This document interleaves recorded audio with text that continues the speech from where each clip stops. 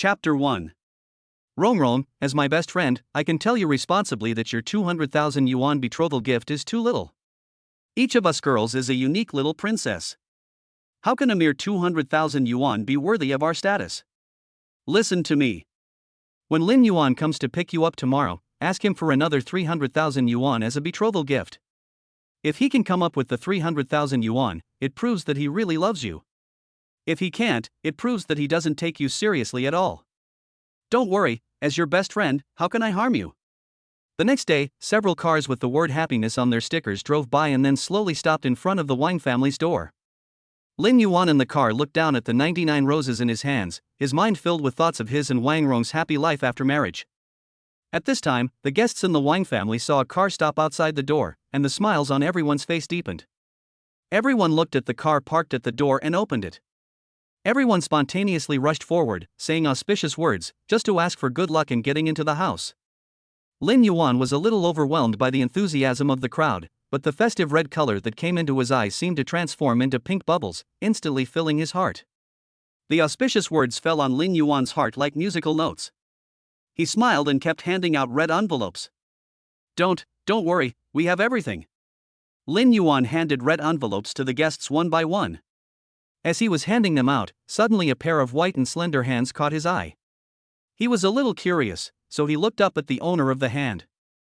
When he looked closely, he found that it was an old acquaintance.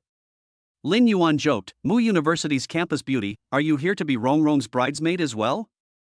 Mu Qingge took the red envelope from Lin Yuan and smiled gently.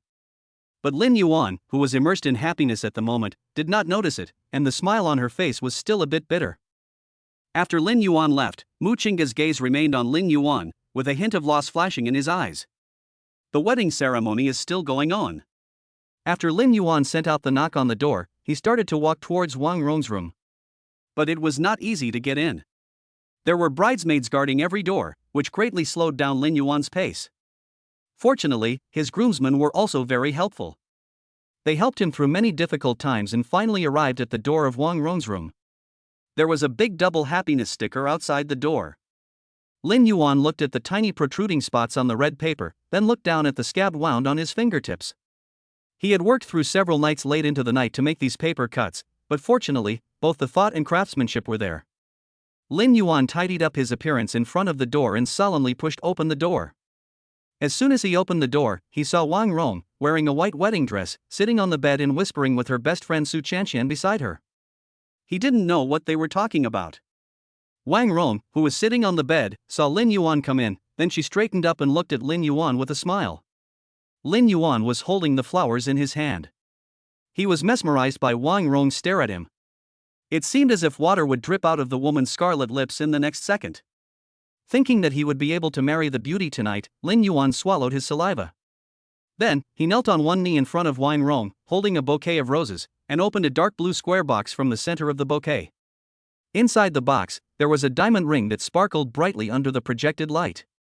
Rong, we have finally waited for this day. Will you marry me? The young man suppressed his excitement, his eyes were full of sincerity, and his eyes were full of longing for the future. At this moment, Wang Rong's best friend Su Chanqian, who had been standing next to her, gave her a look. Wang Rong received the signal and suppressed the smile on her face.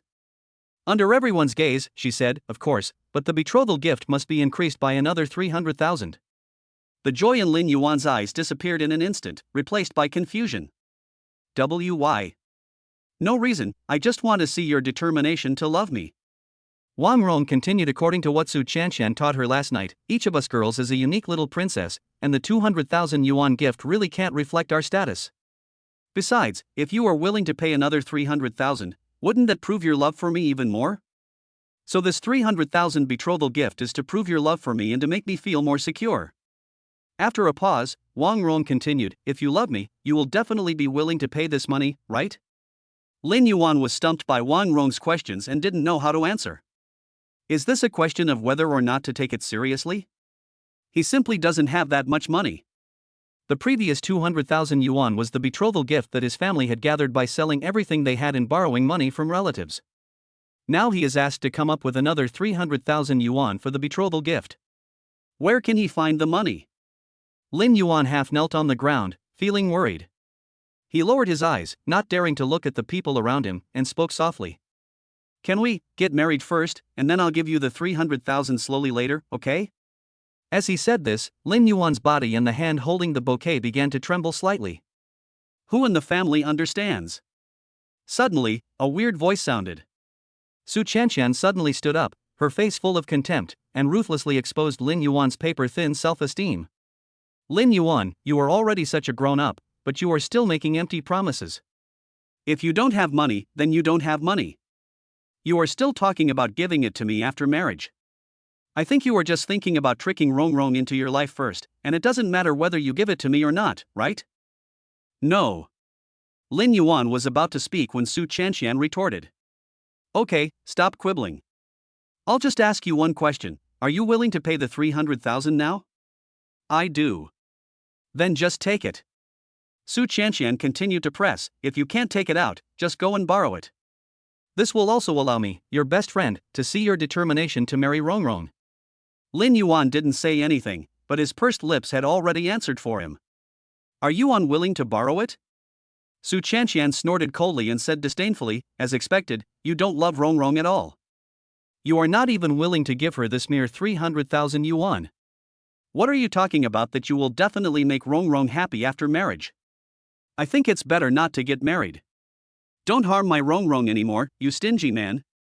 You are really a jerk and a mean man. Wang Rong's face looked a little ugly at this moment. She had thought that Su Chanqian was making a fuss out of nothing and didn't quite believe what Su Chanqian said. She thought Su Chanqian was overthinking. But now looking at it this way, my position in Lin Yuan's heart is indeed not that important. Wang Rong's expression turned cold, and she said impatiently, Lin Yuan, I have only one thing to say. If you can come up with the 300,000 yuan betrothal gift today, I will marry you. But if you can't come up with the 300,000 yuan, you can go back by yourself. I will never marry you. After saying that, Wang Rong turned her head away, as if she was angry and ignored Lin Yuan. She was sure that if Lin Yuan saw how angry she was, he would immediately raise the 300,000 yuan for the betrothal gift even if he had to sell everything he had, because she had used this trick many times during her college years and it always worked. Every time, Lin Yuan would take the initiative to admit his mistakes and coax her. Only. What Wang Rong didn't notice was that Lin Yuan's face had turned cold, and the bouquet of roses he was holding drooped at an angle. He never expected that Wang Rong would become what she is now. He treated Wang Rong wholeheartedly in college, but now he says he doesn't love her just because he can't come up with 300,000 yuan? And there is Su Chanqian. When they were in college, this woman often followed him and Wang Rong around and ate his food for free, but in the end she turned against him. He. How funny. It's really like feeding the dog with all my sincerity. Lin Yuan sneered, stood up from the ground, and clenched the stem of the rose in his hand, with veins bulging on the back of his hand. Since you all say so, then this marriage will not be concluded. At this moment, a mechanical electronic sound rang in Lin Yuan's mind. Ding! It is detected that the host has ended his 4-year life as a turtle man, and the God-level investment system is being activated. Ding! Activated 99%. Ding! Please ask the host to confess his love to Muchinga in public to complete the final activation. Lin Yuan was stunned at first, but he quickly reacted. He had read a lot of online novels, so he naturally knew what the system was. Only. Confessing to Muchinga in public. Lin Yuan looked at Muchinga not far away, and a complex look flashed in his eyes. During a freshman reunion, Wang Rong brought her brother to play together, and her brother fell in love with Muchinga at first sight.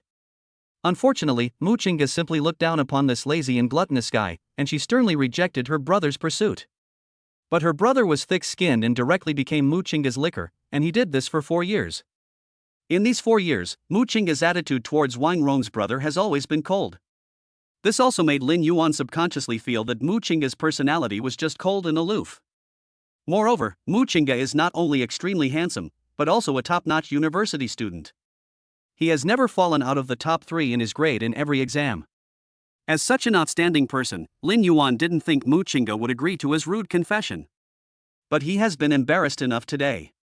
If he can activate the system, it wouldn't be a big deal if he embarrasses himself a little more. A grown man should be able to bend and stretch. So, Lin Yuan held the drooping flowers in his arms again and walked towards Muchinga. Chapter 2. Before everyone could recover from Lin Yuan's words, the next second they saw Lin Yuan stand up, pick up his things, and walk away in a different direction. Looking at the direction where Lin Yuan left, Muchinga, who was hiding in the crowd, felt a hint of unrealistic joy in his heart. Lin Yuan seems to be walking towards him. Thinking of this, she froze in place, not knowing how to react for a moment. She has a crush on Lin Yuan. Ever since she was a freshman in college at the ice-breaking meeting for freshmen, she had taken a glimpse of Lin Yuan through the crowd and she had fallen in love with him. However, although she is cold and strong in the eyes of others, she is always a little cowardly when it comes to feelings. She dares not reveal her feelings and just looks at Lin Yuan silently. Even though Lin Yuan later got a girlfriend, her feelings never changed. During college, every time she accidentally ran into Lin Yuan and Wang Rong together, she felt envious but also a little heartbroken. Just now when Lin Yuan was embarrassed by Wang Rong, she even wanted to stand up and put an end to her unrequited love. But love always makes people weak. It was as if she had not dared to express her feelings for the past 4 years. Whenever she thought of this, her legs felt like they were filled with lead and she was unable to take the first step. Just after she had struggled ideologically, she found Lin Yuan walking towards her firmly. Muchinga blinked much faster, trying to focus his blurry eyes and see the person in front of him clearly. It's Lin Yuan. He really came over. Countless doubts arose in Muchinga's mind, but in the end they were rejected as unrealistic. What does he want to do? Like Muchinga, everyone had a confused look on their faces. As a result, in full view of everyone, Lin Yuan walked up to Muchinga with a bouquet of 99 roses. When everyone was confused about the situation, Lin Yuan didn't give them a chance to react and knelt on one knee in front of Muchinga. Muchinga, are you willing to be my girlfriend? As soon as these words were spoken, the whole audience fell silent. No one thought that Lin Yuan, who failed to pick up the bride, would randomly choose a lucky person to confess his love to. The smiles on Wang Rong and Su Chanqian's faces suddenly stopped. Lin Yuan's action was like a loud slap in the face. There was surprise in their eyes, as if they didn't believe what they heard. Most of the guests who attended the wedding were relatives of the Wang family. At this moment, they all looked unhappy. After all, they were still Wang Rong's relatives. Hitting Wang Rong in the face was equivalent to hitting them in the face. For a moment, everyone was talking about it and saying bad things about Lin Yuan. What kind of person is this?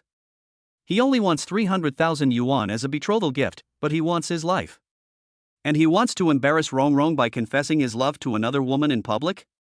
That's right, you don't have any manliness at all, you're so petty. It's a pity for our Rong Rong. She is so blind to fall for this kind of man. The relatives were talking at once, but Muchinga could not hear their pointing and criticizing because at this moment she only had Lin Yuan in her eyes. Looking at the person in front of him, Muchinga's usually cold eyes softened a little, and there was a hint of excitement. Unable to get a reply from Muchinga, Lin Yuan lowered his head in embarrassment. Although all this was within his expectations, it was still inevitably a bit embarrassing when it actually happened. However, just as Lin Yuan was thinking about how to explain his rude behavior to Muchinga, a voice like nature suddenly rang in his ears. I do. Lin Yuan was stunned for a moment, and raised his head in astonishment, and found that Muchinga had already taken the bouquet of roses from his hand and stretched out her hand to him who was kneeling on the ground. There was a look of disbelief in his eyes, but he still put his hand in Muchinga's palm and let Muchinga pull him up. It was not until he stood up, faced the gazes of the people around him, and saw the person standing next to him that Lin Yuan gradually reacted. It turned out that Muchinga had just really agreed to his confession. But soon, Lin Yuan reacted quickly. How is that possible? Muchinga is just a kind-hearted person who doesn't want to embarrass herself in front of so many people. At this time, the system's voice also sounded in Lin Yuan's mind. System activated 100%. Congratulations to the host for receiving the activation gift package. Do you want to open it now? Open. Lin Yuan's mind moved, and the system in his mind began to report the contents of the gift package. Cash reward of 10 million. Intangible cultural heritage created by famous craftsman. Chinese wedding dresses. Phoenix seeking Phoenix, Phoenix flying. A latest model Maserati. A riverview room in the center of Jiangqing City. Lin Yuan was shocked. He didn't expect that the system would arrange everything for him. Perhaps the system sensed what Lin Yuan was thinking, and the voice of the system sounded again. This God-level investment system focuses on the host's happy life. Every investment made by the host will be returned tenfold. The current investment limit is 10 million, with a cooldown period of 1 month. Each investment will receive 5 points of physical enhancement and charm improvement. The rewards will be applied to both the host and your lover, so if you love her, get married to her. In addition, after every 5 times the host and his lover's physical strength and charm are enhanced, the investment limit will be increased tenfold. A few black lines appeared on Lin Yuan's forehead. It must be said, why does he feel that this system is always not serious? However, he also understood what the system meant, which was that after every 5 investments, the maximum investment amount could be increased tenfold. 10 million will be returned to 100 million, 100 million will be returned to 1 billion, 1 billion will be returned to 10 billion. Hiss. Thinking of the endless numbers, Lin Yuan couldn't help but take a breath and didn't dare to think about it anymore. At this time, Wang Rong and Su Chanqian also recovered from their shock. Wang Rong never thought that Lin Yuan would humiliate her in front of so many people. Her face suddenly darkened and became scary. The wedding dress, which was supposed to be holy, looked like Sadako wearing a white veil. Even in the daytime, it was extremely scary. Rong.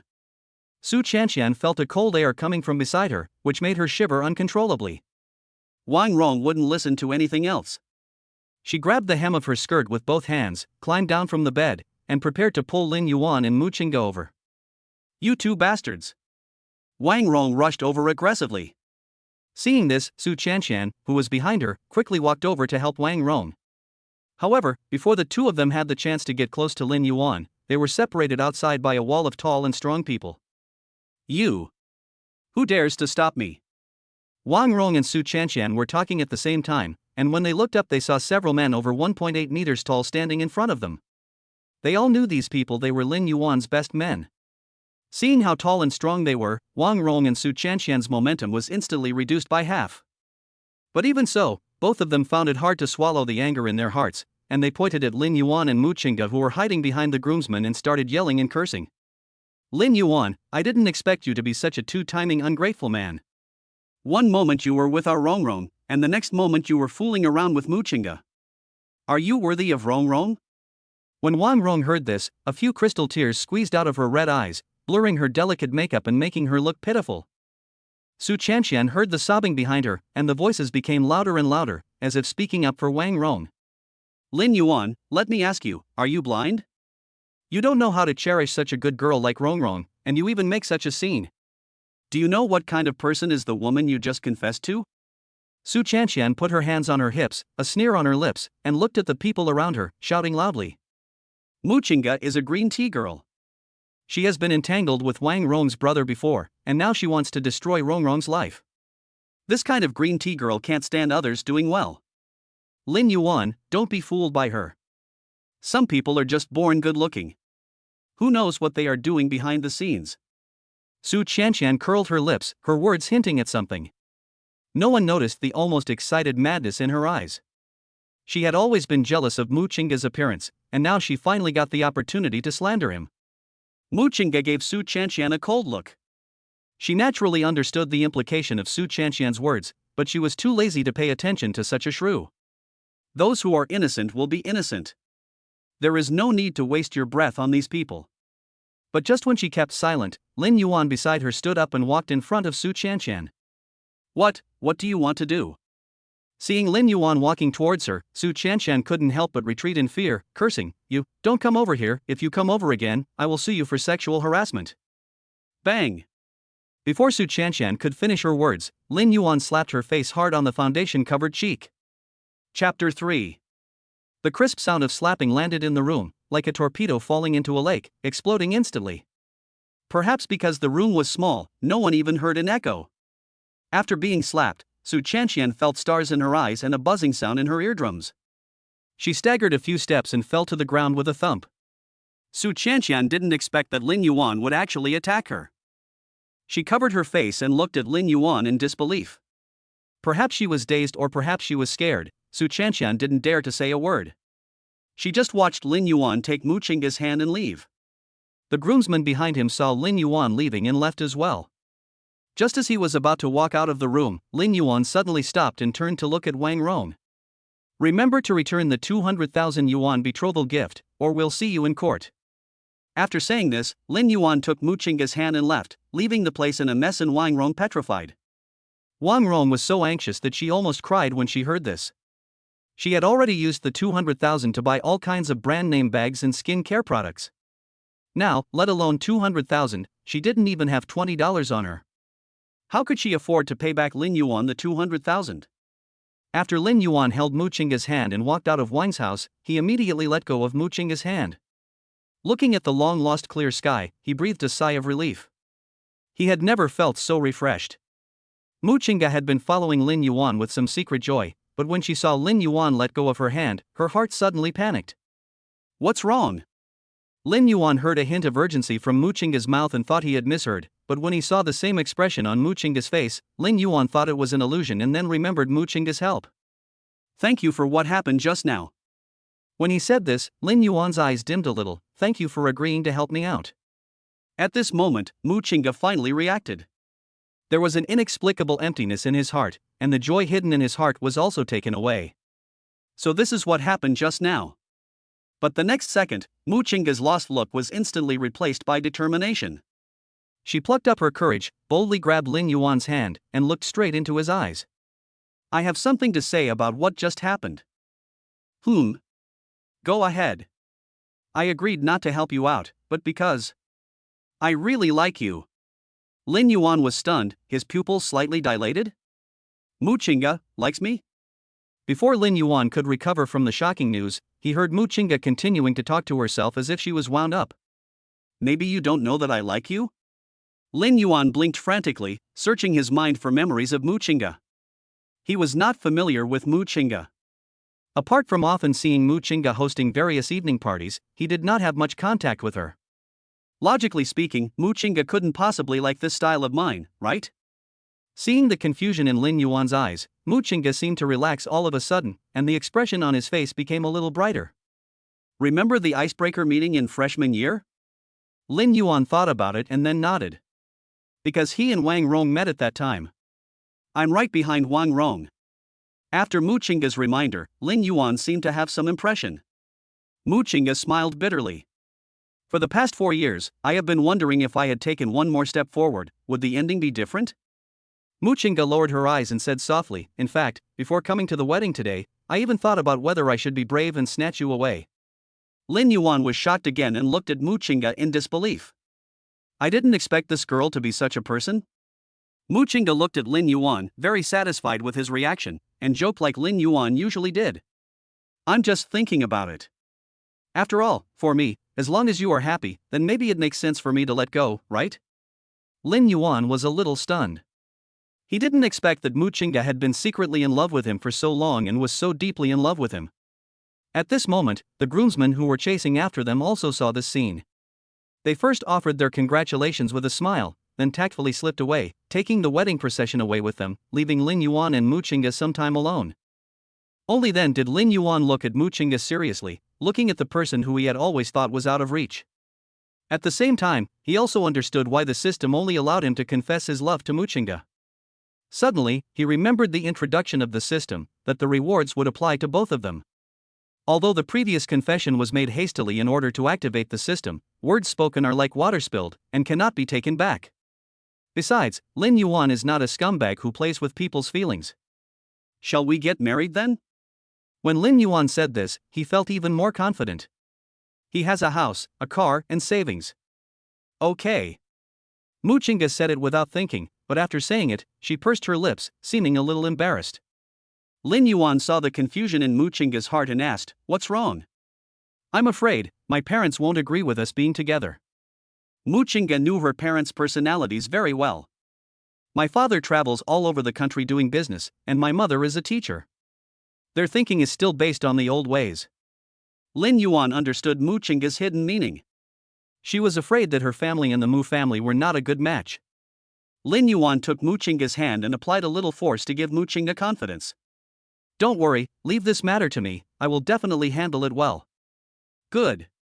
Then take me to meet your parents later. Just when Mu Chinga was about to speak, the cell phone in Lin Yuan's pocket suddenly rang. Lin Yuan took out his cell phone and saw the caller ID. Wait for me. Mu Chinga nodded and didn't ask any more questions. Lin Yuan slid the connect button. Hello, Dad. A hoarse voice of a middle-aged man came from the other end of the phone. Have you picked up Rong? Do we need to start preparing? No need. Lin Yuan sighed slightly. Dad, I don't want to get married. Go and cancel the hotel reservation. The person on the other end of the phone was silent for a while, didn't ask the reason, just replied okay and hung up. Lin Yuan hung up the phone and found that Mu Qingge beside him had already opened the taxi app and seemed to be ready to take a taxi. He pressed Mu Qingge's hand and said with a smile, no need to take a taxi. How can we get there without taking a taxi? Mu Qingge asked in doubt. If she remembered correctly, the wedding convoy had just left. Wait a moment, our car is coming. Just now, the system prompted that his Maserati would arrive in a minute. As expected. A minute later, an eye-catching Maserati drove over from the intersection and finally stopped steadily in front of Lin Yuan and Mu Qingge. Before Mu Qingge could react to the current situation, the car door opened and the man in a suit sitting in the driver's seat walked out and came in front of Lin Yuan. Mr. Lin Yuan, here are your car keys. As he spoke, the man in the suit respectfully handed the car keys to Lin Yuan. At the same time, Wang Rong also chased out. She couldn't afford the 200,000 yuan betrothal gift, and she couldn't understand why Lin Yuan, who always obeyed her, suddenly said he didn't love her anymore, so she chased him out to ask for clarification, and then she inevitably saw Lin Yuan taking the car keys from the man in the suit. Su Chanxian, who was following closely behind her, also saw the same scene. Chapter 4. At this moment, Wang Rong and Su Chanxian both stood there in a daze. The two of them liked to study luxury cars on a daily basis, so they recognized it at a glance. This is the latest model of Maserati this year, worth 5 million. And seeing the man in the suit handing over the keys respectfully, could it be that this Maserati belongs to Lin Yuan? Impossible. Absolutely impossible. Su Chanxian immediately got furious. She didn't believe that Lin Yuan could afford such a luxury car. After all, she knew very well what kind of loser Lin Yuan was. When she was in college, she followed Wang Rong and Lin Yuan and ate for free almost every day. She knew Lin Yuan's family background very well. Given Lin Yuan's situation, 200,000 was already the limit, so how could he possibly afford a Maserati? Posing. It must be a staged photo. Rong, let me tell you, Lin Yuan must have staged that photo. He just wants to make you regret and jealous, so he specially paid for the actors. Su Chanxian fanned the flames in Wang Rong's ear. If he can afford a Maserati, why can't he even come up with a mere 200,000 or 300,000 yuan as a betrothal gift? Wang Rong didn't say anything, but when she looked at Lin Yuan and Mu Qingge again, her expression looked a little ugly. Su Chanxian's loud shouting called out all the guests in the house, and everyone stood at the door eating melons. With Wang Rong's relatives standing behind her, Su Chanxian felt a lot more confident. Look at this, everyone. Lin Yuan, this stingy guy, couldn't even afford the 300,000 yuan betrothal gift just now, but now he drives the latest Maserati. I don't know how much it costs to rent it for a day. You are so pretentious. Don't tell me you rent it by the hour. With your poor appearance, who would believe that this car is yours? When Lin Yuan took the key, he heard a sound behind his ear. Lin Yuan turned around and found Su Chanxian still being aggressive. His eyes instantly turned cold. Which dog was barking at that time? When Su Chanxian met Lin Yuan's eyes, her throat felt like someone had grabbed it and she immediately lost her voice. The place where Lin Yuan hit him just now was already swollen, and it was still painful. Su Chanxian inexplicably began to retreat in her heart and stood a little behind Wang Rong, thinking of using Wang Rong's body to avoid Lin Yuan's gaze. At this moment, Wang Rong had no idea about the little tricks Su Chanxian was doing behind her. Whose car is this? She looked straight into Lin Yuan's eyes and asked, Lin Yuan, I didn't expect you to be such a vain person. I was really blind before. How could I fall for you? After what happened before, Lin Yuan had already given up on Wang Rong. Whatever you say, it's none of my business. Lin Yuan didn't want to bother with these people. After all, he had wasted 4 years of his youth. There was no need to waste too much time on them. But Mu Qingge did not allow Wang Rong and Su Chanxian to slander Lin Yuan, so she stood up to clear Lin Yuan's name. I believe it. Mu Qingge said word by word, I believe this car belongs to Lin Yuan. This is the biggest joke I've heard this year. Su Chanxian didn't control her mouth and said, if this Maserati belongs to Lin Yuan, I will eat it on the spot. No, you can eat it, but I can't bear to let you eat it. You. Su Qianqian was so angry that her chest was heaving up and down. She hid behind Wang Rong and cursed at the street, "You are just a pretentious person. Anyway, this car can't be yours. A stingy man like you can't afford such a luxury car." Just as Su Qianqian finished speaking, she saw the man in a suit taking out a stack of documents from the car. He didn't say anything, just doing his job as usual, counting the documents in front of Lin Yuan. After checking each page, he prepared to hand them to Lin Yuan. As a result, the next second, whether intentionally or unintentionally, his hand shook suddenly, and a few pages of documents fell to the ground. Coincidentally, one of the documents had Lin Yuan's ID photo printed on it. Wang Rong and Su Qianqian were speechless after seeing Lin Yuan's ID photo. Is there anything better than this to prove who the owner of the car is? At this moment, Wang Rong's face was extremely ugly, and her heart was full of regret. If she marries Lin Yuan, then this new Maserati will be hers. Not only Wang Rong was regretting, but Su Qianqian next to her was also regretting. If Wang Rong has a car, isn't it the same as having a car herself? Su Qianqian was somewhat unwilling and secretly poked Wang Rong's arm with her finger. In fact, Su Qianqian didn't need to remind her at all. Wang Rong walked out the next second and grabbed Lin Yuan's arm. "Lin Yuan, I was just joking with you just now." Wang Rong felt that her smile was a little ugly. She tried her best to show a satisfied smile, but the more she smiled, the more far-fetched she felt. "I'm testing you." Looking at Lin Yuan's increasingly cold eyes, Wang Rong was completely panicked. I don't want the 300,000 yuan anymore. The previous 200,000 yuan is enough. I will marry you for 200,000 yuan. Please don't leave, okay?" Looking at Wang Rong's current appearance, Lin Yuan just smiled slightly and gently took her hand away. True disappointment never results in a big quarrel, but in becoming a stranger. After taking Wang Rong's hand away, Lin Yuan didn't even look at her, and drove Muqinga away from this place of trouble. Boom boom. The red Maserati sped away, leaving behind a trail of exhaust gas, and Wang Rong and Su Qianqian, who were covered in exhaust gas. Wang Rong squatted on the ground and started crying with regret. As she watched the red car slowly disappear until it could no longer be seen, she cried even harder. Su Qianqian also slapped her thigh and expressed her regret. "I used to think Lin Yuan was a loser, but now it seems that he is obviously just pretending to be a pig and eating the tiger." She had always heard that this group of rich second generations liked to pretend to be poor to pick up girls, but she never thought that she would actually encounter one. This kind of rich second generation is really disgusting. You are happy, but have you ever considered the feelings of those of us who have been fooled? Su Qianqian complained dissatisfiedly. Listening to Su Qianqian's complaints, the man in the suit felt contemptuous. He took one last look at Wang Rong, who was breaking down and crying, then turned and left. At this moment, Su Qianqian suddenly had an idea. Rong, stop crying. I still have a way to make you and Lin Yuan reconcile." When Wang Rong heard this, she stopped crying immediately.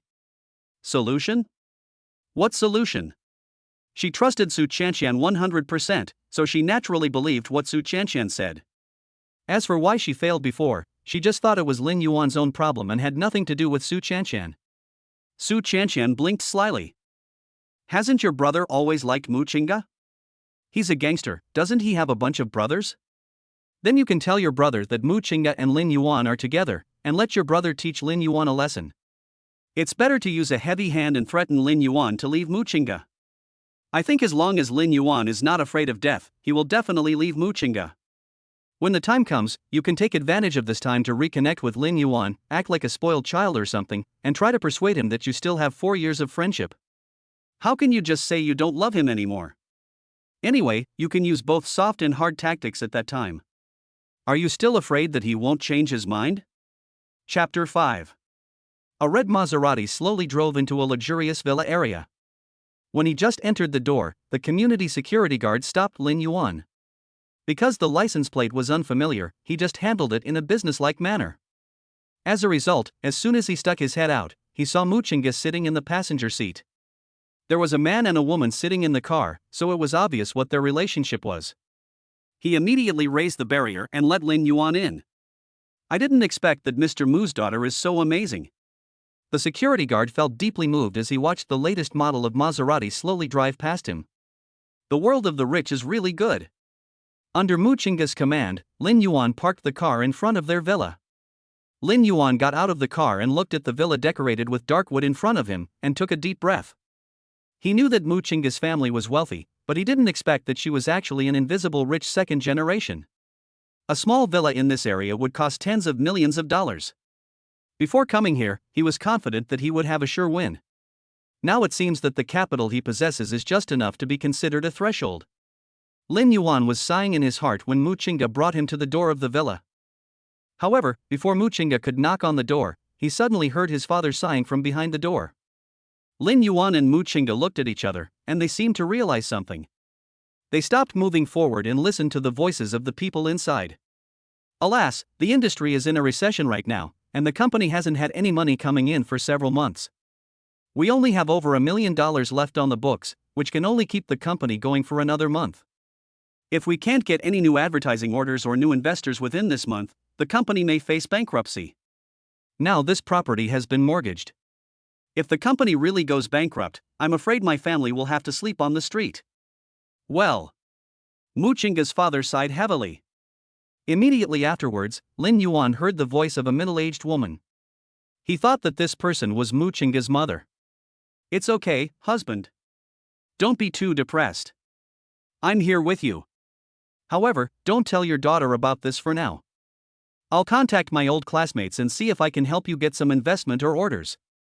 Outside the door, Mu Chinga's face suddenly turned ugly after hearing what his mother said. Seeing this, Lin Yuan, who was standing by, gently held Mu Chinga's hand and comforted her softly. It's okay, I'm here. He had heard of Mu Chinga's family. Her mother was a teacher, and most people believed in marrying someone of equal social status. His own family conditions were obviously far from enough. But fortunately, the system gave him 10 million before. If he could invest this 10 million in Mu Chinga's father, not only could he help Mu Chinga's family solve the bankruptcy crisis, but he could also get a tenfold rebate from the system. It can be said to kill two birds with one stone. With Lin Yuan's comfort, Mu Chinga's expression eased a little, but she was still a little sad in her heart. She had always lived a life of luxury and rarely asked about the family business. She never expected that her parents had silently shouldered so much. Call. Mu Chinga breathed a sigh of relief, calmed himself down, raised his hand and knocked on the door. Boom boom boom. Hearing the knock on the door, Mu Ziyuan and his wife Wei Chouyun in the room looked at each other. Both of them were a little confused. Who would come to their house at this time? Coming back to his senses, Mu Ziyuan stood up and opened the door. Chinga? Why are you back? After Mu Ziyuan opened the door, he saw Mu Chinga standing outside. He was a little surprised and asked, "Didn't you go out to be a bridesmaid for your classmate? Why are you back so soon?" Mu Chinga was not in a hurry to explain anything, but first introduced Lin Yuan, who was beside him, to Mu Ziyuan. "Dad, this is my college classmate Lin Yuan, and also my boyfriend." Hearing this, Mu Ziyuan's gaze, which was originally on Mu Chinga, instantly shifted to Lin Yuan. Like most fathers-in-law when they see their son-in-law for the first time, Mu Ziyuan's eyes were full of scrutiny. Lin Yuan felt Mu Ziyuan's gaze and said politely, "Hello, uncle." Mu Ziyuan did not answer, but just looked at Lin Yuan quietly. Thinking that the little girl he had raised with great effort for more than 20 years would fall into the hands of others in the blink of an eye, his attitude suddenly changed. Although he was examining Lin Yuan, Mu Ziyuan was not an unreasonable and stubborn father. He would not let Lin Yuan and Mu Chinga just stand at the door. This would be a bit unkind of a host. "Come in first." Mu Ziyuan moved aside to let Lin Yuan and Mu Chinga go in first, and then he closed the door at the back. With a pop sound. For some reason, Lin Yuan always felt a chill on his back, and a chill gradually spread up from the soles of his feet. Different from Lin Yuan's feelings, Mu Chinga's face showed a bit of joy. She knew that her father had passed the first hurdle, and the rest would probably be easier. Mu Chinga led Lin Yuan to sit on the sofa in the living room.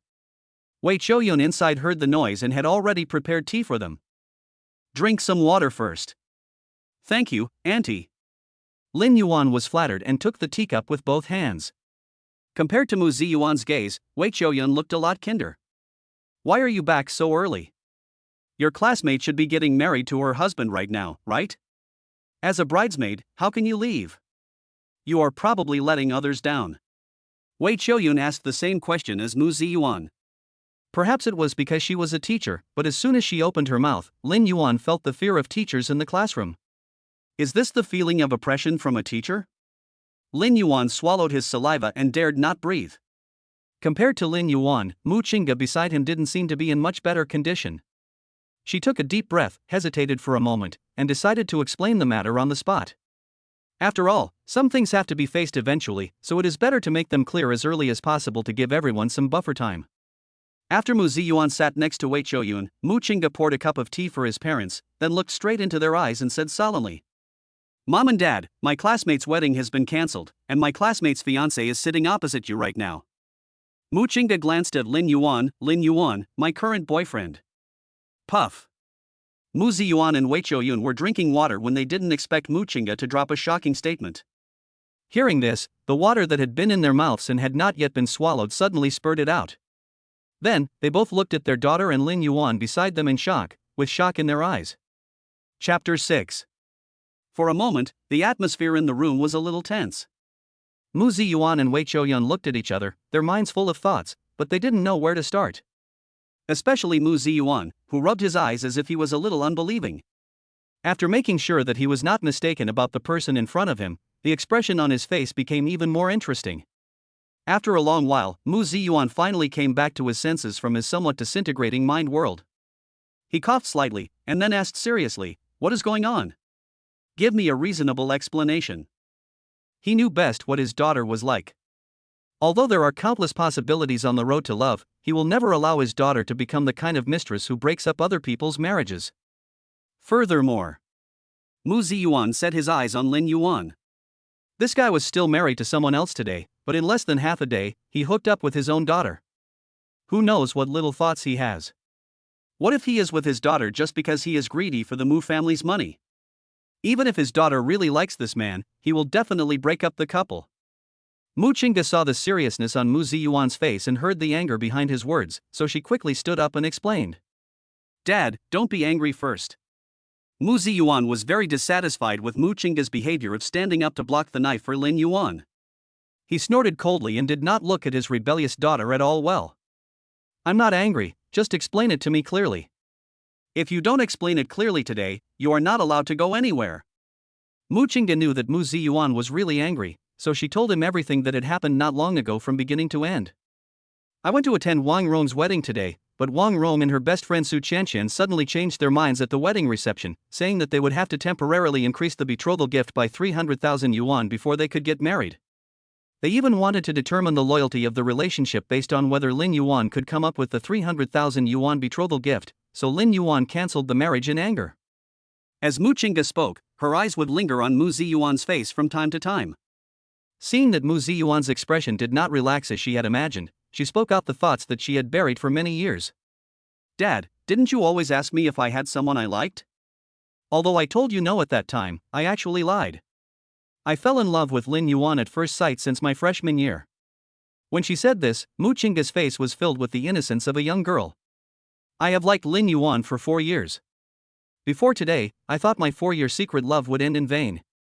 I didn't expect that God would still favor me. If it weren't for what happened today, maybe I wouldn't have the courage to confess." Hearing this, Lin Yuan, who was beside her, took the initiative to hold Mu Qingge's hand and gave her silent comfort. Mu Qingge met Lin Yuan's gaze and smiled. She raised her hand and slipped her fingers between Lin Yuan's fingers. After that, as you can see, Lin Yuan and I developed into a boyfriend-girlfriend relationship. Hearing this, the frown on Mu Ziyuan's face finally relaxed a little, and he secretly breathed a sigh of relief. In this way, my daughter will not be the kind of mistress who destroys other people's feelings. At this time, Lin Yuan also spoke. "Uncle and aunt, maybe the relationship between Mu Qingge and I changed very suddenly, but I promise you too that I will treat Mu Qingge well in the future and will never let her suffer any grievances." As he spoke, Lin Yuan took Mu Qingge's other hand, held her hand with both hands, and continued as if it were a treasure.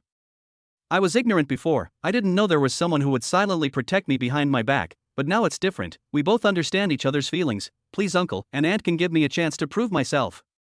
Sincerity is the greatest killer skill.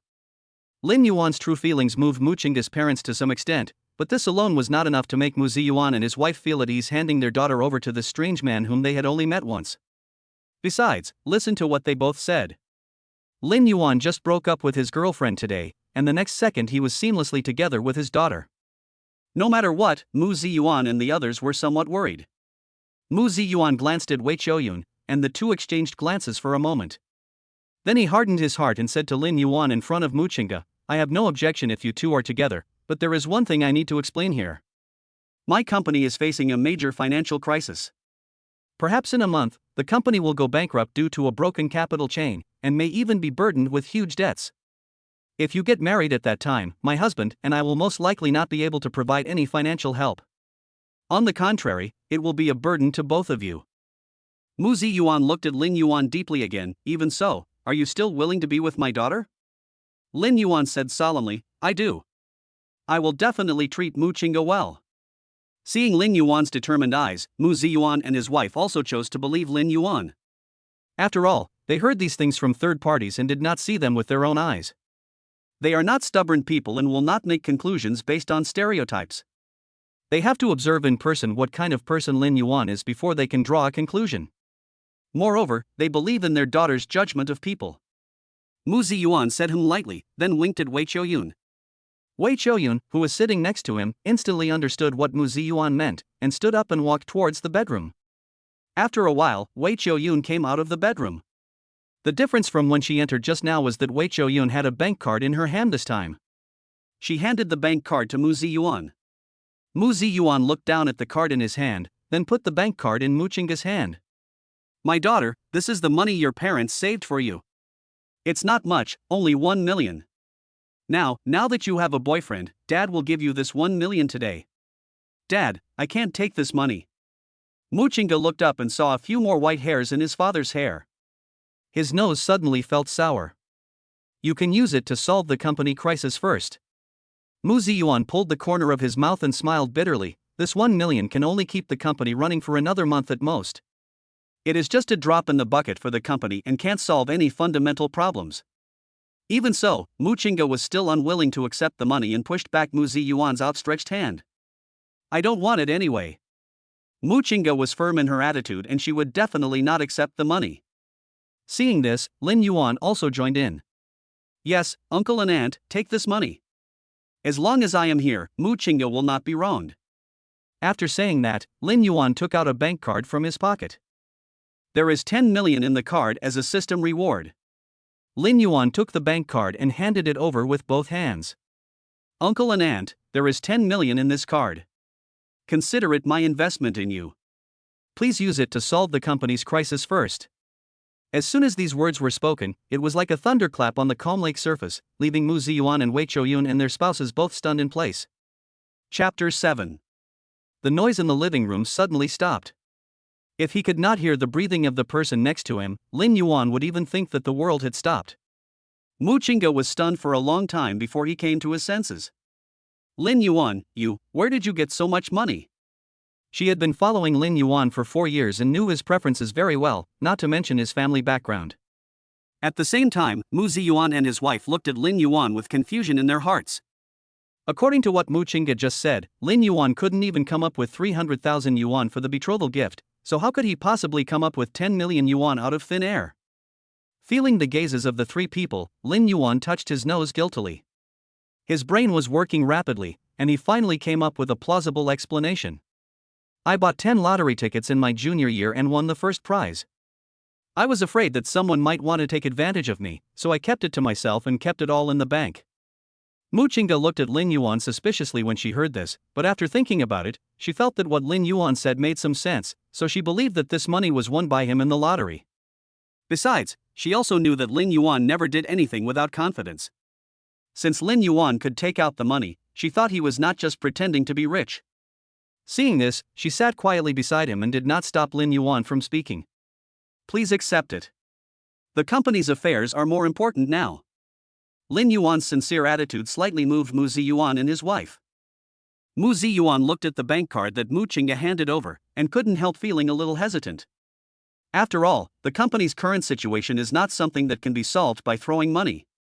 If it could be solved, he wouldn't be so worried. The long period of lack of investment has put them in a quagmire.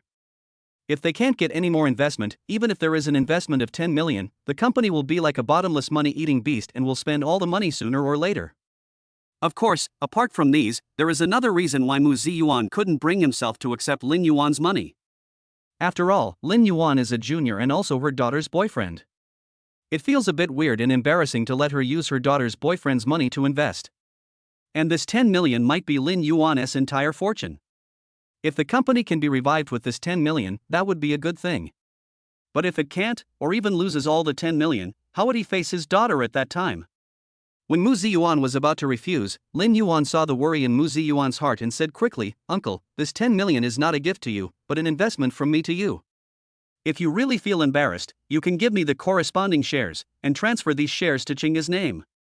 There was a hint of surprise in Mu Ziyuan's eyes. After going around in circles, Lin Yuan never thought of getting any benefit at all, so what was he trying to gain? That one tea work. If that's the case, the shares should be given to you. "Uncle, my things are Chinga's things, you don't have to think too much about it." In order to get Mu Ziyuan to take the money, Lin Yuan quickly changed the subject and brought the topic back to the company's issues. "Uncle, the most important thing now is to think about how to save the company from the dire situation. It won't be too late to transfer the shares until the company can operate normally." When Mu Ziyuan heard this, there was a hint of melancholy in his eyes, and he told the truth. Even with this 10 million, it may not be possible to revitalize the company. After struggling for so long, Mu Ziyuan's mentality also collapsed a little. At this time, Lin Yuan's words woke the dreamer up. "Uncle, we haven't even started yet, how do you know it won't work?" Lin Yuan had heard about Mu Ziyuan's deeds, and smiled, and said, "You can start such a big company from scratch, and now you have 10 million in working capital. Is it possible that you can't save this company?" Mu Ziyuan, who was immersed in his own world of failure, suddenly came to his senses and remembered the hardships he had experienced in starting his own business and every little thing he had gone through at that time. Yes. Wasn't it more difficult to start from scratch before than it is now? I was able to grit my teeth and make it to where I am today, so why am I so timid now that I have money and am not as good as I was before? Mu Ziyuan's eyes gradually became firm. No matter how bad things get, you can just start over again. What is so difficult about that? Good. Mu Ziyuan reached out and took the card handed over by Lin Yuan and accepted Lin Yuan's investment. And in Lin Yuan's mind, the system's voice sounded. Congratulations to the host for his successful investment. Investment amount, 10 million. 10 times return, 100 million. Rewards at the same time, physical fitness increased by 5 points, charm increased by 5 points after the host and Mu Chinga received the marriage certificate, the rewards will be applied to both of them at the same time. 100 million. When Lin Yuan heard the system's announcement, he couldn't help but become excited. This is a small goal. Before, I could only see others showing off easily on TV. I didn't expect that I could also achieve a small goal easily. It seems that this God-level investment system is really something. 100 million is enough to provide for the rest of my life. If I let the interest compound on it. Thinking of this, Lin Yuan began to imagine his future life. Mu Ziyuan accepted Lin Yuan's card, but then handed the card with 1 million to Mu Chinga. Can you accept this card now? Dad now has the 10 million invested by Xiaolin, which will last for half a year. During this half year, Dad will definitely be able to revitalize the company. Subconsciously, Mu Ziyuan changed his attitude towards Lin Yuan without realizing it. After what happened just now, his good impression of Lin Yuan even higher. At least, this guy didn't come here because he was greedy for the Mu family's money. When Mu Chinga heard Mu Ziyuan's changed way of addressing her, the corners of her mouth curled up slightly, and the stone that had been weighing on her heart was finally put down. This time she did not refuse the bank card that Mu Ziyuan handed over, but accepted it. Only after seeing Mu Chinga take the bank card did Mu Ziyuan and Wei Chouyun breathe a sigh of relief. Perhaps it was because there was some progress in resolving the company's crisis, or perhaps it was because they had a good impression of Lin Yuan, that a long-lost smile appeared on the serious faces of Mu Ziyuan and his wife. Come on, Xiaolin, have some fruit. After finishing the business, Wei Chouyun prepared a fruit plate as if by magic and brought it to the table. Thank you, Auntie. Lin Yuan didn't hesitate and picked up the fork to eat a piece of apple. How sweet. When Wei Chouyun heard this, she smiled and said, if you like it, eat more. Okay. Mu Chinga looked at the scene of them living in harmony, and her mood also became cheerful. After thinking for a while, she said, Mom and Dad, I want my household registration book. Mu Chinga's words drew the three people's attention back to herself, and she looked at her parents firmly. Mom and Dad, I want to marry Lin Yuan. Chapter 8. The harmonious atmosphere once again cooled down. But this time it only lasted for a moment. After a brief silence, Mu Ziyuan responded. Can. With Mu Ziyuan's consent, Wei Qiuyun also smiled and agreed. Wait a minute, Mom will get it for you. After that, she got up and went back to the bedroom to get the household registration book. If the couple's previous stereotype of Lin Yuan was preconceived, then after what happened just now, Lin Yuan's behavior has broken their initial impression. From Lin Yuan's words and actions, they can tell what kind of person this child is. The eyes may lie, but the upbringing engraved in the bones and subconscious actions cannot deceive people. As a teacher, Wei Qiuyun cannot judge people with 100% accuracy, but at least she can guess them to be almost correct. Lin Yuan is neither humble nor arrogant. He is a smart man with high emotional intelligence. While helping the Mu family, he also gives them enough respect. They can feel more at ease in trusting their daughter to Lin Yuan. While Wei Qiuyun went to get her household registration booklet, Mu Ziyuan and Lin Yuan started chatting. Mu Qingge just smiled and looked at them, feeling a little warmer in her heart. The two of them didn't talk for a few words before Wei Qiuyun came out with the household registration book. Girl, take it. Yeah. Mu Qingge took the household registration booklet. The red cover was printed with gold letters, and the thin pages made her feel the weight of it for the first time. At this time, Lin Yuan suddenly said, Uncle and Aunt, I plan to go get the marriage certificate with Qingge first. We all listened to our daughter. Mu Ziyuan and his wife replied. They never interfered too much in Mu Qingge's life, and mainly allowed him to grow up in a free-range manner. As long as it does not violate discipline or laws, they will satisfy Mu Qingge to the best of their ability. And Lin Yuan is a good person. The way of their flash marriage still makes them somewhat uncomfortable. Maybe this is how young people think nowadays? No matter what, as long as Mu Qingge has no objection, they as parents will naturally support it. After a pause, Mu Ziyuan asked, when do you plan to move the wedding to? My parents have asked someone to calculate this before. There are 2 auspicious dates for weddings this month. One is today, and the other is 5 days later. When the time comes, I will definitely give Mu Qingge an unforgettable wedding. As he spoke, Lin Yuan had already begun to imagine the scene of Mu Qingge wearing the Flying Phoenix wedding dress in his mind. She must be so beautiful that she would stun everyone. 5 days, time is a bit tight. Do you have enough time to set up? Is there anything we can help with? No need, uncle, just wait for the news, I will take care of it. Okay. Then. Lin Yuan took Mu Qingge's hand and stood up and said, Uncle and Aunt, shall we go get the marriage certificate first? Mu Ziyuan was silent for a while, then said, we are about to get the marriage certificate, shouldn't we change our words? Lin Yuan and Mu Qingge were stunned for a moment, looked at each other, and smiled. Dad, Mom. Mu Ziyuan blinked as a sign of agreement. Wei Qiuyun next to him said and couldn't hide the smile on her face. Mu Qingge held Lin Yuan's arm with a raised eyebrow. Mom and Dad, we'll leave first. Be careful on the road. Good. At the same time, at Wang Rong's house. Not long after Lin Yuan left, all the relatives who came to the Wang family to attend the wedding banquet had left. The room that was bustling before was now completely silent. Wang Rong sat on the floor exhausted, looking at the red decorations hanging all over the room. They seemed so ridiculous at the moment. Boom, boom, boom. Just then, the roar of an engine was heard outside, breaking the silence in the house.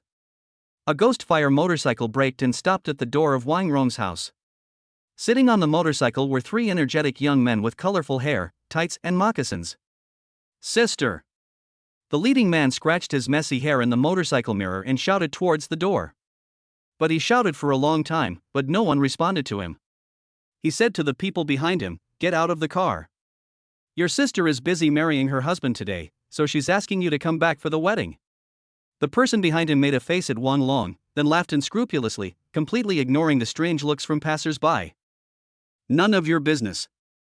Wang Long was a little annoyed by what his brother said. He walked into the house in a casual manner, venting his anger.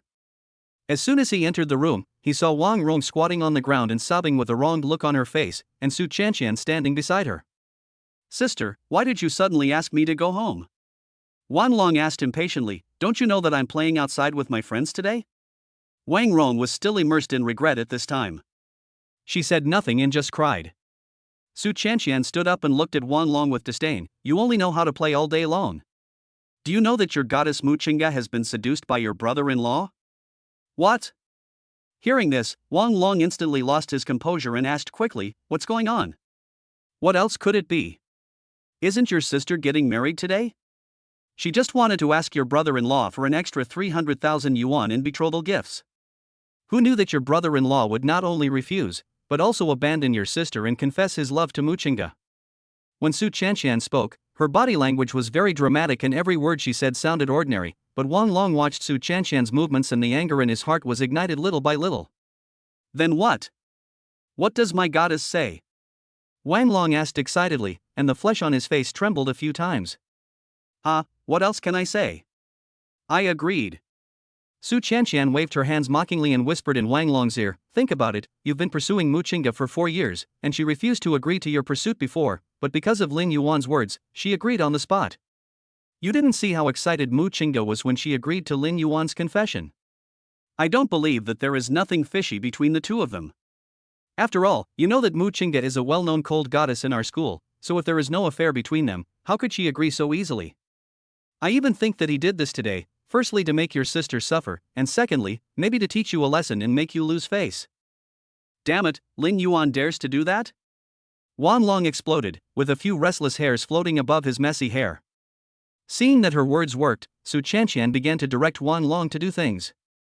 Wang Long, if you are still a man, you shouldn't get angry at us when you see your beloved goddess being robbed. Instead, you should go find your brothers and teach your brother-in-law how to do things. After all, Lin Yuan betrayed your sister. To put it bluntly, he simply doesn't care about your face. If it gets out, your brothers will say that you can't even protect your sister. How will you survive in the future? I'm going to settle the score with Lin Yuan right now. Wang Long was so excited by Su Chanqian. But just when he rolled up his sleeves and was about to go out to fight, he was stopped by Su Chanqian. He glared at Su Chanqian, why are you stopping me? Su Chanqian was frightened by Wang Long's eyes, but she quickly came to her senses and said, You just need to teach your brother-in-law a lesson, but don't be too harsh. It's best to let your brother-in-law come back and reconcile with your sister. After all, family disgrace should not be made public. If it gets out, it will not be good for your reputation. Are you teaching me how to do things? He was too harsh. He will be detained for public security. Just teach him a lesson. No. Wang Long responded impatiently, then looked at Wang Rong and said, Sister, call and ask where that brat Lin Yuan is now. I'll bring my brothers to help you vent your anger. Chapter 9. Here, Lin Yuangang and Muqingga walked out of the Civil Affairs Bureau, each holding a red book with the 3 big words marriage certificate printed on it. Muqingga raised her hand and looked at the marriage certificate which still had a paper smell, with a look of disbelief in her eyes. Lin Yuan, who was standing by, saw this and thought there was something wrong, so he quickly asked, What's wrong? It's okay, I just find it a little unbelievable. Muqingga blinked and her brows softened. I didn't expect that everything I imagined before would actually come true. When Lin Yuan heard this, he was stunned at first, then he smiled helplessly. Fool. He touched Muqingga's head with his hand. When the soft hair brushed against his palm, it felt itchy, causing him to involuntarily close his palm slightly. Those things are all in the past. Instead of thinking about them, let's think about our century wedding in 5 days. Lin Yuan's hand fell on Muqingga's shoulder, and then he held Muqingga's face with both hands, and their eyes intertwined. My dear wife. When Muqingga saw Lin Yuan's bright eyes, her breathing paused and she was immersed in the almost tender tenderness in those eyes. Today, it really is like a dream. During the days, Muqingga's face and earlobes turned red little by little uncontrollably, and finally the whole person looked like a ripe little apple, so red and delicate, and her cold temperament also collapsed in an instant. Lin Yuan noticed Muqingga's shyness, but pretended to be unaware and joked about it. Honey, what's wrong with you? You're not having a fever. Let your husband take a look. Lin Yuan lifted up his hair and pressed directly against Muqingga, catching her off guard. Then he whispered in Muqingga's ear, When we get home tonight, your husband will give you another injection. I guarantee that the disease will be cured. Facing Lin Yuan, who suddenly approached her in that enlarged face, Muqingga felt her heartbeat suddenly quicken, and a whistle honked loudly in her mind. Especially after hearing the dirty words from Lin Yuan's mouth, her brain CPU was almost scrapped. You suddenly called me old wife, why? Muchinga turned her head away unnaturally, and her voice became lower and lower, and the end of her words was almost inaudible. What she didn't know was that her earlobe, which was red enough to drip blood, was completely immersed in Lin Yuan's eyes. Lin Yuan raised his hand and waved the red book in front of Muchinga. We are now a legal couple with a license. What else can I call you if not my wife? Lin Yuan lowered his head and leaned towards her earlobe. Feeling the scorching and somewhat alarming temperature beside him, Lin Yuan curled his lips, blew gently towards that sensitive place, and whispered, "Sister, what do you think?" Ha! Muchinga now only felt her body go limp, and then her legs seemed to be weak, and the whole person fell limply in Lin Yuan's arms. If it weren't for Lin Yuan supporting her beside her, she had no doubt that she might fall flat on her face in the next second. After taking a few deep breaths, Muchinga looked at Lin Yuan shyly. What are you doing? Muchinga's anger at this moment seemed quite strange to Lin Yuan, but he was able to grasp the degree of anger and did not go any further. He admitted his mistake sincerely and quickly. I'm kidding, let's go home. Snort. Lin Yuan half helped Muchinga into the car. He helped Muchinga fasten her seatbelt and then said, I'll take you to meet my parents when we get home. Good. Muchinga glanced at Lin Yuan. For some reason, she seemed to think that Lin Yuan in front of her had become more handsome, and the redness on her face that had not faded just now appeared again. Lin Yuan was sitting in the driver's seat. When he was about to drive away, a message in his mind announcing that the system's reward points had taken effect sounded. It is detected that the host has obtained a marriage certificate with Muchinga. Lin Yuan, Constitution +5 Charm +5.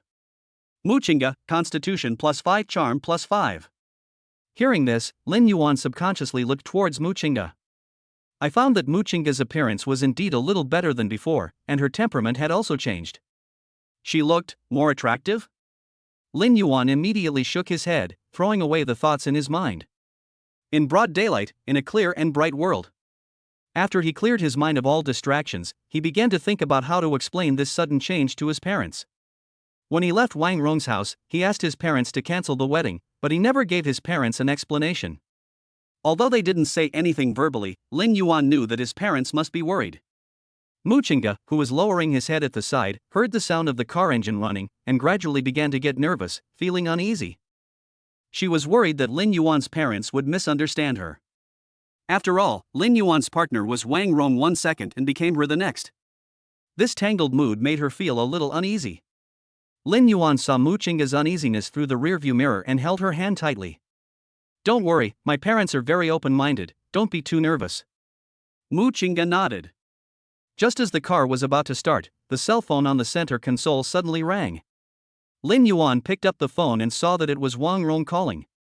Without thinking, he hung up the phone, started the car, and drove Muchinga to his home. The other side. Wang Rong listened to the beep-beep sound coming from the phone and looked at the gradually darkening screen in disbelief. Lin Yuan actually hung up on her. Wang Rong's tears were uncontrollably streaming down her cheeks, she felt extremely aggrieved. Seeing this, Wang Long and Su Chanqian came forward anxiously to ask. What's wrong?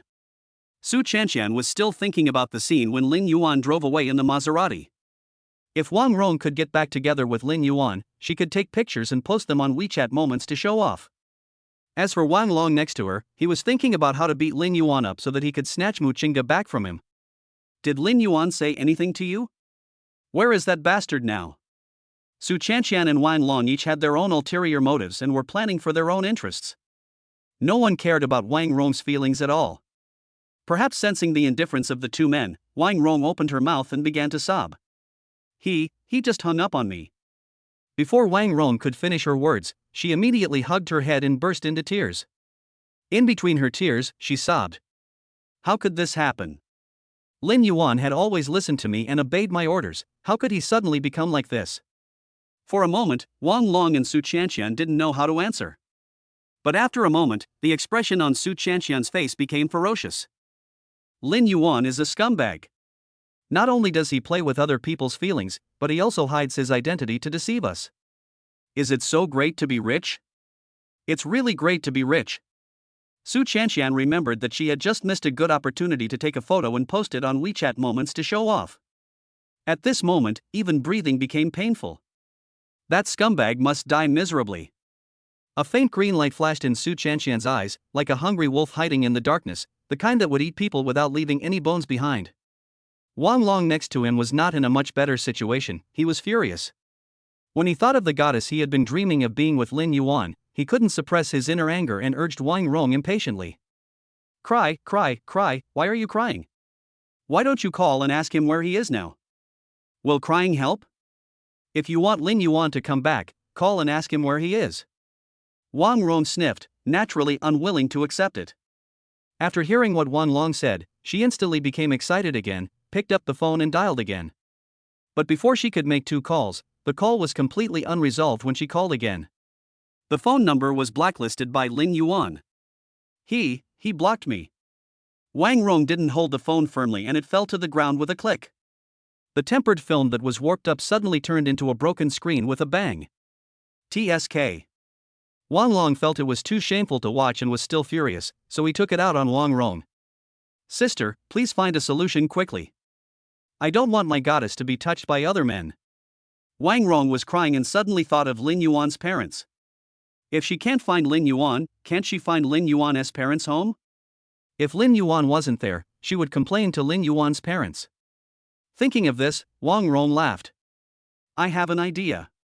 On the other side, Lin Yuan had already brought Mu Qingge back to his home. His home is an old, independent courtyard in the suburbs of Jiangcheng.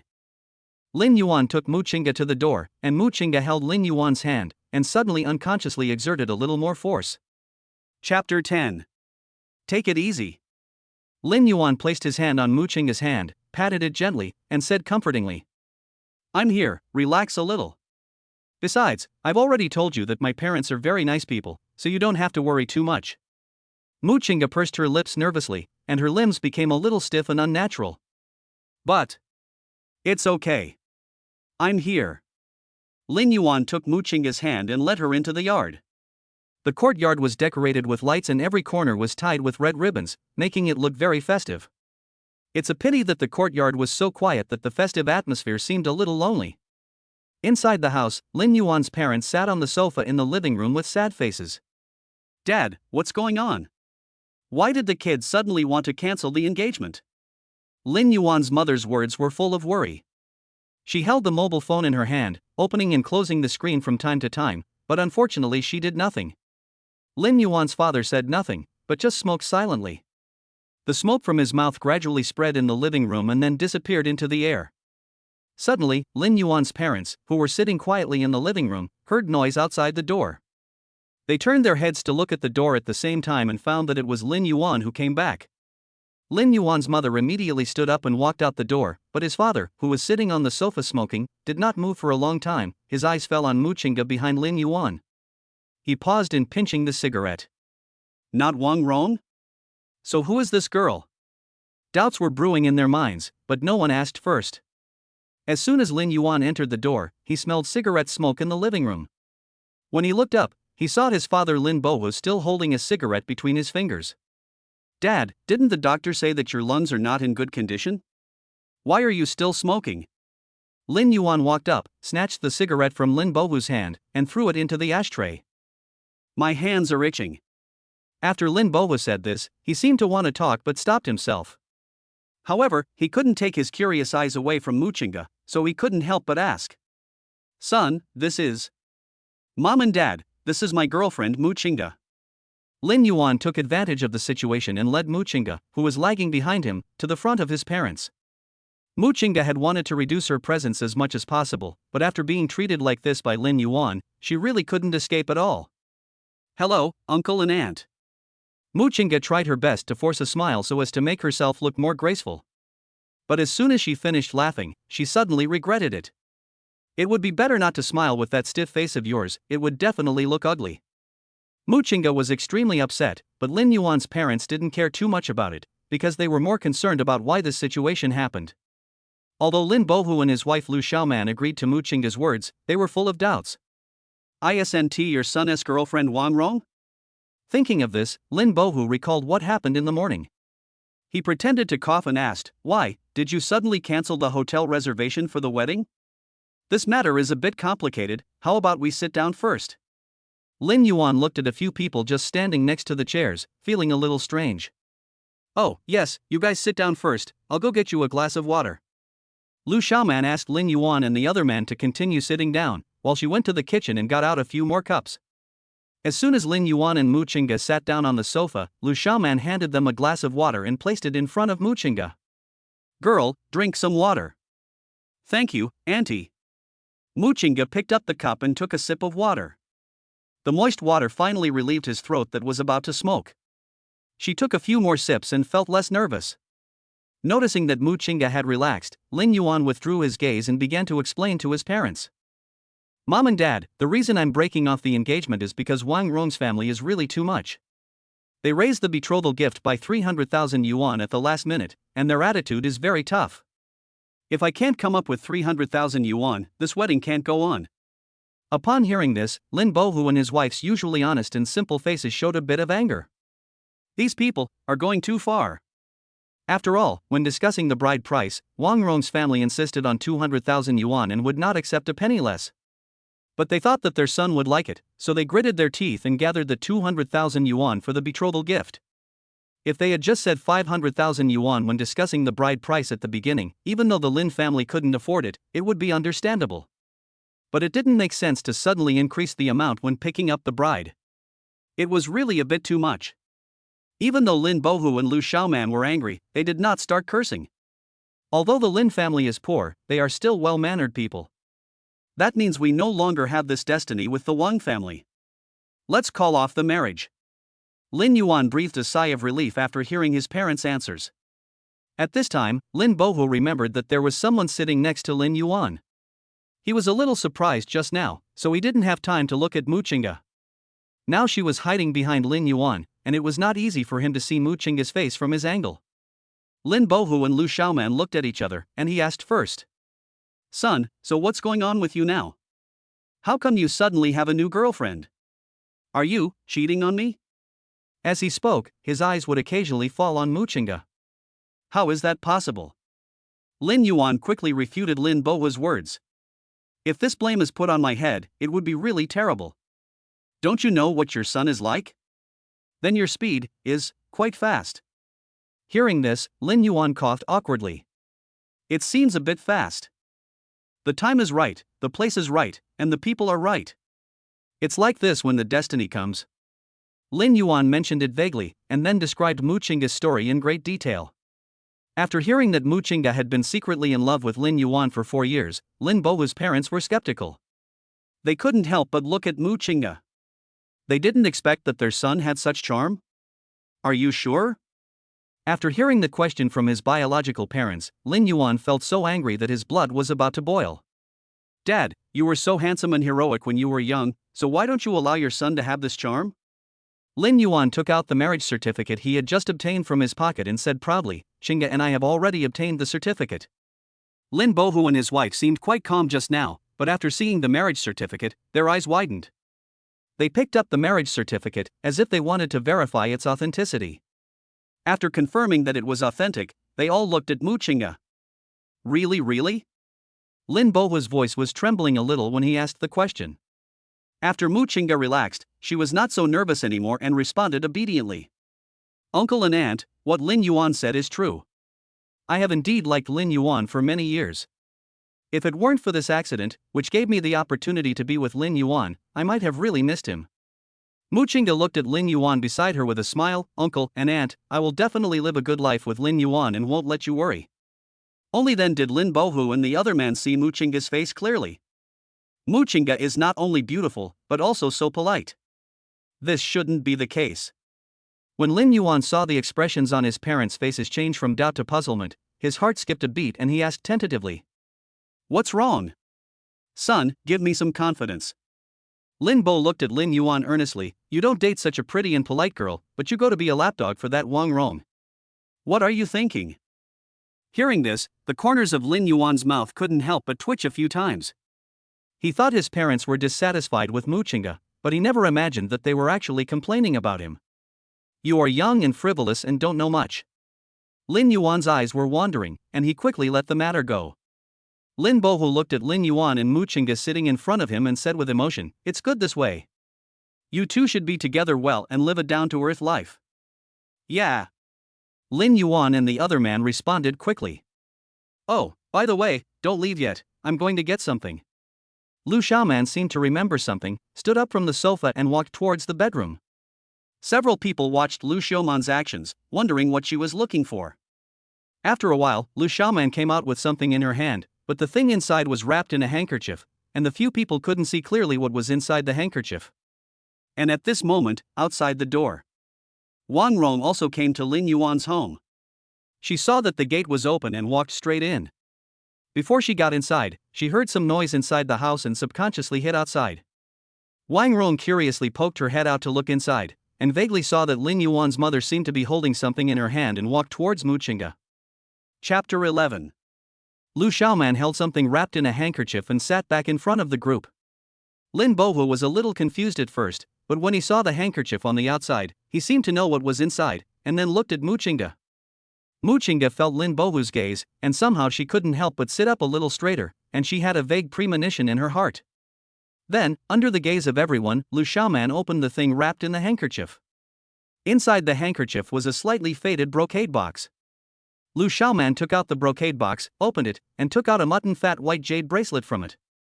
The bracelet had a good color and the jade was crystal clear. It was obvious at a glance that it was not an ordinary item. Lu Xiaoman handed the bracelet to Muqinga. My daughter, this bracelet was my dowry when I got married to Xiao Yuan's father. It was passed down from my grandparents to my mother, and then my mother passed it down to me. Now, I'm handing it over to you. Lu Xiaoman recalled the past and was somewhat moved. I heard from the elders that our Lu family's ancestor was a big landlord during the Qing dynasty, and this bracelet is a family heirloom passed down from that time. Hearing this, Lin Yuan and Muqinga were a little surprised. Lin Yuan was surprised that there was a family heirloom in his home. Muqinga was surprised that Lin Yuan's parents would actually hand such an important thing to her. She immediately felt the weight of the jade bracelet in her hand. It was heavy. At this moment, Wang Rong, who was eavesdropping outside the door, covered her mouth in surprise. She never imagined that Lin Yuan's mother's ancestors were big landlords. If she had known this, she would never have gotten into this mess with Lin Yuan. Even though that thing is only handed down from the Qing dynasty, you can tell from its appearance that it must be worth a lot of money. Thinking of this, Wang Rong immediately became dissatisfied. Why should it be given only to Muqinga? She also came to Lin Yuan's house to meet his parents at that time. Why didn't Lin Yuan's mother take out the bracelet at that time, or even mention the existence of this thing? Was she looking down on her? In the living room, Lin Yuan recalled the scene when he brought Wang Rong back, and asked curiously. Mom, when I brought Wang Rong back, why didn't you tell me that we still had this thing at home? Why am I here? To tell her? That's a nice thought. Lu Xiaoman snorted coldly, and then said, as a girl, you are neither polite nor well-educated. It's the first time you come to our house, and you didn't say hello to me and your father. You even sat on the sofa with your legs crossed and ate melon seeds. That's not all. She spit the shells of the seeds directly on the ground. Was my trash can placed there for her to see? That girl, at first glance, is not a girl from a good family. If you hadn't insisted on marrying her, I would have kicked her out. As for this bracelet, she can forget about it. I would rather die and take it into the grave than give it to you. Lin Yuan and Muqinga felt a little amused and helpless after hearing this. But Wang Rong, who had been eavesdropping outside the door, was caught off guard. She originally thought that Lin Yuan's mother was just taking advantage of the situation, maybe because she thought Muqinga's family was rich, so she took out the bracelet in order to exchange it for some benefits for herself. But it turned out that she simply looked down on her. Who can tolerate this? Wang Rong couldn't bear it any longer and rushed into the living room. The four people in the living room looked at the uninvited guest at the door, were startled at first, and soon recognized the intruder. As a result, before Lin Yuan and his companions could ask any questions, Wang Rong pointed at Lin Bohu and his wife's noses and questioned them. You old thing, how come I have no manners? How come I have no manners? Wang Rong put one hand on her waist and pointed at the yard outside. It's just your shabby yard, not my building. What's wrong with me throwing some melon seed shells? Can't you just clean it up? Do you have to hold a grudge for so long? Besides, why didn't you give me the bracelet? It's fine that you hid it from me, but you should treat us equally. But you, an old man, gave the bracelet to Muqinga. I am the daughter-in-law of your Lin family, so the bracelet should be mine. When will it be Mu Chinga's turn to get his hands on it? Wang Rong talked to herself, and the anger that she had just suppressed in the corner broke out again. By the end of her speech, she even forgot that she came to get back together with Lin Yuan.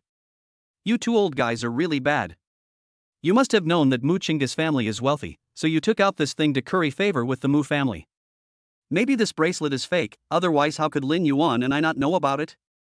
Wang Rong still doesn't know whether the bracelet is authentic or not. After all, it's difficult for her to judge the authenticity of something that even Lin Yuan doesn't know. Maybe this is a story made up by the Lin family just to please Mu Chinga. But if it's true, it must be mine. Wang Rong's gaze fell on the mutton-fat white jade bracelet, and there was almost madness in her eyes. This bracelet is hers. However, Wang Rong did not notice that when she came out, Lin Yuan's face suddenly darkened. Just when Lin Yuan was about to chase the man away, he suddenly remembered something, and then he stretched out the corner of his mouth and smiled playfully. You are so anxious to jump out and speak, are you here to return the 200,000 yuan betrothal gift money to my family? Ha! Wang Rong was still on guard, but after Lin Yuan's cold reminder, her heroic and high-spirited attitude instantly weakened by half. What nonsense are you talking about? Wang Rong was a little panicked. After all, she came here to get back together with Lin Yuan. She had already spent all the 200,000 yuan, so how could she possibly give it back? Besides, Lin Yuan and Mu Chinga must be acting for the occasion. By then, Lin Yuan's car and bracelet will be hers. This must be a play that Lin Yuan puts on to punish himself. After Wang Rong comforted herself for a while, she seemed to believe it all. Lin Yuan, I know you are doing this to punish me. Lin Yuan looked at it coldly. Don't be so self-indulgent. Return the money. 200,000. Wang Rong was furious when she saw Lin Yuan stretching out his hand for money. She started to complain to Lin Yuan and the others. Lin Yuan, why are you so stingy? You can afford the latest Maserati now, how could you care about a mere 200,000? Lin Yuan said indifferently, 200,000 is also money, stop talking nonsense. You. Wang Rong became anxious and immediately blamed Lin Yuan. You are just a liar. You pretended to be poor to play with my feelings. You have to compensate me for my mental damages. Lin Yuan grinned and smiled. Whatever you say, if you can't return the 200,000 yuan betrothal gift in full within 7 days, then we'll see you in court. Chapter 12. This time, Wang Rong was really panicked. Because the way Lin Yuan spoke didn't look like he was joking at all. Is this really the case? In a panic, Wang Rong suddenly caught a glimpse of the 2 marriage certificates that Lin Yuan placed on the coffee table. The festive red color was like a knife, stabbing Wang Rong's heart. She was stunned for a moment, walked forward in surprise, picked up the marriage certificate on the table, and then opened the inner page. What caught her eye was the marriage certificate photo of Lin Yuan and Mu Chinga. There was also the seal of the Jiangqing Civil Affairs Bureau on the photo. She subconsciously touched it. The steel stamp is uneven, but the marks are clear. This time, Wang Rong was completely stunned. She originally wanted to come to Lin Yuan to reconcile. After all, they had been in love for 4 years and it was impossible for them to break up so easily. Before she came, she still had a little fantasy that she and Lin Yuan would definitely have a chance to reconcile. But the moment she saw the 2 marriage certificates, she truly felt that she and Lin Yuan were drifting apart. But the heartbreak only lasted for a moment, because in the next moment her heartache was covered by new emotions. Wang Rong's eyes gradually turned red, and she pointed at Lin Yuan and cursed. Lin Yuan, did you ever think about my feelings when you and Mu Chinga got your marriage certificate? Are you worthy of me? Are you worthy of our 4 years of relationship? Wang Rong's voice became hysterical as she spoke. I just asked you for an extra 300,000 yuan in betrothal gifts, is that so bad? Just 300,000, just 300,000. It's just a drop in the bucket for you. It would be fine if you didn't give it to me, but you actually abandoned me so ruthlessly. Are you still a man? As Wang Rong spoke, tears began to flow. She gritted her teeth, raised her hand to wipe away the tears that had overflowed from the corners of her eyes, and met Lin Yuan's cold eyes with her bloodshot eyes. I hate you. After saying these harsh words, Wang Rong ran away without even looking back. Only Lin Yuan was left standing there with an embarrassed look on his face. After a moment, he laughed helplessly. Sometimes he even wanted to pry open Wang Rong's brain to see how her weird train of thought was put together. It was Wang Rong herself who said before that she would not marry without 300,000 yuan, but now, all the dirty water is thrown on herself. Lin Yuan sneered. It turns out that it's all her fault, and Wang Rong is still trying to justify herself? How funny. It's better to leave, so as not to be an eyesore here. Anyway, if Wang Rong can't return the 200,000 yuan betrothal money within 7 days, there is nothing to say and she can just go through legal procedures. After all, what Wang Rong said was not wrong. He really didn't need these hundreds of thousands of dollars now, but that didn't mean he would give her these 300,000 for nothing. Since you have done something wrong, you should bear the consequences of your wrongdoing. Here, Wang Rong ran out crying, and turned her head to see Lin Yuan's Maserati parked at the door. She stared at the 3 forks on the car in a daze, and suddenly regretted it. I shouldn't have said that just now. Wang Rong condemned herself severely in her heart, and remembered what she had just said to Lin Yuan and his parents. She was filled with regret. She shouldn't have blamed Lin Yuan so angrily. If I had talked to Lin Yuan properly just now, maybe there might have been room for reconciliation between the two of them. Wang Rong couldn't help but put her hand on the Maserati logo. As she touched it, tears immediately burst out of her eyes. If nothing unexpected happens, she may never be able to ride in this Maserati again in her life. Thinking of this, Wang Rong cried even louder and more heartbrokenly when she looked at the brand new car next to her. Wang Rong, who was crying so hard, did not notice that not far away from her, there was a fat woman with a bloated body and sores on her face. The fat woman's chubby hands were holding a mobile phone and recording Wang Rong crying on the ground. While recording, she whispered jokingly, "Come on, sisters, take a look. It seems that this is another sister who was ruthlessly abandoned by a scumbag. As women, how can we watch our compatriots get hurt? Hurry up and like, comment and follow, and make this video popular, so that we can better uphold justice." The woman spoke softly and passionately. After she finished, she turned off the little bee pinned to her chest. She gasped with difficulty on her fat face and laughed, "Hee hee. As long as this video is posted online, those fairies will definitely empathize with it, and the traffic will surely come in like a ton." When she thought of this, the fat woman's smile became even more unbridled, and the flesh on her face trembled with her movements. She had a feeling that this video would go viral. If she wasn't still recording the video, she would have even wanted Wang Rong to cry more miserably. The more miserable she cried, the more traffic she could earn. In this age where traffic is king, who will notice the appearance hidden behind you? The fat woman smiled obscenely, and even stuck out her tongue to lick her lips that were covered with lip gloss. Her dry lips instantly became greasy. She put away the device only after she had almost finished taking the photos. Looking at Wang Rong, who was still crying on the ground not far away, the fat woman felt no emotion at all. She had no intention of going to comfort her. Instead, she even wanted to laugh. "So what if you look better than me? In the end, you will still be played around by these rich kids. How can a wild chicken climb up the tree and become a phoenix? You really overestimate your own abilities. You deserve it." The fat woman looked at Wang Rong with disdain for several times, and finally left muttering to herself. Her mind was full of thoughts on how to edit the video so that it would be more eye-catching. Wang Rong sat on the ground and cried until she was tired. She didn't hear any other movement from inside the room until her voice became hoarse.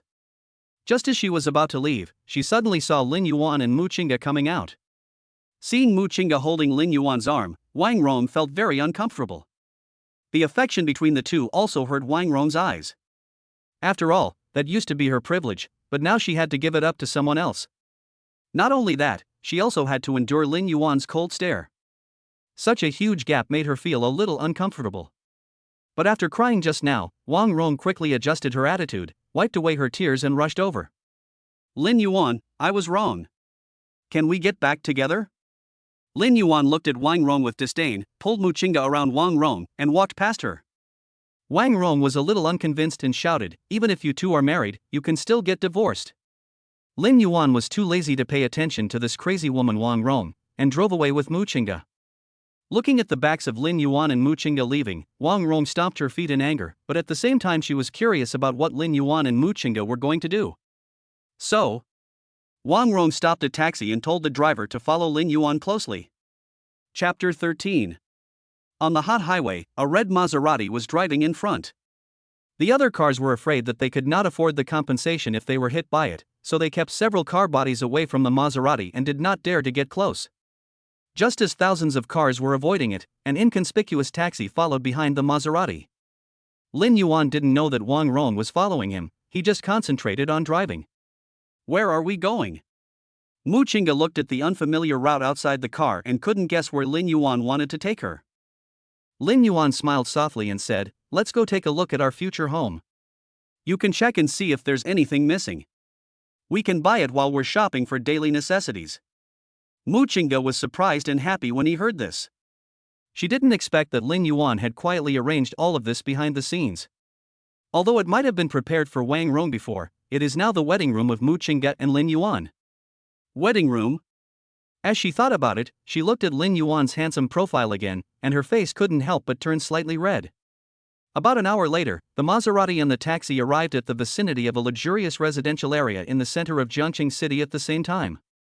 While Wang Rong's eyes were fixed on the red car in front of her, she also kept glancing at the luxurious residential area out of the corner of her eyes. Suddenly, the car stopped. Wang Rong was not paying attention and fell forward, hitting her head heavily on the windshield of the car. "Can you drive?" Wang Rong rubbed her head and scolded the driver unhappily. Then she looked through the front window and saw Lin Yuan's car parked at the entrance of the community. While the car was parked, Lin Yuan showed something to the security guard, who then raised the height limit pole and let Lin Yuan's car pass. Seeing this, Wang Rong ignored the pain in her head and quickly gave instructions to the driver. "Master, why are you still standing there? Why don't you follow?" As she watched the red car body gradually disappear, Wang Rong became more and more anxious. The driver smiled bitterly and pushed Wang Rong's hand away from his shirt. "Big sister, it's no use urging me. My car can't get in." "Ah? Why?" When Wang Rong heard this answer, her eyes were full of surprise. "You don't know?" The driver looked at Wang Rong suspiciously and explained, "That's the most luxurious residential area in Jiangqing City.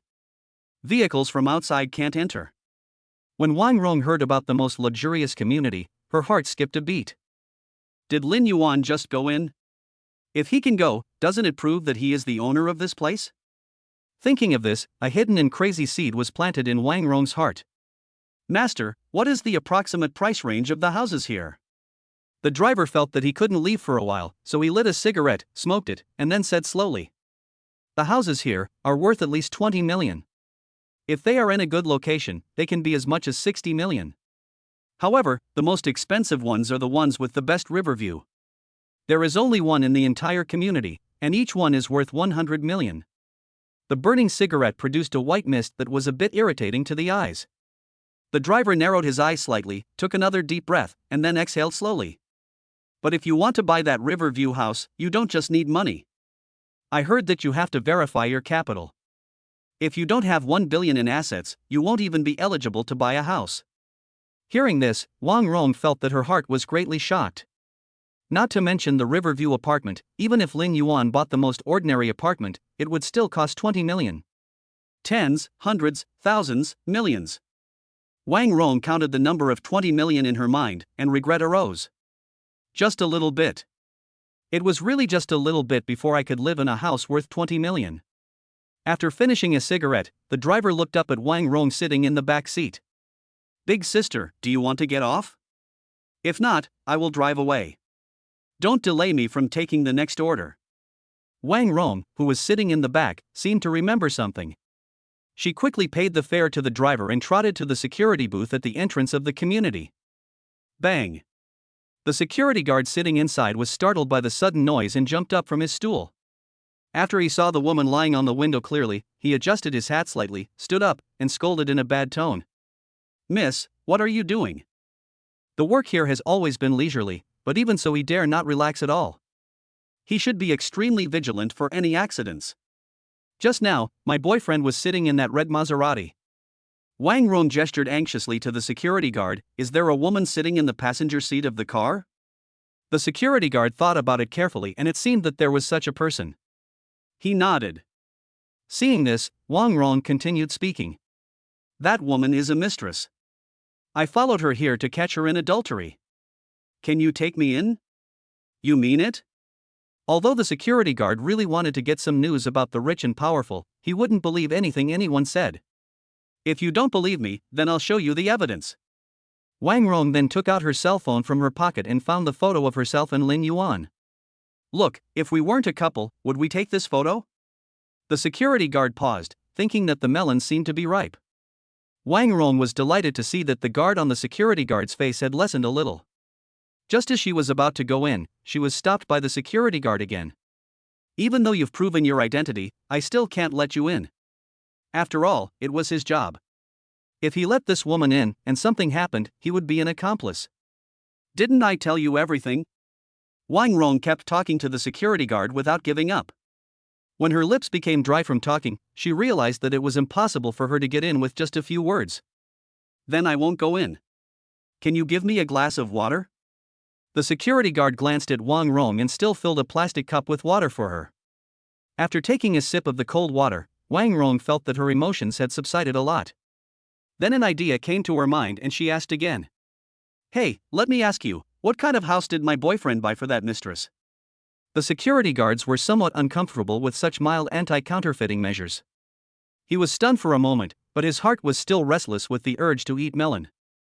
Wang Rong inadvertently noticed the hesitation in the security guard's eyes and felt that she had a chance, so she spoke again. After all, that mistress is pretty enough to have managed to get to this place. The security guard blinked his eyes wildly. There's a big news. Besides, he remembered that the regulations did not seem to state that the owner could not disclose the name of the house he bought. The security guard coughed and suppressed the curiosity in his eyes. Really want to know? Why don't you tell me? Your boyfriend bought her the best and most expensive Riverview house in this community, worth 100 million. What? You said he bought a Riverview apartment? Boom. At this moment, Wang Rong felt as if she was struck by lightning. Her head was buzzing and she was unable to come back to her senses for a long time. Chapter 14. The Maserati drove slowly into the community. A large area of green plants came into view, and Lin Yuan and his companions felt as if they had come to a paradise. Without the hustle and bustle of the modern city, there were only tracts of forest standing on both sides of the road. The spreading branches are intertwined together, blocking the heat of midsummer, and people feel the coolness when they are among them. A gentle breeze blew across Mu Chinga's face, blowing out the black hair at her temples, and then tucked it behind her ears just right. Lin Yuan slowed down the car and strolled leisurely with Mu Chinga, enjoying the scenery. He had only seen a glimpse of the community on blogs before, and he never expected that he would have the opportunity to experience it in person, let alone live in it in the future. At this point, Lin Yuan suddenly felt emotional. Is this the life of rich people? Thinking of this, Lin Yuan brought Mu Chinga to the building near the river and stopped the car. The roads in the community are spacious, and the villas are scattered around, so Lin Yuan's car parked on the roadside will not block other people's way. Besides, there is only one Riverview room around, so quietness and privacy are absolutely guaranteed. We're here, let's go down and take a look. Good. As soon as Mu Chinga got out of the car, he felt the freshness of the air. It was as if the place they came to was not a residence, but a forest park somewhere. When he walked in, the housekeeper who had been waiting downstairs for a long time recognized Lin Yuan and immediately came forward to serve him with a smile. Mr. Lin, Mrs. Lin. He walked up to the two men respectfully. I am your personal butler. If you have any questions in the future, just contact me and I will help you solve them. Let's talk about this later. Take us up first. When the butler came closer, Lin Yuan felt a little unnaturally nervous. He didn't expect that this room came with a dedicated butler.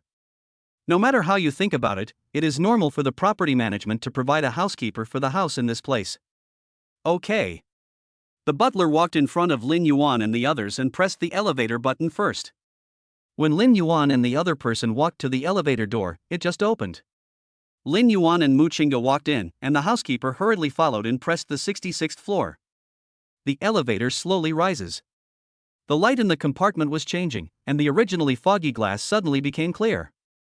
Mu Chinga turned around curiously, and at a glance, the river and the forest appeared before his eyes. With each increase in altitude, the field of vision expanded a little.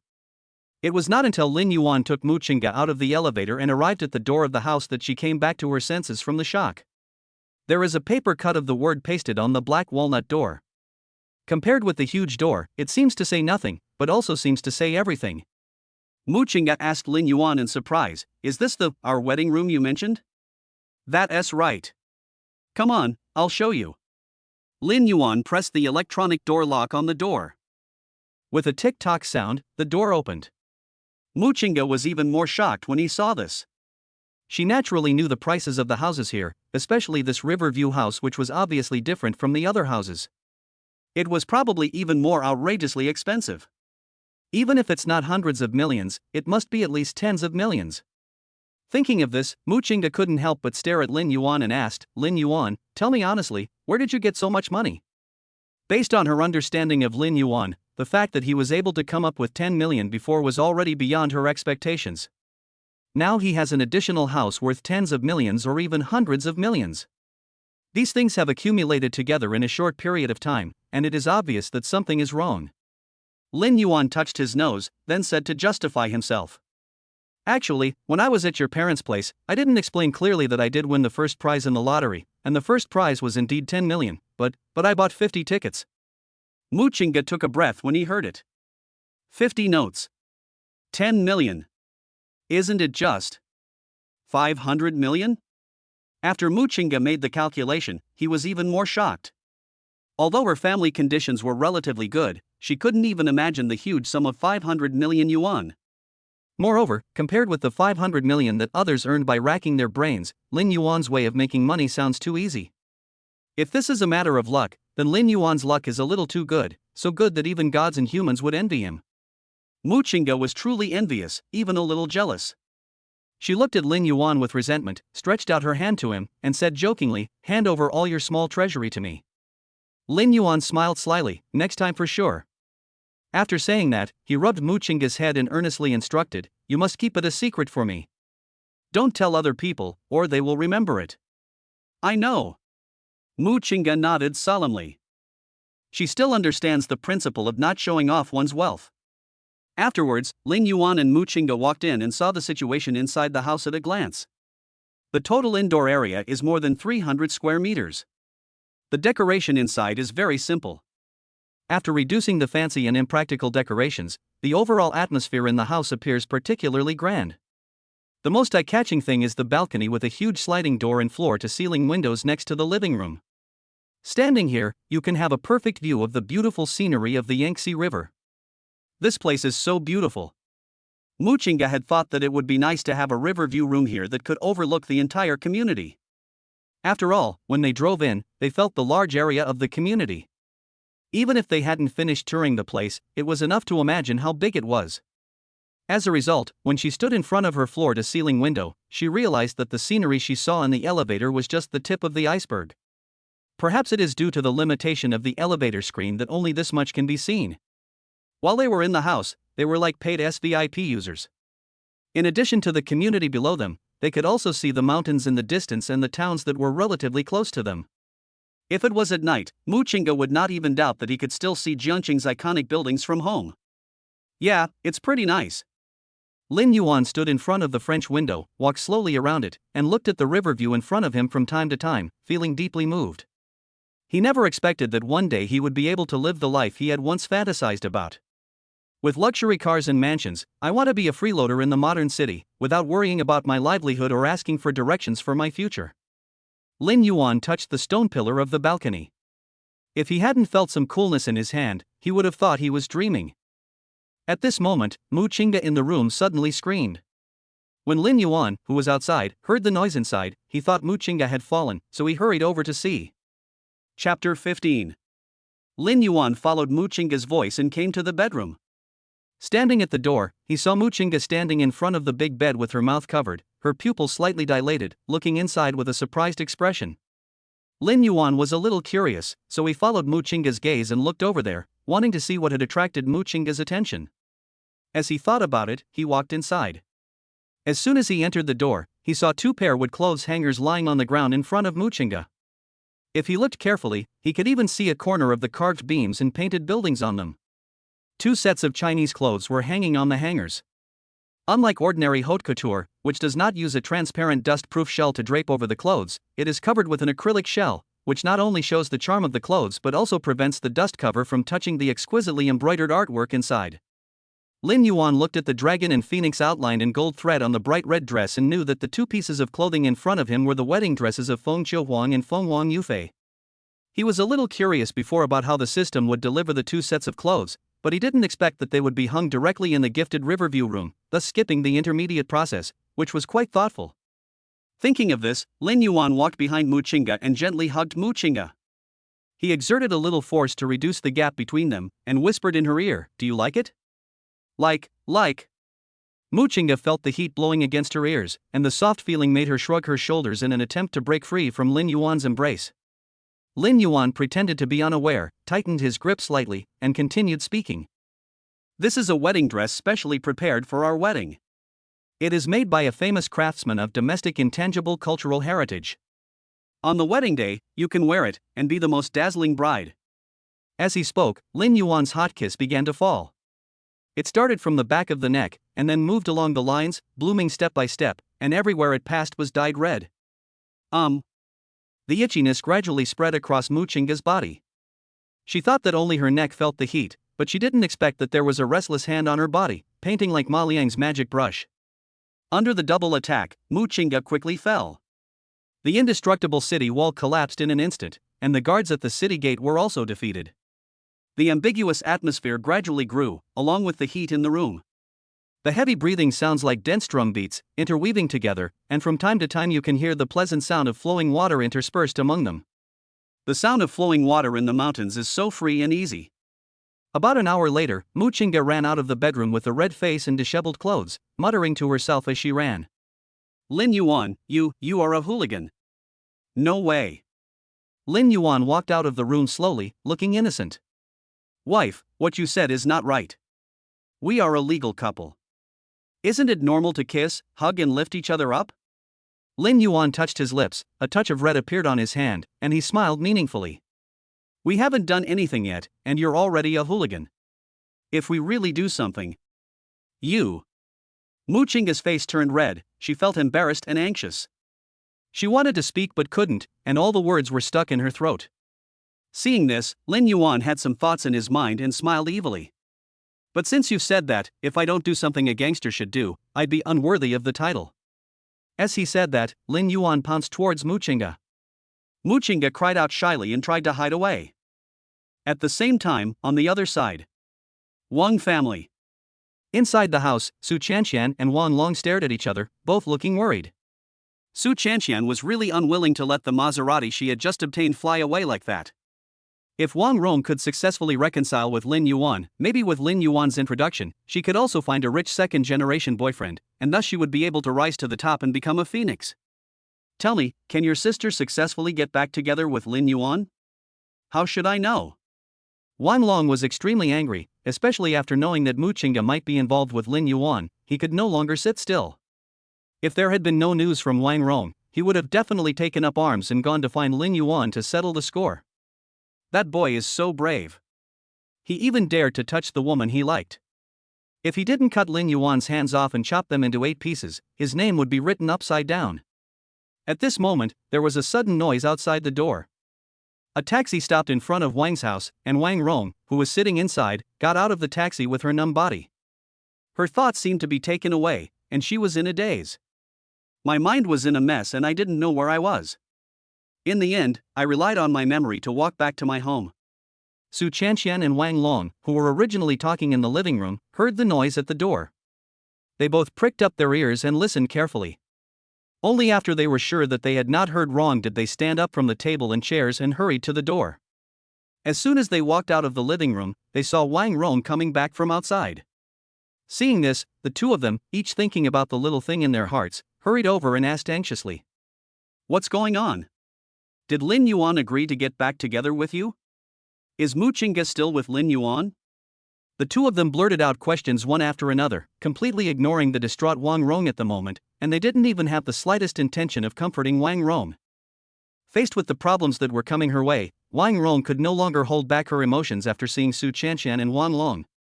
She let out a loud wow and burst into tears. "What's wrong?"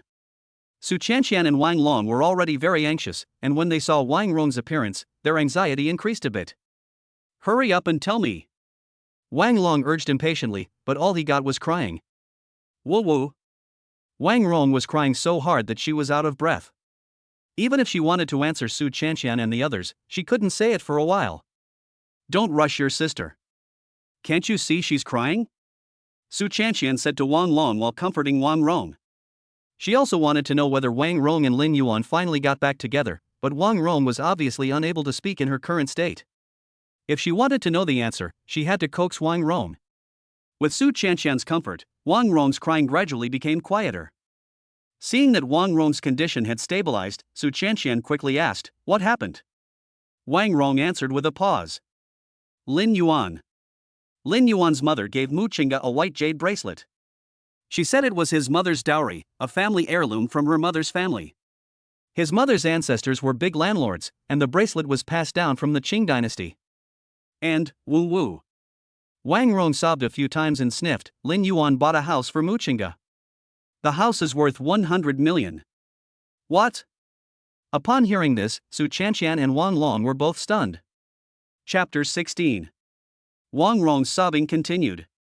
Compared to her previous crying, the sound of her crying now has become somewhat restrained. Su Chanqian, who was standing next to Wang Rong, was the first to come to her senses, her face looking a little grim. But she didn't regret it at all, she just felt angry at Lin Yuan for hiding his background. It's all Lin Yuan's fault. The main culprit behind all this is that stinky man Lin Yuan. It's all his fault. Otherwise, if he had concealed his identity as a rich second generation from us, we wouldn't have treated him like this. If he had told us earlier, this marriage would have been a happy one for everyone. How could we have ended up like this? Besides, Lin Yuan is too stingy. His family has so much money, but he is not willing to give us even a mere 300,000 yuan. Is this necessary? Aren't you afraid of being laughed at if you tell others about it? As she spoke, Su Chanqian felt herself getting extremely angry. After all, if you curse at Lin Yuan in the air, Lin Yuan himself cannot hear you, and all the words you have said are meaningless to him and cannot cause any real harm. Out of the corner of my eye, I caught a glimpse of Wang Rong still crying beside me. Then, Su Chanqian vented her anger on Wang Rong. And you, Rong. You are really something. You can't even control your own boyfriend. You are about to get married, but someone snatched your fiancé away. If you had any ability, you wouldn't end up like this. Thinking about the luxury cars and mansions that had run away before she even got them, she looked at the good-for-nothing, crying Wang Rong in front of her, and her anger grew more and more intense. But Wang Rong was immersed in her endless regret at the moment, and did not notice that Su Chanqian had changed the target of accusation from Lin Yuan to herself.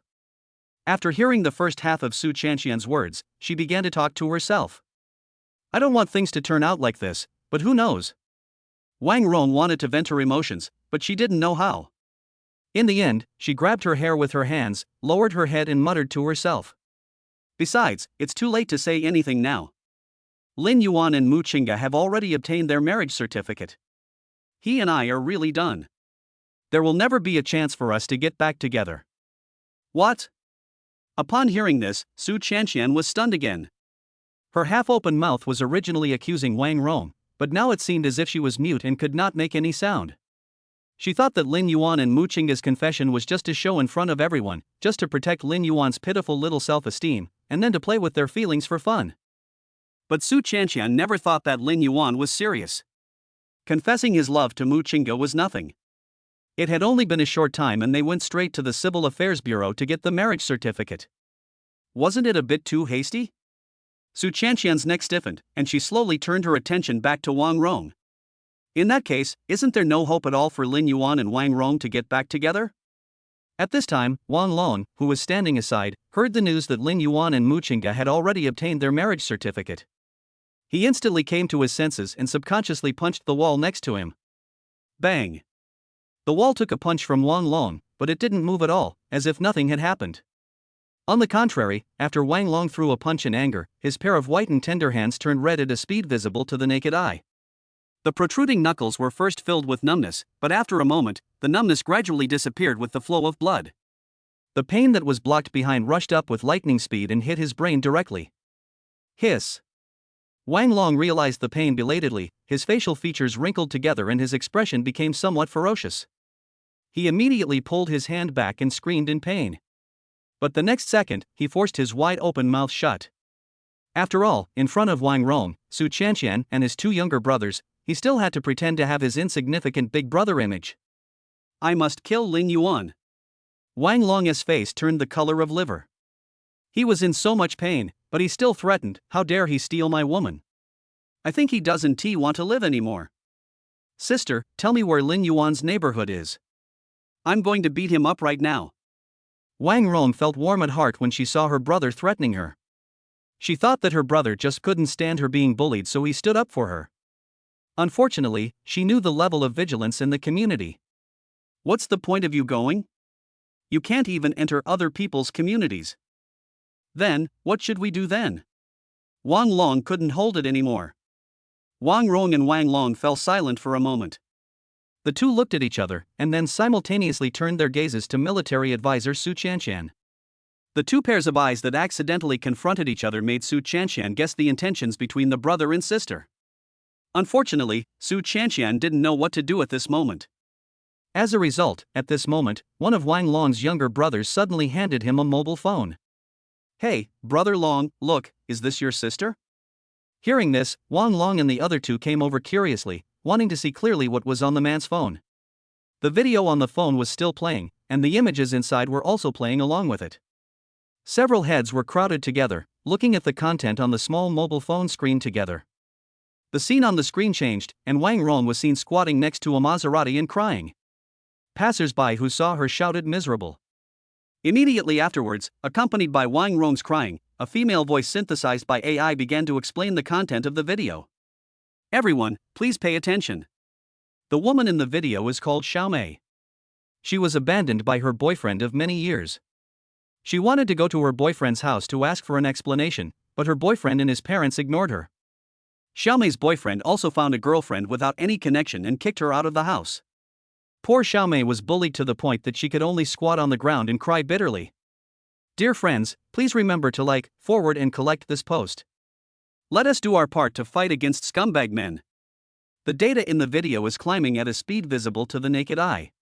Wang Long clicked on the comments section of the video and found that most of the comments below were denouncing and blaming Xiaomei's ex-boyfriend and his current girlfriend. Seeing these comments, Su Chanqian's eyes suddenly turned slightly. I have an idea. Upon hearing this, Wang Rong and Wang Long looked at Su Chanqian in confusion. Chapter 17. Su Chanqian glanced at Wang Rong and the other person and told them her own solution. This video has gone viral now. Look at the number of likes and reposts next to it. This video must have millions of views. What does that have to do with us? Wang Long didn't know what Su Chanqian was trying to say, so he asked, do we have to contact the owner of the video and ask him to give us half of the traffic money? Su Chanqian almost couldn't breathe. Looking at Wang Long's thick neck, she even suspected that this guy had an enlarged thyroid and his brain was eaten away.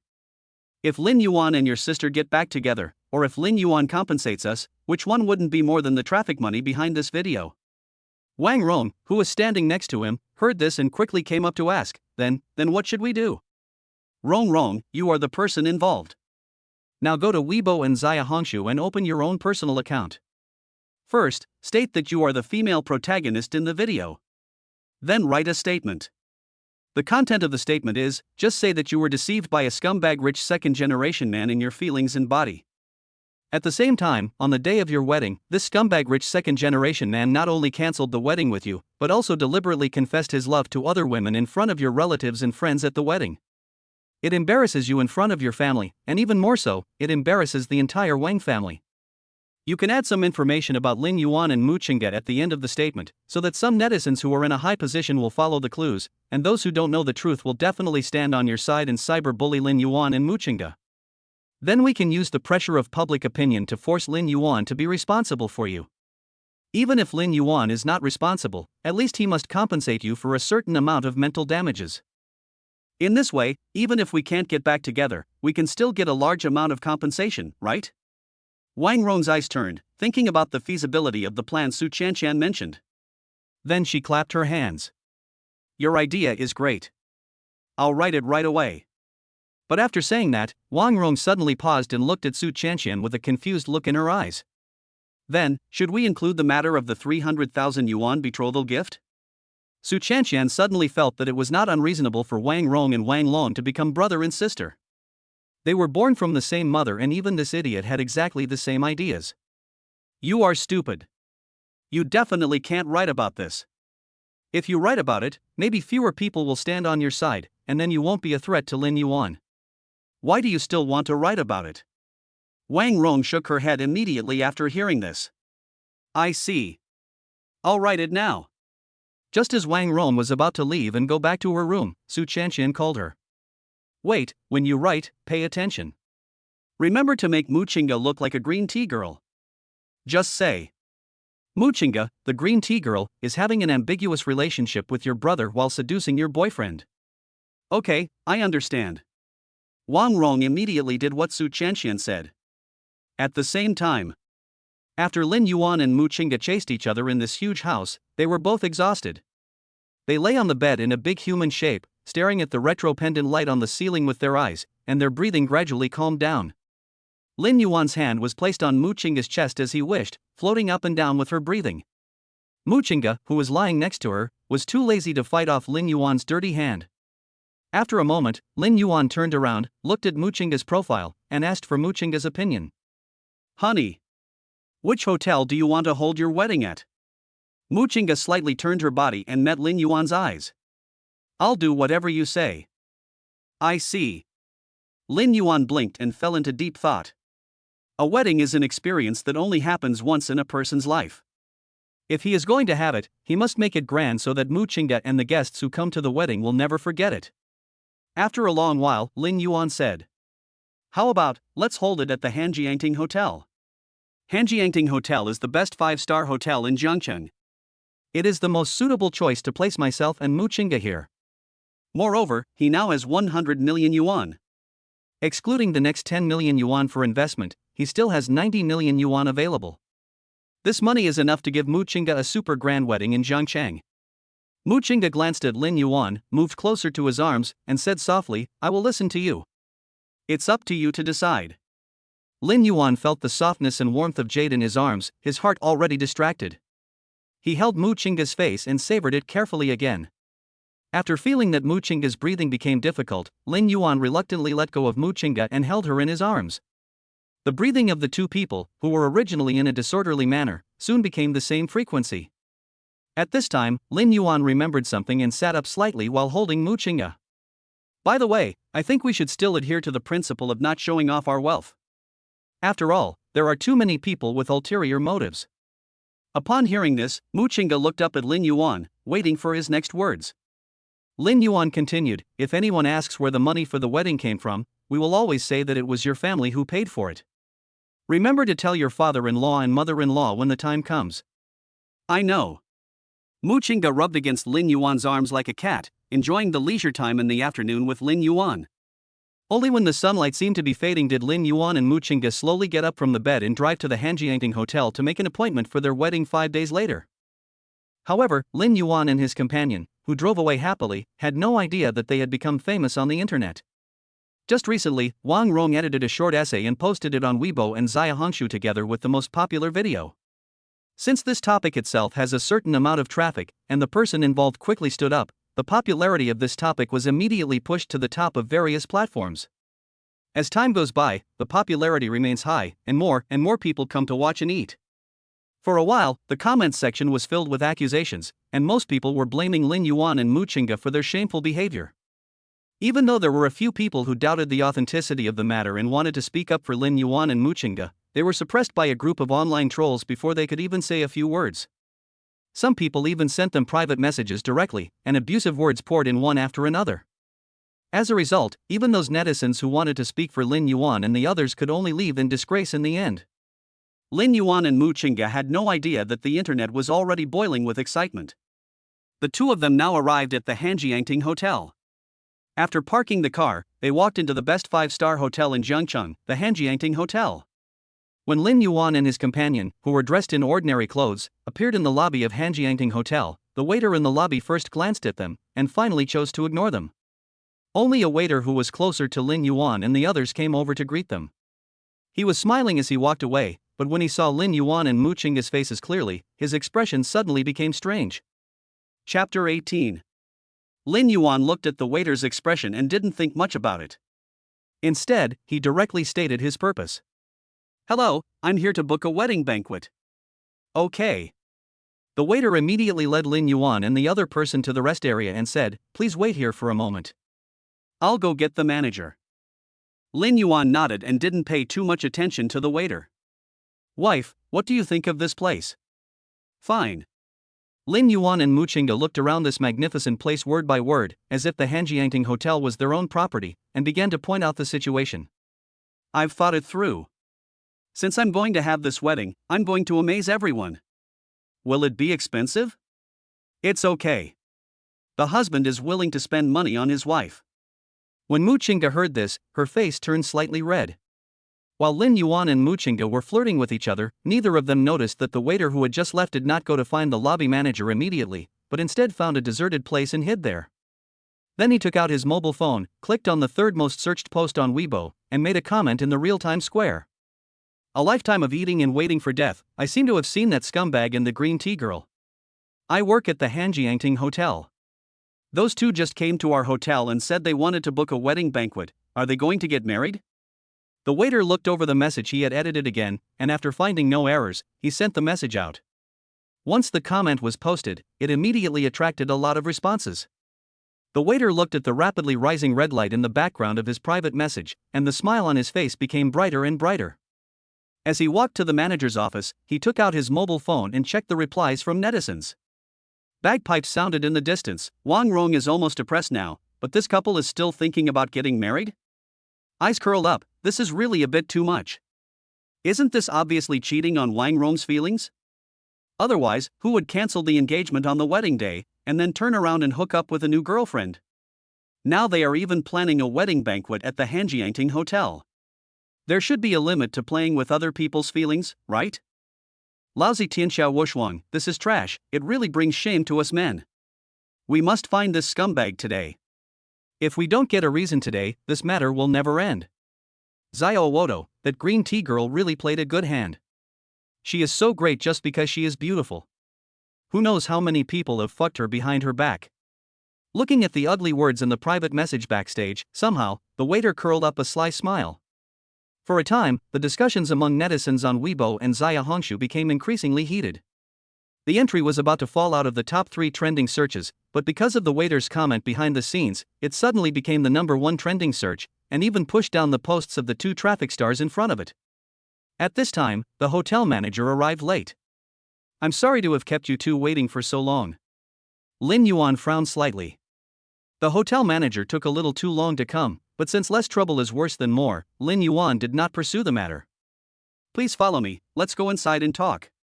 The hotel manager led the way, nodding and bowing. Although the 2 young men in front of him did not look rich, he unexpectedly discovered that there was a latest model Maserati in the parking lot at the door. He knows exactly how many vehicles come in and out of the hotel, and he remembers every type and model of car. That's why he was so sure that the Maserati at the hotel entrance must have been the work of these 2 people. In this way, he knew that Lin Yuan and the other person were big clients, and he had to keep them at all costs. After all, if he did a good job, he would be able to get a large commission. When the hotel manager thought about money, the corners of his smile were about to reach his temples. VIP reception room. When the manager led Lin Yuan and the other person to sit down, he was busy pouring water for them while promoting the hotel's wedding banquet packages. "Have you two seen any satisfactory solutions?" The hotel manager smiled as he watched the 2 of them turn to the last page of the folder, and couldn't stop laughing. That was the most expensive package in the entire hotel. After the deal was done, he would get 100,000. As a result, facing his smile, Lin Yuan closed the folder under the manager's hopeful gaze. Seeing this, the hotel manager's heart suddenly skipped a beat and he asked hurriedly, "Sir, is there anything inappropriate? If there is anything inappropriate, we can also customize the wedding. The styles are diverse and you are guaranteed to be satisfied." "Oh?" Lin Yuan had long been tired of seeing the same old plans in the folders, but now that he heard that the hotel could also support customization, he suddenly became excited. "I want a Chinese-style wedding. You can choose any other style. After all, you have a lot of experience, so I'm confident in leaving it to you." Lin Yuan crossed his arms and leaned back. "Money is not a problem. I just have one small request. It has to be special enough to make people remember it deeply. Chinese wedding. The hotel manager muttered to himself, and then seemed to have thought of something. He picked up the pencil next to him and scribbled on a piece of paper for a while, then he reported a number. If it is according to your request, Mr. Lin, our offer is 5 million.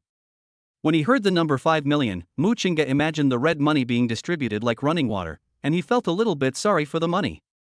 But after hearing the offer, Lin Yuan didn't feel bad at all. Okay, type out the contract.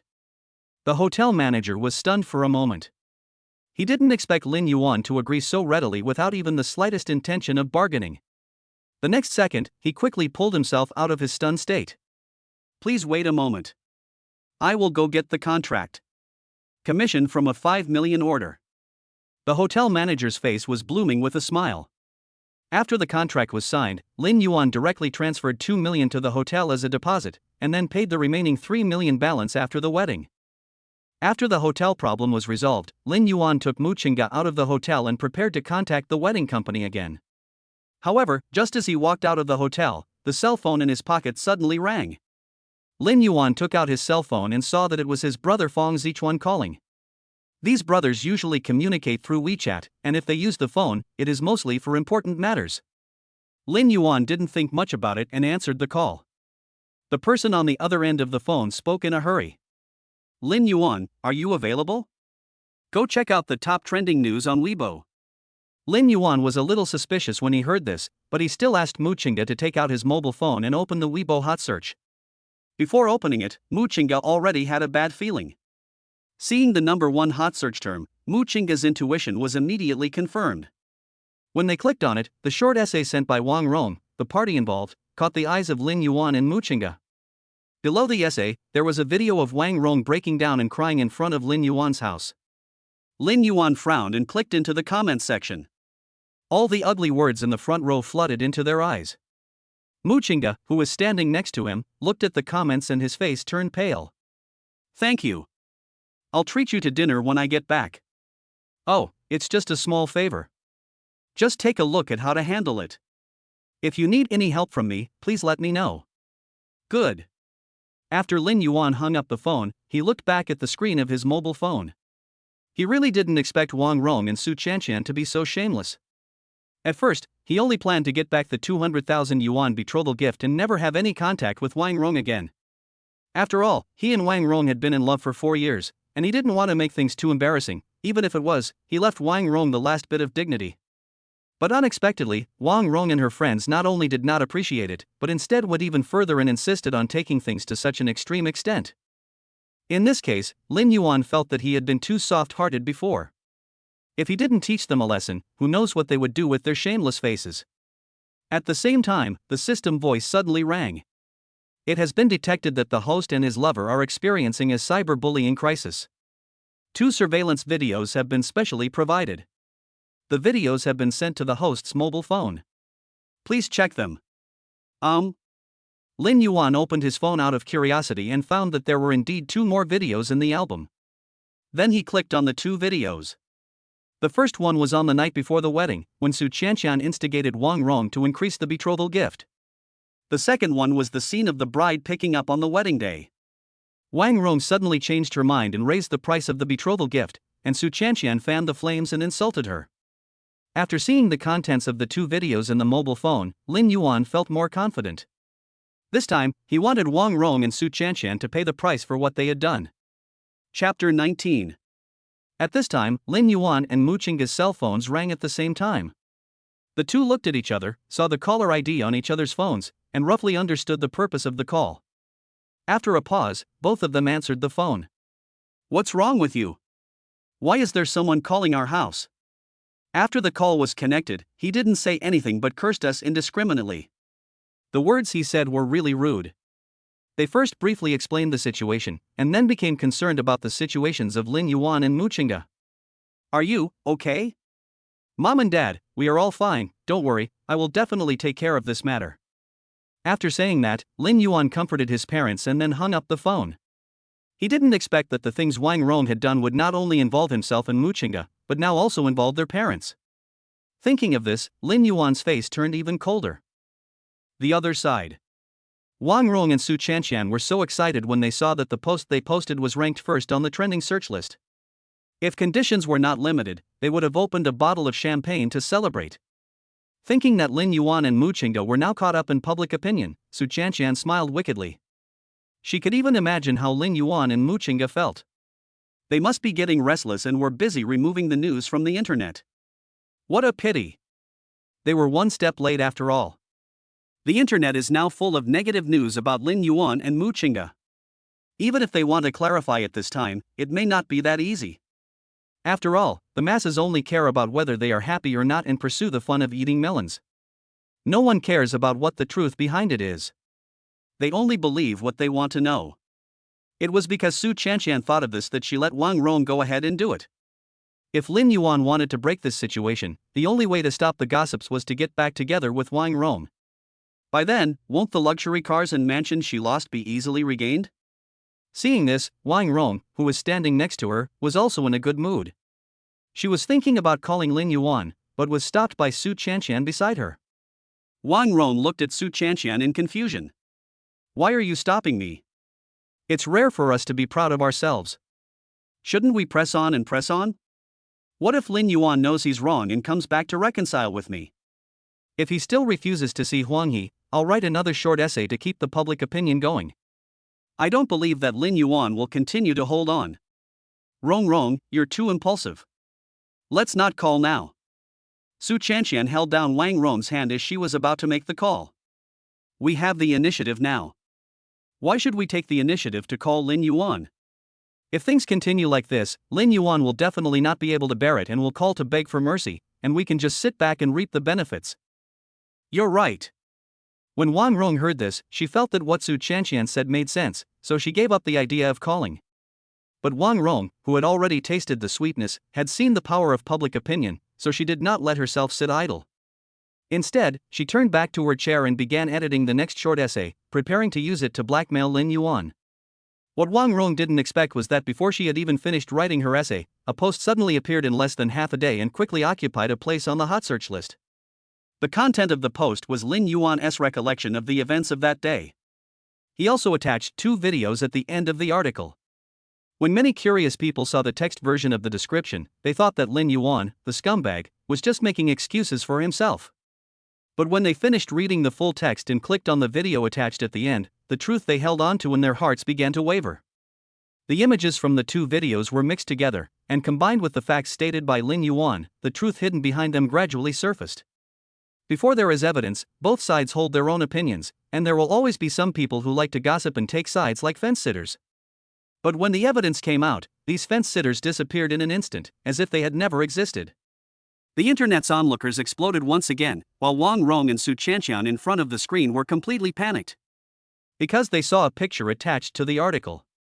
Lin Yuan posted a photo of the Zhangjiangqing Public Security Bureau and said that he had called the police to handle the matter. Looking at the rapidly rising traffic, Wang Rong was stunned. What she didn't know was that the reason why this post could gain huge traffic in a very short period of time was thanks to Lin Yuan's ability to make money. Although Lin Yuan spent 1 million to buy traffic and hired a group of internet trolls to create hype, he didn't feel sorry for the money he spent. After all, if Wang Rong and other evil people could get the punishment they deserved, he felt that the money was worth it. At this moment, Lin Yuan and Mu Qingge had already arrived at the Public Security Bureau. They handed over all the information they had prepared in advance, the evidence they had collected, and the identity information of the person who filed the case to the police. The lawyer also followed Lin Yuan and the others to the Public Security Bureau and took full charge of the incident. Wang Rong and Su Chanqian maliciously fabricated facts and disseminated my private information online without my permission. They also induced others to commit cyberbullying against me, causing great harm and distress to my life and that of my parents. Therefore, I request the police to file a case and bring the offenders to justice. At the same time, Wang Rong and Su Chanqian were petrified. Faced with the impending legal sanctions, both of them broke down. In addition to Lin Yuan's reasons, there was another thing that made them even more angry. The 2 of them anxiously opened the comments section to see what was going on. Previously, all the comments were insulting Lin Yuan and Mu Qingge, but now they have greatly decreased. At least half of the people immediately changed their stance after seeing Lin Yuan's video and spoke up for him. The 2 of them looked down angrily and saw a long comment. There are always teachers who have to ask parents to come. I am a pure passerby, please tell me your opinion. Wang Rong and Lin Yuan each have their own opinions, but compared to Wang Rong, there is only her own statement in the video taken from the perspective of a passerby. There is no more evidence to verify the authenticity of what she said. After all, according to Wang Rong's description, both Lin Yuan and Mu Qingge have good family backgrounds. On the contrary, Wang Rong's family background is somewhat disadvantaged between the two. Of course, I don't mean to say that Wang Rong loves money, I am just telling the truth. In comparison, Lin Yuan's post is more authentic, not only because Lin Yuan presented evidence, but also because he chose to call the police. You know, people with something to hide will not call the police, or they will just shoot themselves in the foot. In this way, what is the truth of the matter? I believe everyone has sharp eyes and can judge the truth of the matter by themselves. Wang Rong read the netizens' long comments with a gloomy face. Feeling resentful, she prepared to send out the second short essay she had just edited in an attempt to confuse the public again. However, at this moment, sirens suddenly sounded outside the house. When they heard the sharp sirens, Wang Rong and Su Chanqian's hearts began to panic and they began to tremble as if their bodies were frozen by ice. Chapter 20. Boom boom boom. There was a knock at the door. Along with it came the sound of police car sirens. Open the door. Bang, bang, bang. Wang Rong and Su Chanqian looked at each other, neither of them moved first. You go. Wang Rong was scared and pushed Su Chanqian to the front. But Su Chanqian would never let Wang Rong get her wish. She turned around and pushed Wang Rong out again. This is your house. Logically speaking, you should be the one to leave. You are the owner of this house. Wang Rong wanted to focus her eyes on Wang Long, but before she looked over, she saw Wang Long lowering his head, obviously looking unwilling to go. As a result, Wang Rong gritted her teeth and had to open the door herself. As soon as she opened the door, she saw several policemen in public security uniforms standing at her door. Comrade, what can I do for you?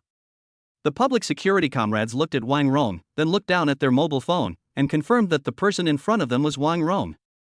They glanced behind Wang Rong again, but did not see Su Chanqian. You are Wang Rong, right? Please come back with us to the station and make a statement. Me? Wang Rong couldn't speak clearly after hearing this. Yes, you and Su Chanqian. The public security comrade recorded some information in the small book and asked casually, you are alone. Where is Su Chanqian? Why didn't we see her? Did she go back? No, she's right behind me. Wang Rong didn't want to go to the police station alone. If Su Chanqian accompanied her, she might not be so panicked. As a result, she turned around and was stunned. Su Chanqian was clearly behind him just now, but she disappeared in the blink of an eye. The expression on Wang Rong's face froze a little. Wait a moment, she should be going to the bathroom. Wang Rong walked in quickly and asked Wang Long. Where's Su Chanqian? Wang Long pointed in a direction. Seeing this, Wang Rong walked over immediately. Unexpectedly, Su Chanqian was really in the bathroom, but the door of the bathroom was locked and could not be opened at all. After trying for a long time, Wang Rong finally gave up and shouted outside the door. Chanqian, are you okay? No. Su Chanqian just saw someone outside the door and hid inside in a hurry. Who knew that Wang Rong's house was equipped with anti-theft nets everywhere, so she couldn't escape even if she wanted to. Hurry up, the police are calling us to take a statement. Why don't you go first, I'll follow you later. No way. The expression on Su Chanqian's face was very unwilling. I don't know whether Wang Rong is really stupid or just pretending to be stupid. She actually wants to drag me into this matter of going to the Public Security Bureau. Isn't there something wrong with her? But falling into this tiny bathroom is like a turtle falling into a vat, with no other options except turning upside down.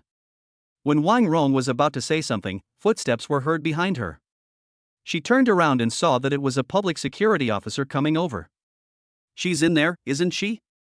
Wang Rong nodded quickly. The public security comrades looked at each other and knocked on the door. Su Chanqian, please cooperate with our work. We will wait for you outside the door. Time passes by every second. Su Chanqian, who was hiding inside, knew that she could not wait any longer, so she took the initiative to open the door and went back to the station with Wang Rong and the public security comrades. As for Wang Long, he was not involved in this incident, so the police did not arrest him. Seeing his sister being taken away and the change in public opinion on the internet, Wang Long was worried that if this continued, he and Muchinga might really have no chance. So, he made up his mind, took out his cell phone and made a call. The call was connected quickly. Wang Long said directly, "Hey, Xiaohaizi, help me contact a dozen brothers and ask them to prepare their weapons. In 5 days, I will lead you to do a big job. Don't worry, you will definitely benefit after the success." After instructing Xiaohaizi, Wang Long hung up the phone with a sinister smile on his face. 5 days later, he is going to cause a scene at Lin Yuan's wedding. He is going to steal the bride. The 3 days passed quickly. In addition to Wang Rong and Su Chanxian being arrested, the fat woman who filmed the video was also arrested by the police. It was Lin Yuan who called the police. Because the fat woman filmed the video, distorted the specific facts, and even maliciously provoked confrontation between men and women. After receiving Lin Yuan's call, the police quickly located the fat woman and arrested her. Apart from calling the police, Lin Yuan didn't care too much about the situation of the three of them because he was busy preparing for his wedding. After all the offenders were arrested, the Jiangcheng Public Security Bureau issued an announcement. Jiangcheng Public Security, #situation report #. Recently, the Lin and Wang incident that has been making headlines on the internet has attracted widespread attention. After an in-depth investigation by our bureau, we have found out the truth and now announce the results of the investigation as follows. Lin and Wang are both citizens of our city. They had a conflict due to an emotional dispute. Wang and Su maliciously fabricated facts and spread rumors on the internet without verification, causing serious reputation damage to Lin and his family. They directly and indirectly caused others and their families to suffer from online violence, which brought serious adverse effects to the society. Now, Wang and Su are subject to the following penalties and detained for 7 days. The internet is not a lawless place. Every citizen should abide by laws and regulations and consciously resist online rumors. In response to this incident, our bureau will increase network patrols, crack down on online rumors, and protect the legitimate rights and interests of citizens. At the same time, we also call on the majority of netizens to treat online information rationally, not believe in rumors or spread rumors, and jointly maintain a clear environment in cyberspace. This is hereby announced. And below this notice, there is also punishment for fat women. But compared with Wang Rong and Su Chanxian, her crime was much more serious. The police investigation found that the fat woman had been wandering around Weibo, fabricating all kinds of false facts and inciting gender confrontation. In the past 5 years, she maliciously fabricated facts and caused 7 people to suffer online violence. 3 of them committed suicide because they could not bear the online violence. The police have now transferred the fat woman to the local Supreme People's Court and will set a date for trial. At the same time as the announcement was released, 2 videos were also released. One clip shows a fat woman crying and shouting that she was wrong in the interrogation room. Unfortunately, no one will pity her. After all, someone has lost his life because of her actions. So when netizens saw the fat woman's confession, they all applauded. The other video is of Su Chanxian and Wang Rong admitting their mistakes with their heads down. Although it was an official matter and served as a warning to everyone, Wang Rong and Su Chanxian's attitude in admitting their mistakes was really perfunctory. Even netizens who watched the video through the screen felt that the two had no intention of repenting at all. But no matter what, the Public Security Bureau cleared the names of Lin Yuan and Muchinga.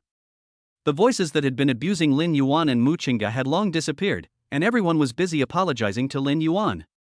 At the same time, they seemed to remember that Lin Yuan and Muchinga were about to get married. The apology queue was completely disrupted after a wedding blessing interrupted it. However, these are just the tip of the iceberg. The comments below are still a mixture of various words. Some people defended their previous actions, some even forgot the police's appeal and posted slogans demanding the discovery of Wang Rong and Su Chanxian. Of course, there are a few female boxers who have gone crazy with boxing and have been clamoring in the comments section, putting aside the facts. Is it true that Lin Yuan did nothing wrong? But her words failed to stir any waves and were soon buried.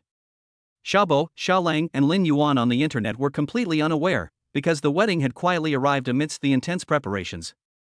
On the wedding day, many media came to the door of Hanjiangting Hotel. Because the previous incident caused a lot of controversy, many media heard the news today and paid attention to the wedding of Lin Yuan and Muchinga. Some internet celebrities even started live broadcasts behind the media in order to attract more traffic, broadcasting Lin Yuan and Muchinga's wedding from all angles. Some media's live broadcast rooms were extremely popular, with hundreds of thousands of people watching the live broadcast online at the same time. At the same time, at Wang Rong's home, Wan Long was watching the live broadcast with his mobile phone. Especially when he saw Lin Yuan coming out, his eyes almost popped out, and the mobile phone in his hand looked like it was about to be crushed. He turned off the screen of his mobile phone, picked up the machete that fell beside him, and then looked at the brothers in the room and said angrily, "Get your weapons ready to kidnap the bride." Chapter 21. A red Maserati led the way, followed by a string of eye-catching red cars. After passing the avenue, they drove into the residential area where Mu Chinga lived. The community was also filled with ribbons and lanterns, hanging on the trees on both sides of the road. Even passers-by knew that there would be a happy event today. Some idle uncles and aunts simply stood outside to watch. Whose happy event it was? They gathered in groups of 3 or 4 to chat, adding a bit of daily atmosphere. As the leading red car stopped, the convoy behind it also stopped. Facing everyone's curious gazes, the door of the Maserati opened and a man walked out from the driver's seat. Before the onlookers could get a clear look at the man's appearance, their attention was attracted by his red clothes. The weather is very good today. The sun shines brightly, illuminating the gold thread on the man's clothes. The pattern outlined by the gold thread becomes vivid in the sunlight, as if it were given life. When Lin Yuan stood in front of Mu Chinga's house, he did not rush in. Instead, he tidied his clothes in front of the door. When they were no longer obviously messy, he took a deep breath and walked in. There are not many people in the Mu family, but almost all of them are relatives who have a good relationship with Mu Chinga. Although Mu Ziyuan asked the two to skip the traditional steps of knocking on the door and reciting couplets to prove the cultural level of the groom, the necessary etiquette must not be simplified. When Lin Yuan actually took Mu Chinga from Mu Ziyuan and his wife, he had already drunk a belly full of tea, but he did not feel bloated. Instead, he felt that this was a symbol of happiness. Taking Mu Chinga's hand, Lin Yuan looked down and discovered that Mu Chinga's originally fair complexion was made even fairer by the red dress. As they walked out the door, the two of them whispered to each other when no one was paying attention. Mu Chinga asked quietly, "Are you tired?" She was woken up by her family early in the morning to dress up and change clothes. She didn't even have time to drink a sip of water, but at least she was sitting in her own home and didn't feel too tired. But she heard that Lin Yuan had gone out to work on wedding matters in the middle of the night, so she thought he must be very tired. Not tired. Lin Yuan slightly tightened Mu Chinga's hand, with a bright smile on his face, "Thinking about marrying you home, I have endless energy." Mu Chinga was about to speak when the next second he felt his legs leave the ground and his whole body float into the air. "Lin Yuan, what are you doing?" Mu Chinga was a little anxious and wanted to break free from Lin Yuan's arms, but Lin Yuan held her so firmly that she couldn't find a way out for a while. Lin Yuan hurriedly tidied up the clothes of the two people. "Let me show you how energetic my husband is." When Mu Chinga heard this, her face turned red instantly and she buried her head shyly in Lin Yuan's neck. The two of them walked out as one. When Lin Yuan appeared at the door holding Mu Chinga, everyone watching the live broadcast was stunned. The two sets of clothes, Feng Qiu Huang and Feng Huan Yufei, were worn by Lin Yuan and Mu Chinga, and were displayed in front of everyone like beautiful works of art. After all, Lin Yuan and Mu Chinga both have good looks, and because of the charm points rewarded by the system, they look even better. In a short period of time, the number of people in the live broadcast room exceeded 1 million. While many onlookers were envious of the couple's wedding, they also lamented that they were struck by the looks of Lin Yuan and the other man. However, in the midst of the frenzy of beauty lovers, there was a sentence that seemed somewhat out of place. The quick-witted anchor saw this comment and immediately took a screenshot of it and pinned it at the top of his comment section. Because the screenshot was placed in a very conspicuous position, everyone in the live broadcast room saw this comment. "Today is also a day to be bad, oh my god, I found out." The wedding dresses that Lin Yuan and the others are wearing are the Feng Qiu Huang and Feng Huan Yu Tian wedding dresses that Wei Zhuang, the president of my country's Intangible Cultural Heritage Association, has made for 10 years. There is only one set of this kind in the world. After seeing this barrage, the comments section instantly exploded. "Purple sweet potato cream pancake, oh my god, how much does this cost? Today is also a day to show off, there is only one set in the world, it cannot be bought with money, it can be said to be a priceless treasure. H12422, family members, I found their Douyin accounts. At bot at 0327. With the guidance of the guide, after a short while, the number of followers of Lin Yuan and Mu Chinga's accounts instantly increased to 1 million, and the number of followers is still increasing. However, Lin Yuan didn't know that the internet was in an uproar at this moment. At this moment, he was leading the way, taking Mu Chinga to the Hanjiangting Hotel. Muchinga sat in the car, feeling uneasy. She had clearly helped plan the general process of the wedding a few days ago, and she knew exactly what would happen next, but when the moment really came, she became a little nervous. In order to relieve the inner tension, Muchinga decided to divert his attention and look out the window. The buildings on the roadside retreated little by little, and a slight breeze slipped in through the gaps in the car windows, bringing a bit of coolness. Muchinga calculated the distance from the car to the hotel. 2 kilometers. 1 kilometer. It's almost there. Just as I was thinking about it, I heard the roar of an engine. Muchinga retracted his gaze, trying to see clearly the source of the sound. Swish, swish, swish. The rushing wind passed by, and Muchinga only saw a few figures of different colors in the wind. After these figures had shot accurately from 100 paces away, they braked suddenly. The people on the motorcycles controlled the rear end of the motorcycles, drew a semicircle on the ground, and finally stopped steadily a few meters in front of Lin Yuan's car. More than a dozen flashy motorcycles and the colorfully dressed people on the motorcycles formed a human wall to block Lin Yuan's way, looking like they were coming with great force. The energetic young man on the motorcycle took off his helmet, revealing his hair of different colors hidden inside the helmet. Forehead. Lin Yuan suddenly felt that he was mentally polluted. These people's aesthetics are really unique. Lin Yuan, they are coming. Muchinga looked at Lin Yuan's expressionless face and reminded him anxiously. Lin Yuan gathered his scattered thoughts and looked at what was in front of him. They were holding baseball bats, steel rods, machetes, and other weapons in their hands. They walked towards Lin Yuan's car in unison and blocked the way of the entire convoy. There was even a fearless guy who sat on the hood of the car, threatening Lin Yuan and the others with a baseball bat. The media that followed naturally broadcast this scene. The audience in the live broadcast room saw this scene and were somewhat confused. Are these colorful gangsters also the effect of the show? The stalemate at the scene continues. A face familiar to both Lin Yuan and Muchinga walked out from the crowd. Wang Long. The moment he saw Wang Long, Lin Yuan frowned slightly. He roughly guessed what Wang Long wanted. As expected, the next second Wang Long came to Lin Yuan with a machete. Bang! Wang Long dropped the machete on the rearview mirror of the Maserati as if threatening. He first glanced at Lin Yuan, then at Muchinga who was sitting next to him. He pushed his hair back with his hand and said pretentiously, "Chinga, I'm here to kidnap you. Are you willing to come with me?" At this moment, Wang Long felt that he must be very handsome in Muchinga's eyes. He had already begun to fantasize about Muchinga getting out of the car with a moved look on her face, then getting on his motorcycle, and the two of them leaving sweetly and living happily ever after. Muchinga's face darkened instantly, and his eyes were filled with disgust. Before she could say anything, Lin Yuan got out of the car. Lin Yuan was really pissed off by Wang Long. "I worked hard for 5 days, going through the entire wedding process over and over again from beginning to end, just to give Muchinga the best wedding possible, but now it's all ruined by this idiot Wang Long." Lin Yuan tightened the open and close strap on his hand and walked towards Wang Long. "You still dare to come here?" Wang Long looked at Lin Yuan, who was overestimating his own capabilities, and immediately pointed the machete at Lin Yuan, and threatened, "If you return Muchinga to me now, I will let you go." "Fuck you." Lin Yuan couldn't help but blurt out a Chinese quintessence and slapped Wang Long's pig face. Because Lin Yuan's physique had been enhanced by the system, he slapped Wang Long directly and sent him flying dozens of meters away. "Fuck, you dared to hit my big brother, you want to die. Brothers, charge and kill him." Seeing this, Wang Long's brothers rushed forward swearing, trying to suppress Lin Yuan with their numbers.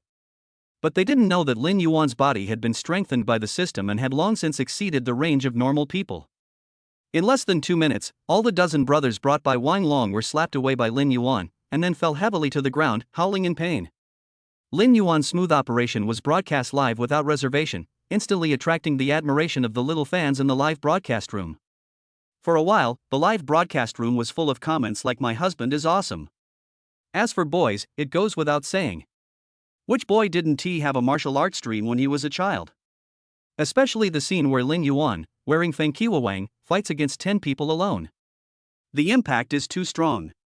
Muchinga, who was sitting in the car, also witnessed the whole situation. Looking at Lin Yuan's dashing figure, her eyes were filled with admiration. Her husband is so manly. Chapter 22. Lin Yuan clapped his hands, his face calm, as if nothing had happened.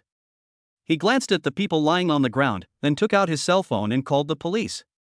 Hello, is this Jiancheng Public Security Bureau? This is Jiangning Road. There is a group of desperate criminals killing people with weapons on the street. Please send police to control the situation as soon as possible. The Public Security Bureau didn't know what happened in Jiancheng today. After all, they were too busy to watch the live broadcast. But after hearing that someone was killing someone with a knife, the comrade who answered the phone didn't have time to hang up before the remaining police officers in the bureau all went out fully armed. In less than 10 minutes, the sound of sirens resounded throughout Jiangning Road and was heard by every viewer through the live broadcast room. At this time, all the talents in the live broadcast room reacted. It turns out that this wasn't a script, someone really wanted to kill Lin Yuan just now. Several police cars arrived at the scene, and the people in the cars had their weapons ready to rush out as soon as the doors were opened to protect the lives of the people.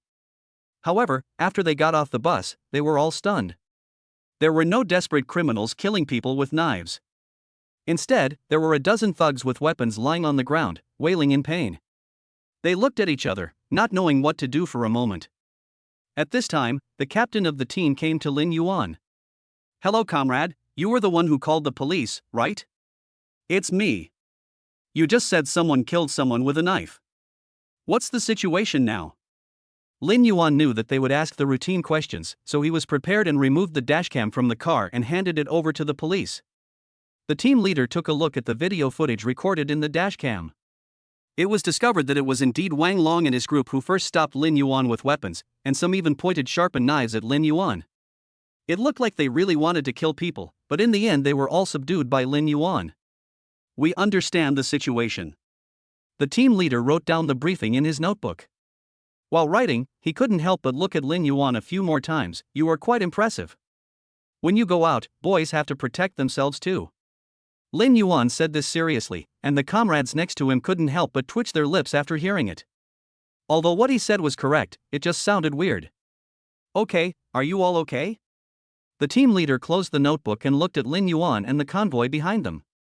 There was a character on each car, which looked very festive. Then he looked at the red clothes worn by Lin Yuan and the girl in the passenger seat, and his eyes rolled. Lin Yuan did not notice his comrades' observing gaze and thought that he was confirming the scene. "We are all fine. I'm glad you're all right. We'll contact you to come to the bureau to sign a statement. Just get married today."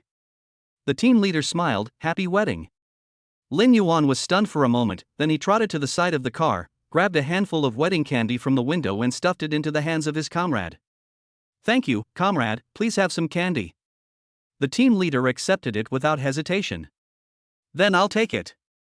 We'll divide it up when we get back to the bureau." After saying that, he turned around and watched his men force Wang Long and his group into the car, then packed them up and took them all back to the police station. At this time, the traffic police were in place. Because Wang Long and his group caused trouble in the street and blocked an important traffic line in the city's traffic has now been semi-paralyzed. In order to prevent traffic accidents from happening again after the obstacles are cleared, professional people are needed to direct traffic. "You guys go first." The traffic police also learned a lot of things on the way, and naturally understood what Lin Yuan and his group were going to do. So when Lin Yuan was driving slowly past the traffic police, he heard a sentence in his ears. "Happy wedding. Thank you, I hope you will give me good luck." Lin Yuan led the convoy behind him and passed through. Without stopping any longer, he headed towards the Hanjiangting Hotel. The media stationed at the hotel entrance were closely following the news in the live broadcast room. After seeing Lin Yuan's convoy move again, they all rechecked their equipment to make sure there would be no problems, and then all pointed their cameras in the direction of the entrance. Everyone was waiting nervously. After a moment, a red car shadow appeared in the picture. Click, click, click. The shutter sound of the camera seemed to be verifying its working status, and it kept capturing pictures without stopping. As the car door opened and Lin Yuan and Mu Qingge got out of the car, the sound of shutter clicks became more frequent, along with the flashlights flashing. It was only daytime, but Mu Qingge felt as if a brilliant galaxy had appeared beside him. Under the gaze of thousands of people, Lin Yuan held Mu Qingge's hand and walked into the wedding scene. It was said to be a Chinese-style wedding, but they finally decided on a mix of Chinese and Western styles, with the Chinese style as the main focus, and improved the wedding process and scene layout. When the two walked in, the waiter next to them dropped a piece of red ribbon on the ground. Lin Yuan and Mu Qingge each took one and walked slowly forward. At the end of the red carpet, sitting were the parents of the two. Bow to heaven and earth. The two men turned around and bowed towards the door. Bow to your parents. Lin Yuan and Mu Qingge knelt down and bowed to their parents. Husband and wife bow to each other. The two of them bent slightly, and the moment they bowed, they saw the smiles on each other's faces. After they stood up, each parent took their children's hands and intertwined the hands of the newlyweds. This is exactly, the phoenix crown and the colorful bridal robe will define 3 lives, and I will hold your hand until we grow old together. The ceremony is over. Soon after, the wedding ended and the online live broadcast was turned off. Because the wedding banquet is a family banquet, there is no need for live broadcast.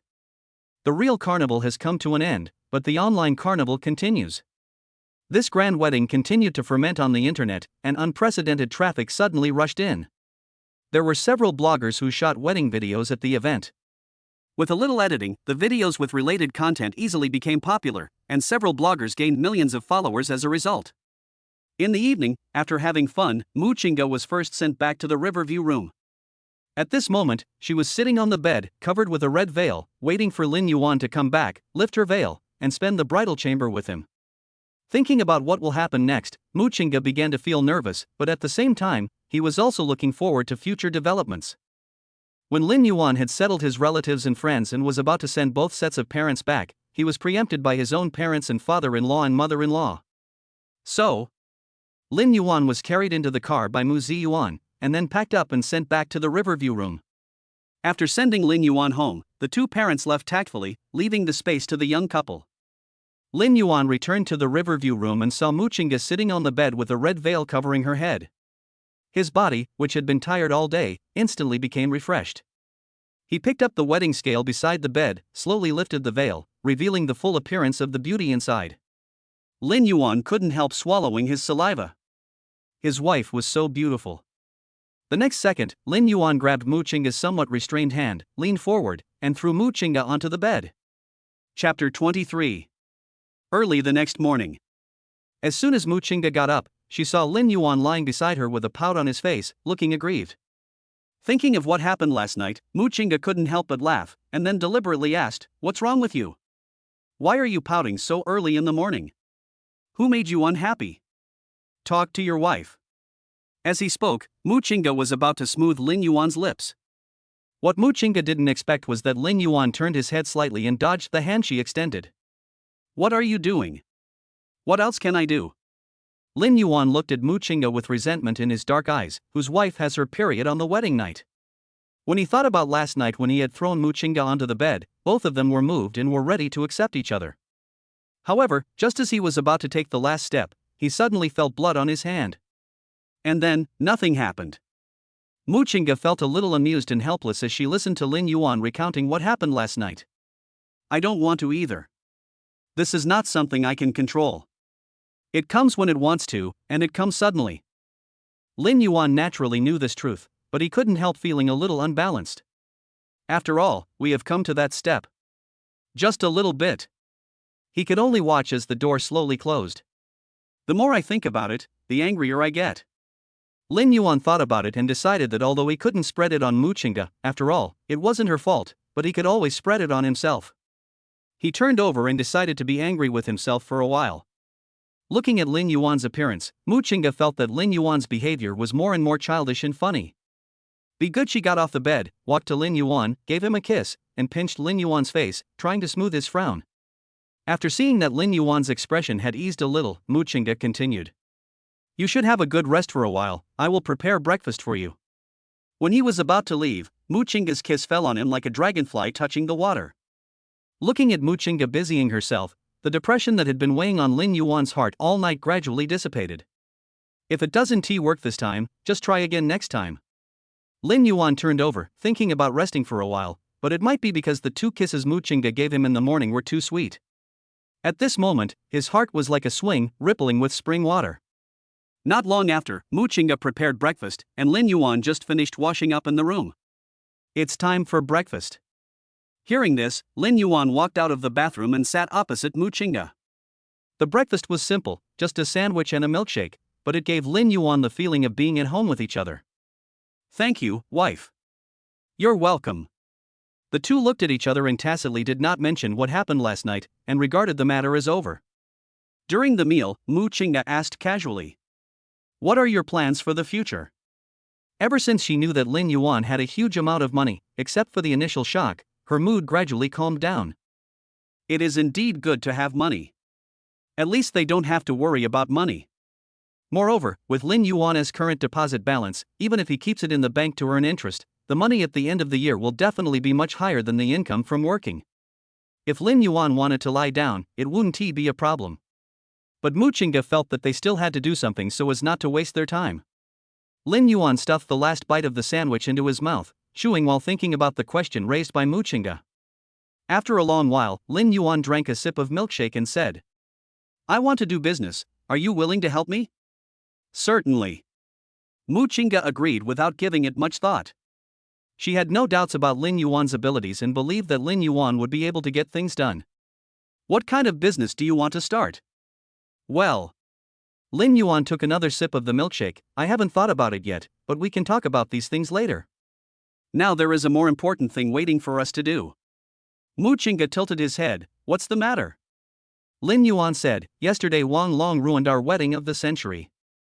It was a wedding that you and I worked so hard to prepare for, but it was ruined by that idiot. If I don't teach him an unforgettable lesson, I will never be able to get rid of the hatred in my heart. What are you going to do?"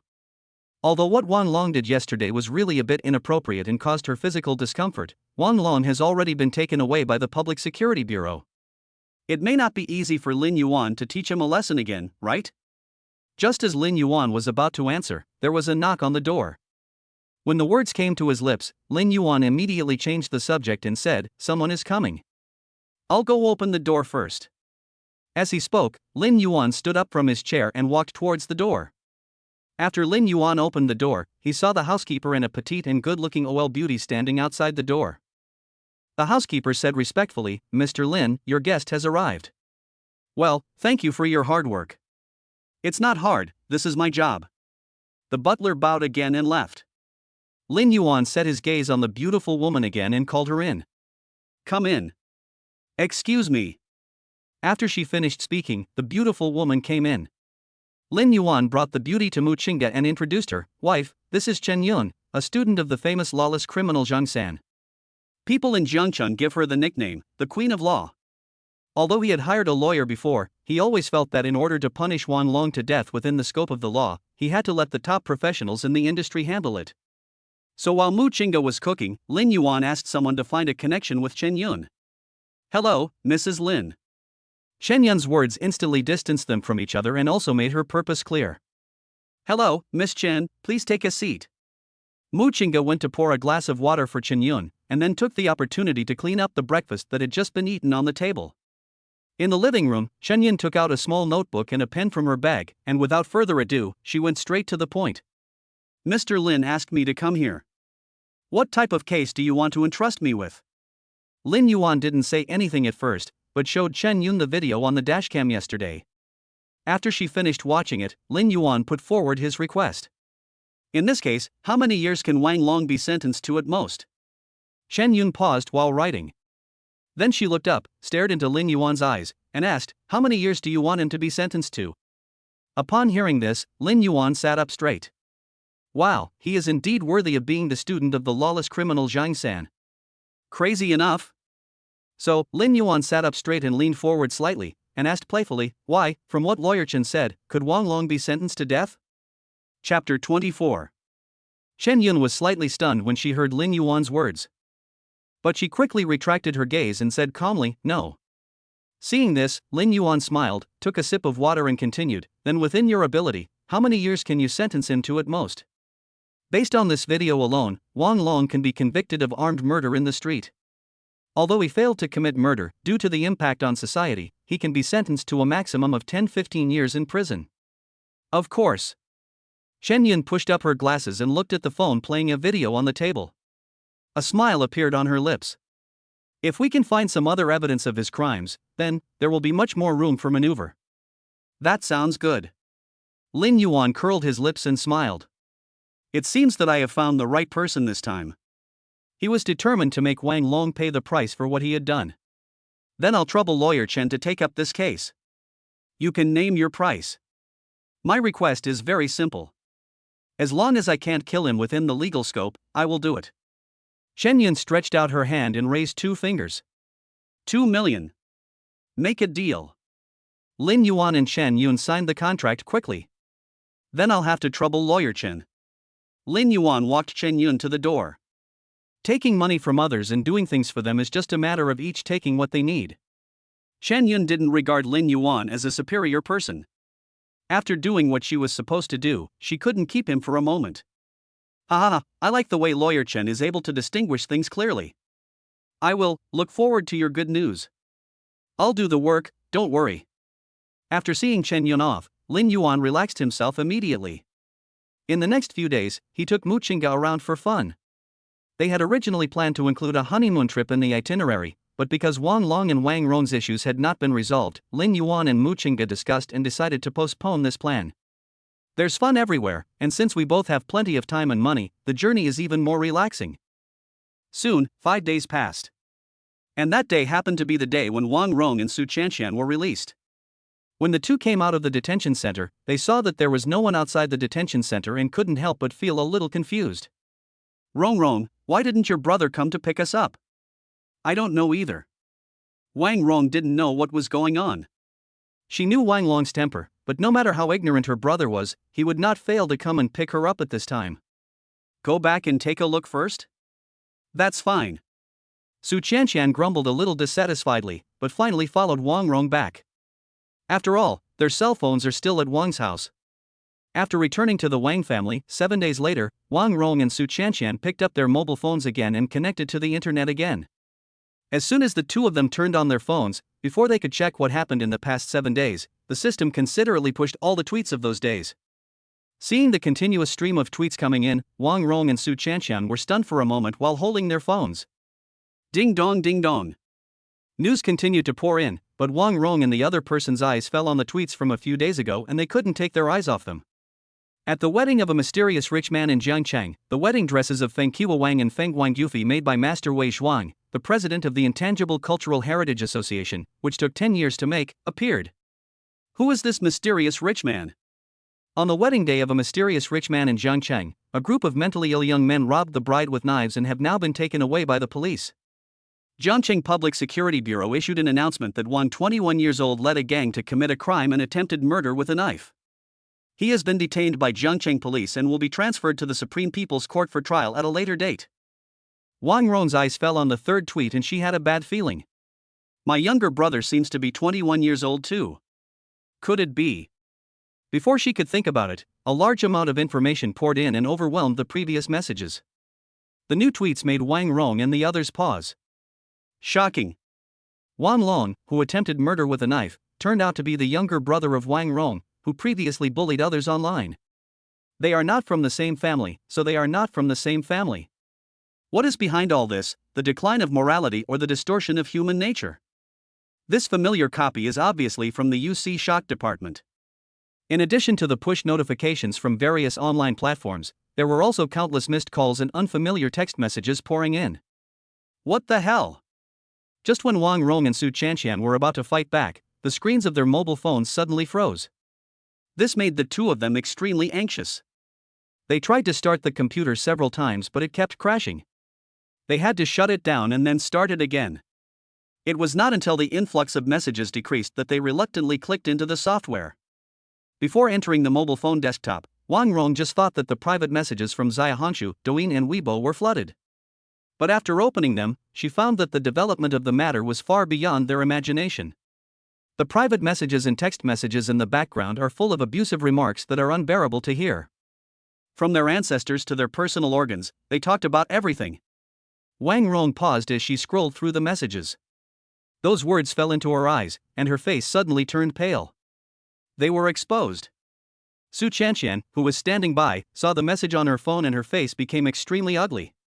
She had originally cyberbullied Lin Yuan and Mu Qingge, but ended up getting herself punished for it, which made her feel very uncomfortable. The more Su Chanxian thought about it, the angrier she became, and she started crying. Rong, what kind of boyfriends do you have? He even asked others to cyberbully us. Is he still a man? Bullying two weak girls like us is nothing. He only picks on the weak. Besides, he is too stingy, isn't he? He is obviously a rich second generation, but he doesn't intend to let us go. It's not enough to send us in, now he wants to make our future lives uneasy. This is really too much. Su Chanxian complained angrily. At this moment, the phone in Wang Rong's hand suddenly rang. She glanced at the phone number on the caller ID and was suddenly surprised. It's Lin Yuan calling. At that moment, she seemed to have seen a life-saving straw, and her eyes were shining. Because this was the first time Lin Yuan took the initiative to call her since the breakup of the engagement. Maybe Lin Yuan still remembered their old friendship, so he took the initiative to ask about her situation as soon as her detention period ended. Lin Yuan must still love me. Wang Rong thought so, then wiped away the tears on her face, cleared her throat, tried to adjust her voice, and when she felt the voice was appropriate, she answered the phone and asked in a wrong tone. Hey, Lin Yuan, why did you suddenly think of calling me? Chapter 25. Wang Rong answered the phone with great joy, and even the ending tone of her voice rose. As soon as she finished her words, the call from Lin Yuan was like a bucket of cold water poured on Wang Rong's head. The 7 days are up. When are you going to return the 200,000 yuan you took from me as a betrothal gift? After hearing Lin Yuan's unkind words, Wang Rong's mood, which had just recovered, instantly fell. Recalling the suffering she had endured in the detention center during the past 7 days, Wang Rong felt a surge of grievance in her heart, and questioned Lin Yuan in a somewhat pitiful tone. Lin Yuan, is your heart made of stone? I stayed in the detention center for 7 days. Do you know how I spent those 7 days? Wang Rong held the phone and yelled at Lin Yuan on the other end of the line like a shrew. It's fine if you didn't ask me about what I suffered in prison, but now that I've just returned home, you're asking me for money. I've been in the detention center for so long, where can I go to get the money for you? I'm sorry, that's your business. It's not within my consideration. You should think about how to pay me back. Lin Yuan said indifferently, without any emotion in his words. I just came here to kindly remind you that today is the last day. If you don't transfer the money before 12 o'clock tonight, you can wait for the court summons. After saying that, Lin Yuan immediately hung up the phone. You. Wang Rong was still thinking about scolding Lin Yuan, but who knew he would act so quickly and hang up the phone before she could even open her mouth to say anything. Hearing the busy tone coming from the receiver, Wang Rong suddenly felt hopeless and her defenses were completely broken. She definitely can't come up with 200,000. When Wang Rong thought about how time was passing by, she felt so annoyed that she almost died. Thinking that her brother had also been arrested, she felt even worse. Her parents died early, and she and her brother had always been dependent on each other. Now even her only relative is in prison. Wang Rong's nose twitched and her eyes were instantly filled with mist.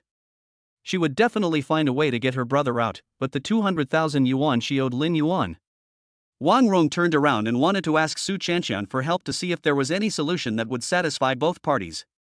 But at this moment, Su Chanxian looked at the insulting remarks made by others on her phone.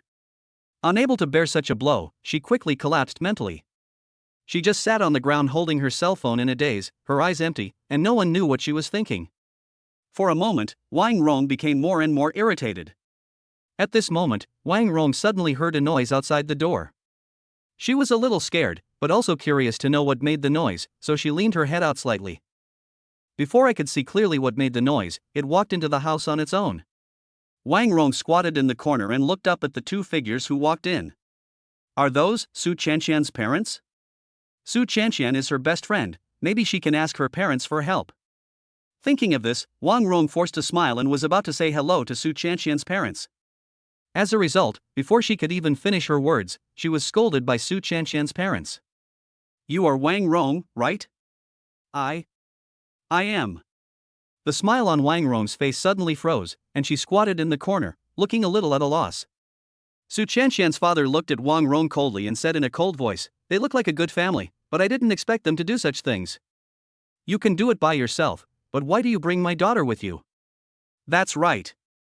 I don't know how your parents taught you. You're so old, but you don't have any manners at all? Seeing this, Su Chanxian's mother followed the man and echoed, it's all our daughter's fault for being too naive. She's easily deceived by people like you. It's really bad luck for our family to have you. Having said that, Su Chanxian's parents prepared to take Su Chanxian away. Qianqian, Mom and Dad will take you home. At this time, Wang Rong suddenly stepped forward and blocked the way of Su Qianqian's parents as they were about to leave. Me? Unlucky? Su Qianqian is naive? Wang Rong stood out like a zombie, lowered her head and laughed, then raised her head and looked at Su Qianqian's parents with her big eyes that were about to pop out. Why don't you ask what your daughter did?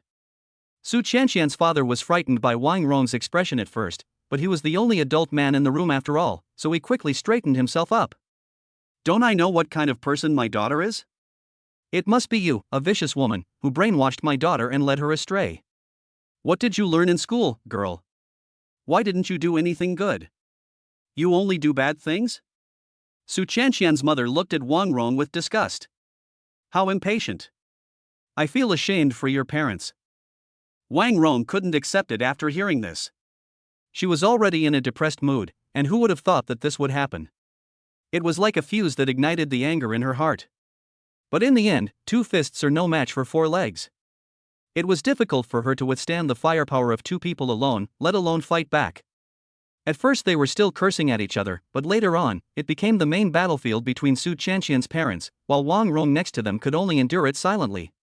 When Su Qianqian's parents got tired of scolding, they felt that it was a waste of effort to continue scolding, so they took Su Qianqian away without paying any attention to Wang Rong, who was forced into a corner. After they left, the living room became quiet again. When Wang Rong saw that she was the only one left in the room, she could no longer hold back and burst into tears. In this way, another 5 days passed. And today is an important day. Wang Long has been transferred to the Supreme People's Court of Zhangcheng. The trial of his last attempted murder in public will open today, and Lin Yuan, the party involved, will also appear in court. When Lin Yuan brought Mu Qingge to the door of the court, they ran into Wang Rong, who came there. Seeing Wang Rong with her messy hair and bad mental state, Lin Yuan felt no emotion at all and remained indifferent when looking at her. When Wang Rong saw Lin Yuan, she immediately lowered her head, not daring to look at Lin Yuan. She subconsciously avoided his gaze and then quickly walked into the court. At this time, a BMW stopped by the roadside. Chen Yun got out and walked towards Lin Yuan with a stack of documents in her hand. Seeing Chen Yun, Lin Yuan took Mu Qingge forward and asked, "What's going on?"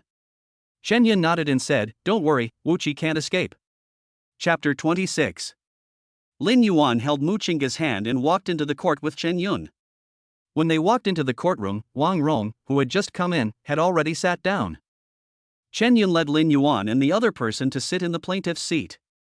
When the presiding judge took his seat, he ordered the bailiff to bring up Wang Long and his accomplices.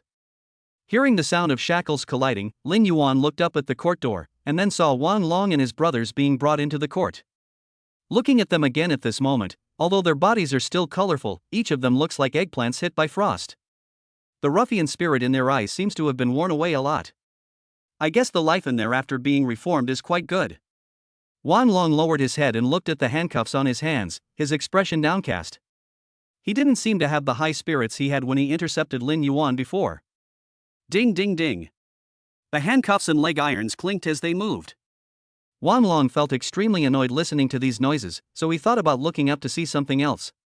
However, when he looked up, he saw Wang Rong sitting in the audience. "Sister! Save me!"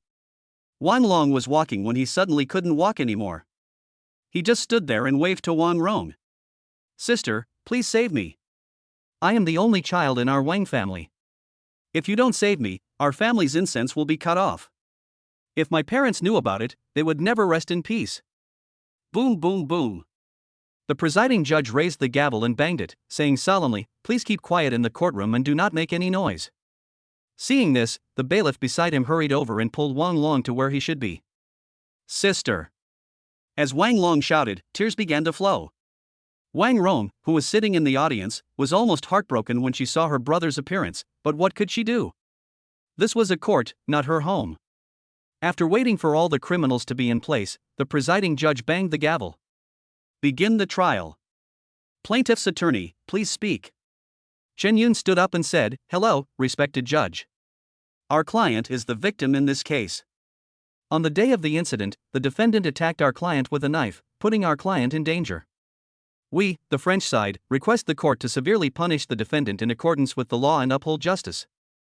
Please allow the defendant's attorney to speak." Lin Yuan looked up at the name tag of the lawyer opposite him. Seeing this, Shen Yun next to him reminded him. That's the lawyer assigned by the court. All citizens of our country enjoy basic legal aid. While they were talking, the defendant's lawyer had already started speaking. Your Honor, we believe that the plaintiff's lawyer's statement is biased. In fact, our client did not cause any harm to the plaintiff. We believe that the defendant's behavior is also a first offense. We ask the court to impose a lighter sentence. Hearing this, Wang Longsong suddenly laughed wildly, not caring at all that he was in the court. While laughing, he did not forget to provoke Lin Yuan. Lin Yuan, did you hear that? I will be locked up for 10 days or half a month at most. What can you do to me? However, Lin Yuan just raised his eyes coldly, looked at Wang Long, and didn't say much. Since Chen Yun said it was a life sentence, it must be a life sentence, otherwise the reputation of Chen Yun's law firm would be ruined. No one in the field was alarmed, except for Wang Long, who was particularly arrogant. Even the judge sitting in the main seat had a subtle expression. He banged the gavel again. Please keep quiet, defendant. Wang Long smiled and restrained his expression a little, as if he had already known the result of the trial, and he became complacent. At this time, Wang Rong, who was sitting in the audience, was almost pissed to death by Wang Long. He's a grown man, but why doesn't he know how to act according to the situation? If this leaves a bad impression on the judge, not only will Wang Long not be rescued, he might even have to be sentenced to a few more years in prison. At this point, Shen Yun took over the defendant's lawyer's words and attacked them. Wang Long is not a first-time offender. When he was still a minor, he had engaged in armed fights with gang-like characteristics many times and had been taken away by the police many times. However, because the defendant was still a minor at the time, the charges could not be enforced. He could only be verbally educated and then detained for 5 days. As she spoke, Chen Yun presented the evidence to the judge. Faced with overwhelming evidence, the other lawyer did not say a word. Besides, he was just a trainee lawyer, not a lawyer hired by Wang Long's family, so he just had to do his job well. Especially when he heard Chen Yun's name before the trial, he knew that his defense would definitely end in failure.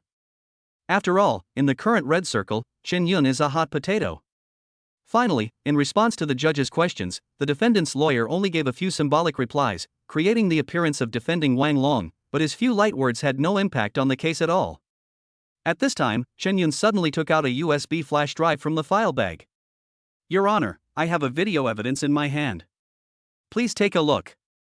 Let it go. After obtaining permission from the judge and the presiding judge, the staff inserted the USB drive into the computer, and the video stored in it began to play. When the presiding judge and the judge saw the video, they couldn't help but frown slightly. Chen Yun came out and explained thoughtfully, this video was shot in 2018. At that time, Wang Long was only 17 years old, and the girl in the video was only 18 years old this year. In other words, 5 years ago, the girl was only 13 years old. Afterwards, Chen Yun took out another piece of information about the girl and submitted it. The presiding judge took a look and found that the faces of the people in the file and the people in the video matched. In the age column, she was exactly 18 years old this year, so 5 years ago, she was indeed 13 years old. The girl was not even 14 years old at that time. When these words were spoken, everyone in the courtroom was stunned, including Wang Rong, who was sitting in the audience. Taking advantage of the moment when everyone was stunned, Chen Yun continued speaking. According to our country's laws, having sexual relations with a girl who is 14 years old or younger will be considered rape, regardless of whether the girl is willing or not. So this video can fully prove that Wang Long raped a girl who was under 14 years old. Swoosh. For a moment, everyone in the court was shocked. Even Lin Yuan and Mu Qingge had not expected that Wang Long actually had such a beastly past. But come to think of it, that girl is probably willing to do so. After all, at that age when love is just beginning, girls can easily be brainwashed by gangsters like Wang Long and offer their bodies. At this moment, Wang Rong in the jury box widened her eyes and looked at Wang Long in disbelief. She knew that Wang Long loved to play, but she didn't know that he could go so far as to touch girls under the age of 14. But she didn't know what the crime of raping a minor was, it just sounded like it was very serious. Chapter 27. At this moment, the courtroom was silent and everyone was looking at Wang Long. Many people even showed their disgust directly. After all, in their opinion, Wang Long's behavior of having sexual relations with a girl under the age of 14 was no different from that of a beast. At this time, Chen Yun continued, according to our country's laws, Wang Long raped an underage girl, repeatedly engaged in armed fights, and refused to change his ways despite repeated admonitions. Now he is even more audacious, daring to kill someone with a weapon in broad daylight. Although it was an attempt, the crime is unforgivable. We believe that the defendant's behavior has constituted a serious threat to social security and should be severely punished according to the law, with a life sentence. Wang Long, who was sitting opposite Lin Yuan, was stunned when he heard what Chen Yun said. When he thought about the fact that his crimes would be increased, he tried his best to defend himself. It's unfair. It's unfair. I didn't force her to have sex with me. It was all her own will. It has nothing to do with me. But Wang Long's voice of defense sounded particularly pale in the courtroom. Because the laws and regulations have already made it clear. If a man has sexual intercourse with a female under the age of 14, he will be convicted of rape regardless of whether the female consents or not. Seeing that no one paid attention to him, Wang Long placed his hopes on the lawyer who was defending him. Hey, lawyer, aren't you responsible for defending me? Why aren't you talking at this time? Wang Long was a little anxious and wanted to pat the lawyer's shoulder, but his limbs were bound by iron handcuffs. There were also 2 bailiffs standing next to him. When they saw that Wang Long was acting strangely, they immediately walked over and held Wang Long down. Being pinned down, Wang Long could only worry. Lawyer, please defend me. I don't want to stay in jail for so long. Upon hearing this, the lawyer glanced at Wang Long, who was crying bitterly behind him, and shook his head helplessly. I'm sorry, I tried my best. If there was no evidence, it would not be easy for Chen Yun to charge Wang Long with this crime. After all, this matter concerns the innocence of a girl. Even after the court receives the evidence, it will carefully check it until it is confirmed that the evidence presented is valid evidence. At this time, the evidence will be accepted as evidence in court and have legal effect. But now Chen Yun even took out the video. Plus, Wang Long was with a girl under the age of 14. Today, even if the King of Heaven came, he could not save Wang Long under the current laws. Quiet. The presiding judge signaled to the bailiff beside Wang Long, who received the instructions and forced Wang Long to calm down. At this moment, the video submitted by Chen Yun had been played, and each judge had already made his own judgment, but now was not the time to express their opinions. The presiding judge asked technical personnel to check the authenticity of the video, paying special attention to whether there was any synthetic editing in it. As the technicians checked the video, the venue fell into an unusual silence. After all, over the years, the country has introduced many new laws to protect the safety of minors. The regulations of the new bill cover all aspects and use the power of law to comprehensively protect the personal safety of minors. Of course, this is followed by a series of more severe punishment measures. Any behavior that damages or endangers the healthy growth of minors will face the most severe punishment. After about 10 minutes, the technician's video inspection results came out. Presiding judge, there is nothing wrong with this video and it has legal effect. The technician's words were like a heavy hammer, hitting Wang Long's heart. When Wang Long heard this, he almost lost his balance. So the presiding judge read out the punishment for Wang Long in public. After this court has tried the case of the defendant Wang, the following verdict is hereby pronounced. 1. The defendant Wang Long is guilty of attempted murder and is sentenced to 10 years in prison and deprivation of political rights for life in accordance with Article 232 of the Criminal Law of the People's Republic of China. 2. The defendant Wang Long is guilty of raping a young girl and is sentenced to life imprisonment and deprivation of political rights for life in accordance with Article 238 of the Criminal Law of the People's Republic of China. Wang Long was sentenced to life imprisonment and deprived of his political rights for life for multiple crimes. This case involves serious violent crimes and sexual assaults. The defendant Wang's actions have caused great social harm and personal injury. When sentencing, this court fully considered many factors such as the defendant's criminal circumstances, social harm, and attitude of remorse, and ultimately sentenced him to life imprisonment.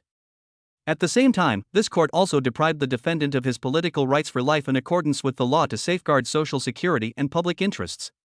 The trial of this case has concluded, and the above judgment is declared effective.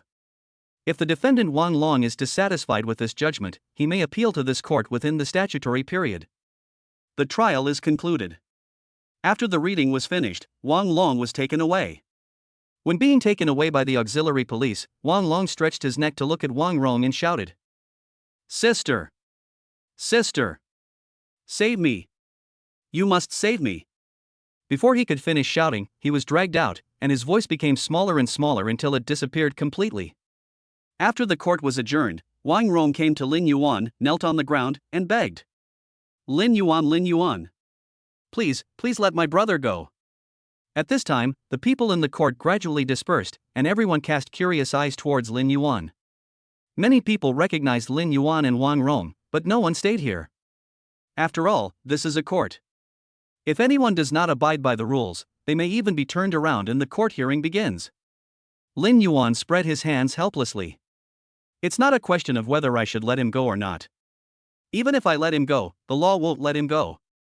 He committed rape, and he raped a girl under the age of 14. How can I let him go? But you.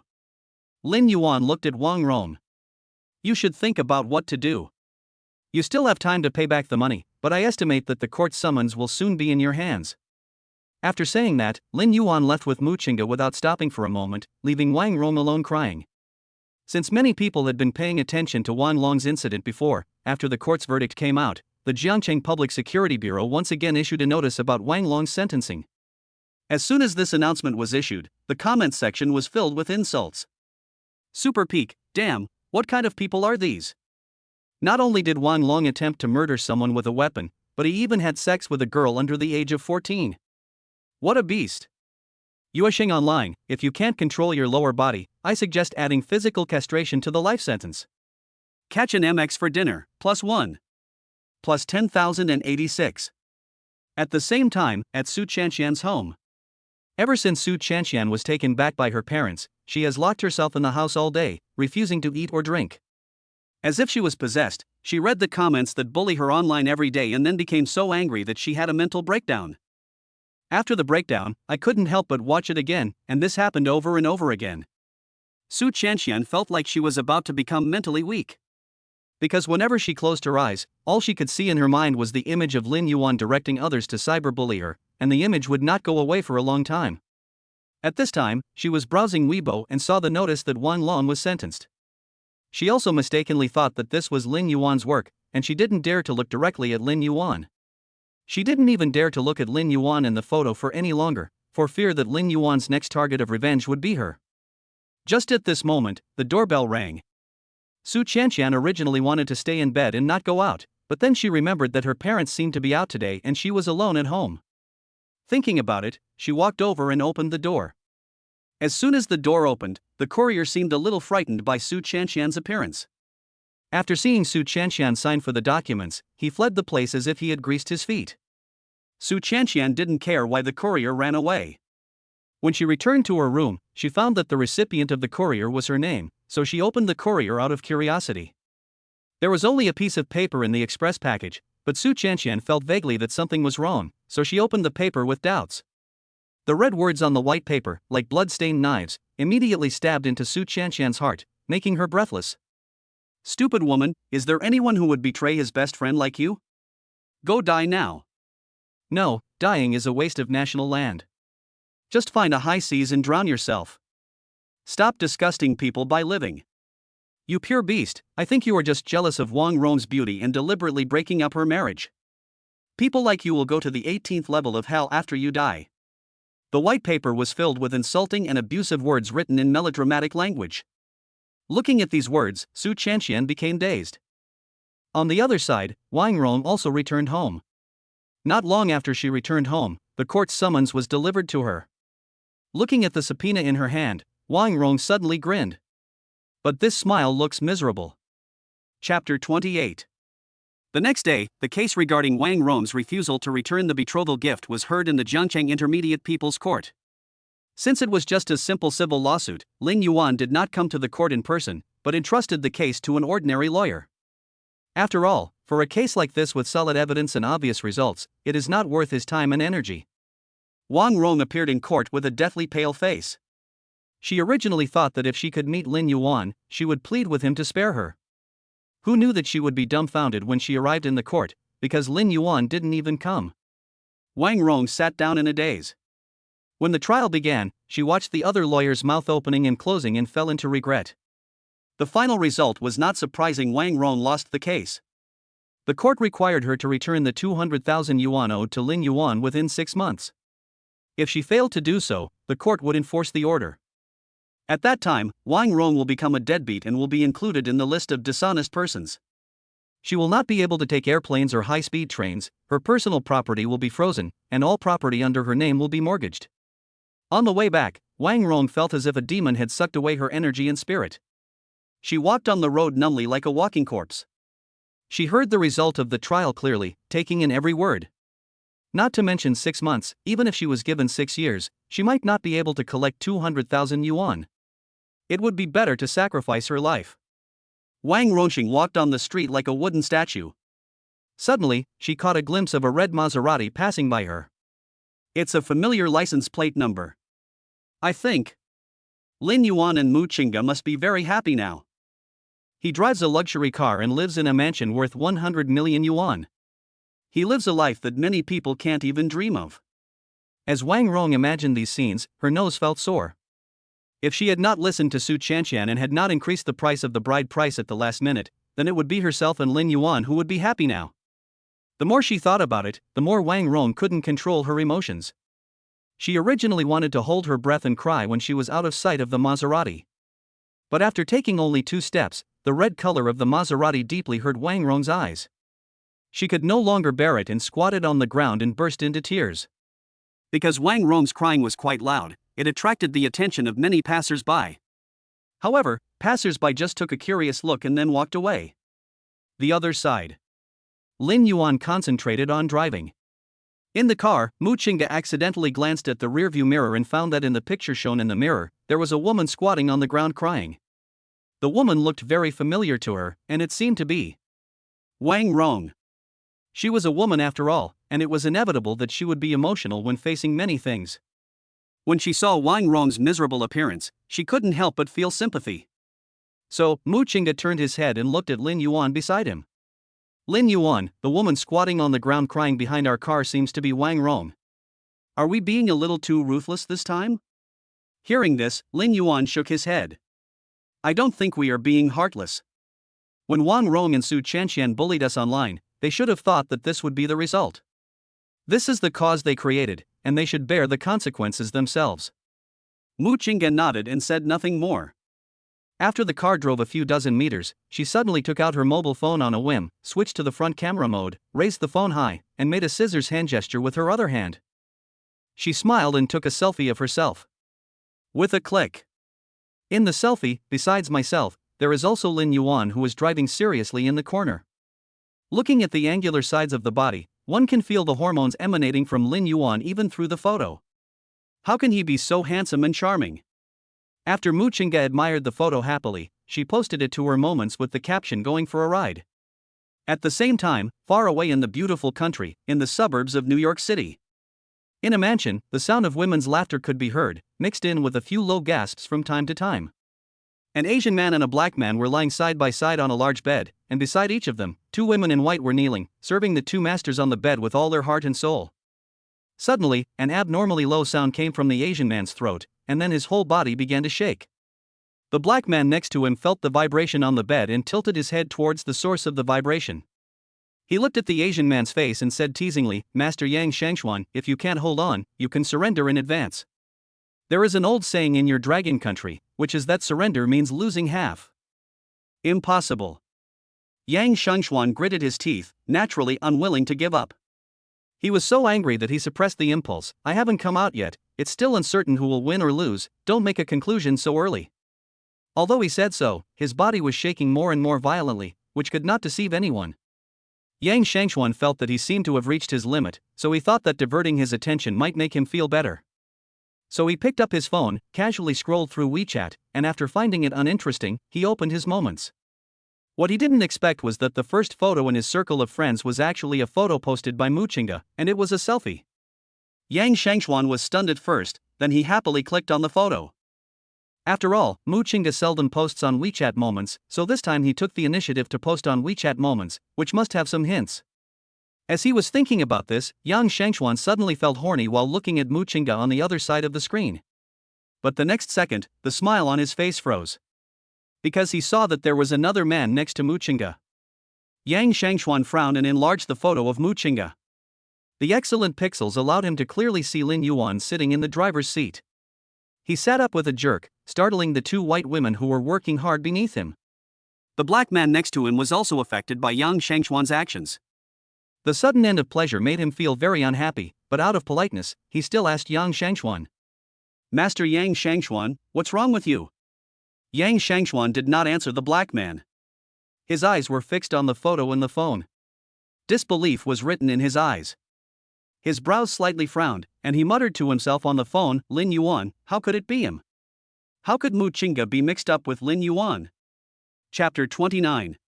Yang Shangxuan pushed away the two women under him, exited the circle of friends anxiously, then found Mu Qingge's name in his friend list and clicked on it. Looking at the blank chat box, Yang Shangxuan's hands began to move on the keyboard. He wanted to question Mu Qingge about the photo in the circle of friends and why she was hanging out with Lin Yuan. But after typing a long string of words, Yang Shangxuan's typing fingers suddenly stopped. Looking at the message he had just typed, he thought for a moment, then pressed the delete key and deleted the long string of messages. Yang Shangxuan turned off the screen of his mobile phone in dissatisfaction, and felt a surge of anger in his heart. Like Wang Long, he also likes Mu Qingge. He pursued Mu Qingge for 4 years in college. He could guarantee that every confession to Mu Qingge was full of sincerity. Unfortunately, he was ruthlessly rejected by Mu Qingge every time. It was okay once or twice, he just treated Mu Qingge as a challenging object, but over time, Yang Shangxuan couldn't help feeling uncomfortable. After all, he is the son of Shanghai real estate tycoon Yang Wenkuan. He has all the women he wants around him, not to mention being rejected by the same woman over and over again. Sometimes he had to persuade himself to relax and not hang himself on a beautiful crooked tree. He had money, and as long as he made a move, there would be hundreds or even thousands of women like Mu Qingge who would voluntarily climb into his bed. However, after playing for so long, he felt more and more how precious Mu Qingge, the flower of the high mountain, was. He thought that he liked Mu Qingge. Otherwise, it would be impossible that in the past 4 years, instead of becoming discouraged, he was so persistent in pursuing Mu Qingge. Perhaps only by conquering a woman like Mu Qingge would he feel more accomplished. With this idea in mind, he originally planned to stay in Jiangcheng after graduation, stay with Mu Qingge, and continue to pursue Mu Qingge. As long as she enters society, Mu Qingge will definitely understand that her identity can bring her benefits, and then she will submit to me.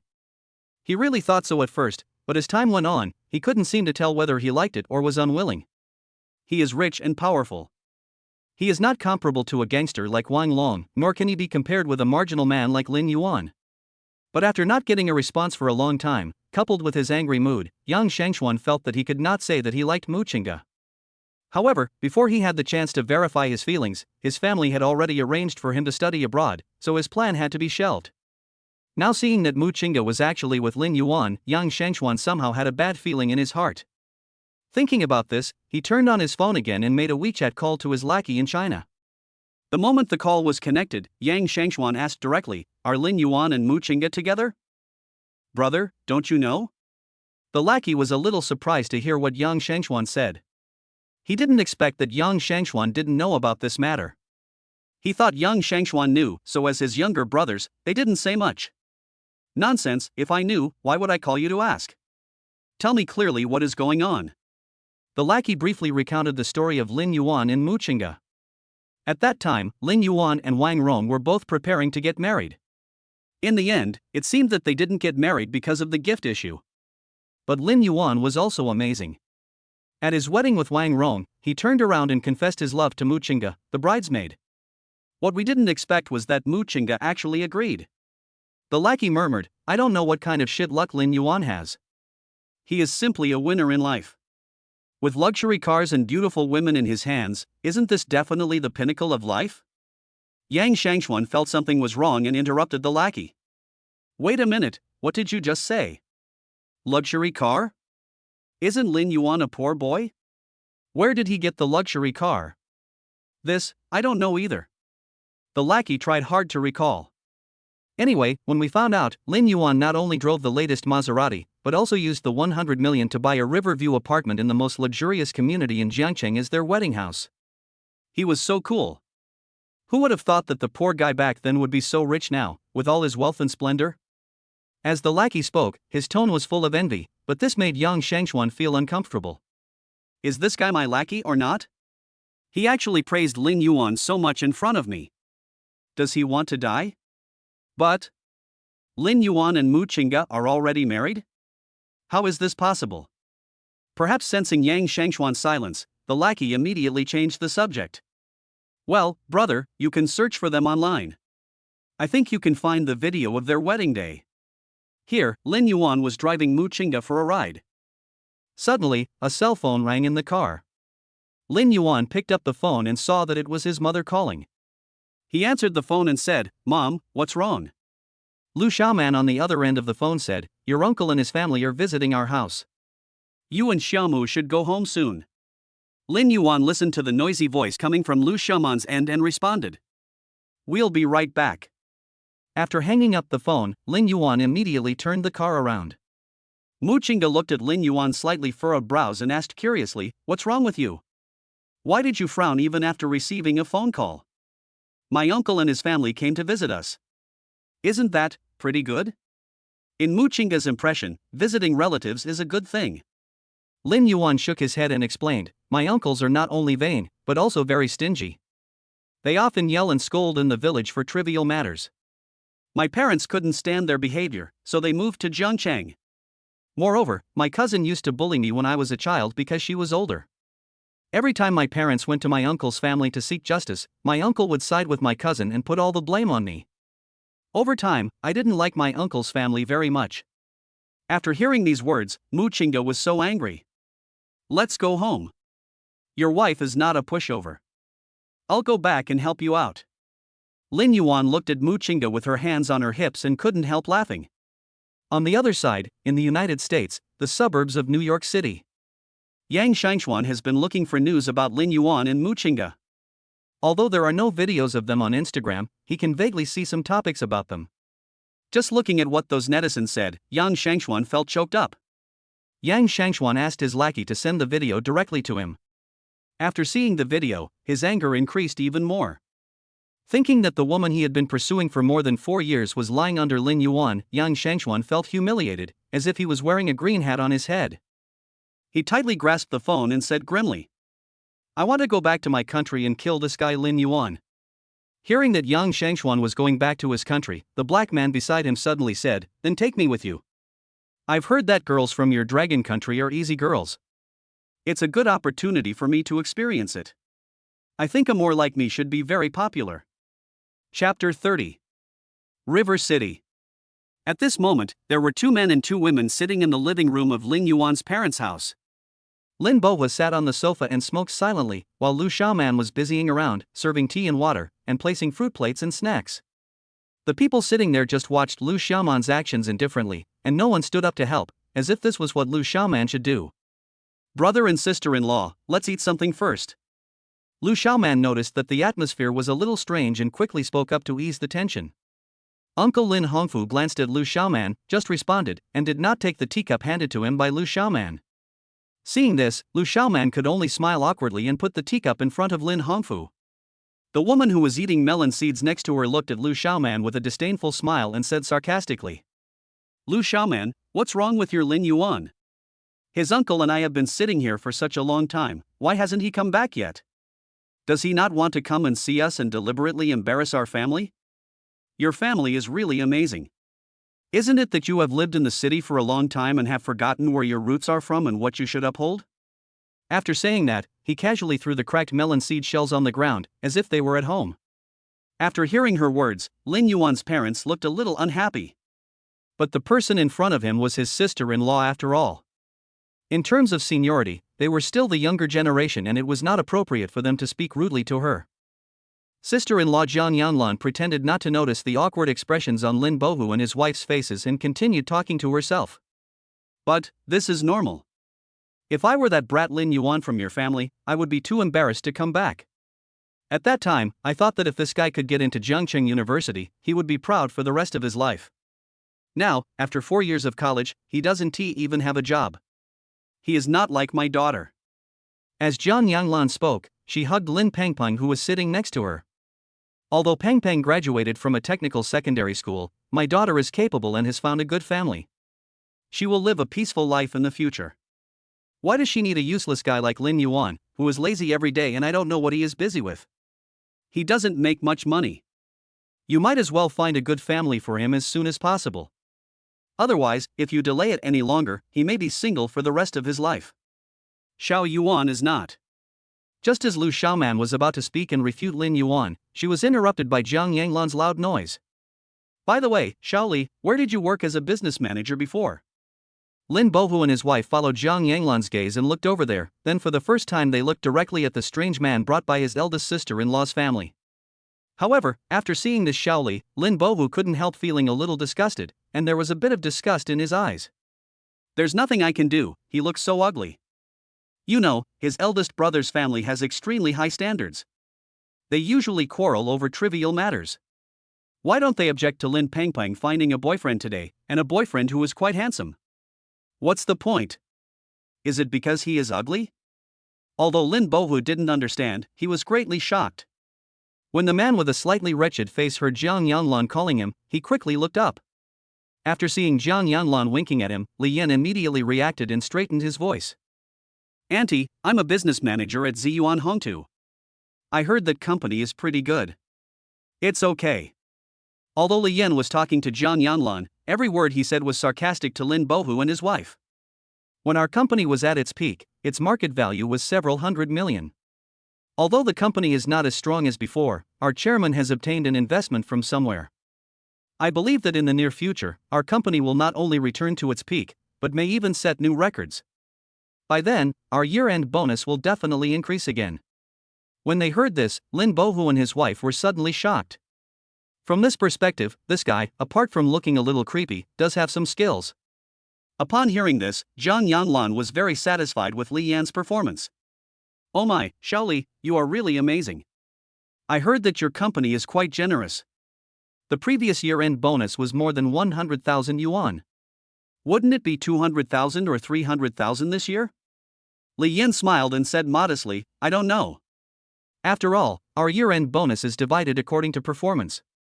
If the industry is booming this year, let alone 200,000 or 300,000 yuan, if we are lucky, 1 million yuan is not impossible. Oh my god, $1 million year-end bonus. Jiang Yanlan praised Li Yan and glanced at Lin Bohu and his wife from time to time, as if showing off. Some people may not be able to earn so much money in their entire lives. You are really amazing, Xiaoli. Li Yan had always been praised by Jiang Yanlan, and gradually he felt a little flattered.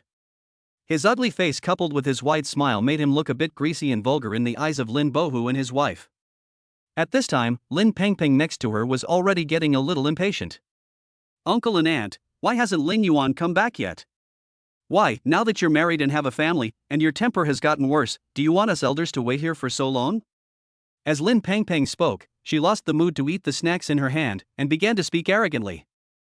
Uncle and aunt, you are really stupid. Lin Yuan hasn't even found a job yet, and you dare to talk about marriage for him. Isn't this obviously harming other girls? I don't know which girl is so blind that she actually married my good-for-nothing cousin. I feel it's not worth it for her. I hope that my cousin's new wife treats you badly and even wants to separate the family. As Lin Pengpeng spoke, she laughed without any concealment, completely disregarding her status. Lin Hongfu and his wife next to her said nothing, nor did they stop Lin Pengpeng's presumptuous behavior. Instead, they acquiesced to her words. When Lin Boho heard this, he was so angry that his eyes widened, but Lin Pengpeng was his niece, and as an elder he couldn't say anything harsh. His lips were half open and trembling slightly, but the words were choked in his throat and he couldn't say them, so he had to give up in the end. Seeing that Lin Bohu remained silent, Lu Xiaoman, who was standing next to him, could only endure his anger, but a hint of grievance welled up in her eyes. After all, he is his own son.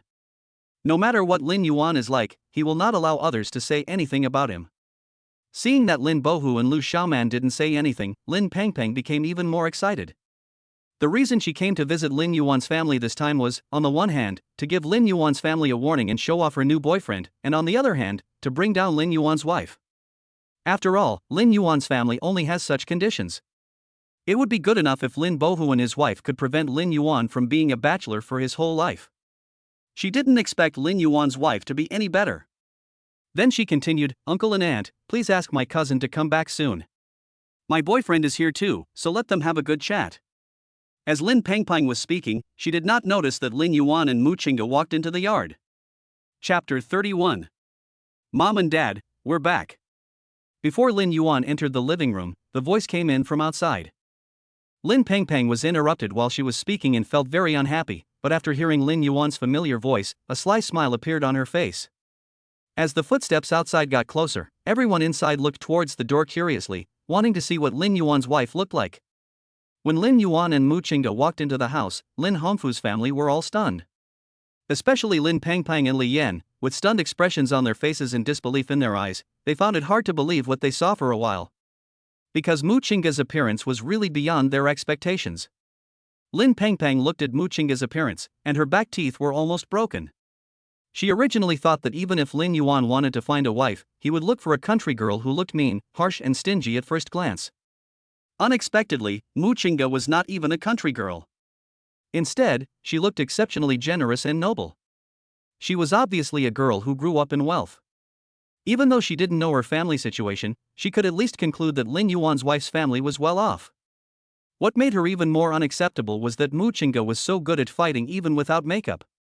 Although Lin Pengpeng has a quirky personality, she is very aware of her appearance, so she can only rely on heavy makeup to cover up the fact that she is not good looking. Now that Mu Qingge appeared in front of her without makeup, she immediately became jealous. The moment Li Yan, who was standing aside, saw Mu Qingge, his eyes seemed to be glued to Mu Qingge. He couldn't move his gaze away for a long time, and his mind was full of dirty thoughts. If he could sleep with the beauty in front of him, he would be willing to do so even if it meant living 10 years less. However, Lin Bohu and his wife did not pay attention to the wonderful expressions on their uncle's family's faces. After all, their son and daughter-in-law had all returned, so they had no time to care about their eldest brother and others. Lu Xiaoman took Mu Qingge's hand and introduced the people in the room to her. Xiaomu, this is Xiao Yuan's uncle, this is his aunt, this is Xiao Yuan's cousin, this. Lu Xiaoman was introducing them when she suddenly got stuck. After a pause, she quickly continued, this is his cousin's boyfriend. Mu Qingge just smiled slightly as a symbolic greeting, without revealing too much emotion. Lin Hongfu's family all looked a little unhappy, especially Lin Pengpeng. Seeing how beautiful Mu Qingge looked when she smiled, he suddenly felt angry and unhappy. Before she could lose her temper, she saw her boyfriend suddenly stand up. When he stood up, he did not forget to straighten his tie, which was slightly bent. Then he acted like a gentleman, but his eyes were staring at Mu Qingge infatuatedly, and he refused to move away for a moment, as if missing those few seconds would cost him his life. Seeing this scene, Lin Pengpeng was angry and annoyed, but the gap between her and Mu Qingge was there. Anyone with eyes would focus on Mu Qingge, including herself. Mu Qingge felt the hostility in the air, and looking in the direction of that hostility, her eyes fell on Lin Pengpeng. This guy was the one who bullied Lin Yuan when he was a kid, right? At this time, Li Yan cleared his throat, looked at Mu Qingge and said, hello, young lady. Li Yan extended his hand to Mu Qingge, lowering his voice as he spoke, and said in a low and graceful voice, my name is Li Yan, nice to meet you.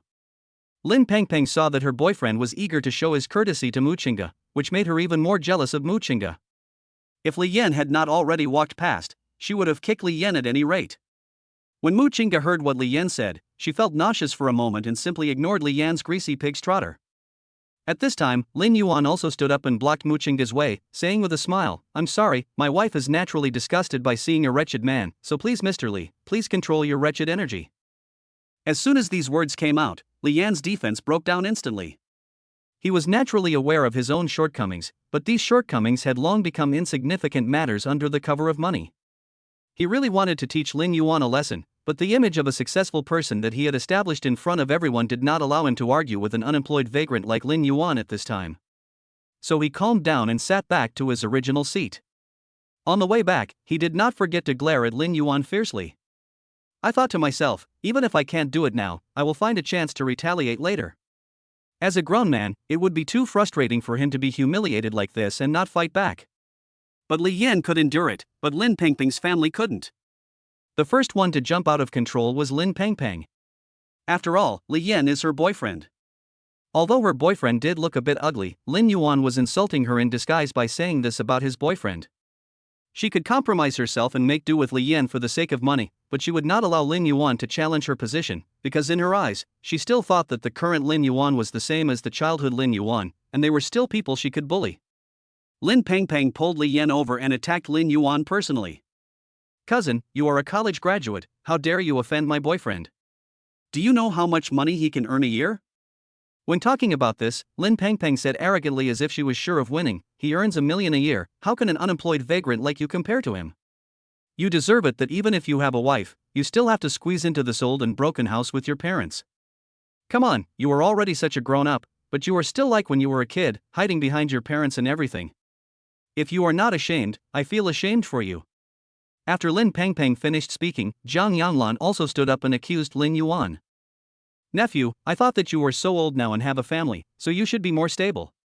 But you are still the same as when you were a child, so impolite. Not only did you not say hello to me and your uncle, but now you even speak rudely to your cousin's husband. I think you just need discipline." Zhang Yanglan turned her head and looked at Lin Bohu and his wife next to them. "Bohu, Xiaoman, tell me, how do you usually discipline your son? How did you let him become like this? If a son is not disciplined, it is the fault of the father. If this gets back to our hometown, will you still have the face to go back?" Lin Bohu and his friend have always been accustomed to being lectured by Zhang Yanglan's family. Over time, they both became numb and silence became their normal way of dealing with such things.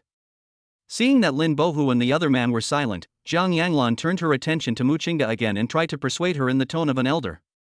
"Tell me, how could you, a good girl, be so careless as to marry into this place? Your family is really something. They didn't even help you find out about their family situation before you married into this place. It's a pity for you to marry into this poor family. Such a beautiful girl that your parents gave you." Zhang Yanglan made tsk sounds and said it was a pity, but in fact the corners of her mouth were almost stretched to her temples.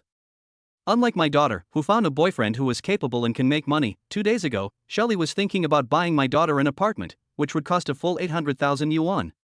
He also said he wanted to buy a car, a Mercedes or a BMW, which is the favorite of city dwellers, which would also cost hundreds of thousands of yuan. Look at you, if you had opened your eyes a little more, you wouldn't be living like this. But it's a pity. A married woman is like spilled water, there is no medicine for regret." Zhang Yanglan was belittling Mu Qingda in her words and deeds, and at the same time she did not forget to show off her daughter and Li Yan. Her words fell into Li Yan's ears, and Li Yan was very pleased to hear them. This is how he wants to make Mu Qingda feel split in this relationship. Once he has found the girl, he can kick Lin Pengpeng out. Thinking of this, Li Yan felt that it was time to stand up and demonstrate his gentlemanly demeanor, so he stood up and persuaded. "Everyone, please stop arguing. It's time for dinner now. I have booked a 5-star restaurant at the Hanjiangting Hotel. If you don't mind, I will treat you all to a simple meal." When Lin Yuan heard that Li Yan wanted to treat him to a meal, he originally had no intention of going, but after hearing about the Hanjiangting Hotel, a playful smile appeared at the corner of his mouth. After the last wedding, Hanjiangting Hotel gave him a diamond membership card, which should still be in Mu Qingda's handbag. It just so happens that it can be used this time. "Okay, then I'll trouble you, Mr. Li, to pay for it."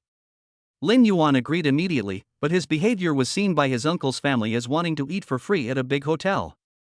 Zhang Yanglan glanced at Li Yan and saw that he didn't mind, so she said, "For Xiaoli, it's just a few more mouths to feed. We are all family, so we won't deny you food. I guess you haven't eaten in a 5-star hotel before, so come with us this time to see it for yourself." Lin Pengpeng said proudly, "Don't let it get out that we're living a good life without you." Li Yan paused and replied, "It's just a small amount of money, not a big expense." He was more than happy to be able to show his abilities in front of Mu Qingda. Chapter 32. Husband. Suddenly, Lin Pengpeng took Li Yan's arm, rubbed his arm, and said coquettishly, "Honey, give me the car keys, I will help you drive the Land Rover worth 1 million.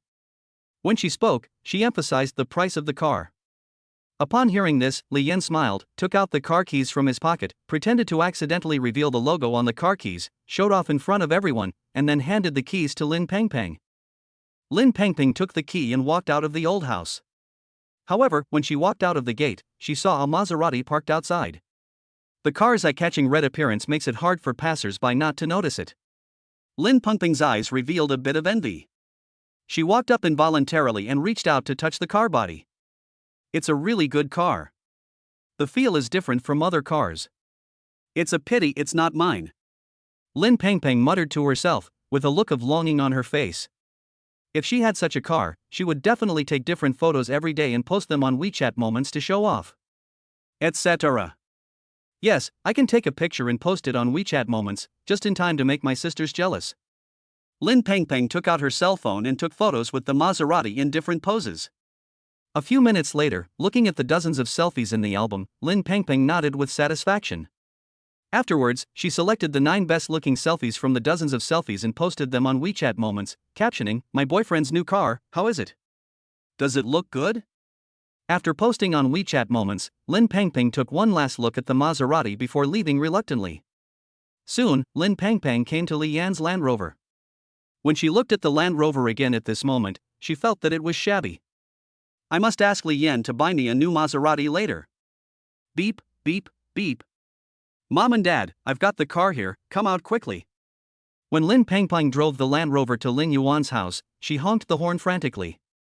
Although this Land Rover is not as good as the Maserati, a car worth 1 million is still out of reach for Lin Yuan's family, so she must show off in front of Lin Yuan's family. Hearing Lin Pengpeng's voice, the people in the room came out one after another. Lin Hongfu and his wife walked up to the seats of the Land Rover very skillfully and sat down. Lin Pengpeng also moved from the main driver's seat to the co-pilot's seat. Zhang Yanglan sat in the seat behind the main driver's seat, looking at Lin Yuan's family outside. She said with some pride, "Oh, look, this is so embarrassing. Xiao Li's car can only accommodate 4 people. Otherwise, you should take a taxi. My son-in-law will send you the address later." At this time, Li Yan spoke. "There's room for 5 people in the car, Miss Mu, why don't you get in?" Li Yan turned to Lin Pengpeng, who was fastening her seatbelt, and said, "Baby, please sit in the back." "Why?" Lin Pengpeng naturally disagreed. This was a good opportunity to show off, and she said she would not sit in the back no matter what. "Be obedient." Li Yan's eyes suddenly became sharp. "Your family will sit in the back for familiarity, and Miss Mu will sit in the front."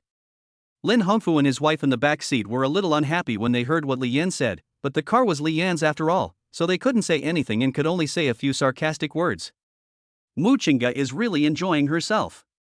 This is probably not the most expensive car she has ever ridden in." "That's right.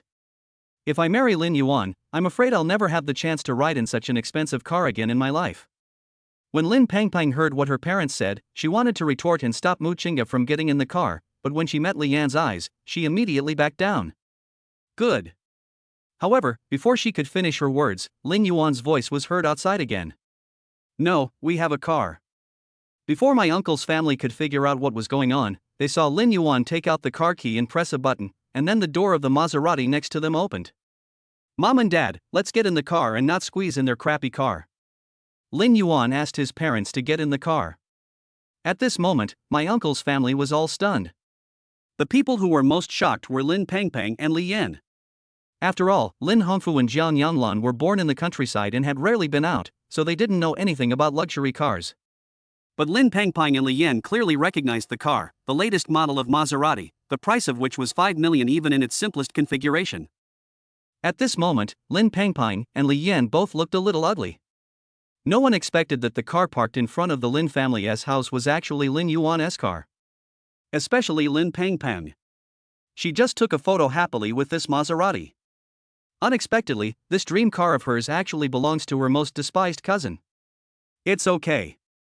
Suddenly, as if she had thought of something, Lin Pengpeng couldn't help but pat her chest, took a long breath, and muttered secretly, "Fortunately, I didn't add my second uncle's family on WeChat, otherwise if they saw the circle of friends I posted, I would be embarrassed."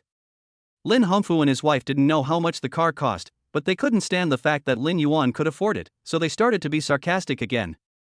"I didn't expect that Lin Yuan, who seems to have accomplished nothing, actually got a car to drive. However, this car looks short and cheap. It is definitely not as expensive as the car we are riding in." "That's right, you even bought a red one. The car is already cheap, but you don't even have the sense of taste when buying a car. I'm afraid this car is a stock car that the store couldn't sell, so they picked it up for you." Lin Hongfu and Jiang Yanglan sang the same tune, sitting high in the car and mocking Lin Yuan. Of course, Lin Yuan didn't indulge them and directly retorted. "Uncle and aunt, you two are both very old, a century in total, and it's bad enough that your brains are muddled, but how come your eyesight isn't working well either? That is right, you are half buried in the ground, your eyesight is not very good. I don't blame you old antiques for not recognizing this car, but you could ask your dear daughter and precious son-in-law, ask them if this car is better than your Land Rover." After Lin Yuan finished speaking, he stepped on the accelerator, the engine roared, and then the front of the car lifted up. The red Maserati flew out like an arrow, leaving behind a red afterimage and a pile of exhaust gas, which choked Zhang Yanlan and made her cough.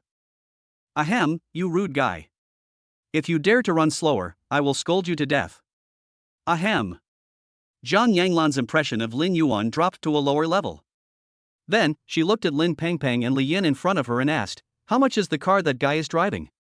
Both of them were silent. Li Yin remained silent. Lin Pengpeng, who was standing next to him, gritted her teeth and said, "The lowest price for Lin Yuan's car is more than 5 million. If everything is done well and it can be driven on the road, it will basically cost 6 million. How much more?" Zhang Yanlan was dumbfounded when she heard the price. 6 million? When they heard the price, Lin Hongfu and Zhang Yanlan were stunned. 6 million was a sum of money they could never earn in their entire lifetime, but Lin Yuan used it to buy a car and drove it casually on the road. Li Yan looked at Lin Yuan's old and dilapidated house unwillingly, and suddenly felt a little puzzled. Lin Yuan's family doesn't look like rich people. If there is anyone who looks rich, it's probably only Muchinga who looks like he has some money. Besides, how could their family afford a car like this when they live in such a shabby place?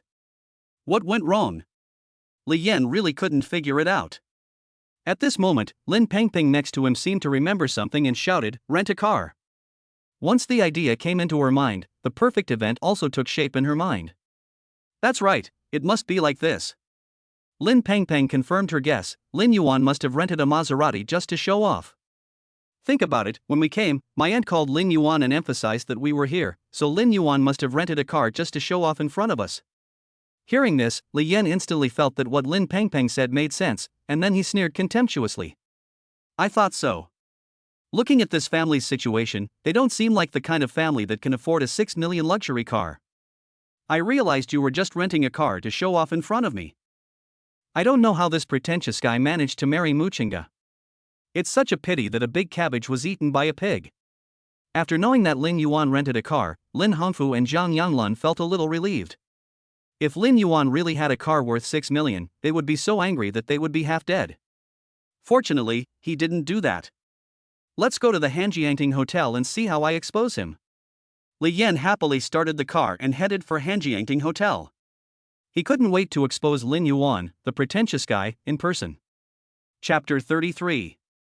An hour later, Li Yan drove his Land Rover to the entrance of Hanjiangting Hotel. As soon as he parked the car, he saw Lin Yuan and his group walking towards the hotel entrance. Lin Pengpeng looked at each of them with disdain and said sarcastically, "This family is really nice. They walked over without waiting for us. I don't know if they know how to order food." Zhang Yanlan followed Lin Pengpeng's words and said disdainfully, "A bunch of uncouth country folk are bound to get a little excited when they see these scenes for the first time. Anyway, they will be the ones who make a fool of themselves, and it has nothing to do with us."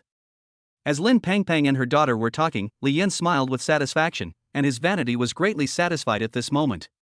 "Let's get off." Li Yan turned off the car and led Lin Pengpeng and his family towards the hotel entrance, while Lin Yuan was just a few steps ahead of them. He stared at Lin Yuan's back, a teasing look in his eyes, and thought to himself, "Ha, you car rental bastard, I wonder how long you can be so proud." Thinking of this, Li Yan quickened his pace. Finally, the two families walked into the hotel lobby almost one after the other. Coincidentally, the hotel manager Zhang Jing was directing something in the lobby at this time. After hearing the noise at the door, Zhang Jing turned around subconsciously and saw Lin Yuan. The last time he signed a 5 million wedding banquet order with Lin Yuan, Zhang Jing received a full 500,000 as commission. When he saw Lin Yuan again, he immediately smiled and walked towards Lin Yuan. Li Yan, who was walking behind Lin Yuan's family, also recognized Zhang Jing, the hotel manager. When Li Yan saw Zhang Jing walking towards him with a smile, he couldn't help but look around to see if there were any other customers here. Seeing that besides himself, there were only Lin Yuan's family around, Li Yan subconsciously thought that Zhang Jing was smiling at him. Strange, could it be that the manager of the Hanjiangting Hotel recognizes me? Li Yan muttered to himself and completely ignored Lin Yuan's family. After all, in his opinion, it is impossible for a poor family like Lin Yuan to have any connection with Zhang Jing, a figure who was well known in Zhangcheng. Yes, young Kyung is definitely smiling at me. Seeing Zhang Jing walking towards him, Li Yan felt a little elated. It would be somewhat unreasonable if I didn't put on some pretense in front of Lin Yuan and Lin Pengpeng's family at this time. So, he gave a smile that he thought was very friendly, quickly passed Lin Yuan, and met Zhang Jing first. "Hello, Manager Zhang." Li Yan came up to Zhang Jing and greeted him with a smile, just like two old friends who hadn't seen each other for a long time. However, when Zhang Jing saw Li Yan suddenly appear, he was stunned for a moment, then came to his senses and asked, "Who are you?" Li Yan was stunned for a moment, and then felt embarrassed. After a while, facing everyone's puzzled eyes, Li Yan uttered a word. "You, weren't you greeting me just now?" "Sir, you may have misunderstood. I didn't say hello to you again." After saying that, Zhang Jing smiled slightly, walked past Li Yan, and came to Lin Yuan. "Mr. Lin, next time you come, you can say hello to me in advance, so that I can make arrangements with you in advance." It's okay. Lin Yuan smiled and waved his hand, saying, "I just came here to have a meal, there's no need to be so troublesome." Upon hearing this, Zhang Jing quickly said, "Then I'll arrange it for you." The reason why Zhang Jing was so respectful to Lin Yuan was not only because of the 5 million order, but also because of the grand ceremony that Lin Yuan had made when he got married. The phoenix seeks the phoenix and the phoenix flies. It took Wei Zhuang, the president of the Intangible Cultural Heritage Association, 10 years to make it. You can't buy it just by having money. Therefore, although he was clear about Lin Yuan's identity and background, he thought that he must be either noble or honorable. No. Lin Yuan said, his eyes fell on Li Yan, and he joked, "My cousin's husband said he would bring me here to see the world, and he also said he would treat our family to a big dinner." Lin Yuan's words reached Zhang Yanglan's ears, which made her feel very uncomfortable. She pulled Lin Pengping's hand and spoke in a low voice. "Some people, they were able to get in thanks to our son-in-law, but now they act like they want to pay for it themselves." "Mom, why are you arguing with them?" Lin Pengping smiled contemptuously. "Lin Yuan, that unemployed vagrant, has no ability. He is lucky enough to take my uncle and aunt out to eat. How can he afford this place?" "Oh, you should stop talking. If my uncle and aunt hear this, they will be embarrassed to eat later." The two were whispering nearby, but their voices were sharp to begin with, so even though they lowered their voices a bit, everyone on the field could still hear them clearly.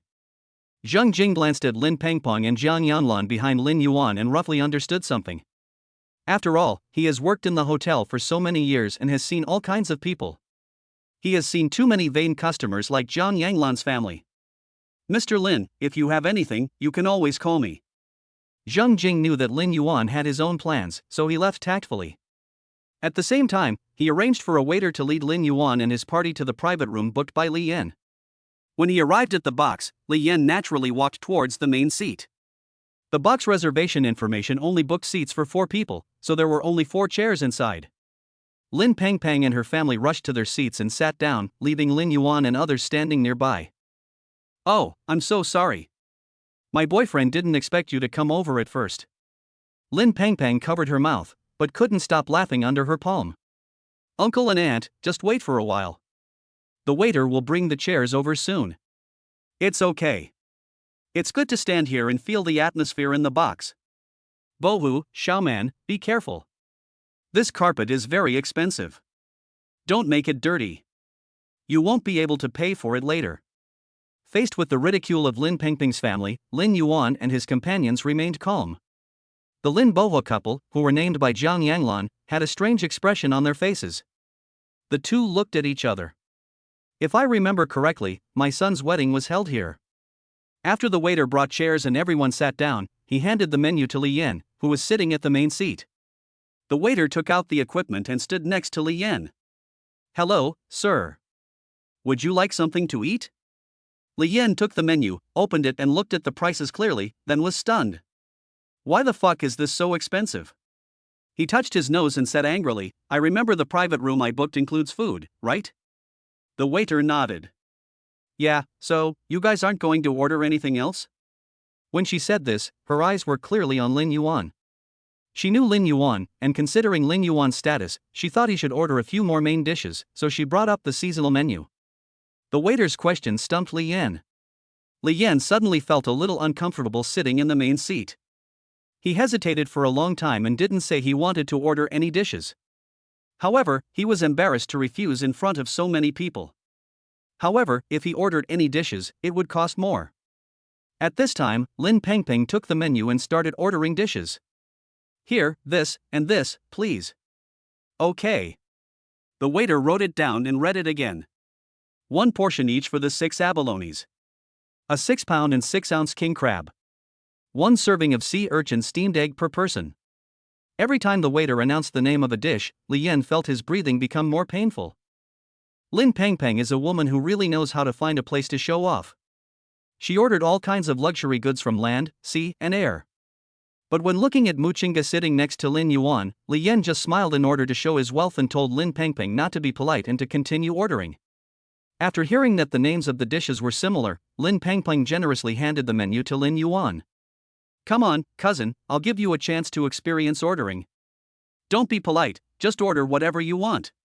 After all, you may only get to eat this once in your life, so you should cherish the opportunity and remember the feeling this time. Who knows, when you are old, you may still be able to savor the deliciousness of these top-quality ingredients. Thank you, cousin. Lin Yuan took the menu and looked at it with Muchinga. Lin Pengpeng had just said this when she turned around and saw the intimacy between Lin Yuan and Muchinga. The jealousy that she had just suppressed at the Lin family ignited again. A rotten flower stuck in cow dung, what a perfect match. There was a gleam of madness in Lin Pengpeng's eyes. Maybe the woman was tired of playing around, so she asked her silly-looking cousin to take over. Otherwise, with Lin Yuan's ability to find a woman as perfect as Muchinga, it would take a lot of luck for him to find such a perfect woman. Thinking of this, Lin Pengpeng looked at Lin Yuan and Muchinga with pity in her eyes. Cousin, you are not a child anymore, and you have a wife. Don't do such pretentious things in the future. Although renting a car can make you look cool in front of us, what's the point? You might as well save this little money for food, even if it's not delicacies. Don't regret pretending when you can't even afford a meal. The waiter was a little confused after listening to Lin Pengpeng's words. Lin Yuan still needs to rent a car? Lin Yuan, who was looking at the menu, just smiled playfully and ignored Lin Pengpeng's words, but his hands did not stop moving and he ordered the most expensive ones one by one. After ordering almost all the dishes on the menu, Lin Yuan suddenly asked, Cousin, how about pairing this meal with red wine? Lin Pengpeng was confused by Lin Yuan's sudden question and answered subconsciously. If you want to order, just order. Don't say later that we bullied you. That's good. Lin Yuan smiled at Li Yan. Thank you, cousin-in-law, you were so kind to my cousin. After saying that, Lin Yuan turned around and said to the waiter, then bring me a few bottles of 1982 Lafite. It just so happens that I haven't had any before, so today I'll take advantage of my cousin's husband and experience the charm of Lafite. When Li Yan heard this, the corners of his mouth couldn't stop twitching. This kid is really not polite at all. He was about to refuse, but then he remembered what Lin Yuan said before he ordered the wine. Lin Yuan had already said this, if he refused it would be ungentlemanly, so this time he would just show off his wealth in front of Muchinga.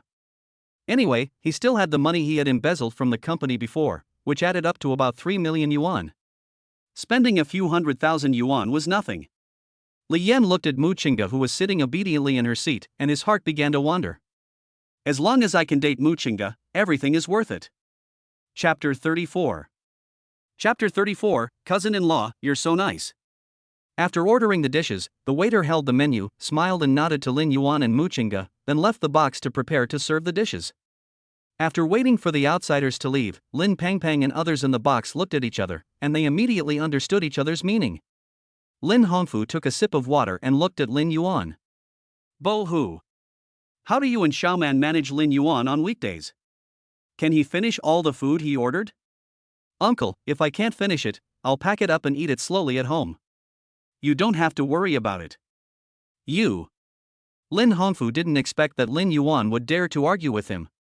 He immediately felt that his authority was challenged by the junior.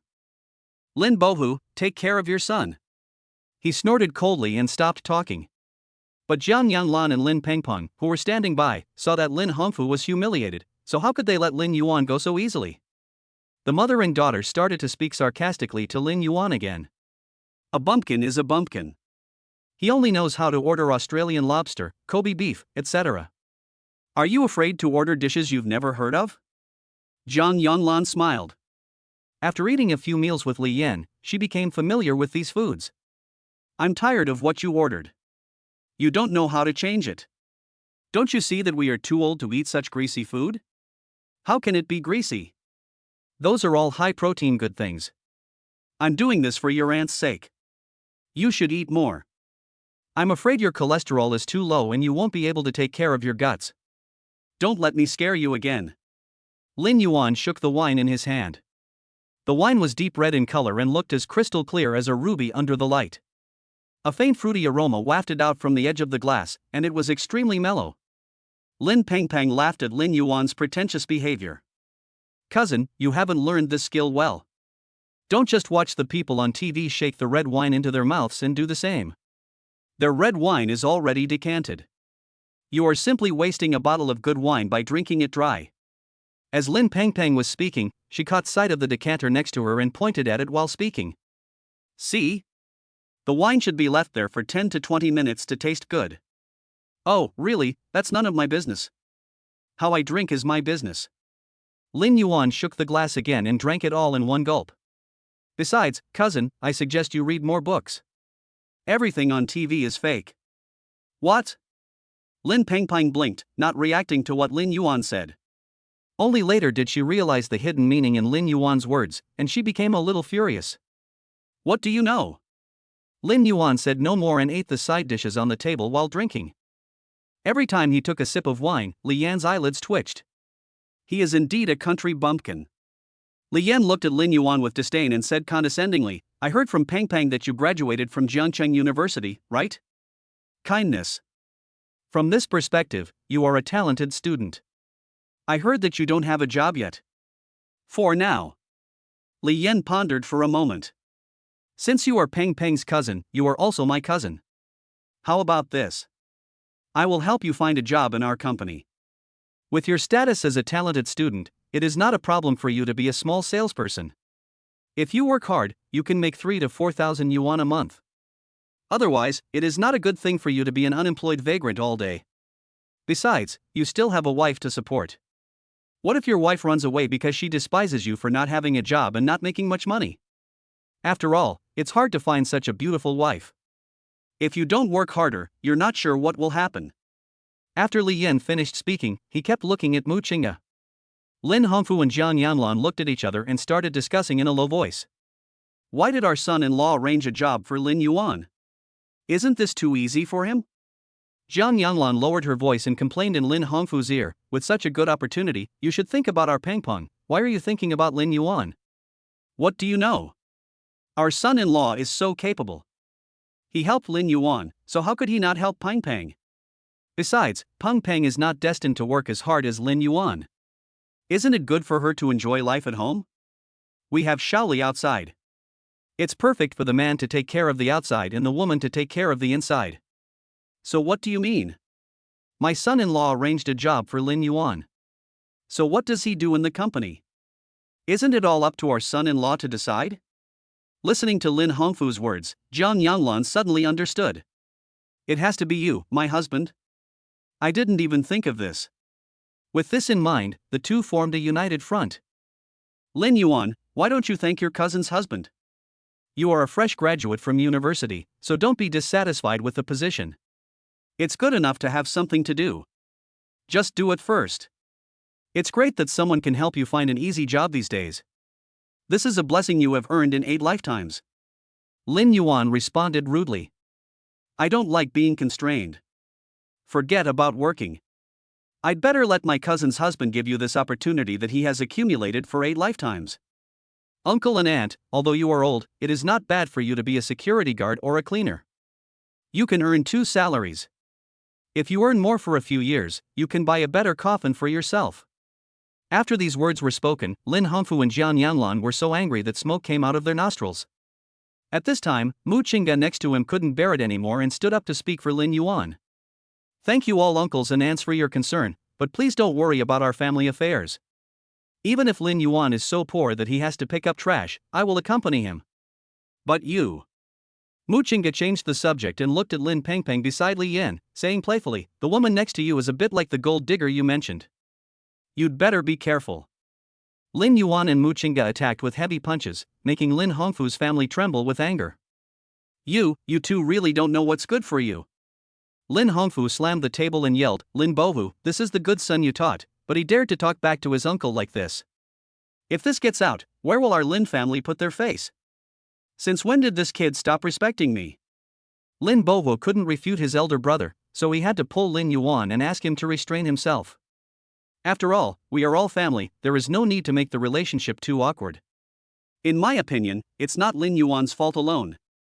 It's because you guys didn't teach Lin Bohu well, which made him so wild. Zhang Yanglan glared at Lin Yuan, then looked at Li Yan and said, "Son-in-law, you can see that this family is a bunch of useless people. Don't waste your time on them. They are all ungrateful and don't care about the good things you do for them. What if they bite you back in the future?" That's right. Lin Pengpeng also stood up, pointed at Mu Qingge, and said angrily, "Before, I thought you were just blind, but I didn't expect that you were blinded by lard. You two idiots, do you know who my boyfriend is?" Lin Pengpeng said while holding Li Yan's arm. "He is the business director of Ziyuan Hongtu. Do you know what a business director is? An annual salary of 1 million is money you can never earn in your entire life. Especially since Li Yan's company has recently received a new investment, it will soon be strong again. By then, if you regret it and want to cry and beg us, it will be useless. Don't blame me for not reminding you." Lin Yuan and Mu Qingge were both slightly stunned after hearing about Ziyuan's grand plan. Isn't this Mu Qingge's father's company? Chapter 35. Puff. Seeing Lin Yuan and the other man in a daze, Zhang Yanglan suddenly sneered. "Really? You two don't even know what Ziyuan Hongtu does?" Zhang Yanglan looked at them with disdain and continued, No wonder you don't know. After all, Ziyuan Hongtu is not a place you can just enter whenever you want. I heard that the chairman of Ziyuan Hongtu is a magical figure who started from scratch and made it to where he is today." "What's the chairman's name?" Zhang Yanglan thought about it, but couldn't remember it, so she asked Li Yan beside her, "Hey, Shaoli, what's your chairman's name?" "Our chairman is Mu Ziyuan." Li Yan replied proudly, as if he was Mu Ziyuan. Mu Ziyuan. Zhang Yanglan repeated the name and looked at Mu Qingge with a strange look. "Oh my, you really can't compare this person to others. They have the same surname, but how come he has built such a big company, while you actually married a poor man?" Mu Qingge glanced at Zhang Yanglan indifferently and did not pay much attention to her. Instead, he turned his gaze to Li Yan. "Mr. Li, I remember that the business manager of Ziyuan Hongtu only had an annual salary of 300,000. I'm curious, how did you make 1 million a year?" Mu Qingge looked at Li Yan and asked. Although she didn't care much about the affairs of her family's company, she once saw the salary plan that Mu Ziyuan had given to each position in the company. When the people around heard what Mu Qingge said, they were all stunned. Li Yan was also stunned, his heart suddenly skipped a beat, and a hint of shock appeared in his eyes. How could she know so much about Ziyuan Hongtu's salary? Thinking of this, Li Yan's heart suddenly felt a little weak. After all, that money was obtained through corruption, and he only said that he had an annual salary of 1 million just to show off in front of Lin Pengpeng's family. He thought this matter would be kept secret well, at least it would not be exposed before he married Lin Pengpeng. Unexpectedly, Mu Qingge showed up halfway and actually got a glimpse of the truth. However, maybe this is just Mu Qingge's random behavior? As Li Yan thought about this, he couldn't help but speak louder. "What do you know as a little girl? Our business managers at Ziyuan Hongtu have always had an annual salary of 1 million. If you don't know, don't talk nonsense here." "Really? I don't believe it. Wait for me to call and ask my dad." As he spoke, Mu Qingge took out his cell phone, dialed a number and called. Everyone was shocked when they heard this. Looking at Mu Qingge's expression, it didn't seem like he was lying. Could it be that Mu Qingge is really Mu Ziyuan's daughter? Li Yan was stunned and didn't react for a while. Although he knew that Mu Ziyuan had a daughter, Mu Ziyuan had always protected his daughter very well, so he had never seen the daughter of the Mu family. In addition, he remembered that Mu Ziyuan seemed to have said before that his daughter did not like managing the company's affairs, so Mu Ziyuan did not have too many requirements for his daughter, so that people in the company had never thought that there would be a day when they would meet Mu Ziyuan's daughter. I didn't expect that I would actually run into him by chance. Li Yan suddenly became a little panicked. At this time, the surprised Lin Hongfu family nearby reacted quickly and immediately felt that Mu Qingge was showing off. Lin Pengpeng laughed at Mu Qingge with a big belly laugh. "Why, you said Mu Ziyuan is your father, then he is your father. There are really all kinds of people these days, it makes me laugh to death. How can anyone rush to be someone else's daughter?" Zhang Yanglan quickly echoed. "That's right. You look pretty for a girl. I thought you were a well-mannered girl. I didn't expect you to be more boastful than Lin Yuan." If you were Mu Ziyuan's daughter, would you marry Lin Yuan? In their opinion, how could a poor man like Lin Yuan, who had nothing, be favored by the daughter of a wealthy family with great ambitions? Either the daughter is blind, or Mu Ziyuan is blind. Regardless of what was said, the marriage between these two families was not a match made in heaven. Given Mu Ziyuan's personality, he would not agree to his daughter marrying down and suffering, so they all thought that Mu Qingge was just being polite. Maybe she just wanted to discredit her son-in-law and put some praise on Lin Yuan's face. At this time, Lin Pengpeng smiled and even made a harsh statement. If Mu Ziyuan is your father, then I am Ma Yun's mother. Mu Qingge ignored these people and dialed Mu Ziyuan's number. Oh my, you actually made a phone call. Why did you install it? Lin Pengpeng said sarcastically, don't just talk big. If you have the guts, ask your father to come over so that my boyfriend can see if the father you're talking about is really Mr. Mu from Ziyuan Hongtu. Upon hearing this, Mu Qingge looked at Lin Pengpeng coldly. Lin Yuan, who was standing next to Mu Qingge, shook his head. He even felt that his cousin's family was a little pitiful for their ignorance. But think about it, hasn't my cousin's family been like this since they were young? As long as it is beyond their understanding or not in accordance with their ideas, they will not choose to believe it, just like it is now. After 2 beeps, the phone on the other end was connected. Hey, daughter, what's wrong? Mu Qingge heard that Mu Ziyuan's voice sounded a little tired, but at this time Lin Pingping's family was so aggressive that even though she was well educated, she couldn't help it. Dad, are you free now? Convenient. Mu Ziyuan heard that Mu Qingge's environment was a little noisy, and he sat up slightly. What's wrong? Did you encounter any problems? There's something, Dad. I just met the business manager of our company. He said that the salary our family offers for this position can reach $1 million per year. I think something is wrong, so I called to ask you. $1 million per year salary? Impossible, the annual salary of the business manager has always been 300,000. When Mu Ziyuan heard what Mu Qingge said, he vaguely felt that something was wrong. Where are you now? Box 303A of Hanjiangting Hotel. Okay, wait for me, I'll be right there. After hanging up the phone, Lin Pengpeng and Zhang Yanlan looked at Mu Qingge and continued to laugh at him. Mom, look, this guy is pretending to be really good. Some people always think they are great. Let them pretend for a while. Just in case a short, fat, and dark-skinned middle-aged man comes by. Don't embarrass the daughter of the Mu family. Mu Qingge ignored the barking of the dog from Lin Pengpeng's family and just looked at Li Yan. Li Yan, right? Please wait here for a moment. Li Yan felt a little guilty when Mu Qingge was looking at him, but this guilt was only fleeting. According to his understanding of Mu Ziyuan, it was absolutely impossible for him to marry his beloved daughter to a family like Lin Yuan, so he determined that Mu Qingge was a fake. If you keep company with the good, you will be red. If you keep company with the bad, you will be black. I am innocent, so what am I afraid of? Li Yan said, as if he believed that he had an annual salary of 1 million. But you, Mu Qingge, I didn't expect that such a beautiful girl like you would become like Lin Yuan and pretend to be rich. What are you pretending for? Can he give you money or something? Is it necessary to pretend like this? Mu Qingge smiled slightly and said nothing. She actually didn't want to take the initiative to stand up and reveal her identity, but Lin Pingping's family was really too bullying. As Lin Yuan's wife and the daughter-in-law of Lin Yuan's parents, she needed to stand up at this time and speak for her husband's family. As to whether Li Yan was exaggerating or had somehow achieved his annual salary of 1 million, all would become clear once Mu Ziyuan arrived. By the way, it will also prevent Lin Pengpeng and his family from bullying Lin Yuan's family in the future. Chapter 36. An hour later, the dishes ordered by everyone were brought up by the waiter. At this moment, the table was full of food and the aroma was everywhere. Seeing this, Lin Pingping's family didn't show any reserve and directly put the large and meaty parts on the plate into their bowls. Then they started to eat them with relish, completely ignoring Lin Yuan's family sitting opposite them. By the time the turntable turned to Lin Yuan and his companions, most of the items had been picked by Lin Pingping's family and were being fiddled with like leftovers. At this time, Zhang Yanlan held the crab claws in one hand and scooped the sea urchin steamed egg in the bowl with the other hand. When her mouth was too busy to eat, she still took the time to ask Mu Qingge. Hey, I'm telling you, is your dad coming or not? It's been a while. It'll probably take just over an hour. Although Lin Pengpeng was more polite than Zhang Yanlan in eating, she wasn't much better.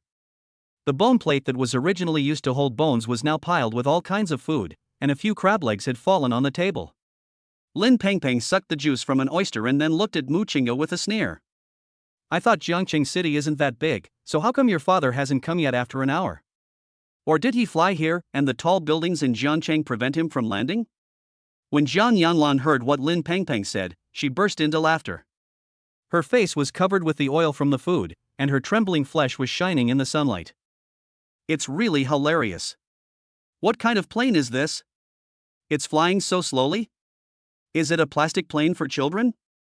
Li Yan, who was standing next to him, felt relieved after hearing what was said, and the nervous look on his face gradually disappeared.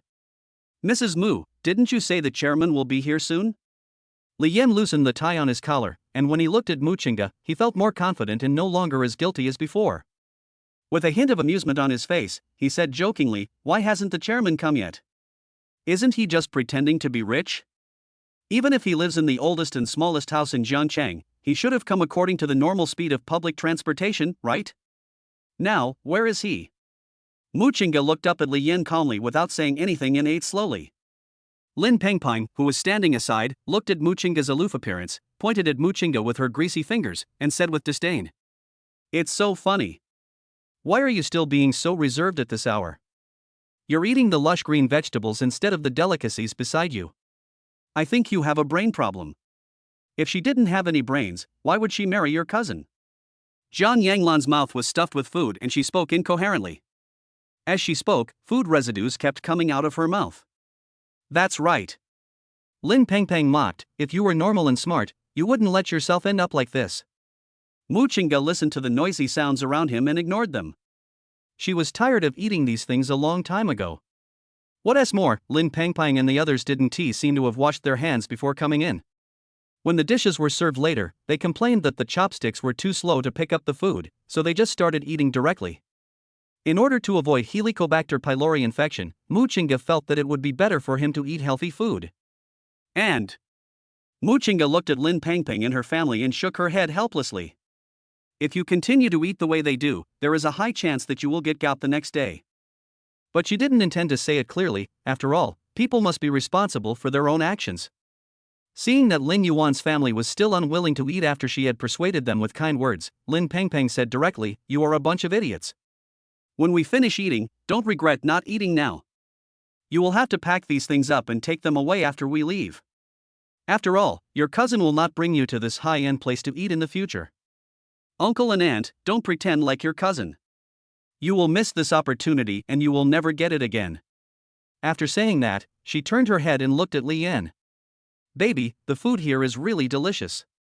We can bring our parents here to eat more often in the future."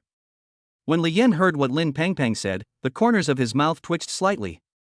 Now he feels so distressed every time he eats a meal, yet he still comes here to eat so often. What a joke! Lin Pengpeng's family are like gluttons, and he can't afford to feed their delicate stomachs with bottomless pits. However, in front of everyone, he still nodded and said generously, "Of course, as long as you like it." However, as soon as he finished speaking, the door of the box was pushed open. Everyone heard the noise outside the door and turned to look. A man in casual clothes appeared in everyone's sight. Li Yan had a smile on his face, but the moment he saw the man, the smile on his face suddenly froze. He recognized the man in front of him. The chairman of Ziyuan Hong to Mu Ziyuan. But Lin Pengpeng and her family had never seen Mu Ziyuan, let alone knew him. In addition, the man in front of them was very elegant, so they didn't think too much about Mu Chinga's father. But being disturbed by an outsider made Jiang Yanglan feel a little offended, so she stood up, pointed at Mu Ziyuan and scolded him, "Who are you? Why did you break into our box? Can't you see we are having a meal?" Lin Pengpeng was also a little unhappy and frowned. "Who let you in? Are the waiters at Hanjiangting Hotel so lax now? They can't even control one person. This disturbed our dining experience. If you don't compensate us, this matter will never end." "Waiter! Waiter! Where are the people?" Lin Pengpeng yelled at the top of her lungs, and because the door was not closed, her extremely penetrating voice could still be heard in the corridor. The heavy noises mixed together, and when they fell into Li Yan's ears it was like a roar exploding in his brain. He slapped Lin Pengpeng in the face with his backhand, and his expression became a little ferocious. "Shut the fuck up. Lin Pengpeng was a little confused when Li Yan slapped her, with a look of disbelief in her eyes. Only when she felt a burning sensation on her face did she react and stepped forward to grab Li Yan's face. You dared to hit me?" Lin Pengpeng pounced on Li Yan with his teeth bared. "My parents have never hit me, how dare you hit me?" Seeing this, Jiang Yanglan immediately grabbed her daughter who was about to go crazy. Peng Peng, calm down. Calm down. Mom. He hit me." Lin Pengpeng felt extremely aggrieved, and like a hedgehog covered with thorns, she was ready to fight back. Although Jiang Yanlan felt very distressed, she had to stop him. After all, she had finally caught a rich husband, and she was reluctant to let go of this piece of meat that was already in her mouth. Li Yan looked at Jiang Yanlan and Lin Pengpeng who were entangled with each other nearby. He didn't pay much attention to them, but walked directly in front of Mu Ziyuan. His face was a little ugly, but he had to kowtow and said, "Chairman." Mu Ziyuan looked at the man in front of him indifferently, then shifted his gaze to Mu Chinga. Mu Chinga stood up and shouted, "Dad, why are you so late? I have something to deal with." The people around were stunned when they heard the conversation between Mu Chinga and Mu Ziyuan. Although Lin Bohu and his wife had met Mu Ziyuan and his wife before and knew that Mu Chinga's family had some money, they could never have imagined that their in-laws would have so much money, and that Mu Ziyuan was actually the chairman of Ziyuan Hongtu. Relatives by marriage. Mu Ziyuan smiled and nodded to Lin Yuan's parents as a greeting. Lin Pengpeng, who was standing next to him, saw the relationship between Mu Ziyuan and Lin Yuan's family, and her heart suddenly skipped a beat. She quickly ran over to apologize. Mr. Mu, I'm really sorry for what happened just now. I didn't know it was you." Mu Ziyuan didn't even look at Lin Pengpeng, but asked Li Yan directly. "I heard that you are a business manager with an annual salary of 1 million? Chapter 37. When Li Yan heard this, cold sweat poured down his forehead. How could he dare to admit the reason behind this? He quickly explained, No, Chairman, I was just bragging." "Yeah?" After Mu Ziyuan finished speaking, the atmosphere fell silent again.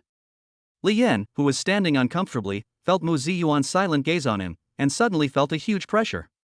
When he was almost unable to breathe, Mu Ziyuan said again, "Before you came, I asked the finance department to calculate the expenditure of the business department.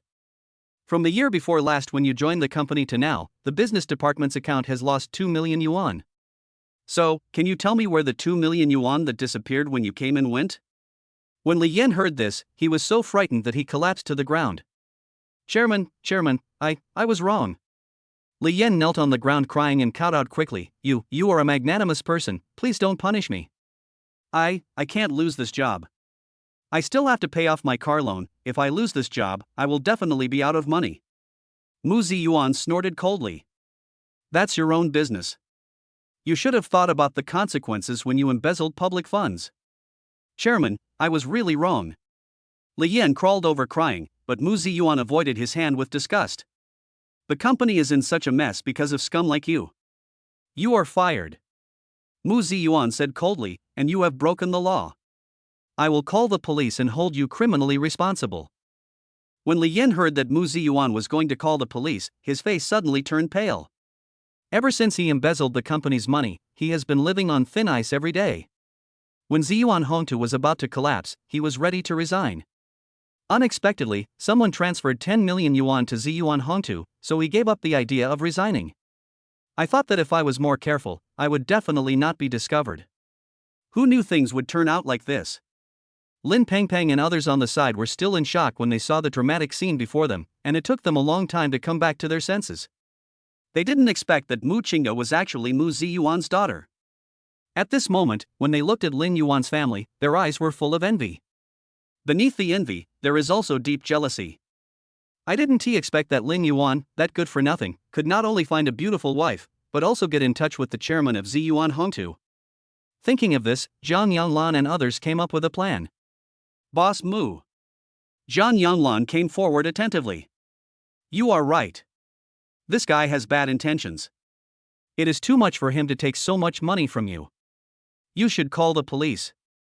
If you need witnesses, we can testify in court for you. This guy used to be my daughter's boyfriend.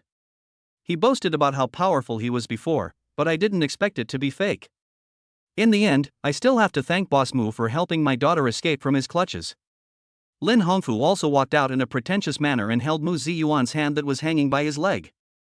"Mr. Mu, it's a pleasure to meet you. I've heard of you before, but I didn't expect to see you today, and you're so extraordinary. Who are you?"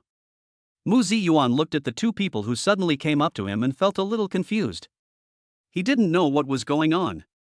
When he was about to look at Lin Yuan to ask for clarification, Lin Hongfu spoke first. "We are all Lin Yuan's elders. If we talk about relationships, our two families are also relatives." "Relative?" "That's right. When Lin Yuan had difficulty in going to school, we paid for his studies. Moreover, we sent food and drinks to his family from time to time during festivals. Mr. Mu doesn't know how he managed to get by when his life was not so good before." Lin Yuan felt a little disgusted when he saw Zhang Yanglan taking all the trivial matters on herself. Although what Zhang Yanglan said was true, it was somewhat exaggerated. They did give money, but it was all high-interest loans for which their parents had written IOUs. As for the food and drinks they sent, they were usually expired. Even if they were not expired, they would only bring cheap or unpalatable things. Moreover, Lin Hongfu's family was particularly shameless.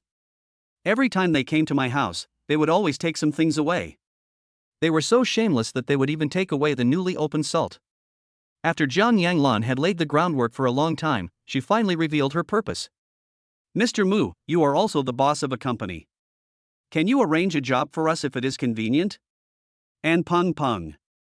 Zhang Yanglan waved at Lin Peng Peng, letting her make herself familiar to Mu Ziyuan. Mu Ziyuan did not believe Zhang Yanglan's words, but asked Lin Yuan first. "Are they all your relatives?" "If they are your relatives, it is not impossible to arrange jobs for them." Hearing Mu Ziyuan's words, Zhang Yanglan and the others all laughed, as if the work arrangement was already a done deal. "It's my uncle's family." Lin Yuan nodded, then looked at Lin Hongfu and the others and said, "Didn't you guys talk about security and cleaning jobs before? I think you guys are good at these jobs at your age. As for my cousin, I think a salesperson is a good option. If you do well this month, you can get a salary of 4,000 to 5,000. Lin Peng Peng and her family looked a little unhappy. This was what Li Yan had said before, and now Lin Yuan repeated it exactly as it was said. Although the voices were light, they felt as if they were slapped silently in the face, very hot. "Lin Yuan, is this how you talk to your elders? Isn't this what you, uncles and aunts, said before? I am just reminding you again." Zhang Yanglan and the others were immediately speechless and had nothing to say. At this time, Mu Ziyuan also realized that Lin Yuan had a bad relationship with this family of relatives, so he stopped paying attention to them and took out his cell phone to call the police, asking them to take Li Yan away first. When Li Yan heard this, he wanted to escape. But after the waiter who had previously served Lin Yuan in the box heard the news, he went to ask the hotel manager Zhang Jing. When Zhang Jing learned that Mu Ziyuan was also here, he rushed up with a group of people without any hesitation and subdued Li Yan, who was trying to escape. "Mr. Lin, Mr. Mu."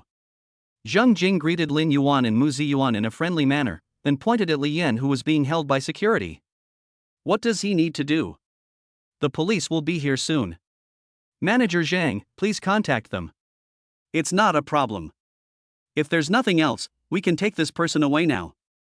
"Okay." After Li Yan was taken away completely, Zhang Yanglan's family simply gave up. Since they couldn't get any benefit from Mu Ziyuan, Lin Yuan would not be able to get any benefit either. Lin Peng Peng was so angry that she looked at Lin Yuan, rolled her eyes and said disdainfully, "Lin Yuan, why are you so proud here? You just found a good father-in-law, how great do you think you are? You even rented a Maserati, and you still have the nerve to stand here and pretend. Could it be that you rented a Maserati and deceived President Mu, so President Mu married his daughter to you? You really have a bad vision to let such a person be your son-in-law. I have made everything clear now. Let's see how you can still be arrogant. Just wait for President Mu to kick you aside." Lin Peng Peng thought that if she could expose Lin Yuan's lies on the spot, she would be able to see Mu Ziyuan getting angry and embarrassed, and she would immediately feel satisfied. "So what if you have a good father-in-law? Let me tear your disguise to pieces." To Lin Peng Peng's surprise, after hearing what she said, Mu Ziyuan was not angry, but looked at her calmly. "I kicked him?" After hearing Mu Ziyuan's words, Lin Peng Peng thought it was her illusion because she heard a sneer in Mu Ziyuan's words. "Do you know that the 10 million yuan of new investment in my company was given to us by Lin Yuan? Without his help, Ziyuan Hongtu would have gone bankrupt long ago. Moreover, Lin Yuan also owns 10% of Ziyuan Hongtu's shares and is the major shareholder of Ziyuan Hongtu's board of directors. Do you think I will kick him out? As soon as these words were spoken, everyone was stunned. Chapter 38. Mu Ziyuan ignored them and walked in front of Lin Bohu and his wife. My dear relatives, I was too busy before and didn't have time to have a meal with you. How about we make an appointment sometime later? Lin Bohu was somewhat flattered and said quickly, we are all free, as long as you are free. Oh, what's the point of calling you that? We are of the same generation. If you call me father-in-law, our relationship will become alienated. Mu Ziyuan patted Lin Yuan on the shoulder. In the end, I have to thank Lin Yuan. If it weren't for him, I wouldn't be the chairman of Ziyuan Hongtu. When Lin Boho heard Mu Ziyuan praising Lin Yuan like this, both of them showed a bit of pride on their faces. It would be nice if I could help my father-in-law. While speaking, Mu Ziyuan raised his hand and looked at the watch on his wrist. Oh, it's getting late. I still have things to deal with at the company. So, I'll excuse myself first. Can we get together another day? Okay, I'll definitely do it next time. After the few people said goodbye cheerfully, Lin Hongfu's family, who were left out, looked unhappy. Lin Pengpeng's eyes were full of jealousy. How is this possible? Where did you get so much money, Lin Yuan? Lin Yuan glanced at Lin Pengpeng and was too lazy to answer. At this time, Lin Bohu and the other man came back to their senses from their joy. They originally didn't want to ask about Lin Yuan's affairs, but Lin Yuan took out 10 million at once. With so much money, they were worried that Lin Yuan would go astray. Son, how do you have so much money? Dad, I won that when I bought the lottery before, but the prize money was only 10 million. I gave it all to my father-in-law. Later, the money for the wedding and the money for the car were all paid by my father-in-law. Really? Tell Dad the truth. You are really young, you can't do anything illegal. It's absolutely true, Dad. Don't you still believe in your own son? Lin Boho looked at Lin Yuan deeply and smiled. Good boy, I didn't expect you to have such good luck. Why didn't you discuss this with us before? With so much money on you, aren't you afraid that it might be robbed? I don't show off my wealth. As soon as I got the money, I threw it into the bank and didn't tell anyone. Still a little alert. Lin Yuan's family was chatting happily. Lin Pengpeng's family behind them heard what they were talking about and were all so angry that they gritted their teeth. Is this guy just lucky? He even got to win the lottery. It's really weird. How come we can't catch such a good thing? Zhang Yanlan complained angrily, but having learned from previous experiences, they did not dare to act rashly and could only talk back. Lin Yuan saw that there were still many dishes on the table that had not been eaten yet. Mom and Dad, do you still want to eat? How about we go to another box and order some more? Order whatever you want. You can't waste money like this if you have money. It would be a waste if you don't eat it. Sit down and eat. Okay. Lin Yuan and the others sat down and ate as if nothing had happened, completely ignoring their uncle's family. Lin Bohu and Lu Xiaoman are simple working people. They have never seen abalone or king crab in their lives, but they all know that these things are the most expensive, so they only eat these things when they eat, thinking that the less waste, the better. Lin Yuan, who was standing by, saw what was happening and stopped the parents from doing it. Mom and Dad, you older people should eat less seafood. This thing is expensive. You know it very well. You don't cook, so you definitely don't know. Lu Xiaoman began to count the prices of the vegetables. Pork is only a dozen yuan or even 8 yuan per pound when it's cheap, but live shrimps are 35 yuan at the cheapest, not to mention such a big seafood in front of us, it must be more expensive. Lin Yuan was silent for a moment, looking at his parents' faces, and suddenly felt his tongue coating a little astringent. He took a breath, transferred all the seafood, and said softly, "It's not expensive. My son has money now. I'll take you out to eat next time. But you can't eat too much now. This stuff is high in purine. If you eat too much, you'll easily get gout." Is that so? Lin Bohu and Lu Xiaoman looked at each other and expressed their opinions. Then we won't eat it. Gout is too uncomfortable. Lin Yuan smiled at his parents who ate more vegetables. However, when Lin Hongfu and Zhang Yanlan next to them heard this, their expressions suddenly became uneasy. They just ate a lot. After dinner, Lin Yuan took his parents and prepared to leave. At this time, my uncle's family blocked their way. Lin Yuan looked at the person in front of him and asked coldly, "What's the matter? Is there something wrong?" "Check out." Zhang Yanlan said confidently, with her hands on her hips, "Li Yan is not here anymore, and we didn't bring any money with us." "What does it have to do with me? Didn't we agree before we came here that your son-in-law would pay the bill?" "Auntie, why don't you open your eyes and see, am I your son-in-law?" "I don't care. If you don't pay the bill today, don't even think about leaving."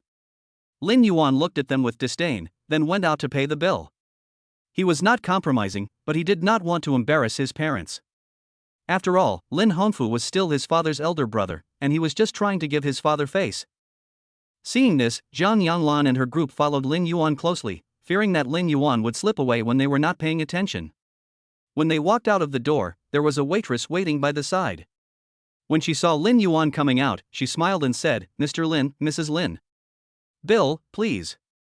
Lin Yuan showed the diamond membership card that his manager had given him before. The waitress took the card with both hands, placed it on the POS machine and tapped it. After the numbers in black ink stopped jumping, she spoke. "Mr. Lin, you are a diamond member, and all consumption in the hotel is 30% off. Today's consumption is a total of 300,000 yuan, and after the 30% discount, the total is 210,000 yuan. After Lin Pingping's family heard how much money they spent on dinner tonight, they were all shocked. Wow, they spent 300,000 on this meal? Even with the discount, it still costs 210,000. 200,000 yuan could buy a car, but it was all gone on a meal. Under the shocked gazes of his uncle's family, Lin Yuan took out his mobile phone and tapped it on the POS machine. With just a crisp beep sound, the invoice popped out from the POS machine.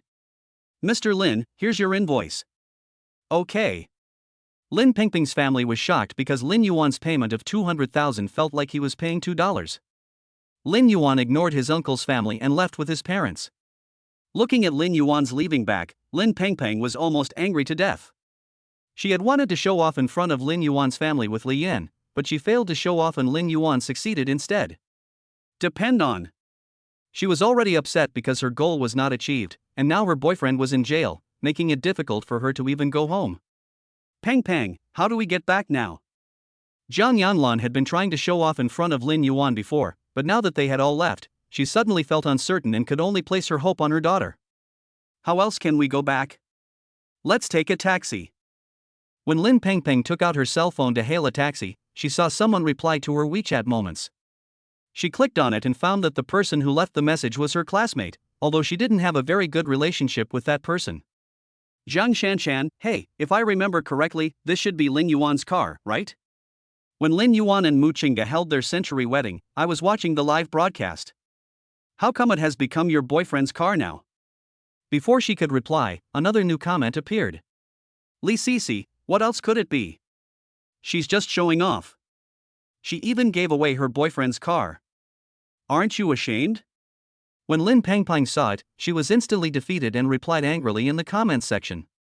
"The most beautiful woman in the world, the Lin Yuan you are talking about is my dearest relative, my brother, and my cousin." Chapter 39. After Lin Yuan sent his parents back, he and Mu Qingge also returned home. "Today is really unexpected. If your cousin's boyfriend wasn't the business manager of my father's company, we might not know that the company's problems started from within long ago. That's what Li Yan deserves. He was so bold as to embezzle public funds. But this also solves some of the company's problems, it's always a good thing." Lin Yuan and his friend changed their shoes at the entrance before walking into the living room. Sitting on the sofa, both of them took out their mobile phones and started looking at them out of habit. Lin Yuan opened the account and looked at the balance, which was more than 80 million.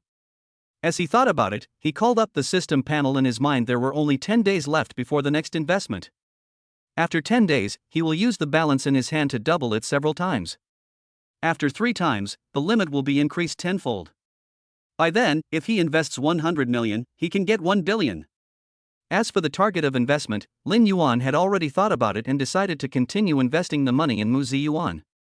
Anyway, he had not found any good entrepreneurial projects at this stage, so he would help his father-in-law overcome the difficulties first. Hiss. Suddenly, Lin Yuan heard Mu Qingge beside him take a breath. He turned his head and found that Mu Qingge looked a little unhappy at the moment, so he asked with concern, "What's wrong?" Mu Qingge took the phone and placed it in front of Lin Yuan. Take a look at this news. Lin Yuan looked at Mu Qingge's serious expression, feeling somewhat puzzled. He took her phone and started looking at it. Jiangcheng Express, at 7:25 this morning, a citizen of our city, Su, hanged herself in Jiaoding community. The police rushed to the scene of the crime as soon as possible. After investigation, it was found that the woman had been subjected to online violence in recent days and finally chose to commit suicide because she could not bear the pressure. The content is just a simple explanatory text, but there is also a video attached below the notice. Lin Yuan's finger paused, then clicked in. The video on the phone started playing. The video is a clip shot by the police during law enforcement. In the video clip, Lin Yuan saw a blurred corpse and Su Qianqian's parents. I saw Su Qianqian's parents lying on the ground howling. Needless to say, the corpse on the ground was Su Qianqian. Mu Qingge looked at Su Qianqian's body, a hint of pity flashing in his eyes. How could this happen? Lin Yuan hugged Mu Qingge and comforted her, don't think too much. She reaped what she sowed. However, Lin Yuan was also quite surprised. Although he didn't like Su Qianqian from the beginning, he never thought of really killing Su Qianqian. After all, hating someone and taking someone's life are two different things. Moreover, Su Qianqian was killed by cyber violence, which was ultimately her own fault. What a pity. It was a living being, which had been so arrogant in front of him just a few days ago, but now it was completely different from the previous one. It was somewhat emotional. You say, have we gone a little too far? Mu Qingge suddenly asked. Hearing this, Lin Yuan looked up at Mu Qingge's eyes and saw the guilt in her eyes. He touched Mu Qingge's head and explained, how could it be? We just practiced self-defense correctly. Besides, the most important reason why Su Qianqian ended up like this is that her psychological endurance is too poor. Think about it, if we were the ones with poor psychological endurance, then her end would become our end. Pooh. Mu Qingge looked at Lin Yuan solemnly, pooh it now, I don't allow you to say that. Pa. Lin Yuan saw that Mu Qingge's mood had calmed down a little, and his frown had relaxed a little. After all, Mu Qingge was a little naive. He couldn't just let Su Qianqian leave and stay to harm others. Although all debts are settled when one dies, Lin Yuan's dislike for Su Qianqian also disappeared with her departure, but people with conscience will still feel uncomfortable, such as Mu Qingge. At the same time, on the other side. After losing her brother, Wang Rong stayed in her house all day. She pulled the curtains and sat on the dim bed, staring at the darkness of the room with empty eyes. She was in a daze, not knowing where her future lay. She definitely can't pay back such a huge sum of money as 200,000. When she thought of this, Wang Rong felt a dull pain in her stomach again. Just as she was about to reach out to take the stomach medicine, the cell phone next to her rang. Wang Rong bit her lip, endured the pain, crawled over, grabbed the mobile phone on the bedside table, and wanted to read the message clearly. Jiangcheng Express, at 7:25 this morning, our city's citizen Su committed suicide by hanging himself in Jiaoding community. The tweet on the lock screen only showed the first half of the title, but when Wang Rong saw Su in Jiaoding community, she already had a bad feeling. When she unlocked the screen and entered the blog page, her hand holding the phone was not steady and the phone slipped from her palm and fell to the ground. Boom! In the quiet space, the sound of the phone falling was particularly clear. How is this possible? Wang Rong didn't quite believe what she saw. She curled up in fear and muttered to herself, no. Impossible. How could Qianqian commit suicide? Qianqian wouldn't commit suicide. How could she, who was so afraid of death, dare to commit suicide? As she spoke, Wang Rong burst into tears and held her head. If she had been confused before and had no idea what to do next, and just wanted to get through the day, now that she saw the news of Su Qianqian's suicide, she completely collapsed. That's her best friend. Qianqian, how could you commit suicide? If you committed suicide, what would I do? Wang Rong wiped her tears and said in a breakdown, if you hadn't asked me to add the extra 300,000 yuan as a betrothal gift, how could Lin Yuan and I end up like this? But you just died directly. Have you ever thought about what I would do? 200,000 yuan. Where do you want me to find 200,000 yuan? Wang Rong shouted hysterically at the empty room. But no one answered her, there were only endless echoes reverberating in the room. After a long time, Wang Rong was tired of shouting and could only bury her head and sob. Suddenly, a voice was heard outside. Boom! Boom boom! The sounds became louder and louder, and the intervals between the sounds became more rapid. Hoo! Wang Rong, who was sitting on the bed, heard someone knocking on her door. She was a little scared, but had to go out to check it out.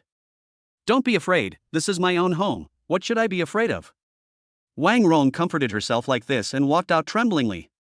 As she walked out, she did not forget to pick up the fruit knife on the table.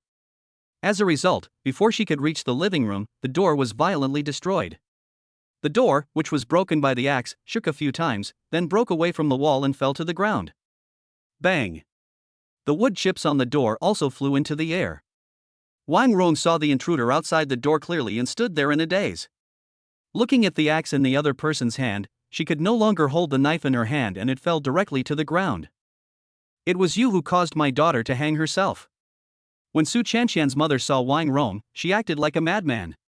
She walked over quickly, grabbed Wang Rong's hair, and started punching and kicking her. If not, would my daughter have ended up like this? Would we have to send our loved ones off? If I don't vent Shanshan's anger today, I'm not worthy of being her mother. Wang Rong felt her hair suddenly tighten, and her entire scalp was almost pulled up by Su Chanshan's mother. She struggled to resist. You let me go. Wang Rong wanted to fight back, but Su Chanshan's father was there to support her. She was no match for 4 people with her own 2 fists. Not to mention resistance, her hands and feet were restrained by Su Chanshan's father. She could not move and could only let Su Chanshan's mother vent her anger on her. Help! Help! Wang Rong knew that relying on her own strength alone was useless, and the door was now open, so she could only hope that someone could hear her voice. You bitch, why are you leading our daughter astray? Su Chanshan's mother pulled Wang Rong's collar. Her hair was messed up in the fight just now. Like Master Miju, she yelled at Wang Rong at the top of her voice, say it! Say it! You bad guy, the murderer who killed my daughter. I don't. You are the murderer, and you still refuse to admit it. Su Chanshan's mother lost her mind a little and picked up the fruit knife next to her and wanted to stab Wang Rong into her body. Stop! There was a scolding voice outside the door. Su Chanshan's mother paused. The next second, she felt pain in her wrist, and the fruit knife in her hand fell to the ground again. Let go of my wife. Su Chanshan's father pushed forward and prepared to fight with the person who subdued his wife, but when he saw that the person was wearing a police uniform, he suddenly became like a dud and became motionless. Take away. The police captain said as 2 uniformed policemen walked out from behind him and handcuffed Su Chanshan's parents with gloves. Without the threat from Su Chanshan's parents, Wang Rong was able to breathe a sigh of relief. Are you okay? The police captain squatted down and wanted to ask about Wang Rong's condition, but before he could say a few words, Wang Rong felt her eyes go dark and she passed out. Emergency Department of Jiangqing People's Hospital. I didn't kill anyone. The person on the hospital bed sat up suddenly and shouted something that almost scared everyone in the ward. The nurse on duty came over and helped Wang Rong check the situation without saying a word. How did you end up like this, as a girl? Not eating or sleeping for a long time can kill people, you know? It's a good thing it was delivered quickly today, otherwise you would probably have gone to see the king of hell by now. The nurse said several words, but Wang Rong was like a puppet and didn't say a word. After that, she shut her mouth, helped Wang Rong change the injection medicine, and left. Before leaving, she gave a reminder. By the way, little girl, remember to go to the lobby downstairs to settle the bill before you leave. When she heard the word fees, Wang Rong's unfocused look gradually relaxed. She took out her cell phone, looked at her frozen balance of only a few dollars, and began to cry silently. How can she have any money? Wang Rong looked at the scorching sun outside the window, but felt it was particularly dim. After pondering for a long time, she dialed Lin Yuan's number. Don't hang up. Don't hang up. Wang Rong prayed in her heart. The beeping sound from the receiver lasted for a long time, so long that she thought Lin Yuan would not answer the phone again.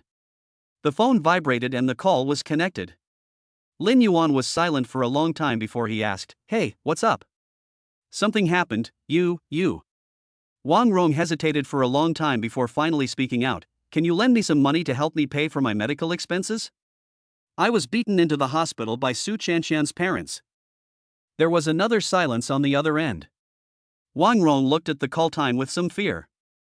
When she saw that the time was still moving, she was no longer so nervous. Which hospital? Jiangqing People's Hospital. I see. After saying that, Lin Yuan hung up the phone.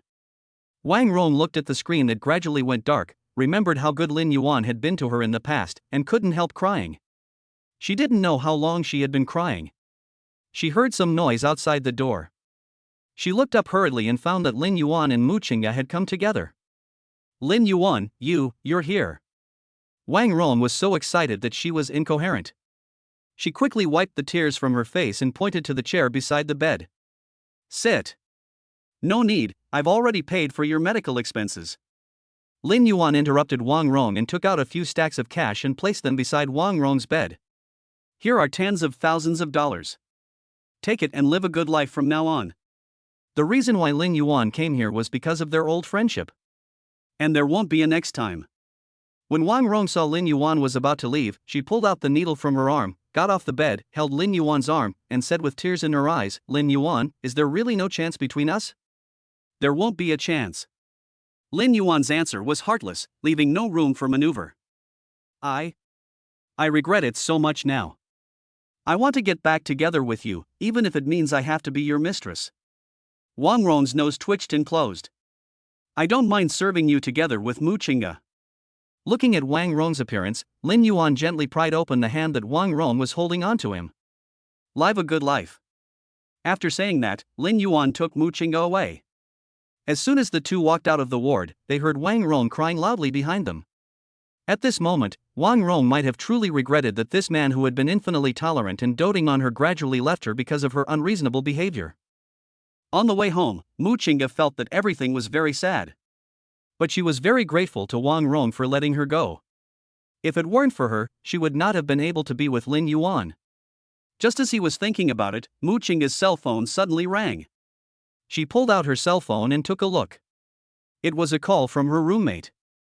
They had a pretty good relationship back in college. Mu Qingge hesitated for a while and answered the phone. The other party's voice was a little hurried. Qingge. Yang Shangxuan is back from the United States today. We are having a class reunion tonight. Are you free? I've already notified you, remember to come. By the way, remember to bring your husband along. Chapter 40. Before Mu Qingge could finish her words, she heard a beeping sound from the phone. Her roommate had already hung up the phone. Mu Qingge was a little confused by his roommate's action. After a pause, she turned her head to look at Lin Yuan and asked for his opinion. Honey, my roommate said Yang Shangxuan is back home today and invited us to a class reunion. Do you think we should go? Go ahead. Lin Yuan naturally knew what Yang Shangxuan was up to this time. After all, Yang Shangxuan has been pursuing Mu Qingge for 4 years. Moreover, according to Yang Shangxuan's background, his real intention of initiating a class reunion at this time was nothing more than that. After knowing that he had married Mu Qingge, he was not convinced and was ready to make a fool of himself in front of everyone and retreat. At this moment, Lin Yuan's cell phone suddenly rang. Lin Yuan picked up the phone and took a look. He found that it was Fang Zichuan calling, so he answered the call. Hey, Lin Yuan, I'm telling you, Yang Shangxuan suddenly returned to China today and asked us to attend a class reunion.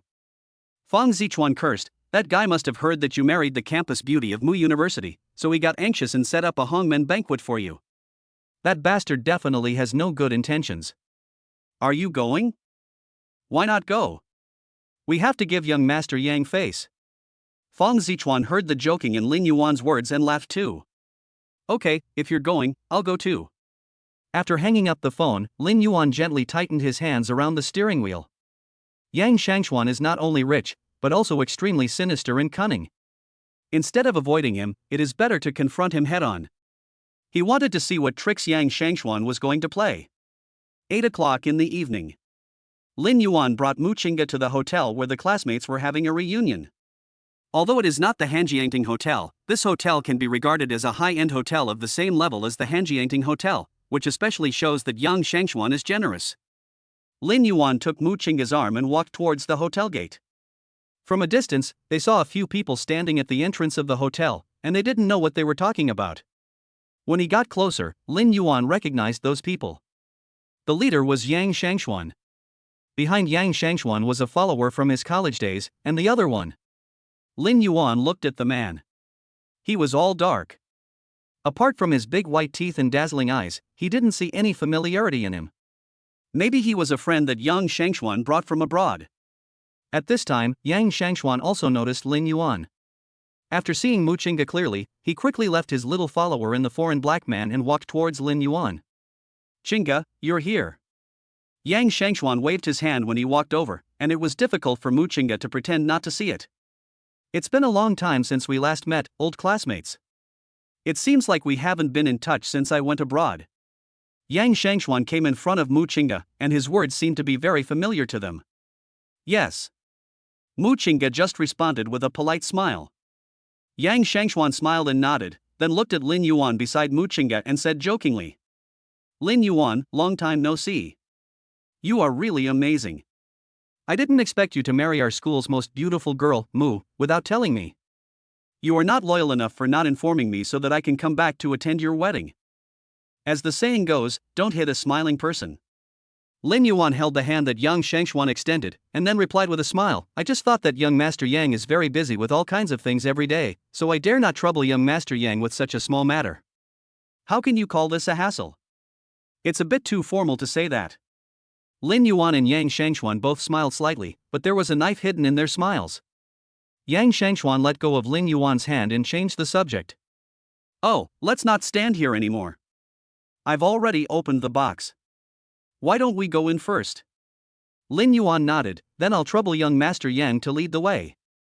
However, at this moment, the foreign black man who had been beside Yang Shangshuan suddenly came to Mu Qingge and stopped. Then he stretched out his dark hand, showing his bright white teeth, and said with a smile, Hello, beautiful lady, my name is Kipling, I am a Moor, and I am glad to meet you. I am not happy. Mu Qingge replied expressionlessly that she hated black people the most in her life. After ignoring this so-called Moor, Mu Qingge quickly walked to Lin Yuan's side, took his arm, and said in a tender voice, Hubby, I haven't seen my classmates for a long time.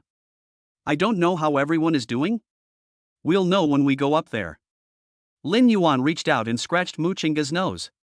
After a pause, he looked at Yang Shangshuan again, Young Master Yang, if it is convenient, could you tell me the box number first? I came in a hurry just now, and now I want to go to the bathroom first. You can go up first and don't have to wait for us. Take the elevator directly to the 35th floor. It's at the end of the corridor. Thank you. Lin Yuan nodded, then took Mu Qingge into the hotel first. Watching the two men walking into the hotel, Kipling suddenly felt like a clown and was extremely embarrassed. He angrily withdrew his arm that was still in the air, and stared at Mu Qingge's back. Turn out to be. This woman that Yang Shangshuan has always been thinking about in the United States is actually so unique. You know, he had used this method to greet women from Dragon Country before, and it had always worked. This also made him think for a time that all women in Long Country were like this. So in his opinion, Mu Qingge's behavior of ignoring him was very unique and also more attractive. What an interesting woman. Looking at Mu Qingge's back, Kipling curled up a wicked smile. He admitted that Mu Qingge aroused his desire to conquer her. Although he and Yang Shangshuan were friends, he was still moved the moment he saw Mu Qingge just now. Even though Mu Qingge was the woman that Yang Shangshuan liked, Kipling felt that he could play with him. Because there is a tradition in their black culture. That is, brothers' women can be shared together. In their cognition, such women are called shared wives. Besides, he and Yang Shangshuan had played with the same woman before in the United States, so when he saw Mu Qingge, he subconsciously thought that it would be the same this time. After all, it would be a waste to let only one person enjoy such a wonderful woman. Yang Shangshuan did not notice the expression of Kipling next to him, because his eyes were now on the backs of Lin Yuan and Mu Qingge as they went upstairs. Looking at the intimacy between the two of them, Yang Shangshuan couldn't help but clench his hanging hands, veins popped out on the back of his hands, and the gentle expression on his face just now suddenly turned gloomy, his eyes as sharp as an eagle's hook. Kipling, let's go up too. Don't let the guests wait too long. Chapter 41. Lin Yuan adjusted his clothes in front of the mirror before walking out of the bathroom. Let's go upstairs and meet our old classmates. Yeah. Mu Qingge nodded and walked forward obediently to hold Lin Yuan's arm. Afterwards, the two took the elevator to the 35th floor. Bite. We have arrived at the 35th floor. The elevator door slowly opened. When Lin Yuan and the other person saw the scene outside the elevator, they were slightly stunned and felt deeply impressed by Yang Shangshuan's wealth. But they didn't think much about it and walked towards the door in the corridor. When the waiter at the door saw Lin Yuan and the other person coming, he bowed respectfully and opened the door. The heavy door slowly opened, and the sound of melodious music came in, mixed with the classical music and chattering voices. Perhaps because they noticed the movement at the door, the noisy voices obviously quieted down a lot. After they saw clearly who was standing at the door, they immediately burst into a burst of welcoming cheers. Young Master Yang! Our Jiangcheng University's campus beauty, Mu De, is here. And there's Lin Yuan, the husband of the campus beauty of Mu University. Lin Yuan was a little confused. He didn't expect the scene in the box to be like this. Before coming here, he thought that Yang Shangxuan had arranged the Hongmen banquet just to embarrass himself. Perhaps before coming here tonight, many people here had already received instructions from Yang Shangxuan to ridicule him, both high and low. But none of these things happened. Lin Yuan looked at his classmates, including Yang Shangxuan and others, who were welcoming him with real emotion, and he felt a little uneasy. It seems, he still thought too simply of Yang Shangxuan. Come to think of it, how could such a rich young master be as lacking in emotional intelligence and scheming as a gangster like Wang Long? When Lin Yuan was distracted, Yang Shangxuan stepped forward to help Lin Yuan and the other man out of the predicament. Everyone, aren't you a little too enthusiastic? Look, you've left our Mu University beauty and Lin Yuan stunned at the door. Don't let this class reunion end before it even begins. Hearing this, someone smiled and replied. How could that be? Young Master Yang, you are joking. We haven't seen the beauty of Mu University for a long time. We are just a little excited. What's the point of being excited? The campus beauty of Mu University will never be yours. Stop daydreaming. A few people chatted briefly, and the atmosphere, which had just cooled down, suddenly became warm again. Yang Shangxuan smiled, looked at Lin Yuan and the others and said, "Let's find a place to sit down first. I have a seat right there. How about sitting with me?" Although he was speaking to Lin Yuan, his gaze seemed to fall on Mu Qingge. "No, thank you for your kindness, Mr. Yang." Lin Yuan smiled and rejected Yang Shangxuan's proposal, then pointed to the side. "There is an empty seat over there by Fang Zichuan, we can just sit over there." Yang Shangxuan looked in the direction Lin Yuan pointed and found Fang Zichuan waving at Lin Yuan. He glanced at it, then looked away. "That's okay."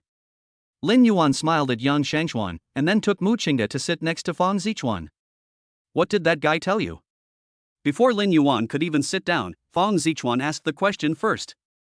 "Nothing, just inviting me to sit with him." Fang Zichuan looked at Yang Shangxuan with disdain. "That guy really has no good intentions. I shouldn't have let you come here. Even if you didn't tell me, I would still come here." "Why?" "Maybe, this is the joy of being a freeloader." Fang Zichuan looked at Lin Yuan and sighed, then turned around and drank alone without saying anything more. He knew that Lin Yuan had an idea in mind. The atmosphere in the box gradually became lively. After a glass of wine, everyone seemed to have opened up and started talking about their college days. Lin Yuan did not participate in their discussion, but stayed in his seat drinking juice.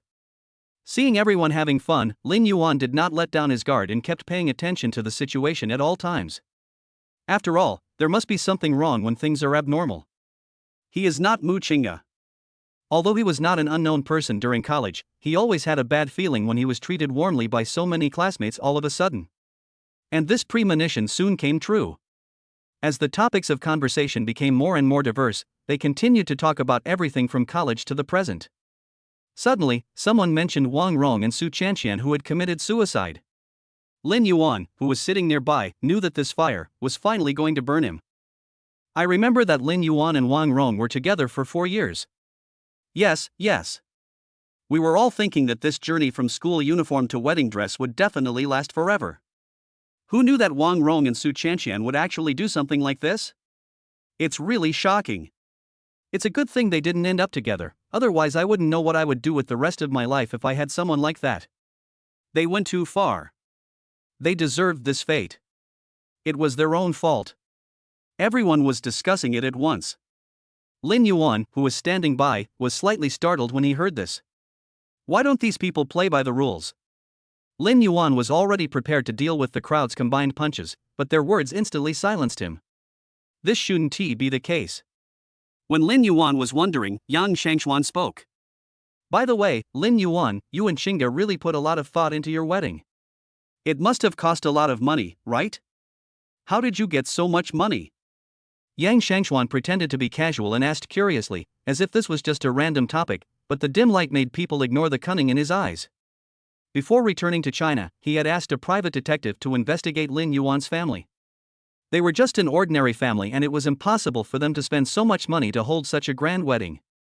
So in his opinion, there was only one possibility, that is, Mu Qingda's father took out money and held a grand wedding for the two of them. Yang Shangxuan smiled inconspicuously, feeling that he had a sure win. When everyone heard what Yang Shangxuan said, they also discovered the blind spot in it. They looked at Lin Yuan curiously, wanting to know what was going on.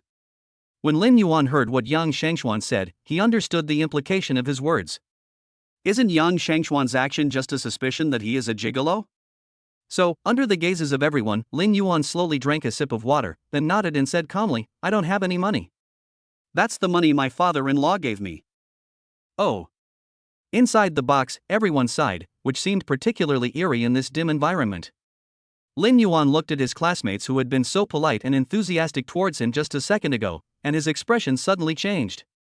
Yang Shangxuan, who was standing by, heard Lin Yuan's words clearly and smiled like a winner. It seems that I guessed right. He held a glass of wine in his hand and said playfully, "I thought it was your own money, but I didn't expect you to be a gigolo." Yang Shangxuan took the lead, and all the people who had been trying to please Lin Yuan turned against him, fawning on Yang Shangxuan and ridiculing Lin Yuan. I was saying it. I didn't think Lin Yuan was a rich second generation from school. How could he have so much money to prepare for a wedding? I didn't expect that he was a gigolo. With the way he acted, I thought he was the richest man in Zhengzhou. The richest man? The loser, right? In the end, it's our young Master Yang who was so generous. He invited us to this high-end hotel for dinner. I've never been here in my life. Thank you, young Master Yang. A gigolo is so self-righteous and arrogant. Now that he's been exposed, I wonder if he will take our Mu University campus beauty and leave Jiangcheng overnight? The campus beauty of Mu University is really confused.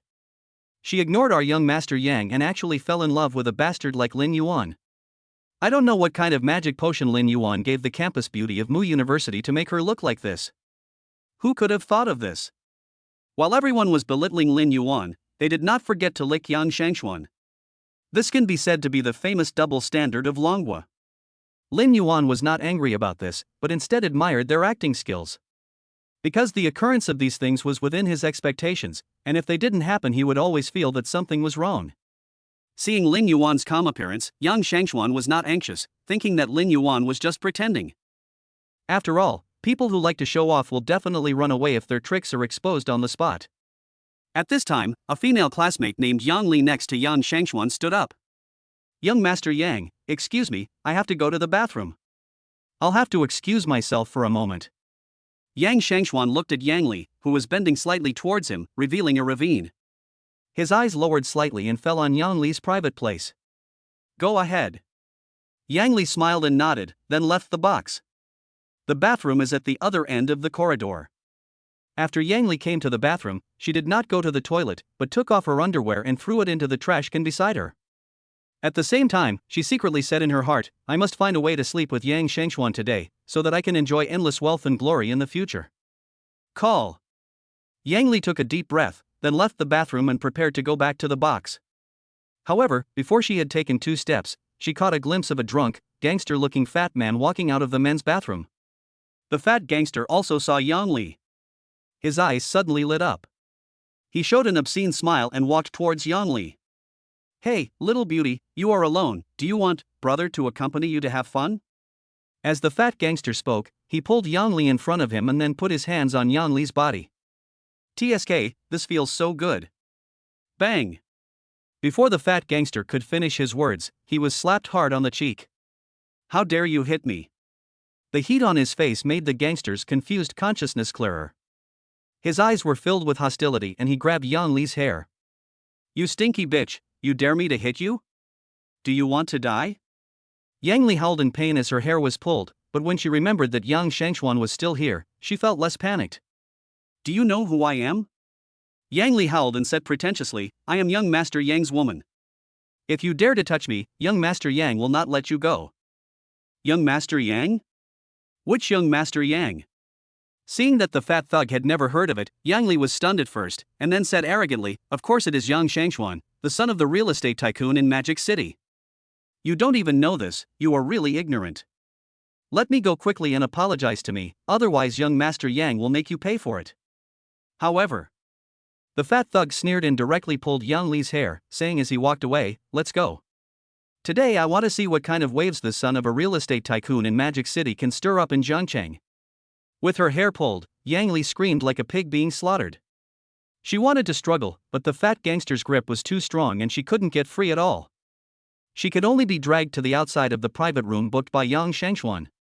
Bang! The fat gangster raised one foot and kicked the door of the box open. The loud noise also stunned the people in the box. They looked at the fat gangster who walked in pulling Yang Li's hair, at a loss. The fat thug looked around, threw Yang Li under his feet again, and asked loudly, "Who among you is Yang Shangxuan?" Chapter 42. Young Master Yang, save me. Save me. Woo woo woo. Yang Li's sobbing became louder and louder. After hearing Yang Li's hysterical voice, everyone realized that this person came here to cause trouble. Although the fat gangster's classmate was under his feet, no one was willing to be a hero and save the beauty at this time. It was not that they were unwilling, but they were mainly afraid to do so. It's obvious that the fat gangster is not a good person. He will definitely not hold back when he hits her. If he fails to save the girl and gets hurt, it will be a waste of time. Besides, the fat gangster had clearly named Yang Shangxuan, so they couldn't just ignore Yang Shangxuan's face. So, everyone tacitly made way. Yang Shangxuan didn't have much good feelings towards the uninvited guest in front of him. Even though he didn't want to get involved in this matter, he had to do it since so many classmates were watching. "I am Yang Shangxuan." Yang Shangxuan stood up from the sofa with a frown on his face. Looking at the fat thug's posture, he asked, "How did my classmate provoke you? Do you have to treat her like this?" The fat gangster touched his face and still felt some pain where he had just been hit by the woman. "This woman slapped me and she's still hurting you.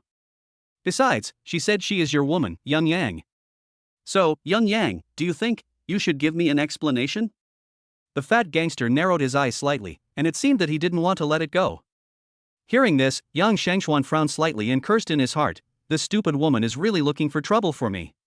However, although Yang Shangxuan thought so in his heart, now so many classmates, especially Muchinga, were watching him, so he had to do a good job on the surface. Then, Yang Shangxuan said in a deep voice, "She is not my woman, but she is my classmate after all, so, how do you want to solve this matter?"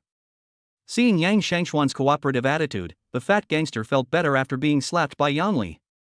When he was about to speak and put forward his request, he suddenly caught a glimpse of Lin Yuan and Muchinga sitting in the corner out of the corner of his eye. Even though the light in the box was insufficient, the fat gangster could vaguely see Muchinga's beautiful face by the outline. It was such a stunning glimpse that he felt his heart beat a beat slower. Immediately, the fat thug pointed at Muchinga and said, "Let's put it this way, young Master Yang, if you can let this woman accompany me for one night, this matter will be written off." Yang Shangxuan looked in the direction the fat gangster pointed. There was no other woman there except Muchinga. "Are you sure?" While Yang Shangxuan was speaking, he clenched his hands tightly. "Certainly." Before the fat gangster could finish his words, Yang Shangxuan punched him in the face. Boom! The fat gangster was caught off guard and was forced to take a few steps back. The huge impact force made the fat gangster's eyes flash for a moment, and his brain was a little unclear. You actually dared to hit me? I'm going to hit you." Yang Shangxuan didn't say anything and took advantage of the fat gangster's lack of reaction to pursue him. He had learned Sanda for 2 years. Although he was not very good, he was more than capable of dealing with a gangster. And the most important thing is that he can show his prowess in front of Muchinga. Especially it forms a sharp contrast with Lin Yuan, who was a gigolo. He wanted to let Muchinga know who the reliable other half was. Under Yang Shangxuan's powerful attack, the fat gangster gradually couldn't withstand Yang Shangxuan's offensive. In the end, he could only hold his head with both hands to defend himself. Stop hitting me." The fat gangster was beaten black and blue by Yang Shangxuan, but he was still shouting for mercy. I was wrong. Young Master Yang, please stop hitting me. I know I was wrong." Yang Shangxuan sneered when he heard that, then punched twice more before stopping. "Go away, don't let me see you again." Yes. The fat gangster crawled and rolled out of the box, leaving only a pool of liquid on the ground. The scene of Yang Shangxuan's powerful punch stunned everyone in the box. Pop. Pa pa. Snap, snap, snap. Suddenly, deafening applause broke out in the box. Young Master Yang, you are so awesome. You actually beat that thug away. This is more than amazing. Young Master Yang, you are truly a genius among all of our classmates. You are good at both literature and martial arts. Is there anything you don't know? Are you going to let us live? Young Master Yang, you looked so cool when you threw that punch just now. We were almost ready to help you beat that fat thug, but we didn't expect that we wouldn't be needed at all and you handled it by yourself. When Yang Shangxuan walked back to his seat, he was surrounded by his classmates like the moon surrounded by stars. It's nothing. I just learned some self-defense skills before. It's not worth mentioning at all. Is everyone okay?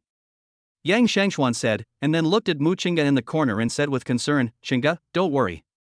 As long as I am here, I will never let anything happen to you. Mu Qingge did not respond to Yang Shangxuan. This made Yang Shangxuan feel a little embarrassed. He had originally wanted to let Mu Qingge see the gap between him and Lin Yuan, but he didn't expect that Mu Qingge didn't even look at him. Seeing that Mu Qingge didn't want to pay attention to him, he couldn't ask again, so he could only look at Yang Li beside him and asked, Are you okay? It's okay, I'm fine, young Master Yang. Seeing that Yang Shangxuan took the initiative to care about her, Yang Li quickly responded eagerly. Just when she was about to say something, a classmate next to her suddenly said, It has to be our young Master Yang. If young Master Yang hadn't been here today, the beauty of Mu University would have been ruined by that fat bastard. That's right, some people are really something. Even when their wives are being molested by others, they can still sit there quietly. What a jerk. No, you can't say that. If Lin Yuan really takes action, how can we show the mighty and majestic style of our young Master Yang? A girl rolled her eyes and said, But I have to say it, this person is really a fool. He didn't dare to stand up when his wife was molested. He didn't dare to say a word. What's the point of having a man like this? I don't know why someone has such a bad vision and messed up a good hand.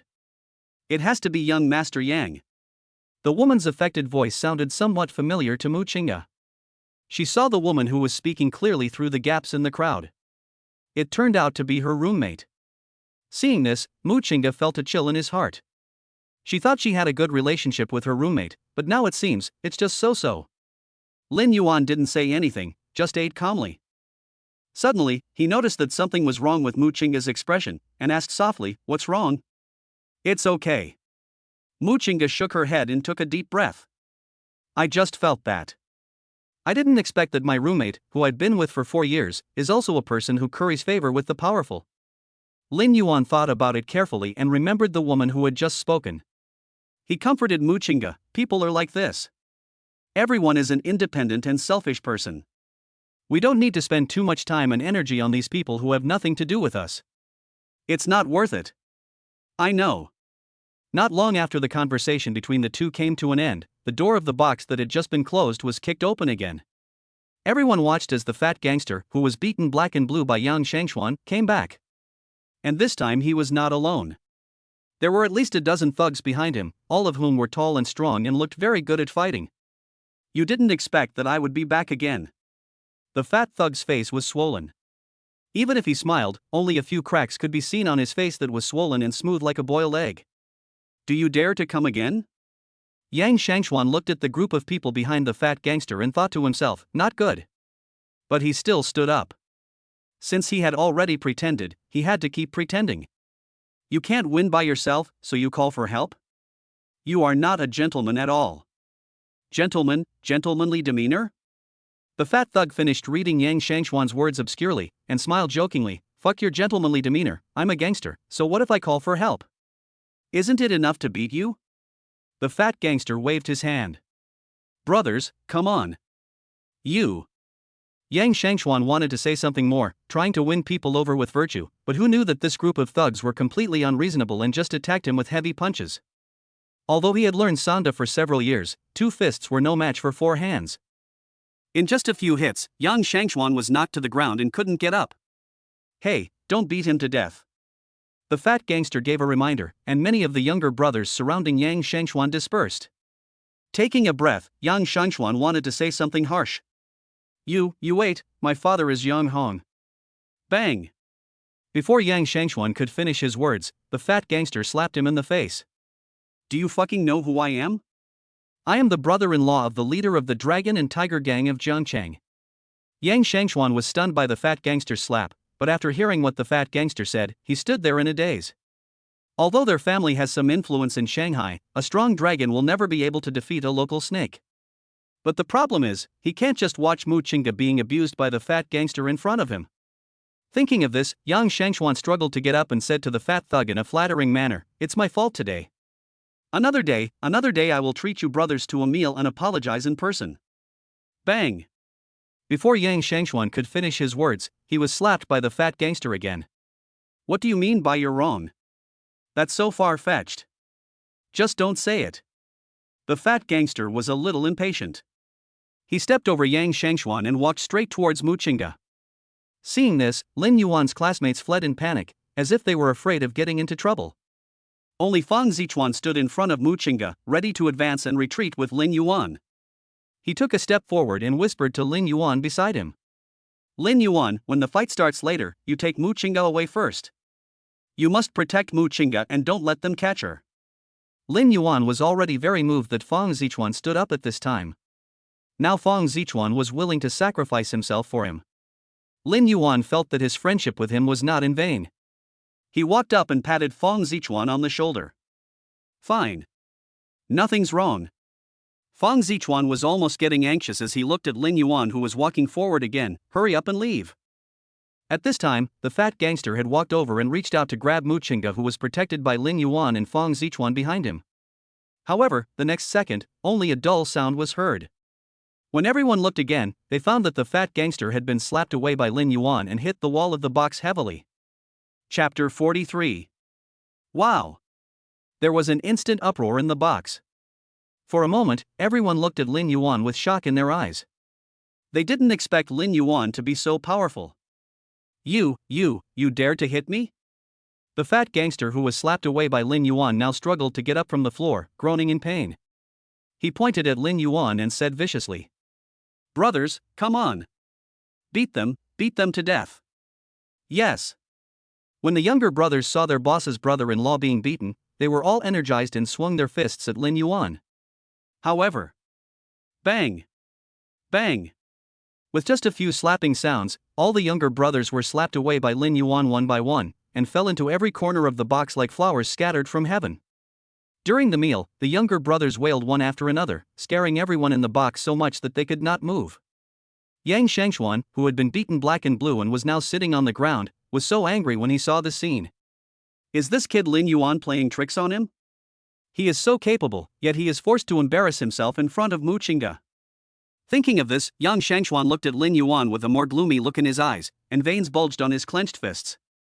Lin Yuan's battle next to him also came to an end. You guys are bullying the minority with your numbers, that's too much, isn't it? You really don't have the demeanor of a gentleman at all. When the others heard Lin Yuan's words, their eyelids couldn't stop twitching. It's really too much. Too elegant.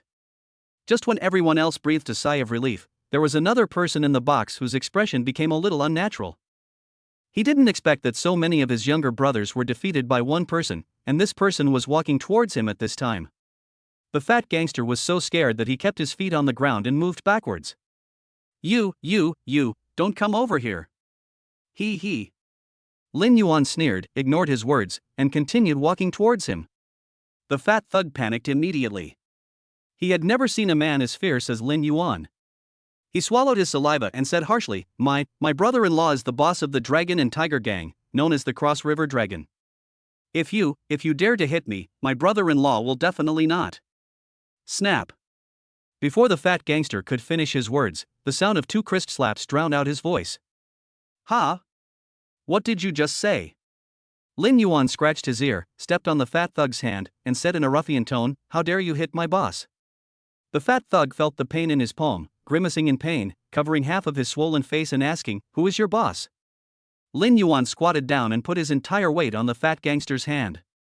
Then, ignoring the fat gangster's wailing at the moment, he grabbed the fat gangster's hair and turned his head towards Yang Shangxuan, who was also lying on the ground. Open your dog eyes and see clearly. That's my boss Yang Shangxuan. When Yang Shangxuan heard Lin Yuan's words, he was stunned for a moment. Grass. Lin Yuan, you kid. This is a damn good way to divert trouble, isn't it? The dragon and tiger gang behind the fat gangster is not someone you can easily mess with, and he doesn't want to get into such a trouble because of Lin Yuan. Yang Shangxuan was about to deny it, but before he could finish his words, he was interrupted by Lin Yuan. See? My boss is angry. Lin Yuan calmly sought justice for Yang Shangxuan. If you don't give me an explanation today, don't even think about leaving.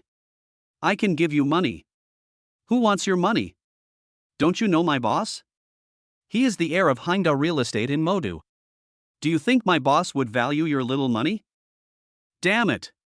At this moment, Yang Shangxuan wished he could sew Lin Yuan's mouth shut. Not only did this guy throw dirty water on himself, but he also helped him to introduce himself. Was he afraid that he would die too slowly? The fat thug paused, took note of Lin Yuan's words, and asked, "So what do you want?" "No problem." Lin Yuan smiled. "After all, you beat up my boss, so I won't make things difficult for you. Just kneel down and admit your mistake to my boss, and this matter will be over." "Impossible." The fat gangster's words of objection instantly came out of his mouth. But just as he finished speaking, Lin Yuan slapped him twice. "I gave you face, didn't I? Do you think I was asking for your consent?" The fat gangster felt like he was slapped in the face and was stunned, and didn't have time to react. Pa. Lin Yuan slapped the fat gangster twice again. "Today, either you kneel down and admit your mistake and leave, or I will beat you to death here." After several consecutive slaps, the fat gangster felt like he was about to faint. Finally, when Lin Yuan raised his hand again, the fat gangster begged for mercy. "I admit my mistake. I admit my mistake. Stop hitting me." The fat gangster yelled at the top of his lungs, his trembling voice filled with tears. "I admit my mistake." "That's fine." Lin Yuan let go of the fat gangster's hand and stood aside. "Apologize." The fat gangster gritted his teeth and tried to stand up from the ground, but Lin Yuan kicked him directly on the knee. "Didn't you hear me? Get on your knees and apologize." The fat gangster's eyes turned red as he listened to Lin Yuan's words. "In front of so many younger brothers, I had to kneel down and go over there. It was such a great shame and humiliation." The fat gangster was about to resist, but when he met Lin Yuan's eyes, he remembered the slaps that made him feel buzzing just now. He didn't dare to act rashly and knelt on the ground obediently. Then, under the gaze of everyone, he walked towards Yang Shangxuan on his knees. With every step the fat gangster took on his knees, Yang Shangxuan felt like a drum was beating in his heart. Until he knelt down and walked in front of Yang Shangxuan. "Sorry." The fat gangster gritted his teeth, and the sound of the word seemed to be squeezed out from between his teeth, which made Yang Shangxuan tremble in his heart. Yang Shangxuan nodded, not daring to speak nonsense. The fat gangster turned his head and looked at Lin Yuan, anger burning in his eyes. "Is that how you fucking apologize?" Pa. Lin Yuan slapped him twice more, then said, "Who are you staring at with your dog eyes? Apologize to my boss sincerely." "I." After being slapped repeatedly, the fat thug felt that his dignity was shattered. He wanted to get angry, but after seeing Lin Yuan's ferocious eyes, he was so scared that he dared not move. He could only kneel down in front of Yang Shangxuan, restraining his anger, and said in a serious manner, "I'm sorry, Boss Yang, I was wrong before, I shouldn't have hit you, I'm sorry." "Is it ready?" After apologizing, the fat gangster turned around and looked at Lin Yuan cautiously and asked, "Okay." Hearing this, the fat gangster stood up from the ground as if he had been pardoned, and called his brothers to leave. Just as he stepped out of the box, he suddenly turned around and shouted at Lin Yuan and Yang Shangxuan. "You guys are so good, don't leave if you dare. When my brother-in-law comes, he will kill you, you guys." After saying that, the fat gangster was afraid that Lin Yuan would hit him again, so he ran away immediately. At this time, Yang Shangxuan came back to his senses and was about to explain something, but he found that the fat gangster had already run away. Remembering what the fat gangster left behind before he ran away, Yang Shangxuan suddenly turned his head and glared at Lin Yuan, his eyes almost spitting fire. "You!" He wanted to curse Lin Yuan, but when he opened his mouth and found that there were a group of university classmates in the box, he swallowed the words he was about to say. Lin Yuan looked at Yang Shangxuan's expression and smiled playfully. "Brother, are you okay?" Yang Shangxuan snorted coldly, but it was not easy to deny Lin Yuan's words, so he could only smile bitterly and said, "It's okay." Seeing this, everyone hurriedly helped Yang Shangxuan up. "Young Master Yang, are you okay?" They talked about Yang Shangxuan's physical condition in many words, but did not mention Lin Yuan at all, for fear that Lin Yuan would remember their recent sarcasm and attack them hard. With the help of everyone, Yang Shangxuan sat back in his seat. When he looked up, he found that Lin Yuan had not left. He thought that since Lin Yuan was such a good fighter, even if the fat gangster called the leader of the Dragon and Tiger Gang, Wu Jianglong, it shouldn't be a big problem. Even if Lin Yuan really couldn't beat him, the worst that could happen was that he would pay compensation and then push Lin Yuan out. Anyway, it was Lin Yuan who had just taken action. As long as he handed Lin Yuan over to the fat gangster for venting his anger, he could protect himself. Thinking of this, Yang Shangxuan was not so scared anymore and started drinking calmly. The class reunion is still going on. When everyone was complimenting Yang Shangxuan, they would always mention Lin Yuan, trying to gain some favor in front of Lin Yuan. As a result, less than 5 minutes later, Lin Yuan put down the juice in his hand and smiled at everyone. "Oh, by the way, I suddenly remembered that the clothes on my balcony have not been collected yet. I have to go back with my wife to collect the clothes first. Everyone, enjoy your meal and have fun." After saying that, Lin Yuan didn't wait for Yang Shangxuan to speak and pulled Mu Qingga out of the box. When leaving, Lin Yuan did not forget to give Fang Zichuan a look. Seeing this, Fang Zichuan also stood up. "Hey, classmates, my clothes are also hanging on the balcony, I will go back first." After saying that, Fang Zichuan left. Several people left one after another, leaving everyone in the box confused. At this moment, everyone panicked. Without Lin Yuan's protection, they would surely be dead when the fat gangster caught up with them. But Yang Shangxuan didn't say anything, so they didn't dare to leave. Even at this moment, they still wanted to establish a relationship with Yang Shangxuan. Looking at the inattentive people in the room, Yang Shangxuan was so angry that his lungs were about to explode, but he didn't know what to say. He could only vent his anger on Lin Yuan silently. As time passed, the atmosphere in the box gradually became tense. Everyone felt as if they were facing a great enemy and no longer had the leisure to engage in idle chat. After everyone was on pins and needles for 2 or 3 minutes, some people were really scared to death. "I don't want to stay here anymore. I want to leave here." A girl stood up in horror and was about to run out of the box. Result: as soon as she opened the door, she saw a group of aggressive thugs blocking the entrance, and the corridor was also blocked. Chapter 44.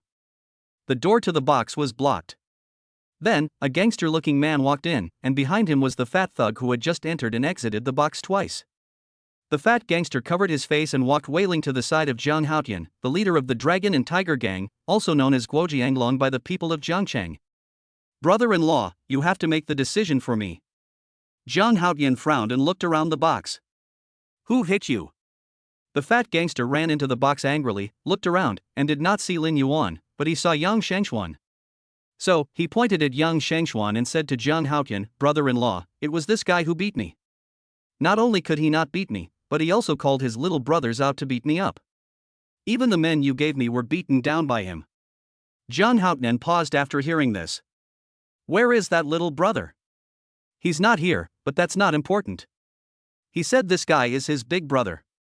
If we beat up his big brother, I don't believe that guy won't come out to save his big brother." Hearing this, Yang Shangxuan felt numb in his heart and couldn't help scolding Lin Yuan in his heart. Seeing the person behind Zhang Haotian, Yang Shangxuan didn't dare to confront him head-on.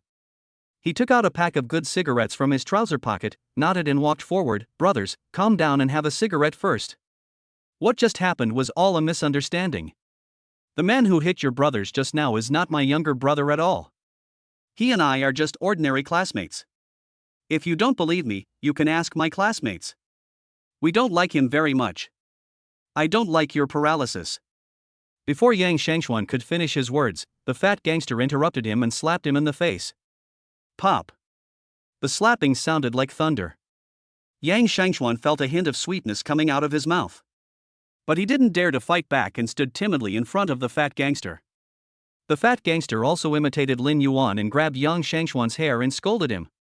"Just now when that guy pressed my head and hit me and asked me to apologize to you, why didn't you say you didn't like it? You didn't even dare to fart. Now that you see I have more people, you don't dare to do it, right? No, no, no.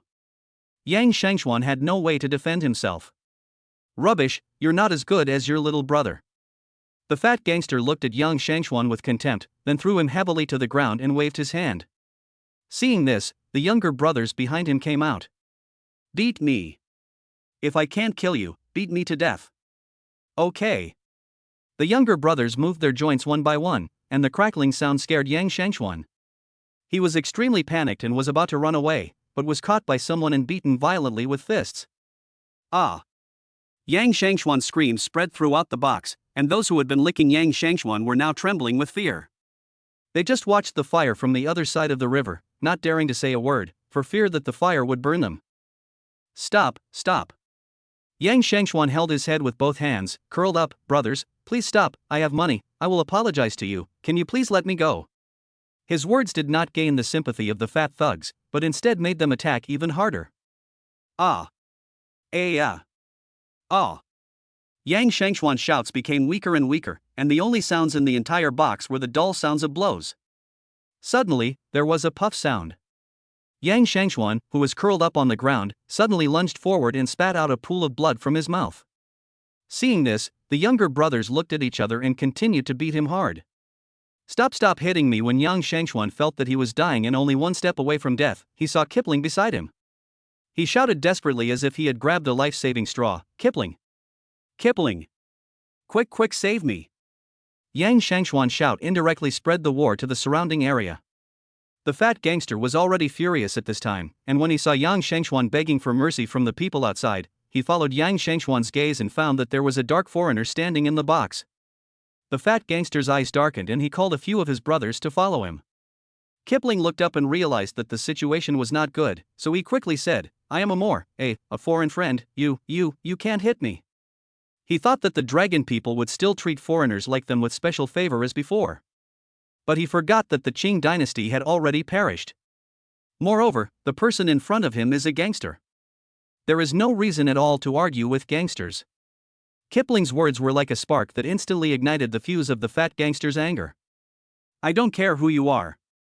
Do I need a reason to beat you? After saying that, the fat gangster and a few of his followers immediately started fighting. WTF.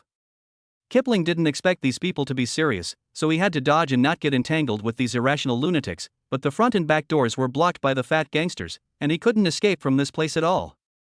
Fake. Kipling was facing several people approaching him. Naturally, he didn't want to be beaten obediently. He took a stance and said, Come on, am I afraid of you? Bang bang. Kipling knocked down the two thugs who were walking towards him with 2 punches. Seeing this, the fat gangster was slightly stunned. He didn't expect that this black guy was quite capable of fighting and could actually knock down his 2 younger brothers. Damn it, are you looking for death? The fat gangster was feeling frustrated after being beaten before, but now he has his brother-in-law backing him up, so he is fearless. Come on, a few more people, kill him for me. Kipling originally had a bit of joy on his face, but who knew that the man in front of him had no martial ethics and was unable to defeat the outnumbered and was bullying the minority. With his mediocre kung fu, he could only beat a few people, but if he beat too many people, even Jesus would not be able to withstand it. Not long after, he was surrounded and beaten badly by several fat thugs. After a long while, when the sobbing of both people gradually subsided, Zhang Haotian shouted, That's enough. Don't let anyone get killed. The higher-ups have been checking a bit more strictly lately. The boss spoke, and the younger brothers consciously retreated to their positions. Without the siege of the crowd, everyone else saw Yang Shangxuan and Kipling lying in a pool of blood, unrecognizable as human beings. Especially Kipling, the red color can be clearly seen against his dark skin. After all, he provoked everyone, so those who beat him hit him particularly hard, with every punch hitting the flesh. The fat thug felt that he was still a little confused and angry, so he wanted to continue. Brother-in-law. Zhang Haotian ignored him and said calmly, Didn't you hear what I just said? The fat gangster pursed his lips and wanted to say something, but in the end, no words came out. Zhang Haotian looked at Yang Shangxuan, who was beaten to the point of incontinence, stepped forward and patted his face, and asked in a calm but dignified tone, Where is your little brother, what's his name? Hearing this, Yang Shangxuan came alive instantly, with a sinister and vicious look in his eyes. That boy's name is Lin Yuan, and I even know where his parents' home is. Chapter 45. Here, Lin Yuan and Mu Qingge just returned home. Honey, is it really okay for us to leave like this? On the way back, Mu Qingge was worried about what happened in the box. After all, that fat gangster didn't look like someone who was easy to mess with. What if he really called the people from the Dragon and Tiger gang? Then Yang Shangshuan and the rest of the classmates would be dead, right? It's okay. Even though they are thugs, they can only beat Yang Shangshuan half to death. They won't kill him. Besides, even if he was beaten to death, what does it have to do with us? As Lin Yuan was speaking, his cell phone suddenly rang. He picked up the phone and saw that it was Lu Xiaoman calling. Mu Qingge noticed the noise and came over. After finding out that it was Lu Xiaoman calling, she couldn't help but wonder, why is my mother-in-law calling so late at night? Lin Yuan shook his head, but his intuition told him that something had happened. Then he answered the phone, and after 2 beeps, a male voice came from the other end of the phone. Hey, Lin Yuan, you didn't expect that I'm still alive. Lin Yuan and Mu Qingge looked at each other, and both of them recognized who the owner of the voice was. Lin Yuan's face darkened instantly, and he said coldly, Yang Shangshuan, you'd better make sure my parents are okay. Hey, don't be angry. I don't want to do anything. I just want you to come home more often. Lin Yuan roughly understood why Yang Shangshuan appeared in his home. I think it was the fat gangster who brought people from the Dragon and Tiger gang to the door, and then Yang Shangshuan gave himself up in order to save his life. Lin Yuan didn't care about giving himself away. After all, he was the one who beat the man, and he was also prepared to face the Dragon and Tiger gang. But he didn't expect that Yang Shangshuan was such a nasty guy with no bottom line. As the saying goes, don't let the disaster affect your family members. Yang Shangshuan's behavior was overstepping the line. Lin Yuan clutched his phone tightly and said sternly, wait a minute, I'll be back soon. After hanging up the phone, Lin Yuan met Mu Qingge's concerned gaze. What's wrong, husband? It's okay.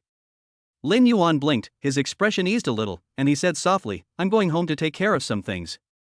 You just stay at home and don't go anywhere. The security work in the community is very good. As long as Mu Qingge doesn't go out, there will be no danger.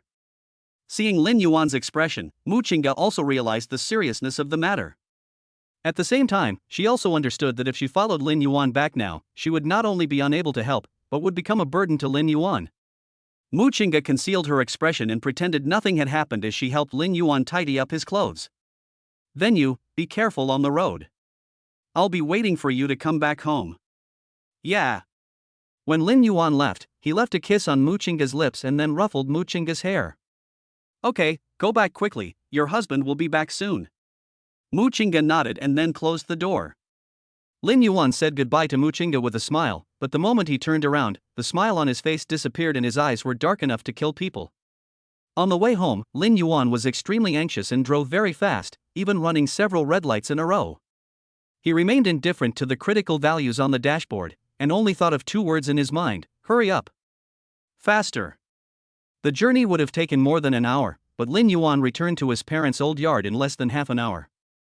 Lin Yuan had just parked the car and hadn't gotten out yet when he saw a group of people standing in his yard. They were all dressed like gangsters and it was obvious that they were members of the Dragon and Tiger gang hired by the fat gangster. Lin Yuan got out of the car and walked straight into the yard. For a moment, everyone in the courtyard looked at him. Facing the hostility in the room, Lin Yuan was not afraid at all. He walked into the room with big strides under everyone's gaze. After entering the house, he saw his parents sitting on the sofa. Lin Yuan glanced at his parents nervously, and only breathed a sigh of relief when he found that neither of them was injured. Long before, he had said that he wanted to move to a new house for his parents, but his parents felt that they were used to living in this place and didn't want to make any more changes at their age. After what happened today, he felt it necessary to put the issue of moving houses on the agenda. Thinking of this, Lin Yuan looked at the other people in the room. I saw a fat gangster and a man with a cold face sitting opposite my parents. I guess he was the boss of the Dragon and Tiger gang. The noise of Lin Yuan coming in attracted the attention of the people in the room. When the fat thug saw Lin Yuan coming in, he pointed at Lin Yuan and said to Zhang Haotian beside him, brother-in-law, brother-in-law. This guy beat me up. You have to make the decision for me. I have exposed your name, but this guy didn't listen and hit me even harder. He is not hitting me, he is clearly hitting you, my brother-in-law. As the fat gangster spoke, his face became more ferocious. Yang Shangxuan also added fuel to the fire. Brother, you are right. I have told you this news, saying that our brother-in-law is under your protection, Brother Long. But this kid not only did not listen, but also attacked my brother-in-law and other brothers. He clearly does not take you seriously. This kind of guy must be severely punished. Yang Shangxuan became more and more excited as he spoke, and then he accidentally met Lin Yuan's gaze. That gaze was as sharp as a needle, and he immediately lowered his head, his legs trembling, and he didn't dare to look at Lin Yuan again. Although he was afraid, he wanted to use Zhang Haotian's hands to watch Lin Yuan being beaten until he begged for mercy. If you bring shame upon yourself, Lin Yuan won't have an easy time either. After hearing what the two said, Zhang Haotian took a sip of tea calmly and then looked at Lin Yuan. Did you do that? That's right. Okay. Zhang Haotian nodded, and then said to the fat thug beside him, go and call the two brothers in. Okay. The fat gangster ran out excitedly upon hearing that. After a while, he came in with two of his younger brothers who had been guarding the yard. Seeing the fat thug coming back, Zhang Haotian said calmly, go and remove both of his legs for me. Okay, big brother. Upon hearing this, the two younger brothers walked towards Lin Yuan with expressionless faces. The fat gangster was also ready to fight. He subconsciously thought that since Zhang Haotian was here, Lin Yuan would definitely not dare to fight back. At this moment, two younger brothers walked in front of Lin Yuan, looked at each other, and wanted to cripple his legs. However, snap! Before the two younger brothers could even make a move, they were slapped twice by Lin Yuan and flew away. They fell heavily to the ground, dizzy and dazed. Afterwards, Lin Yuan stepped forward, picked up the two men from the ground, and threw them directly out of the house. After doing all this, he nodded slightly and looked at Zhang Haotian calmly. An invisible pressure burst out from his body. Seeing this scene, Yang Shangxuan and the fat gangster were stunned. They never thought that Lin Yuan was so bold that he dared to take action in front of so many people. The Lin Bohu and his wife, who were sitting on the sofa in fear, did not expect that Lin Yuan was such a good fighter. Zhang Haotian on the side frowned, looking somewhat unhappy. Chapter 46. For a moment, the atmosphere in the living room dropped to freezing point and no one dared to speak. Zhang Haotian first glanced at the two men outside the door, and then turned his gaze to Lin Yuan. Yang Shangxuan behind him saw this and flattered, Brother Zhang, this guy deserves to be punished. You are here, but he is still so arrogant. It is obvious that he does not take you seriously. If we don't teach him a lesson, then where will the dignity of our brothers in the Dragon and Tiger Gang and you, brother, be placed? As soon as Yang Shangxuan finished speaking, the fat thug said, Brother-in-law, did you see everything? This kid is too arrogant. He even dared to bully you. The fat gangster and Yang Shangxuan sang the same tune, adding fuel to the fire with every word they said. At this time, Zhang Haotian, who was sitting in his seat, stood up and slowly walked in front of Lin Yuan. Young man, has no one ever told you that you should be low-key? My strength doesn't allow it. Lin Yuan shrugged, it's hard for me to keep a low profile. Zhang Haotian felt that his dignity was challenged, and his eyes gradually turned cold. I heard you're good at fighting? It's just so-so. Anyway, it's more than enough to beat you. Zhang Haotian sneered. Hee, do you know where the last person who spoke to me like this is buried now? I don't want to know, but you can tell me in advance where you want to bury it. If I'm in a good mood, I can help you arrange it. You kid, don't be shameless. Zhang Haotian gritted his teeth, veins popped out on his forehead, and the knife marks on his face were exposed. His expression at the moment looked particularly ferocious. What's the use of you just being able to fight? I brought so many people here today. If you know what's good for you, just kowtow to me 3 times and admit your mistake. I can consider sparing half of your life. To get involved in this world, you need background and power, you little jerk, do you understand? After saying that, Zhang Haotian prepared to take action. As a result, as soon as he raised his hand, he was slapped by Lin Yuan. Snap! Zhang Haotian was stunned for a moment. Before he could react to what was happening, Lin Yuan raised his hand again and slapped Zhang Haotian on the other side of the face. Another crisp slap sounded in the living room, lingering like a magic sound, and it took a long time to dissipate. Zhang Haotian covered his face, his eyes filled with shock. The sound of the slap was like a knife, splitting his dignity into pieces. You fucking! Zhang Haotian's eyes were burning with anger, and he wished he could cut Lin Yuan into pieces. However, before he could make a move, Lin Yuan slapped him again. Clap, clap, clap. A series of crisp sounds rang out, falling into the silent night and causing ripples. Zhang Haotian couldn't bear it anymore, and the volcano of anger in his heart erupted. He is the boss of the Dragon and Tiger gang, but he was slapped in front of his own brothers. Doesn't he have any dignity? Fuck. Zhang Haotian touched his face, which was numb from being beaten. His eyes became gloomy. Give you face? In that case, don't even think about walking out alive today. He called the younger brother outside to come in. Don't stop now, beat me to death. When a group of people heard Zhang Haotian's order and were about to rush through the threshold in a threatening manner, Lin Yuan walked over calmly. The long legs blocked the way and isolated everyone from outside. Want to come in? Have you asked me? Everyone was stunned. No one had expected Lin Yuan to be so arrogant. At this time, Zhang Haotian, who was sitting in the living room, gave orders. What the hell are you still standing there for? Beat him up. Oh. The younger brothers suddenly woke up from their dream and swung their fists towards Lin Yuan. Bang, bang, bang. After a while, Lin Yuan was surrounded by the crowd. Seeing this, Zhang Haotian calmly drank his tea. What's the point of fighting? You'll just be defeated by me. Zhang Haotian licked the blood from the corner of his mouth, then raised his hand to wipe it off. Lin Yuan, you'd better pray that you can die, otherwise I will make you live like an immortal. How dare you make me look bad? The noise outside was getting louder and louder, and the noisy sounds of punching were slowly becoming regular. Bang. Bang bang. Bang bang bang.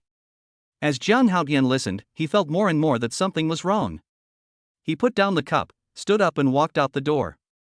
Before he reached the door, he found that his men were already scattered all over the yard. As for Lin Yuan, he stood in the middle of the yard like the god of death, with a few bloodstains on his face. Under the moonlight, he looked very vicious. The gangsters and Yang Shangshuan who were in the living room saw Zhang Haotian standing there in a daze, so they walked forward curiously to see what was going on. However, when they saw the scene in front of them, they were dumbfounded. What kind of joke is this? Is this something a human can do? Especially Zhang Haotian, his feet almost couldn't stand. Are the guys I brought with me so weak? Or is Lin Yuan really that good at fighting? Before he could think about it, Lin Yuan quickly swept his leg and took care of the few remaining thugs in front of him. Zhang Haotian shuddered and suddenly had a bad feeling in his heart. At this moment, Lin Yuan seemed to sense that Zhang Haotian and the other two were watching him, and turned to look at them. Several people looked at Lin Yuan walking towards them and instantly panicked. Oh my god, this guy is a monster. The fat gangster wanted to run away, but the exit was behind Lin Yuan. He couldn't go left or right, so he had to hide behind Zhang Haotian. Seeing this, Yang Shangshuan, who was standing by, also quietly moved behind Zhang Haotian. As for Zhang Haotian, although he was a little scared, as the boss of the Dragon and Tiger gang, he was forced to maintain his image. Even when facing Lin Yuan's approach, he did not take a step back. Lin Yuan chuckled softly and looked at them jokingly. Little punk, do you understand? Zhang Haotian's eyes darkened, his face full of dissatisfaction. He raised his head and stared at Lin Yuan. Of course, Lin Yuan would not tolerate this guy with dead eyes. With a slap, he slapped Zhang Haotian to the ground. I gave you face, but you're still looking? Lin Yuan squatted down and patted Zhang Haotian's face, his eyes cold. Who asked you to come and disturb my parents' rest? Zhang Haotian was completely frightened by Lin Yuan at this moment, and he pointed his trembling finger at Yang Shangshuan. Yes, it's him. Lin Yuan raised his eyes and looked at Yang Shangshuan, with murderous intent in his eyes. I. Yang Shangshuan swallowed and felt a chill running through the soles of his feet, then spreading to every part of his body. The next second, he fell to his knees on the ground, crying and kowtowing wildly. His lower body had a stress reaction, and a pool of light yellow liquid spread under his knees. Brother Lin, I was wrong, please forgive me, I really didn't mean it. Lin Yuan looked at the three of them coldly and uttered a word softly. Roll. When Zhang Haotian was about to leave with the gangster, he was stopped by Lin Yuan. Wait, take him away too. Zhang Haotian and the gangster looked at each other, each grabbed Yang Shangshuan's arm, and hurriedly fled the scene. The younger brothers in the outer courtyard saw that their boss had run away and did not dare to stay here any longer. They endured the pain and supported each other as they left Lin Yuan's house. Lin Yuan had just sat down in the living room when he heard Yang Shangxuan's pig slaughtering screams outside, echoing through the night. Chapter 47. Lin Yuan started to clean up the garbage left by Zhang Haotian and his group. Dad, Mom, are you all right? We are all fine, but you, son. The couple saw the blood on Lin Yuan's face and were a little frightened. They didn't do anything to you, did they? Lin Yuan shook his head. I'm fine. That's someone else's blood. That's good. That's good. The couple sighed deeply, their eyes showing some complicated expressions. Lin Yuan, who was sweeping the floor on the other side, looked at his parents with lingering fear, and couldn't help but let his thoughts wander. Yang Shangxuan and the others informed me today, but what about the future? It is impossible for Lin Yuan to guarantee that he will be here to guard the two elders all the time, but people with ill intentions pop up from time to time. This is not a solution. Mom and Dad. Lin Yuan said, let's move to a neighborhood with better security. Lin Boho looked at Lin Yuan deeply and nodded. Okay, Mom and Dad will listen to you. After Lin Yuan cleaned up the mess at home, he drove back home. On the way home, Lin Yuan kept thinking about what happened tonight. After this incident, I think Zhang Haotian will not take action against his parents in the short term, but before that, he still has to think about where to arrange for the two elders. After all, if there is one Zhang Haotian, there will be a second and a third. He wanted to settle his parents in a safe place so that he would have no worries. At home. Muchinga sat on the sofa with a waistcoat draped over his shoulders, glancing at the mobile phone on the coffee table from time to time and looking out the window absent-mindedly. Suddenly, there was a noise at the door. Muchinga heard the sound of the door lock and ran over immediately without even bothering to put on her shoes. With 2 beeps, the electronic door lock was unlocked. Muchinga's heart was in his throat, and he was hoping that the person he was thinking of would appear before him. The door slowly opened. Lin Yuan, who was standing outside the door, guessed that Muchinga must have fallen asleep at this time, so he thought about going in quietly. However, this electronic device did not have a night noise reduction mode, and the unlocking sound seemed particularly loud in the silent night. Lin Yuan was trying in a hurry to turn off the sound of the electronic door lock, but the next second, a soft, fragrant and warm body threw itself into his arms, and the familiar scent instantly enveloped him. I'm back. His eyes softened, and he hugged Muchinga and asked softly, why haven't you rested yet? Wait for you. Muchinga's muffled voice came from in front of Lin Yuan. Lin Yuan touched Muchinga's head and did not urge her to go in. The two of them ran outside the door for a long time before Muchinga reluctantly let go of Lin Yuan and looked him up and down. After seeing that Lin Yuan was fine, her heart finally settled down. Take a shower and rest quickly. Lin Yuan looked at Muchinga's body, the outline of her body created by the hollow pajamas, and smiled. Honey, will you help me take a bath? Hearing this, Muchinga's body suddenly stiffened. After a pause, he said, wash yourself. Ouch. Lin Yuan pretended to scream, I suddenly feel a little pain in my body. Before he finished speaking, Muchinga came over and asked with concern, where does it hurt? It hurts here. Lin Yuan took Muchinga's hand and placed it on his own heart, which was beating strongly. My wife won't take a shower with me, so she's a little upset. Muchinga's face instantly turned red with shame, and she said coquettishly, You are a scoundrel, a hooligan. You are my wife, how can I be considered a hooligan? When Muchinga heard this, she realized what Lin Yuan was thinking. Just when she was about to escape from Lin Yuan's clutches, she was caught by him. Lin Yuan kissed her domineeringly. Only after Muchinga surrendered did he slow down his movements. He blew air into Muchinga's ear and spoke in a low voice. Bath. Sleep. The next day, early in the morning. When Lin Yuan was sleeping soundly with Muchinga in his arms, suddenly, a hurried ringing disturbed his sweet dream. Anthracene. Muchinga in his arms was obviously disturbed by the ringing. She stretched her body and snuggled into Lin Yuan's arms, trying to block out the noisy sound. Lin Yuan frowned, reached out for the mobile phone on the bedside table, picked it up and saw that it was a call from Lin Pengpeng. He subconsciously wanted to hang up the phone, but after thinking it over, he still answered the call. What's up?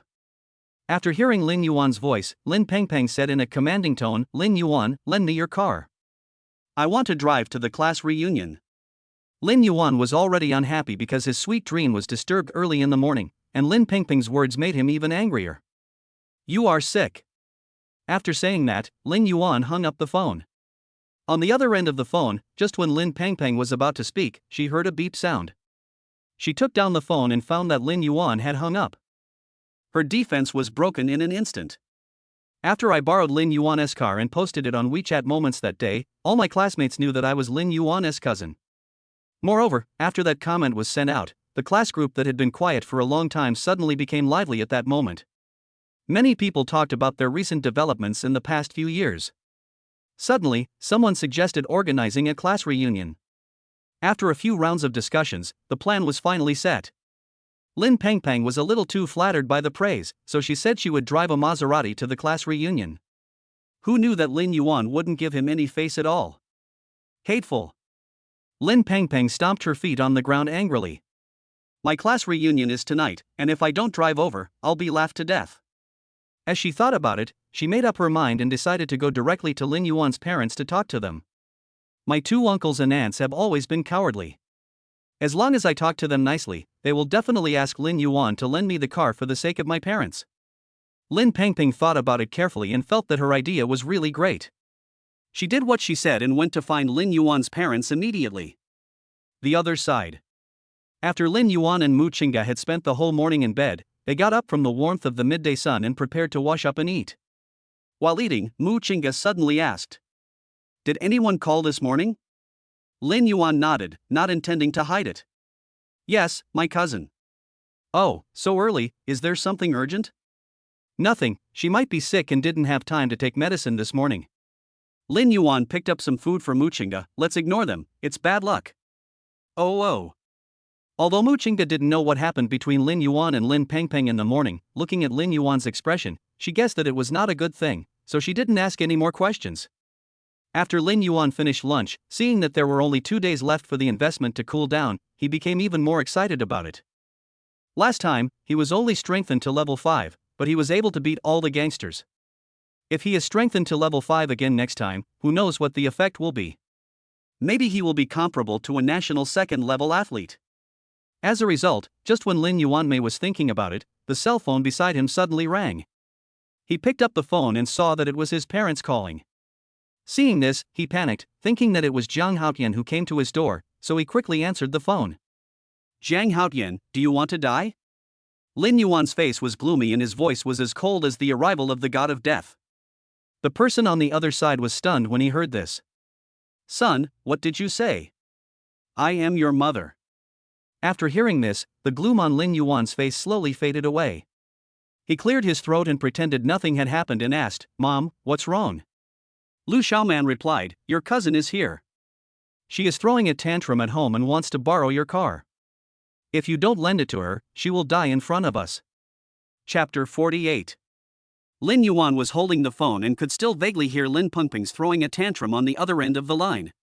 He was speechless, yet at the same time he didn't know whether to laugh or cry.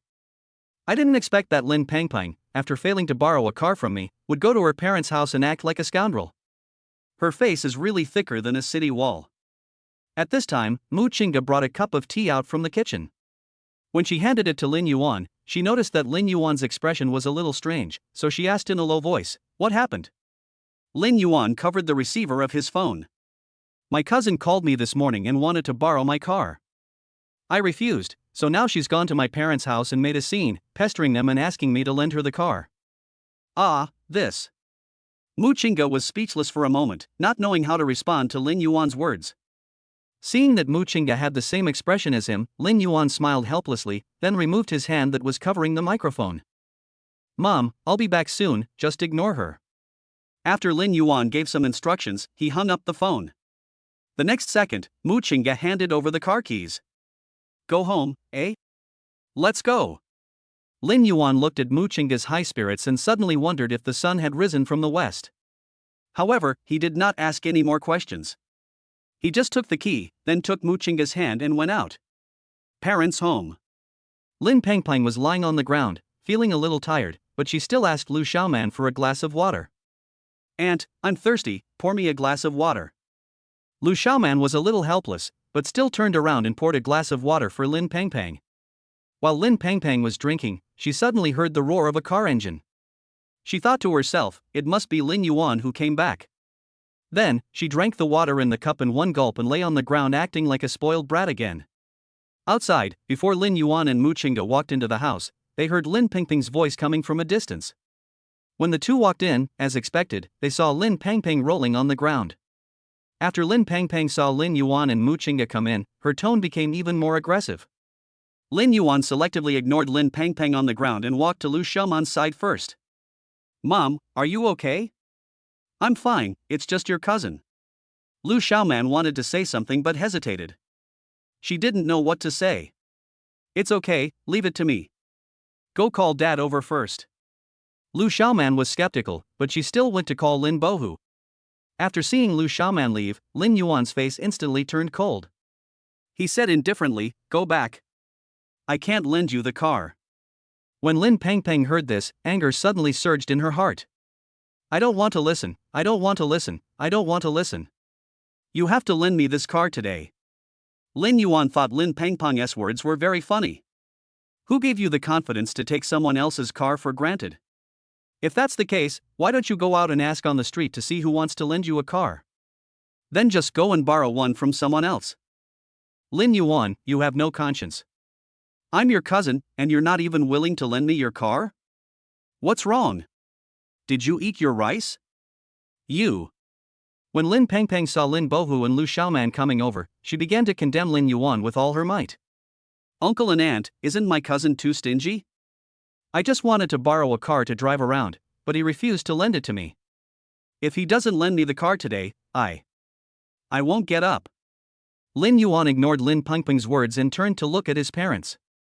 "Mom and Dad, let's go out and play today." He turned his head to look at Lin Pengpeng, who was lying on the ground and refused to get up. "Since my cousin loves our floor so much, let's not ruin her interest.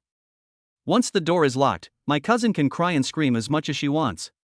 After all, our family will never steal things, right?" "What do you mean?"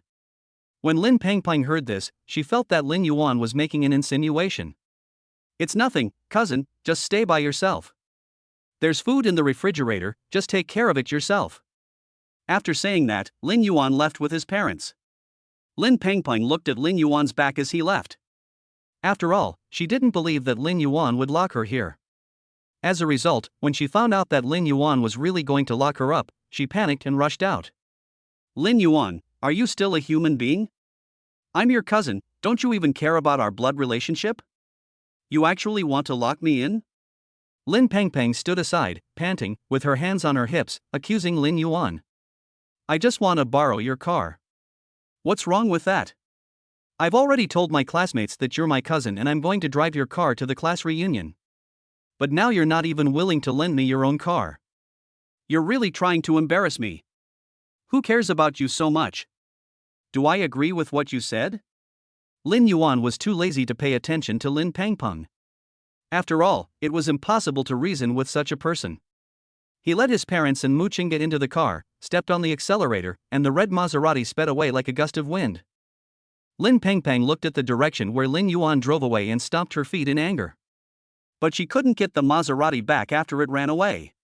At this moment, the phone in her bag rang. She picked it up and saw that it was her best friend calling. "Hello?" Lin Pengpeng felt a surge of depression in her chest and she almost couldn't breathe. My best friend Lu Xiaoqin was stunned for a moment, then asked, "Pengpeng, have you asked your cousin for a car? We have packed everything and are waiting for you to pick us up to attend the class reunion." Lin Pengpeng held her forehead and felt a headache. "Wait for me, I'll pick you up." "Okay, we'll be waiting for you." Lu Xiaoqin blew her a kiss and then hung up the phone happily. Lin Pengpeng listened to the excitement on the other end of the phone and felt annoyed again. "It's all Lin Yuan's fault, that stingy guy. If it weren't for him, I wouldn't be so upset now." As she was thinking, Lin Pengpeng raised her hand to stop a taxi and got in. "Master, go to Xingfu Community." "Okay." The taxi started slowly. Lin Pengpeng felt the pure electric taxi, and her mind was full of the sound of Lin Yuan's Maserati. She sighed helplessly. She can't borrow the sports car today. How should she explain this to her sisters later? The other side. In the hospital ward. The pure white ward was filled with the smell of disinfectant, and there were 2 beds in the ward with 2 patients lying on them. One black and one white. The black patient only had a few bandages scattered around his body, but as for the white patient, his body was covered in gauze. Yang Shangchuan was lying on the hospital bed at this moment, shaking with anger, and his eyes turned red. Lin Yuan. I want you to die. Chapter 49. On the roadside of Xingfu community. There were 3 women standing in front of the gate of the community, chattering about something. I'll be standing at the front of the car in a moment, and you guys can take a group photo for me. Then I'll sit in the driver's seat. Me. I want the co-pilot seat. Hey Xiaoqin, what do you think? Can we stand on the hood of the Maserati? Lu Xiaoqin paused for a moment after hearing this. I don't think so. I heard that sports cars are all made of carbon fiber, and that stuff is so expensive, I can't touch it. Oh, Peng Peng's cousin can afford a Maserati, so he shouldn't be short of the money to repair his car, right? When the others heard this, they all echoed it. At this time, a taxi slowly drove towards them. When they saw the car, they couldn't contain their excitement. When will Peng Peng come? Xiaoqin, didn't you just call her? What did she say? Peng Peng said she'll be here soon, so let's wait a while. Lu Xiaoqin pretended to be calm, but in fact she was getting a little impatient. That's a Maserati. If I could get a glimpse of the world of Lin Pengpeng's cousin, maybe I could even find a rich second-generation man to marry into my family. In that way, I wouldn't have to worry about the rest of my life. While they were fantasizing, the taxi stopped in front of them. TSK. Someone took 2 steps back impatiently and cursed at the closed car window. Don't you see there's someone here? Stop in front of us. What if my clothes get dirty? As soon as she finished her words, the window of the taxi rolled down. When the girls saw this, they thought that the driver in the car had heard what they said. They suddenly panicked and were about to run away when they found that the man in the car looked particularly familiar. Peng Peng? Lu Xiaoqin looked carefully and recognized that the person sitting in the car was Lin Pengpeng. She was a little confused. Peng Peng, why did you take a taxi to pick us up? Lin Pengpeng looked a little unhappy when she heard this. My cousin suddenly wanted to take his parents out for a trip today, and the car just happened to be out of time. You guys should get in the car first, the class reunion is about to start, and we'll be late if we don't go now. Lu Xiaoqin and the others looked at each other and finally got into a taxi. As their expectations were dashed, several people felt somewhat resentful, but they did not know how to say anything. So they just sat there in silence without communicating with each other. Lin Pengpeng really couldn't stand the current atmosphere and said, this time was an accident. Next time I will definitely drive my cousin's car here. But no matter how Lin Pengpeng explained, the sisters in the car didn't listen to her. Lin Pengpeng looked up at the rearview mirror inside the car and found that Lu Xiaoqin and the others were either playing with their phones or looking out the window. No one wanted to pay attention to Lin Pengpeng at all. Seeing this, Lin Pengpeng withdrew her gaze angrily and said no more. The taxi quickly took them to their destination. Before getting off the car, Lin Pengpeng saw a lot of people standing at the entrance of the hotel. Suddenly, she had a bad feeling in her heart, but she still opened the car door and walked down. In front of the hotel, everyone was talking and laughing about the car that Lin Pengpeng would drive soon. Tell me, what does the accelerator of that new Maserati sound like? It's a multi-million-dollar car, you can just blow it up whenever you want. If it breaks down, you won't be able to afford the compensation. Oh, I was thinking that Lin Pengpeng is Lin Yuan's cousin. If I could step on her once, I would have no regrets in my life. What? If I step on it, will my next life begin? Ha ha ha. Everyone burst into laughter when they heard this. While they were laughing and joking, someone happened to glance towards the hotel parking lot. Hey, look quickly, isn't that person Lin Pengpeng? I don't know whose voice it was, but everyone's laughter suddenly stopped. Someone rubbed his eyes and said, that person really seems to be Lin Pengpeng. No way. Didn't she say she was coming in a Maserati? Why did she come in a taxi? Could it be that you couldn't borrow a car? For a moment, everyone started talking. Hello, long time no see. Lin Pengpeng walked forward to greet everyone, but after meeting everyone's strange looks, she had to put her hand down in embarrassment. Why don't you go in? Everyone was silent and no one answered Lin Pengpeng's question. Finally, someone in the crowd couldn't help it anymore and started asking questions. Lin Pengpeng, didn't you say before that you would drive your cousin's Maserati here today? Why didn't you drive over today? After someone raised the doubts in their minds, everyone started talking as if a chatterbox was opened. Yeah, the students in our class are still thinking about following you to broaden their horizons. Look, Sun Hao was thinking about borrowing your cousin's car a while ago to give it a try. Lin Pingping's face turned a little ugly as she listened to what they said. It's really unfortunate today. My cousin took his parents out to play. After all, it was all arranged. Is that so? Everyone was half believing and half doubting, and finally let the matter go. Even so, Lin Pengpeng still felt that her classmates' attitude towards her suddenly became cold. Thinking of this, she clenched her back teeth. If Lin Yuan wasn't so stingy, would I have to look at other people's faces? On the other side, Lin Yuan and his parents were having a great time. After climbing a mountain, I dragged my tired body into the hot spring pool. Call. The warm water soothed his tiredness. Lin Yuan lay comfortably on the edge of the pool, sighing at the beauty of life. As he soaked in the water, Lin Yuan felt so comfortable all over that he almost felt intoxicated. He looked at Lin Bohu, whose face was a little flushed, and spoke. Dad, I want to discuss something with you. What's going on? Would you and Mom like to move in with us? Upon hearing this, Lin Bohu looked up and the towel on his forehead fell off. After a long while, Lin Bohu continued. Why would your mother and I go to your place? We two old guys won't bother you two young couples with your lives. How can you say it's disturbing? Lin Bohu interrupted Lin Yuan. Son, your mother and I know what you are thinking, but we are both old and cannot be a burden to you. As for those people, they can't do anything to us. Dad, no, you and Mom still have to listen to me on this matter. Even if you don't live with us, I will buy you another house in the community. That place has a complete security system, and I will feel at ease if you live there.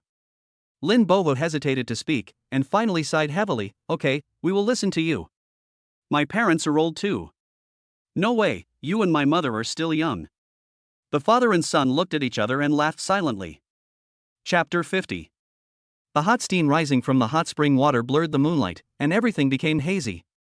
Lin Yuan felt like he was about to pass out, so he pulled his father out of the pool. The two of them wrapped themselves in bathrobes, and just as they stepped out of the box, Mu Qingge and Lu Xiaoman next to them also came out. Lin Yuan wiped his hair with a towel. Mom, how do you feel? Oh, it's so comfortable. Lu Xiaoman patted Mu Qingge's hand. If Qingge hadn't been here, an old woman like me would have felt dizzy in there. Mu Qingge explained, Mom fainted, so I brought her out. I didn't expect you to come out too. Lin Yuan secretly pointed at Lin Bohu beside him and mouthed a message to Mu Qingge. Same. Lin Bohu naturally saw the little actions of the two people in private and pretended to be angry. Don't think I didn't see it. Lin Yuan raised his hand and coughed lightly. Well. Dad, Mom, let's go eat first. A few people walked towards the restaurant chatting and laughing, but they didn't notice that behind them, the aperture of a black zoom camera was constantly changing. Not until the figures of Lin Yuan and his group completely disappeared did a person walk out from behind the green plants. He pulled down the brim of his hat, took out his cell phone and made a call. Young Master Yang, I have found the person. What do you want to do? On the other end of the phone, Yang Shangshuan was lying on the bed, unable to move. After hearing what the other party said, he sneered. What should I do? I must kill him. How dare he make me look so ugly? Young Master Yang, I'm a private detective, not a killer. The other party's calm voice was like a bucket of ice water, poured on Yang Shangshuan's hair, extinguishing his anger. I know. Yang Shangshuan exerted force and gasped in pain. Are you sure that Lin Yuan and the others have been playing all day today? I am sure. Yang Shangshuan snorted angrily. This young master is in so much pain that he can't get out of bed, and they still have the mind to play. In this case, we must not let them have too much fun, that gigolo. Go and do something to Mu Qingge's father's company. Without Mu Ziyuan's help, I don't think he will have the mind to play. Kindness. After hearing what Yang Shangshuan said, the detective on the other end hung up the phone. Oh shit. Yang Shangshuan threw his cell phone to the ground. With a bang, it exploded on the ground like a huge thunder. Young Master Yang, what's wrong with you? Although Kipling beside him was seriously injured, his recovery ability was better than Yang Shangshuan.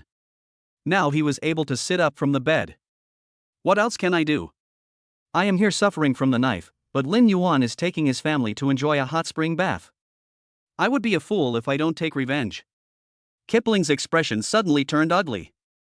He could talk to Yang Shangxuan about other topics, but this one, he didn't want to talk about it anymore. After all, this was all thanks to Lin Yuan. If Lin Yuan hadn't brought the blame upon Yang Shangxuan, he wouldn't have been beaten up for nothing. So what are you going to do, young Master Yang? Kipling's eyes dropped. If possible, he also wanted to vent his anger. Doesn't he like to live off women? I will cut off Mu Ziyuan's financial resources.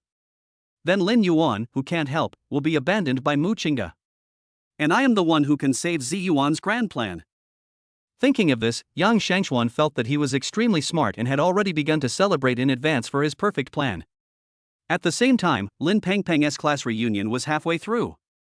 Because everyone had drunk a little bit of wine, and the lights in the box were dim, the other side that was usually hidden in the dark gradually emerged. Lin Pengpeng, you are not lying to us, are you? In fact, Lin Yuan is not your cousin, right?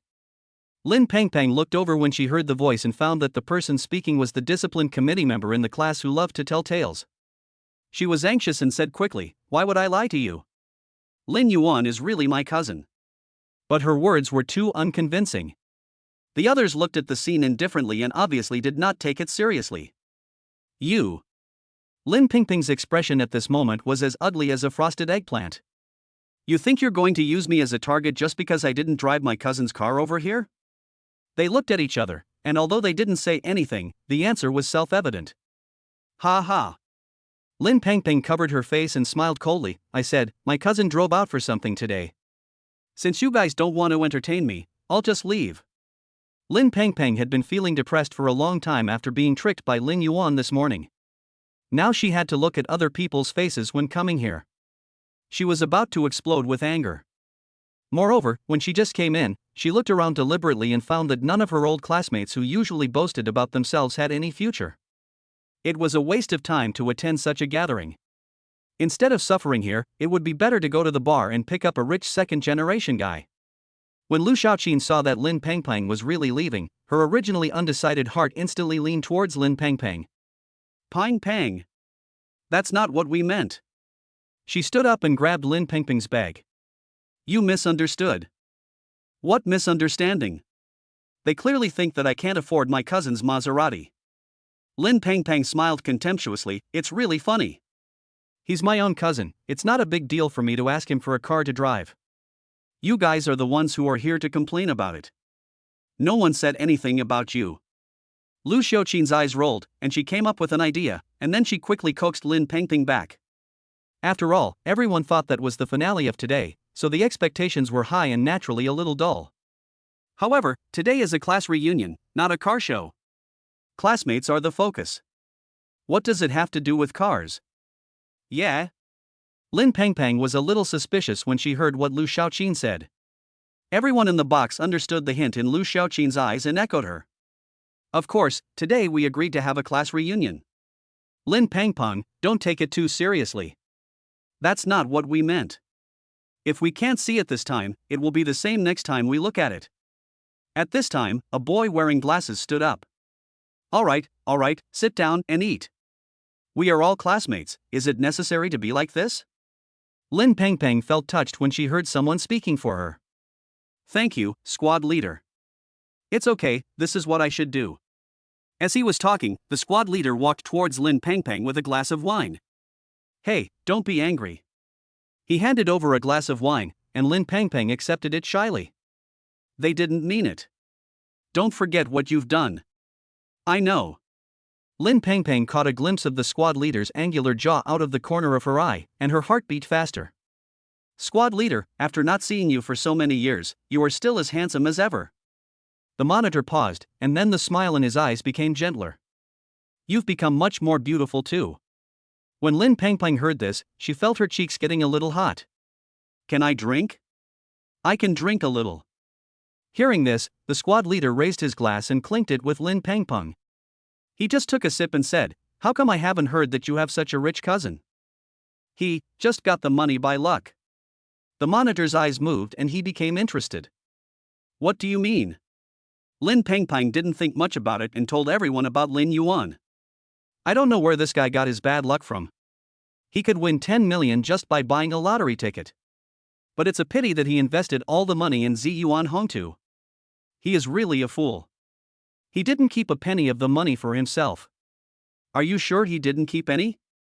Lin Pengpeng felt strange when she heard the tone of the squad leader's voice. What do you mean?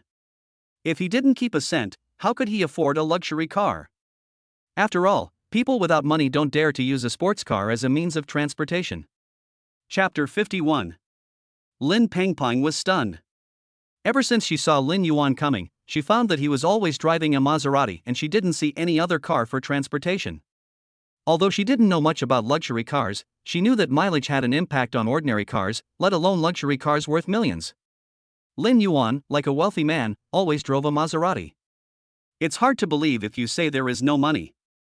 Moreover, the last time they were dining at the Hanjiangting Hotel and paying the bill, Lin Yuan swiped the 200,000 as if it were a few dollars, without even blinking an eye. Putting all these things together, Lin Pengpeng came to a conclusion. This kid Lin Yuan still has a lot of money on him.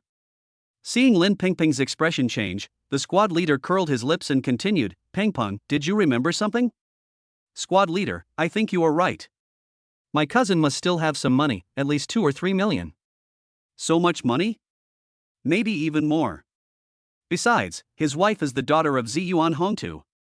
The chairman of the board of directors there just gave my cousin a nominal position. He doesn't have to do anything and can easily earn hundreds of thousands a year. So good? We are all family, why didn't they invite you? My cousin is such a stingy guy. Speaking of this, Lin Pengpeng became extremely angry. Forget it, let's not talk about this, squad leader, why are you asking these questions suddenly? When Lin Pengpeng mentioned the matter, the monitor's eyes were evasive at first, and he stammered, unable to utter a word. Squad leader, if you have any problem, just tell me. I will definitely help you if I can. The squad leader hesitated to speak. You say. I'm starting a business recently. You're awesome. What's so great about that? The squad leader laughed bitterly, the capital chain is broken, and it's not certain whether the company can continue to operate. Oh, this. I'm sorry. The squad leader waved his hand and said, it's okay. I've let it go. After all, starting a business is a high-risk, high-return attempt. It's just a pity. Seeing that the former male idol looked a little down and out, Lin Pengpeng asked hurriedly. What a pity. The track I chose is a good one. We are the only one doing this on the market. The squad leader sighed. Now our capital chain has collapsed. If we can't get follow-up funds, it means that our team's initial millions will all go down the drain. We will have to spit out the cake we worked so hard to eat and return it to the market. When Lin Pengpeng heard this, she was dumbfounded. A few millions are just going down the drain? No, we had a problem with our last round of financing. We just happened to have a small hole. If we can fill it with about 200,000 or 300,000 yuan, this project can be put into operation. So how much money can you make if you raise it? It's hard to say. After all, starting a business depends on the market trend. If the market is good, hundreds of millions a year will not be a problem.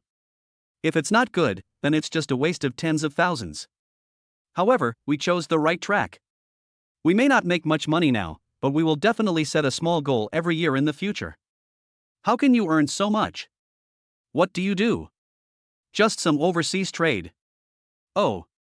Lin Pengpeng nodded, not quite understanding. What a pity. If I had money, I would definitely help you. Unfortunately, I don't have any money. Lin Pengpeng was filled with hatred. It was obvious that this was the only thing that could win the man's heart, but unfortunately, there was no money in her wallet, so she couldn't take a single step forward. It's okay. I understand. The squad leader finished speaking, paused, and then spoke. Can you ask your cousin to help me?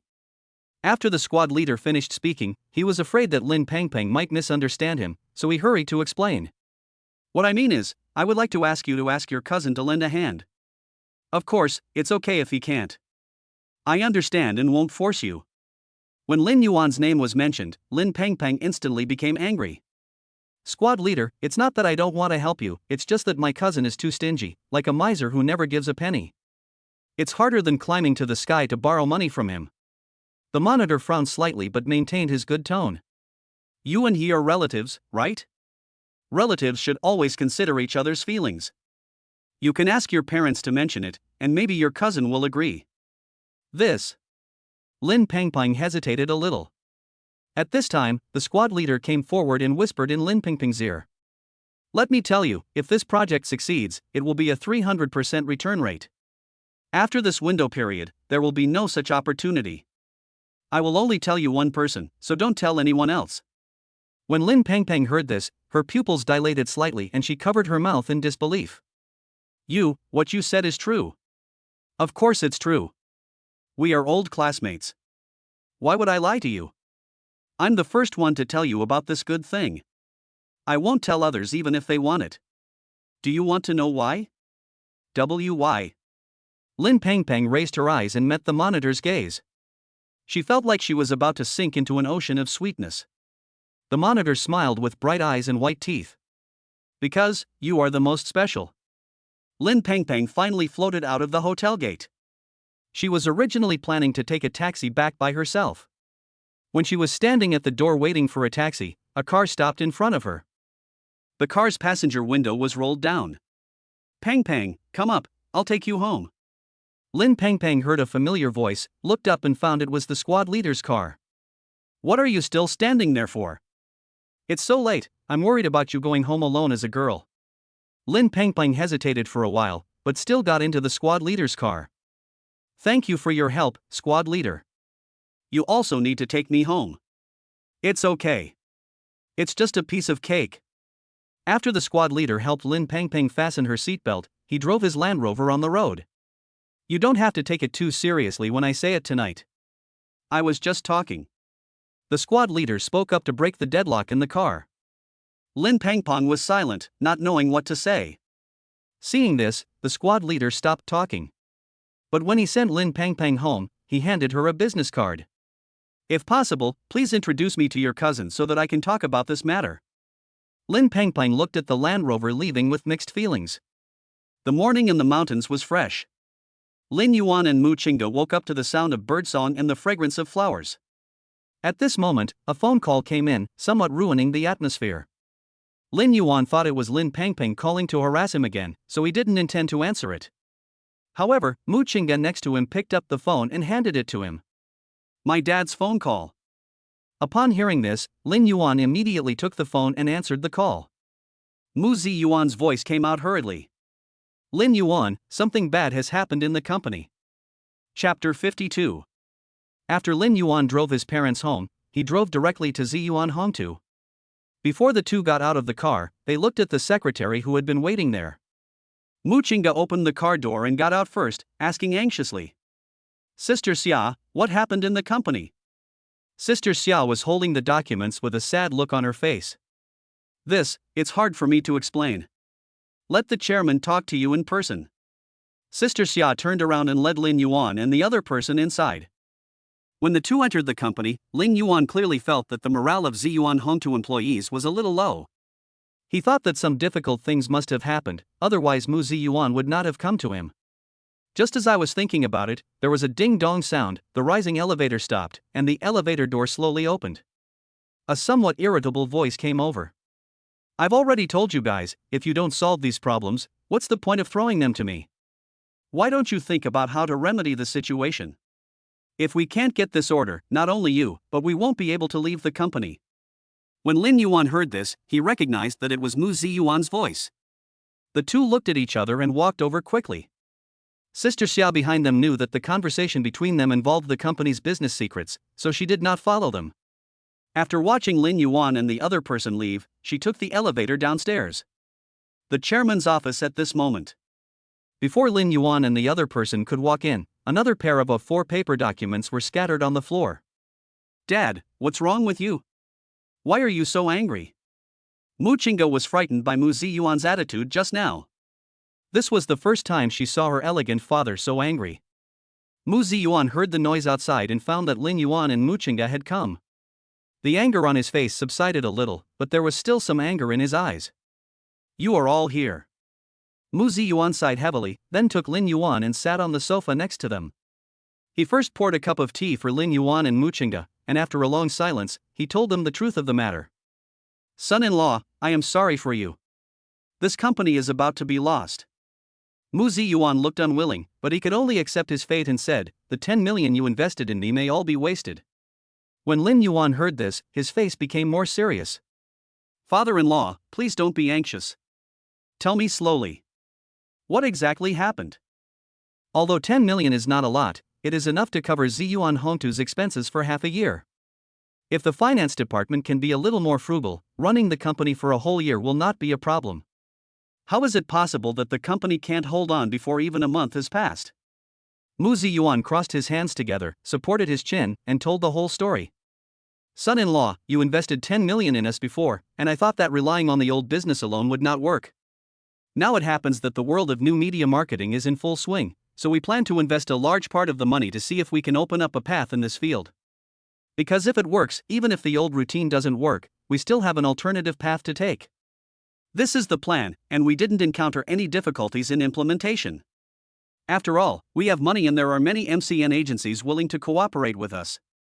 In the early stage, we plan to cooperate with them to jointly incubate some internet celebrities, and then use the internet plus traffic approach to find new channels for cooperation on short video platforms and some social software.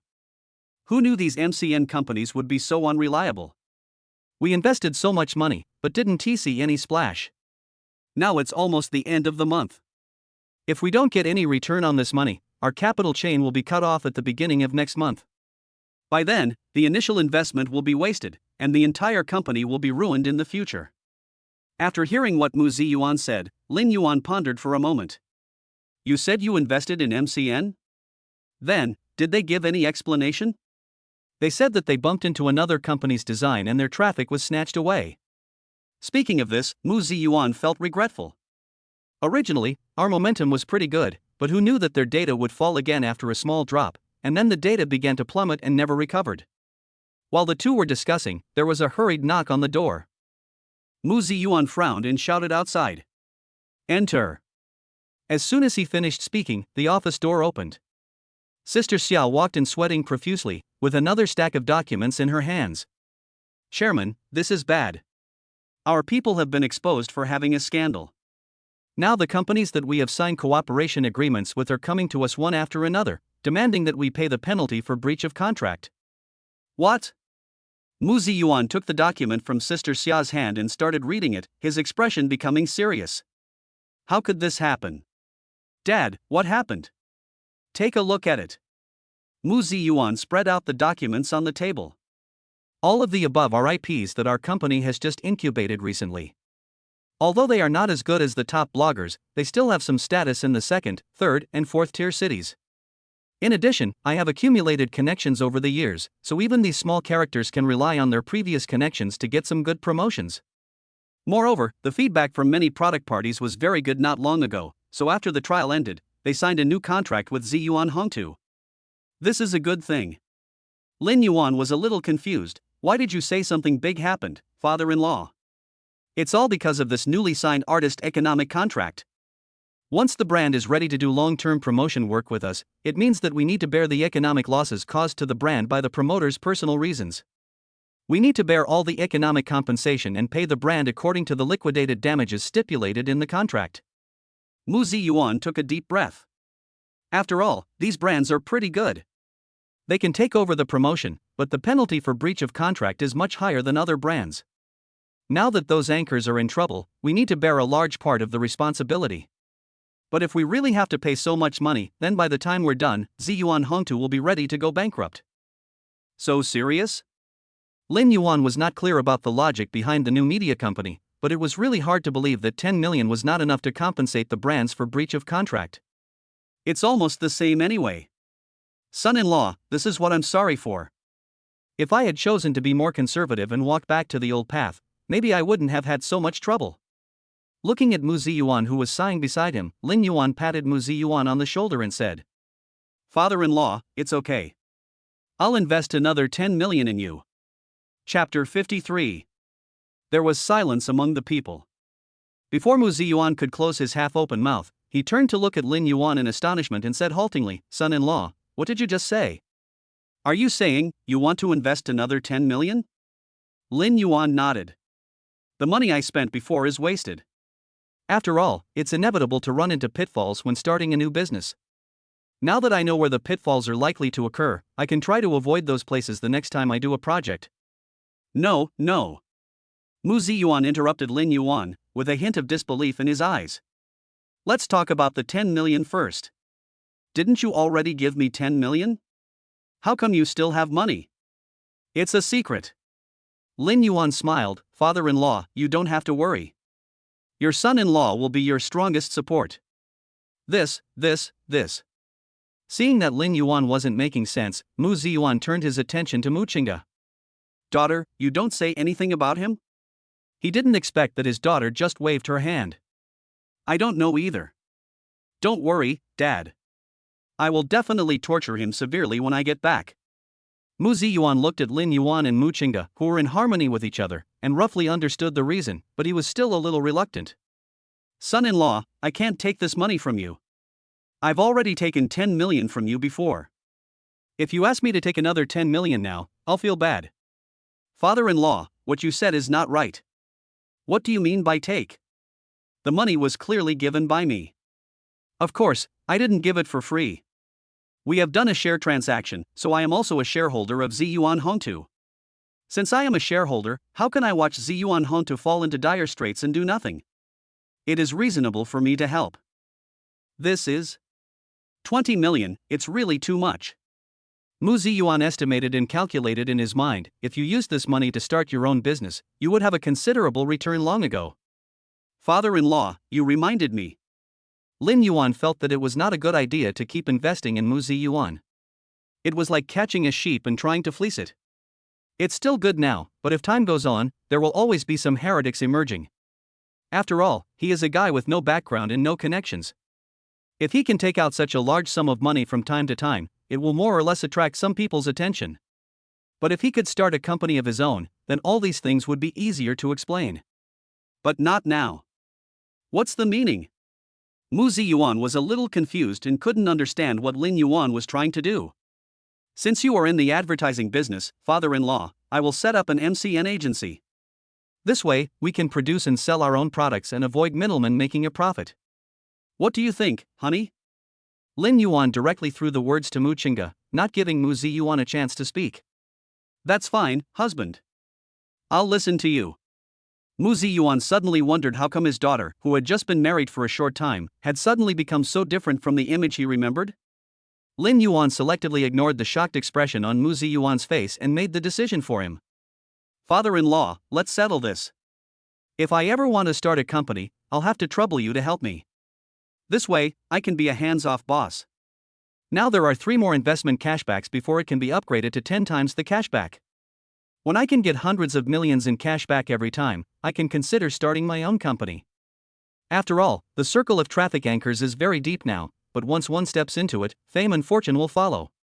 Compared with other industries, this profession is a way to get rich and make huge profits. Mu Ziyuan looked at Lin Yuan and Muchinga and knew that he was being arranged again. Okay. I'm sorry to bother you again. Mu Ziyuan recalled that he had made big promises in front of Lin Yuan before, but who would have thought that his business would collapse before it was even halfway completed? He felt that he could no longer save face. It's not a problem.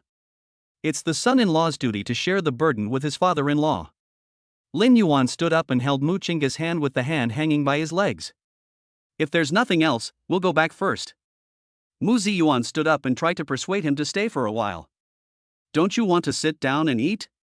It's almost time for dinner. No, I just remembered that I have something else to deal with.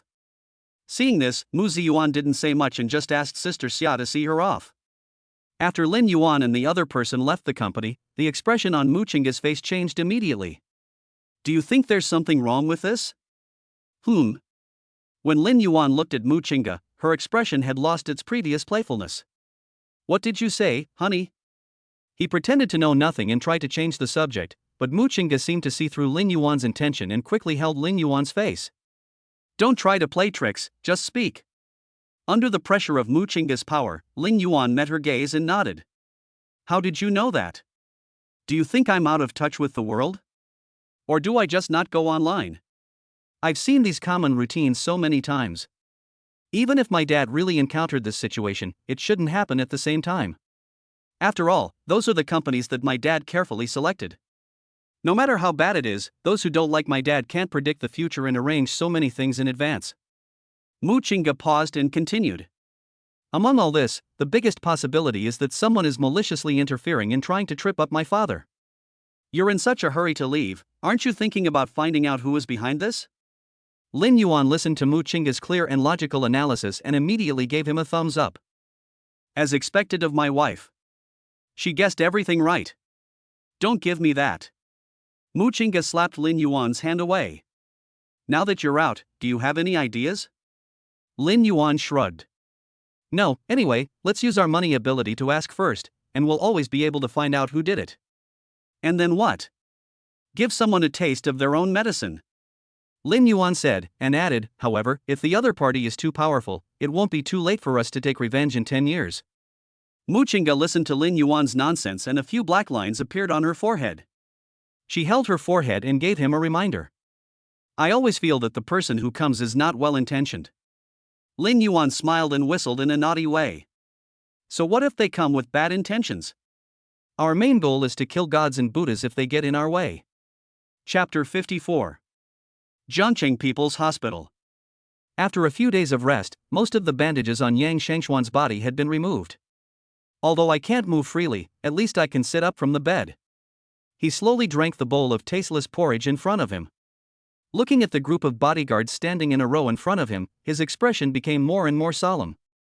Suddenly, he waved his hand, and the porridge on the small table and chairs scattered all over the floor. How come after so many days, there is no movement from Ziyuan Hongtu? What are you doing? Yang Shangxuan's angry voice resounded throughout the ward, and everyone shrank their necks, not daring to meet his gaze. Seeing this, Kipling, who was standing by, quickly tried to smooth things over. Young Master Yang, calm down. I think you shouldn't be so anxious. Our move has dealt a heavy blow to Ziyuan Hongtu's funds. No matter how tough they are, if they can't get new financing next month, they will go bankrupt sooner or later. By then, you can help Ziyuan Hongtu when it is about to collapse. Then, won't Mu Ziyuan have to listen to you obediently? Yang Shangxuan said unhappily after hearing this. What's the point of Mu Ziyuan listening to me? If Muchinga still insists on doing what he wants, won't that kid Lin Yuan take advantage of him? Oh, young Master Yang, when did you become so unconfident in yourself? Kipling patted Yang Shangxuan on the shoulder. Think about it, Lin Yuan is a gigolo after all. He is just relying on Ziyuan's great ambitions and wealth. If the Mu family falls, do you think Mu Ziyuan will allow a loser to eat and drink for free and do nothing in his own home? What should we do? Kipling said slowly. Men are all concerned about their reputation. Isn't there a saying in your country of Long that it is easy to go from frugality to luxury, but it is difficult to go from luxury to frugality? Young Master Yang, not only can you solve the problems of Mu Ziyuan's company, but you can also help him move to a higher level. He will definitely thank you. After listening to Kipling's words, Yang Shangxuan thought about it carefully and felt that what he said made sense. Then let's wait until the beginning of next month. I don't believe they can hold on any longer. On Lin Yuan's side, his client also found the culprit behind the incident. Looking at the documents sent by the private detective, Lin Yuan's eyes slowly sank. It's Yang Shangxuan. Muchinga next to him came forward and his expression turned grim. It was him. It's normal for him to be like this. After all, we've done so much to him. If he gets angry, he'll definitely take it out on us. Besides, Lin Yuan said, his eyes turning darkly, he also likes you. This will kill me in a minute. Upon hearing this, Muchinga looked at Lin Yuan with interest. Kill you? I think it's good that you didn't kill him. Speaking of this, Muchinga suddenly remembered what happened at the party that day. Honey, why are you suddenly so good at fighting? I've never heard you say that before. Lin Yuan curled his lips and smiled. Isn't this fighting for my wife's happiness? You. Muchinga's face immediately turned red, and she hesitated for a long time, unable to utter a single word. Rogue. After thinking for a long time, she only uttered these two words, which made Lin Yuan burst into laughter. Muchinga argued with a red face. You, what are you laughing at? I think you're so cute. As he said that, Lin Yuan hugged Muchinga and spun her around, my wife is really the cutest in the world. Don't itch. Mu Qingge wanted to avoid Lin Yuan's attack, but as a weak woman, she could not defeat Lin Yuan after all. In the end, she could only raise her hands and wave the white flag. But it was broad daylight now, and Lin Yuan didn't want to indulge in lust. After playing for a while, the two got up and left, each tidying up their messy clothes, with serious faces as if nothing had just happened. If it weren't for the traces of crystal clear tears at the corners of their mouths. Mu Qingge coughed lightly and brought the topic back to where it had gone off topic. So, what are you going to do about Yang Shangshuan's matter? After Mu Qingge found out that it was Yang Shangshuan's work, she naturally couldn't sit still. Even if Lin Yuan didn't say anything, she would take action. But now she is not fighting alone, so she wants to listen to Lin Yuan's advice first. We definitely can't let that guy go, but we are penniless now, so let's think about how to make money first. Lin Yuan was not in a hurry to deal with this matter. After all, with his current power, it was impossible for him to go against Yang Shangshuan's family. Upon hearing this, Mu Qingge asked, "Do you have any good ideas?" "Sleep well and the money will come." Mu Qingge thought Lin Yuan was joking and turned away. Little did he know that Lin Yuan also smiled. Because the cooling-off period will be over tomorrow, after he transfers 10 million to Mu Ziyuan's account tomorrow morning, another 100 million will be credited to his account. After repeating this twice, his business empire will truly begin. The next morning, the first thing Lin Yuan did after getting up was to transfer 10 million to Mu Ziyuan's account. Bite. Congratulations to the host for successfully investing 10 million in Mu Ziyuan and receiving a cashback of 100 million. Congratulations to the host and Mu Qingge for obtaining 5 points of physical enhancement and charm improvement. Cashback cooldown 7 days. There are still 2 skill cashback proficiency points left before the next tenfold increase in investment limit. Lin Yuan looked at the nearly 200 million yuan in his account and subconsciously scratched his face. Hiss. Pain. I can actually get 200 million in this lifetime. Lin Yuan looked at the countless zeros behind the balance and suddenly laughed. Mu Qingge beside him was obviously woken up by Lin Yuan. When she looked up, she saw Lin Yuan's face with an exceptionally bright smile. What sweet dream did you have? Why are you smiling so happily? Lin Yuan answered truthfully. I dreamed that money came into my pocket on its own. Upon hearing this, Mu Qingge was stunned for a second, then burst out laughing. That's something to be chuckled about indeed. After she finished speaking, she found that the smile on Lin Yuan's face had not diminished but grown bigger. That brilliant smile was really hard for him to bear. Hey, stop laughing, hold your saliva, it's a little unrealistic to daydream in broad daylight. Lin Yuan smiled without saying anything and put his phone away. Get up, let's go for a walk. Mu Qingge was a little confused. Where are we going? Let's go see where our company is. You really want to do it?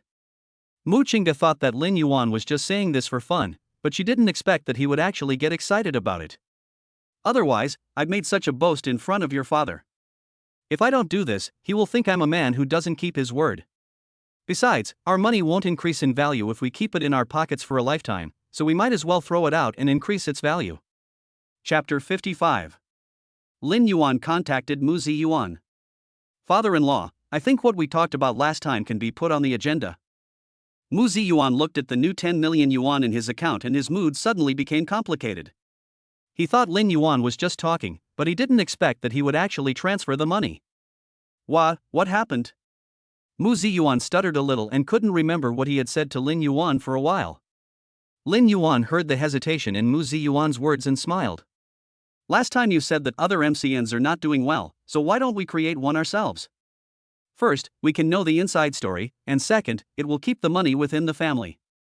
Otherwise, the money we have invested will end up being used to support others. That would be so unworthy. Mu Ziyuan was stunned when he heard this. Son-in-law, you still have money? Starting a company is not a joke. Lin Yuan smiled and said, I do have a little money, but I don't understand these things, so I'll leave it to you. I'll be a hands-off manager, and you can just give me dividends every month. How can this be possible? Mu Ziyuan directly rejected Lin Yuan's proposal. I have already asked for so many benefits, I can't accept this anymore. Father-in-law, I hope you can help me run the company. You know. Qingge and I don't understand these things, so we still have to rely on you. This. Lin Yuan heard the hesitation in Mu Ziyuan's words and said quickly, "Father-in-law, just think of this as a piece of cake. It's fine as long as you are the boss on the surface. I don't want it to be too conspicuous." "All right." Mu Ziyuan finally agreed. "Where did you get so much money?" When Mu Qingge brought Lin Yuan back, he started to ask people to investigate this guy who appeared out of nowhere. Being penniless and having a bunch of rogue relatives, he is simply a mean person. If Mu Qingge had not been sure that it was Lin Yuan, he would never let his daughter marry him no matter what. But Lin Yuan's behavior later on changed his opinion of Lin Yuan. Even so, Mu Ziyuan was still a little worried about Lin Yuan, fearing that the source of his money was not clean, and what if he would drag down his daughter? Lin Yuan naturally understood Mu Ziyuan's worries and patted his chest to assure him. "Father-in-law, don't worry, this money is all clean. As for where it came from, that is a secret." Seeing that Lin Yuan was unwilling to say more, Mu Ziyuan was also tactful and did not continue to ask. "Then I'll contact you in a few days about the details of your new company." Kindness. After Lin Yuan finished speaking, he hung up the phone. Mu Qingge, who was standing next to him, heard the noise coming from Lin Yuan's side and hurried over to ask about the situation. "How's it going?" Lin Yuan made an okay gesture. "Your father agreed, but the situation of Ziyuan Hongtu is not very optimistic. The current situation is a bit tricky, and it may take some time." After hearing Lin Yuan's words, Mu Qingge's eyebrows, which had just raised, drooped again. Yang Shangxuan is really too much. How could he do this? Ever since the last problem with the MCN agency, negative news about Ziyuan Hongtu has been coming one after another. Many brands that had originally signed contracts were forced to terminate their cooperation intentions with Ziyuan Hongtu due to the Young family's tyranny. The purpose of Yang Shangxuan doing this is to make Ziyuan Hongtu, like a duckweed in the rainstorm, shaky and preferably, sink directly. Don't be too anxious. Yang Shangxuan's hand can't reach that far. When he can't sit still anymore, he will come to you automatically. The other side. There was a black luxury car parked in front of the hospital, with 2 bodyguards standing at the door. At this time, Yang Shangxuan came out with the help of a nurse. When the people outside saw Yang Shangxuan, they bowed their heads respectfully. "Master." When Yang Shangxuan saw them, his face didn't look very good.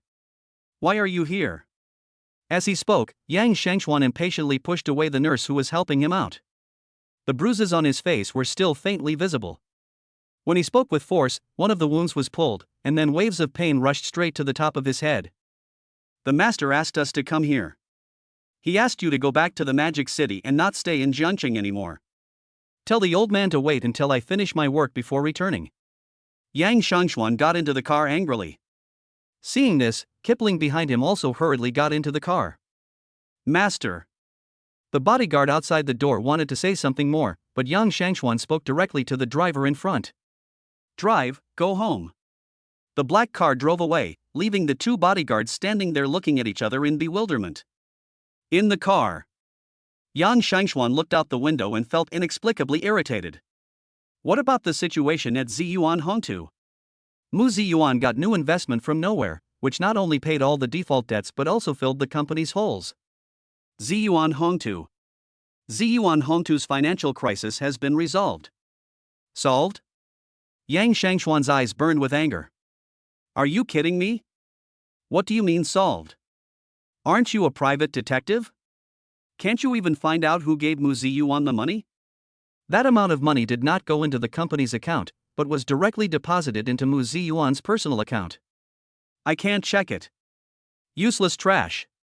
Yang Shangxuan sat in the car and roared helplessly. So what do we do now? You promised me before that you would destroy Ziyuan Hongtu by the end of the month, but now it has turned out like this. How are you going to explain to me? You're wasting my money. The atmosphere in the car suddenly became silent. No one dared to speak, for fear of angering Yang Shangxuan. After a while, Kipling licked his lips and broke the silence. Young Master Yang, I think we can't just let this matter go so easily. Yang Shangxuan glanced at Kipling coldly, and remembered the last time this kid stood by and watched. I definitely can't let it go like this, but would you like to explain first why you didn't help me last time? Oh no. Kipling thought to himself that something was wrong. I thought that since Yang Shangxuan didn't mention this matter a few days ago, he could get away with it, but who knew that he would bring it up at this time out of the blue? This. Kipling's mind was working rapidly. He is now in Long Country, and he has to rely on Yang Shangchuan for many things, so he must make sure to please Yang Shangchuan. Young Master Yang, I didn't have to do this, Kipling said slowly, trying to come up with a reasonable explanation for himself. Think about it, if I did it, that kid Lin Yuan would be at a disadvantage. What do you mean? Not only has Lin Yuan offended you, young Master Yang, he has also offended the Dragon and Tiger Gang. Moreover, this is Zhengcheng.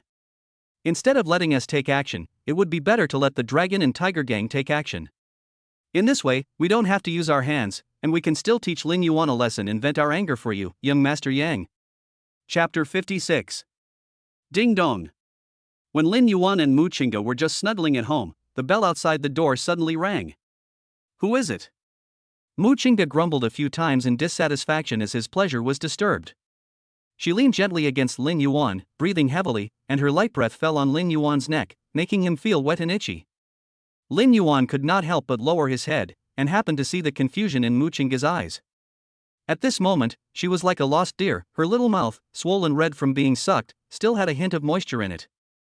Lin Yuan couldn't help himself and pecked Mu Qingge's lips again, then he let Mu Qingge go with a satisfied look. At this time, the ringing outside the door did not stop.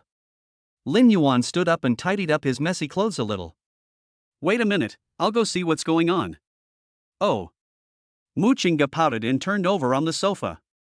Seeing this, Lin Yuan, who was standing beside her, smiled silently, then rubbed Mu Qingge's hair. Good. After calming Mu Qingge down, Lin Yuan went to open the door slowly. When the door opened, he saw the butler standing outside. Butler? Lin Yuan was a little suspicious. What's the matter? Lin Yuan thought about it carefully and it seemed that he didn't ask anyone to come up today. Mr. Lin, someone outside the door wants to see you. Lin Yuan said without hesitation, no. Okay. The butler did not ask the reason. When he turned around to leave, he was stopped by Lin Yuan behind him. Who wants to see me? The other party said it was your cousin. Cousin? Upon seeing this, the housekeeper immediately took out his cell phone and played the surveillance footage at the door for Lin Yuan to see. It's this lady who said she wanted to see you. Lin Yuan took the housekeeper's phone and found that the person under surveillance was indeed Lin Pangpang. He then returned the phone. Block this person. Understood. Lin Yuan suddenly remembered to arrange a house for his parents. By the way, are there any vacant houses in our community? Mr. Lin, which one do you want? It doesn't have to be too big, but it must face north and south, and it should be on a middle floor so that it has better light transmission. Okay, I'll keep an eye on it for you. Okay, thank you for your help. It's okay, Mr. Lin, you're too polite. If it's okay, I'll leave first. Lin Yuan nodded. As he turned around and was about to close the door, Mu Qingge suddenly appeared. Lin Yuan subconsciously took a step back. Why did you go out without shoes? The ground is cold. Seeing that Mu Qingge didn't say anything, he had no choice but to half squat down, picked up Mu Qingge, and walked towards the living room. Don't interrupt. Mu Qingge poked Lin Yuan's face. I heard everything you said just now. Why did you bring your parents over? She said that as soon as she finished speaking, she realized that she had said the wrong thing and quickly explained. No. What I meant just now was that our parents lived well over there, and you asked them to move here all of a sudden. They are unfamiliar with the place and don't know anyone.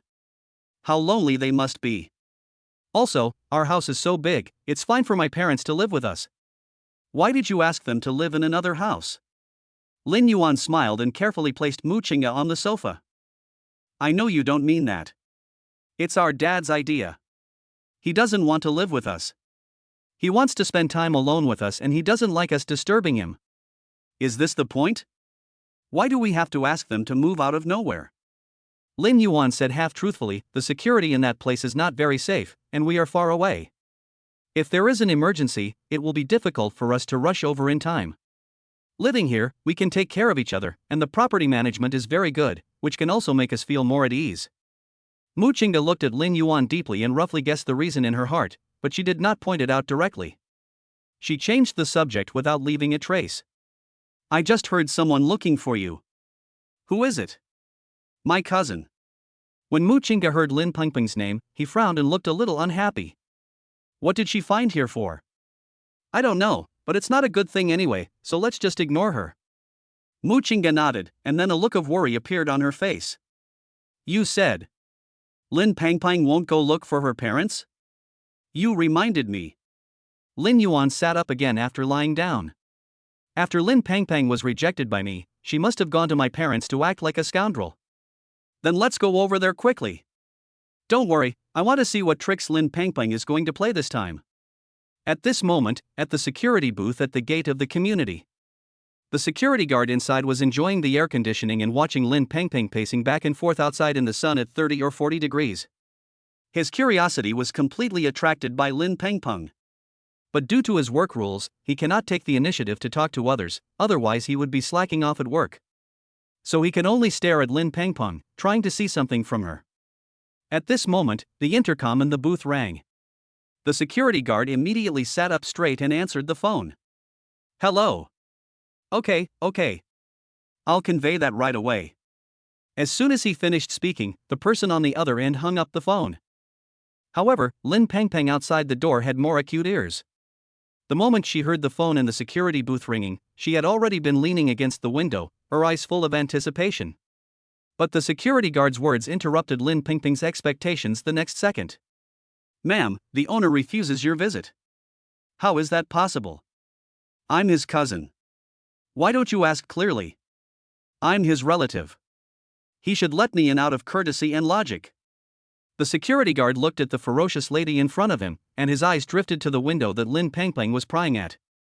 He suddenly felt that if the window was not strong enough, it might have been torn down by this woman. Ma'am, you have to pay for damaging public property. The surveillance cameras here are tracking it. The security guard pointed to the cameras everywhere. Seeing this, Lin Pangpang restrained her movements for a while, but she still did not give up. Can't you be flexible? I really am his cousin. I'm going in to discuss something with him.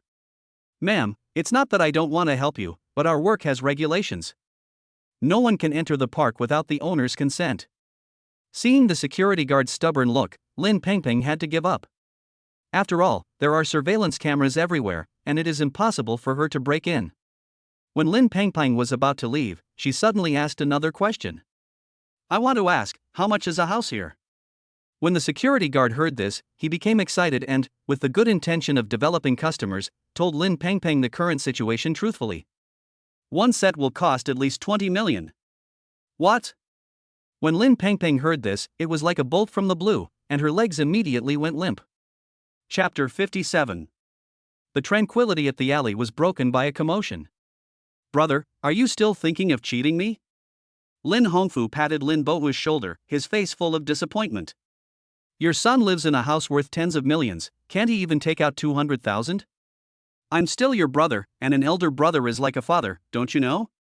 Now your brother is asking you for 200,000, you should be able to afford this small amount of money, right? Lin Bohu felt a little embarrassed when he heard this. Brother, that's Xiao Yuan's money, we can't control it. He is your son. How can I not get my son's money? Besides, Lin Yuan has so much money. Isn't 200,000 a piece of cake for you? Lin Bohu pursed his lips with a serious expression, not knowing how to start speaking. At this moment, a sharp voice was heard outside the door. The people in the room looked outside and found that it was Lin Pangpang who came. Mom and Dad. I found out. Lin Pangpang ran over in a hurry, panting and not even taking a sip of water, and said with her hands on her hips, Lin Yuan and his family live in the best Riverview apartment in the community, worth 100 million. What? When Lin Hongfu and his wife heard this, they stood up from the ground in shock. Pangpang, what did you just say? What 100 million? Lin Pangpang panted, picked up the water on the table and drank it all, and then spoke after a long pause, Lin Yuan. The house that Lin Yuan and his wife live in now is worth 100 million. When Lin Hongfu heard this, he immediately turned his gaze to Lin Bohu. My dear brother, is this how your family bullies me? We just want to borrow 200,000 or 300,000 yuan from you. For you, it's just a meal money. What's wrong with lending it to us? This. Lin Bohu sighed, this is Xiao Yuan's money. If you want to borrow it, go find him. If he agrees, I have no objection. If he disagrees, it's useless for you to find us. After hearing this, Jiang Yanlan stood up and refuted. Hey, Lin Bohu, how can you talk like that? You are his father, doesn't he listen to what you say? It's just a matter of one sentence, why are you hesitating? I don't believe it. If you ask, Lin Yuan dare not give it to you. Mom, you said it's too little. We should ask for 1 million. Lin Yuan has so much money just sitting there, why not give it to us? Lin Pengpeng gave her parents a look. Then we'll be rich. Girl, you're right. When Lin Hongfu and his wife heard this, their faces changed immediately, and the three men surrounded Lin Bohu and his wife. Brother, just think of it as helping your brother. Take out all your money and use it to invest in our project. When the project makes money, we will return the money to you with interest. How about that? As soon as he finished speaking, an angry curse was heard from outside. Bullshit. How come telecom frauds have reached home these days? As soon as the angry voice fell, there followed the sound of a wooden bench falling to the ground and breaking into pieces. Bang. Everyone in the living room was frightened and fell silent in an instant. Jiang Yanlan swallowed and turned her head stiffly to look outside the door. I found out that it was Lin Yuan and Mu Qingge who came. Suddenly, the fear on her face faded a lot. Who are you trying to scare? Jiang Yanlan rolled her eyes at Lin Yuan. You came at the right time. Borrow some money. Lin Yuan sneered. How much? Hearing this, Jiang Yanlan thought that Lin Yuan had agreed to lend her the money, and hurriedly said, No. No, lend me 500,000. Oh, no. Lin Yuan's light words fell into Jiang Yanlan's ears, and the smile on her face froze in an instant. What did you say? Why, are your ears not working well anymore because you're old? I said I won't lend it to you, do you understand? Lin Yuan walked over and brought his parents out. You've bullied my parents, why should I indulge you? You've grown up, kid. You've grown up, haven't you? Don't forget who fed you when your family was so poor that they couldn't afford to eat. Lin Hongfu showed off his power as the head of the family and tried to overpower Lin Yuan, but Lin Yuan didn't fall for this tactic. These people are just used to shouting in their small piece of land in the countryside, and they think that Jiangcheng is the same as the countryside, where any cat or dog can come up and urinate. Lin Yuan grabbed Lin Hongfu's hand and restricted his movements. Uncle, what you said is not right, is it? What do you mean you gave us food? All the food we eat is earned through our own labor. When has your family ever given us food? How dare you speak so pretentiously here? When Lin Yuan exerted a little force, Lin Hongfu felt that the bones in his wrist were about to shatter and he screamed in pain. You, let me go. Uncle, you haven't answered my question yet. What does our family owe you? Tell me about it. If it's true, I'll compensate you. When Lin Hongfu met Lin Yuan's eyes and was about to defend himself, he was so frightened that he couldn't say a word. Because he saw murderous intent in Lin Yuan's eyes. Lin Hongfu whispered, No. No. What? The sound is too quiet, I can't hear it. You. Lin Hongfu was so angry that his face turned red, but he couldn't break free from Lin Yuan's hand. He just couldn't understand why Lin Yuan, who looked thin and weak, had such great strength. You all. Before Lin Hongfu could finish his words, Jiang Yanlan could no longer hold back and came up to pry Lin Yuan's hands apart. Lin Yuan, what are you doing? Are you rebelling now? You are actually bullying your elders. For a moment, the scene in the living room was in chaos. Lin Yuan even felt that Jiang Yanlan was going to bite his hand. After he realized it, he let go of his strength and took a few steps back, thus avoiding Jiang Yanlan's teeth. Jiang Yanlan kept chattering and pounced on Lin Yuan again. Lin Yuan didn't tolerate Jiang Yanlan either. He grabbed Jiang Yanlan's neck and said in a cold voice, Are you a dog? Chasing people and biting them, don't think you can do whatever you want just because you are the elders. This is my home. If you don't know what's good for you, don't blame me for being rude.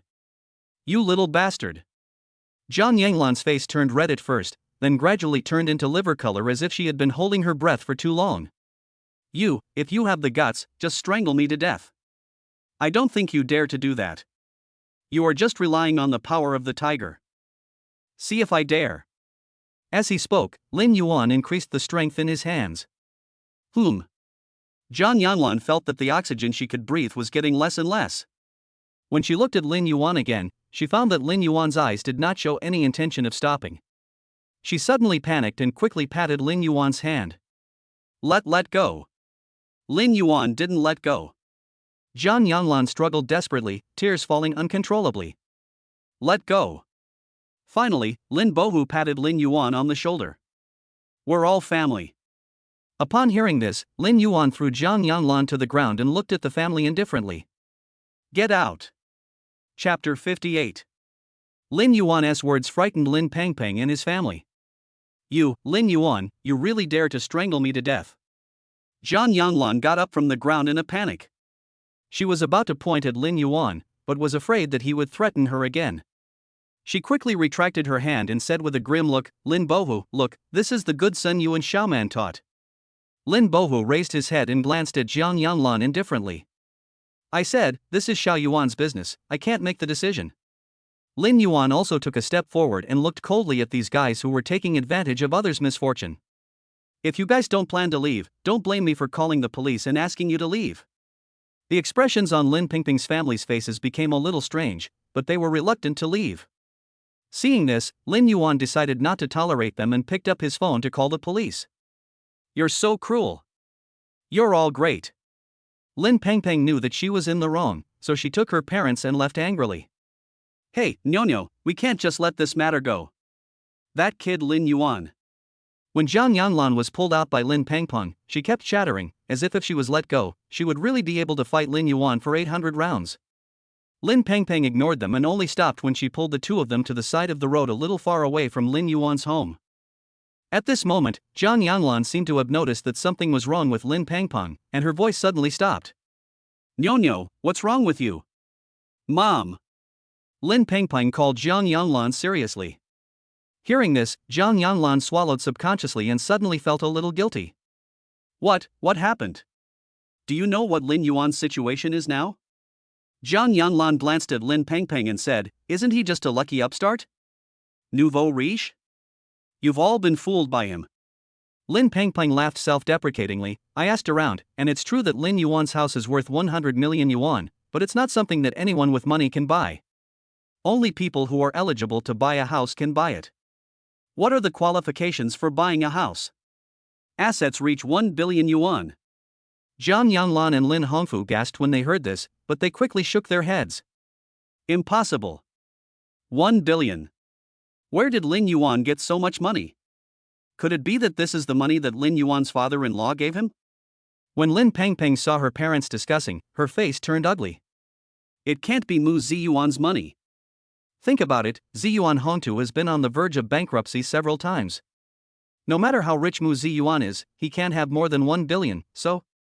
An unbelievable but unavoidable fact popped up in Lin Pengpeng's mind. This sum of money is most likely Lin Yuan's own. This.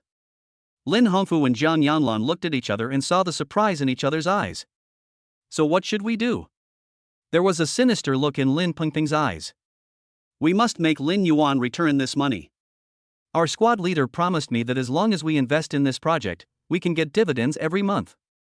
By then, we will have millions of dollars. But Lin Yuan won't lend us money. Zhang Yanlan got angry when she talked about this. Look at how they were just now, the whole family can't even spit out ivory from their mouths.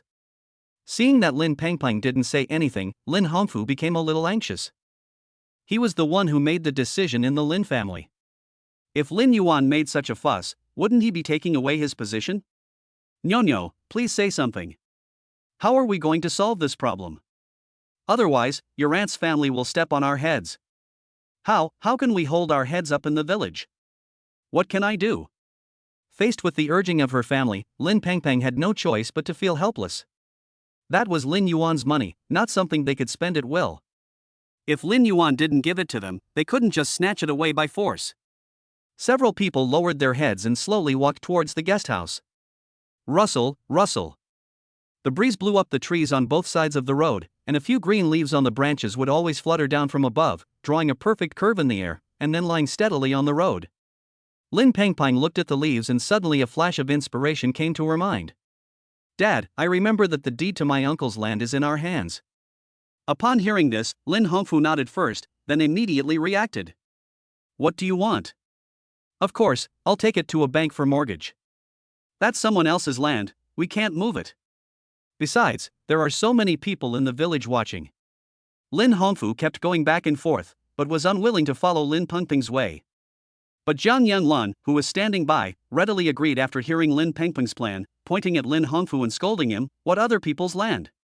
That's obviously our Lin family's land. Since Lin Yuan and his family are living well in the city, the land naturally belongs to you, the eldest brother. Husband, just listen to Nyonyo and mortgage their land. Then we will get dividends at the end of the month." Lin Hongfu lit a cigarette and took a few puffs in silence before continuing. "It's not a good idea for us to behave like this. The elders in the village are watching us. If you don't tell me, I won't tell you either. We can just get the money and take the deed back. There's no need to worry about so many things." After hearing what Jiang Yanlan said, Lin Hongfu felt a little shaken.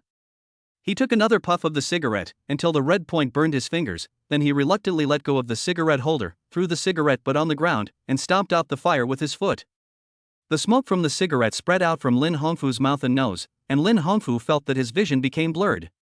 He licked his cracked lips, squinted his eyes and said, "Okay, let's pack up and go back now." Jiang Yanlan grabbed Lin Hongfu's arm and said, "I know you are the best, husband.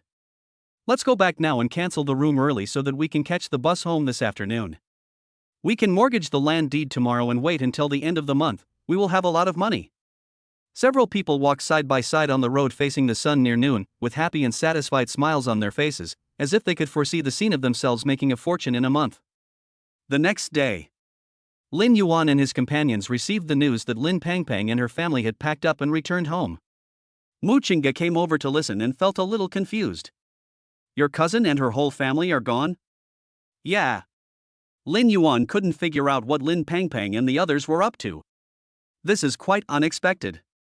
I was thinking of bringing my parents over to stay here first, so that they wouldn't bother me every day. But they left today. Could it be that the sun is rising from the west today?" Chapter 59. Chapter 59. The water is deep here, you can't control yourself. Lin Yuan put aside the affairs of Lin Pengpeng's family because there were more important things to do at the moment. After Mu Ziyuan used the 10 million yuan that Lin Yuan had invested previously to fill the big hole, he started back on his old path. But once credibility is lost, even old customers will always look at Ziyuan Hongtu again and again when choosing an advertising company. In this period of hesitation, customers that originally belonged to Ziyuan Hongtu were snatched away by its competitors. Mu Ziyuan looked at the documents on the table that indicated no plans to renew the contract, and he felt worried. Well. At this time, the office door opened. A slightly cold voice came in. "Dad, I heard you sighing from a distance. What's bothering you so much?" Mu Ziyuan looked up and found that it was Mu Qingge who walked in, and Lin Yuan followed behind her. He sat up in his chair and rubbed his temples. "Why are you here?" Mu Qingge smiled, walked around behind Mu Ziyuan and massaged his shoulders. "Your son-in-law is considerate of you, so we came to see if there is anything we can do to help." Mu Ziyuan looked at Lin Yuan deeply and said, "Lin Yuan, you have helped me enough. I really don't deserve it. Father-in-law, what you said is wrong. We are all family, why are we still talking about different things?" Lin Yuan sat down in front of Mu Ziyuan. "It is my honor to share some of the responsibilities for you." Mu Ziyuan did not continue what Lin Yuan said. Lin Yuan didn't care much about it, but just focused his eyes on the mess of documents on Mu Ziyuan's desk. "Father-in-law, these are companies that are not planning to continue cooperating?" "Yes." Speaking of this, Mu Ziyuan's brows, which had originally relaxed a little, frowned again. Ziyuan Hongtu has been able to hold on until now thanks to the help of these friends, but now that the company has encountered this problem, we really can't force others to stay. Mu Ziyuan took a deep breath. "So, son-in-law, I'd better return the money to you, so as to save you from investing so much money in this bottomless pit." As Mu Ziyuan spoke, he took out a bank card from the drawer and placed it on the table. "All the 10 million is in here. Father-in-law, I'm not giving you this money for nothing. Didn't we agree on this before? Share swap." Lin Yuan naturally couldn't accept the money. If the system determines that his behavior of taking the money is wrong, then it would be a waste of time. Seeing that he couldn't persuade Lin Yuan, Mu Ziyuan secretly poked Mu Qingge and gave her a wink. Mu Qingge said calmly, "Dad, I can't make the decision on this matter. That's Lin Yuan's own money. How he wants to spend it is his business. Just think of it as him having too much money and nowhere to spend it. Seeing this, Lin Yuan quickly agreed. Yes, father-in-law, please accept it. As for the current situation of Ziyuan Hongtu, I have already thought of a solution. What is the solution? Let's open another company to recruit MCs, Lin Yuan explained the reason. Since we failed in outsourcing MCM this time, let's start from scratch. This way, we can not only open up new business for the company, but also break free from the current constraints. After listening to Lin Yuan's words, Mu Ziyuan was silent for a long time. After a while, he spoke. If you want to open an MCN organization, the early stage is like a bottomless gold-eating hole. Investing 10 million yuan in it won't make any splash at all. Moreover, we don't have any connections in this field. It's impossible to increase sales by low prices. If we can't cultivate a hit product, the whole company will really explode. Lin Yuan smiled when he heard this. So this is what you are worried about, father-in-law. Don't worry, I have money. Mu Ziyuan glanced at Lin Yuan and thought he was joking. Lin Yuan naturally read the words in Mu Ziyuan's eyes and reiterated it. Father-in-law, if it's a money problem, you don't have to worry. The cash flow will not be cut off in half a month.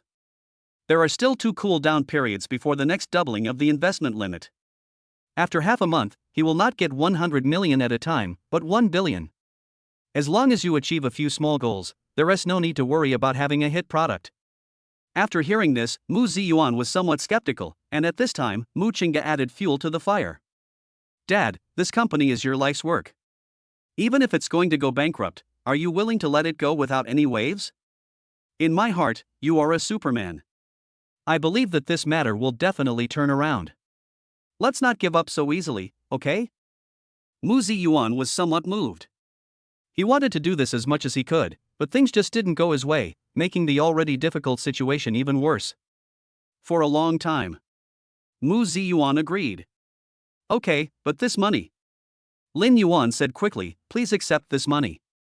Even if you can't use it now, if you need it in the future, you can use it as a loan. Good. Mu Ziyuan didn't refuse and put the card back. But looking at the appearance of Lin Yuan and Mu Qingge, although he didn't want to dampen Lin Yuan's enthusiasm, the reality was so cruel. Lin Yuan, I have to remind you that running a company is a very complicated business. You can't control yourself. Isn't it you? Lin Yuan ran up to take over Mu Qingge's position and massaged Mu Ziyuan's shoulders. You are my mentor on the road to entrepreneurship. Mu Ziyuan was amused by Lin Yuan's behavior. Stop it. After discussing the next steps with Mu Ziyuan, Lin Yuan and Mu Qingge began looking for a suitable office near Jiangcheng. And this news naturally reached Yang Shengchuan's ears. You said. Lin Yuan and his team are looking for an office building now? What are they going to do? The detective shook his head. I don't know yet. I only know that Lin Yuan and Mu Qingge went to Ziyuan Hongtu early this morning. After they came out, they drove around several business circles near Jiangcheng and asked about the rent of office buildings. It seems that Mu Ziyuan wants to open up a new project. When Yang Shengchuan heard this, he felt something was wrong. Isn't Mu Ziyuan almost out of money? So many brands have cancelled their orders. He is in a difficult situation now. How can he care about so many things? We don't know about this. Maybe Mu Ziyuan still has some cash that he hasn't touched. The detective paused and continued, another possibility is that Lin Yuan gave Mu Ziyuan money. Chapter 60. Impossible. Yang Shengchuan clapped his hands, and the teacup on the table fell to the ground and broke into pieces with a crash. I don't know who Lin Yuan is. He can't possibly have so much money to help Mu Ziyuan. The detective glanced at Yang Shengchuan and said, since young Master Yang has said so, I will continue to investigate Mu Ziyuan. Don't worry, I will definitely complete the tasks you have instructed me to do. Go ahead, go ahead. Yang Shengchuan waved his hand and sent the detective away. At this time, Kipling stood up. Young Master Yang, are we just going to leave Lin Yuan's matter like this for now? He had been thinking about how to take revenge these days, but unfortunately Yang Shengchuan's attention was always on Mu Ziyuan, leaving him completely helpless. Yang Shengchuan glanced at him and the expression on his face immediately dropped. How can that be counted? This guy made me look so ugly. If I don't resolve this matter, how can I face it? What about Jiang Haotian and the others?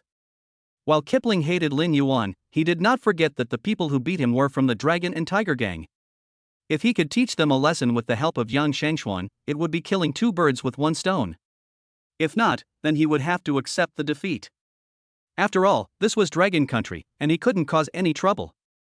We have an old saying in Dragon Country, a strong dragon cannot defeat a local snake. My father's power is in the magic city, and this is Jiangcheng. The dragon and tiger gang can never be moved, but Yang Shangxuan sat up and smiled evilly. Although we can't touch Jiang Haotian, we can cooperate with him.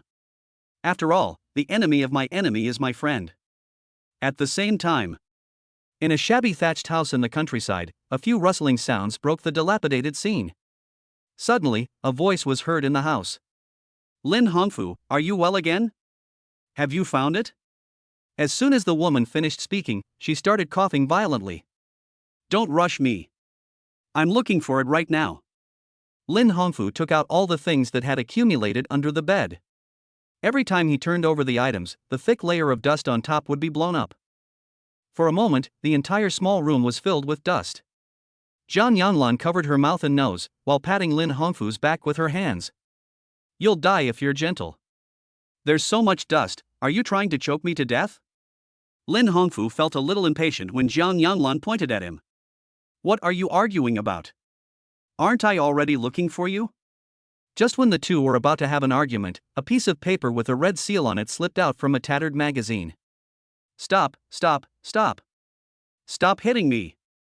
Lin Hongfu grabbed Zhang Yanlan and restrained her movements. If you keep hitting me, the land deed will be broken into pieces.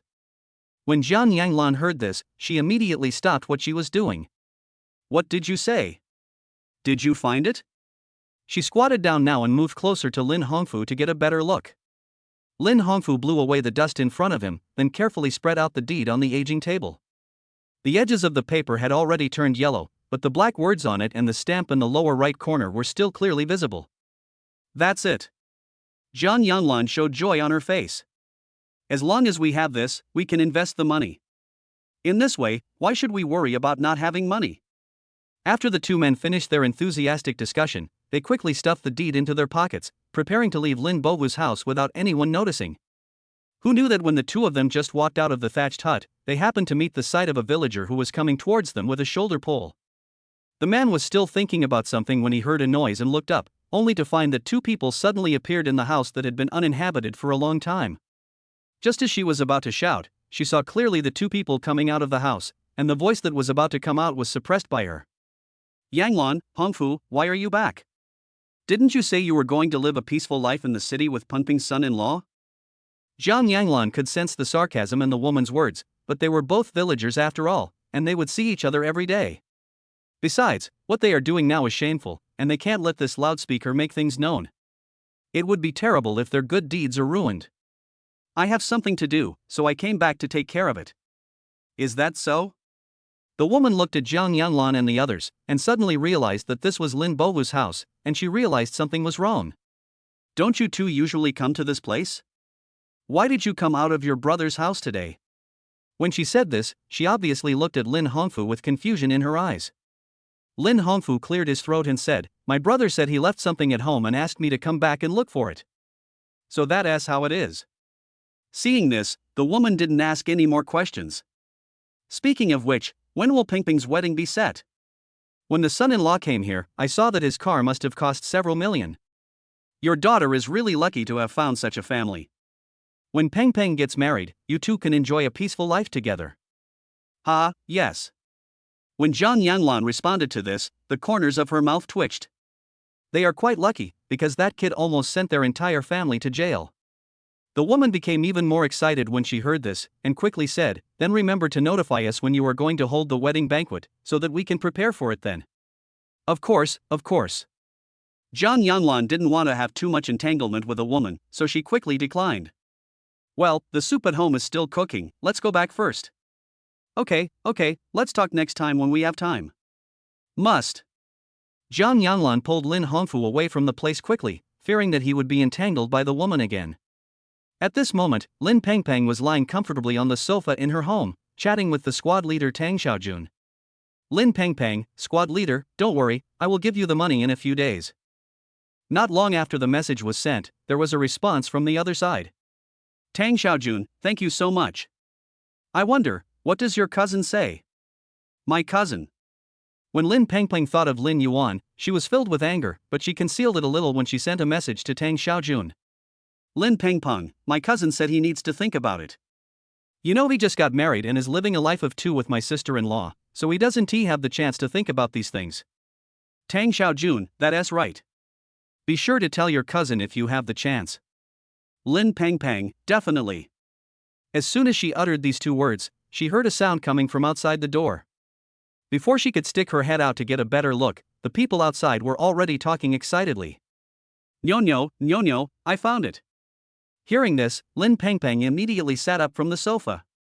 What did you find? Land deed. Just when Jiang Yanlan was about to speak loudly, Lin Hongfu covered her mouth. You. Jiang Yanlan glared at Lin Hongfu. Don't make a fuss.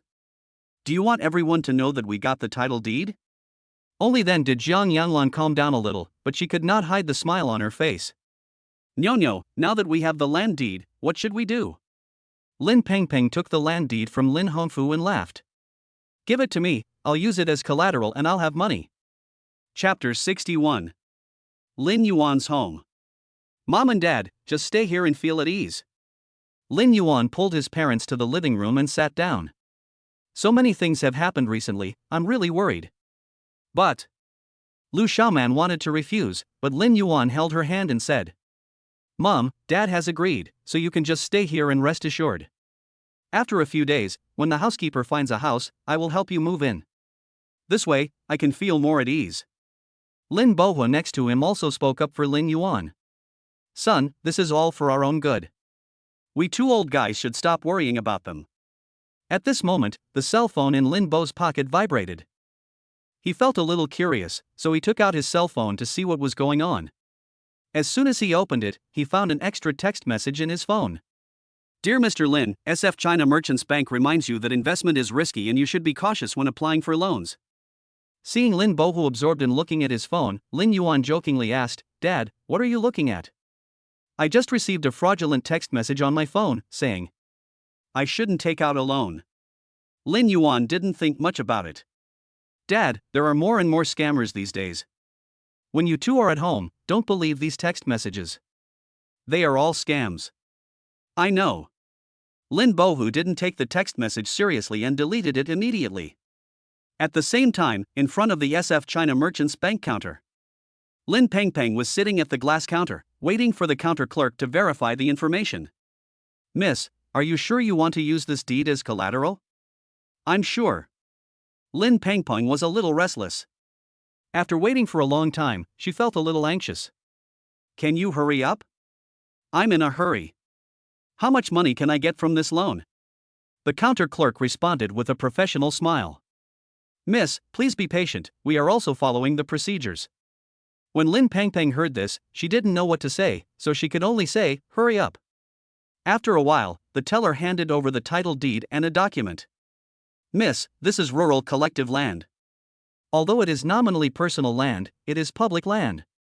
You can't get much loan. What is the purpose of your loan? Didn't I just tell you? To mechanize farming, you need to invest in equipment. Just tell me a number and how much money you can get. Regarding the loans for farming, the state provides subsidies for this. Originally, our bank could only lend you 100,000 yuan, but since you are doing agricultural use, the bank can increase your loan limit to 200,000 yuan. 200,000. Lin Pengpeng was calculating the dividends at the end of the month in her mind. If you take such a big risk and only get this little money, it is really too little. She leaned closer to the counter and asked, Can I have a little more? Miss, I'm sorry, this amount is already the maximum limit. Lin Pengpeng lowered his head and pondered for a moment, then gritted his teeth and said, Okay, 200,000 is 200,000. Okay, please wait a moment. While the teller was negotiating, Lin Pengpeng took out her cell phone and sent a text message to the squad leader. Squad leader, I only have 200,000 yuan in my hand now, is that okay? After a while, Tang Xiujuan's information came in quickly. Sure. Where are you? I'll go find you now. Lin Pengpeng looked at the frequency of Tang Xiujuan's messages and felt a little excited. Class monitor, does this mean you care about yourself? She smiled sweetly and sent the message. No need, squad leader, just send me the address and I'll come find you with the money later. As soon as the message was sent, the clerk at the opposite counter came over. Miss, this is your card. The loan of 200,000 has been deposited into the card. Okay, thanks. Lin Pengpeng picked up the card and was about to leave.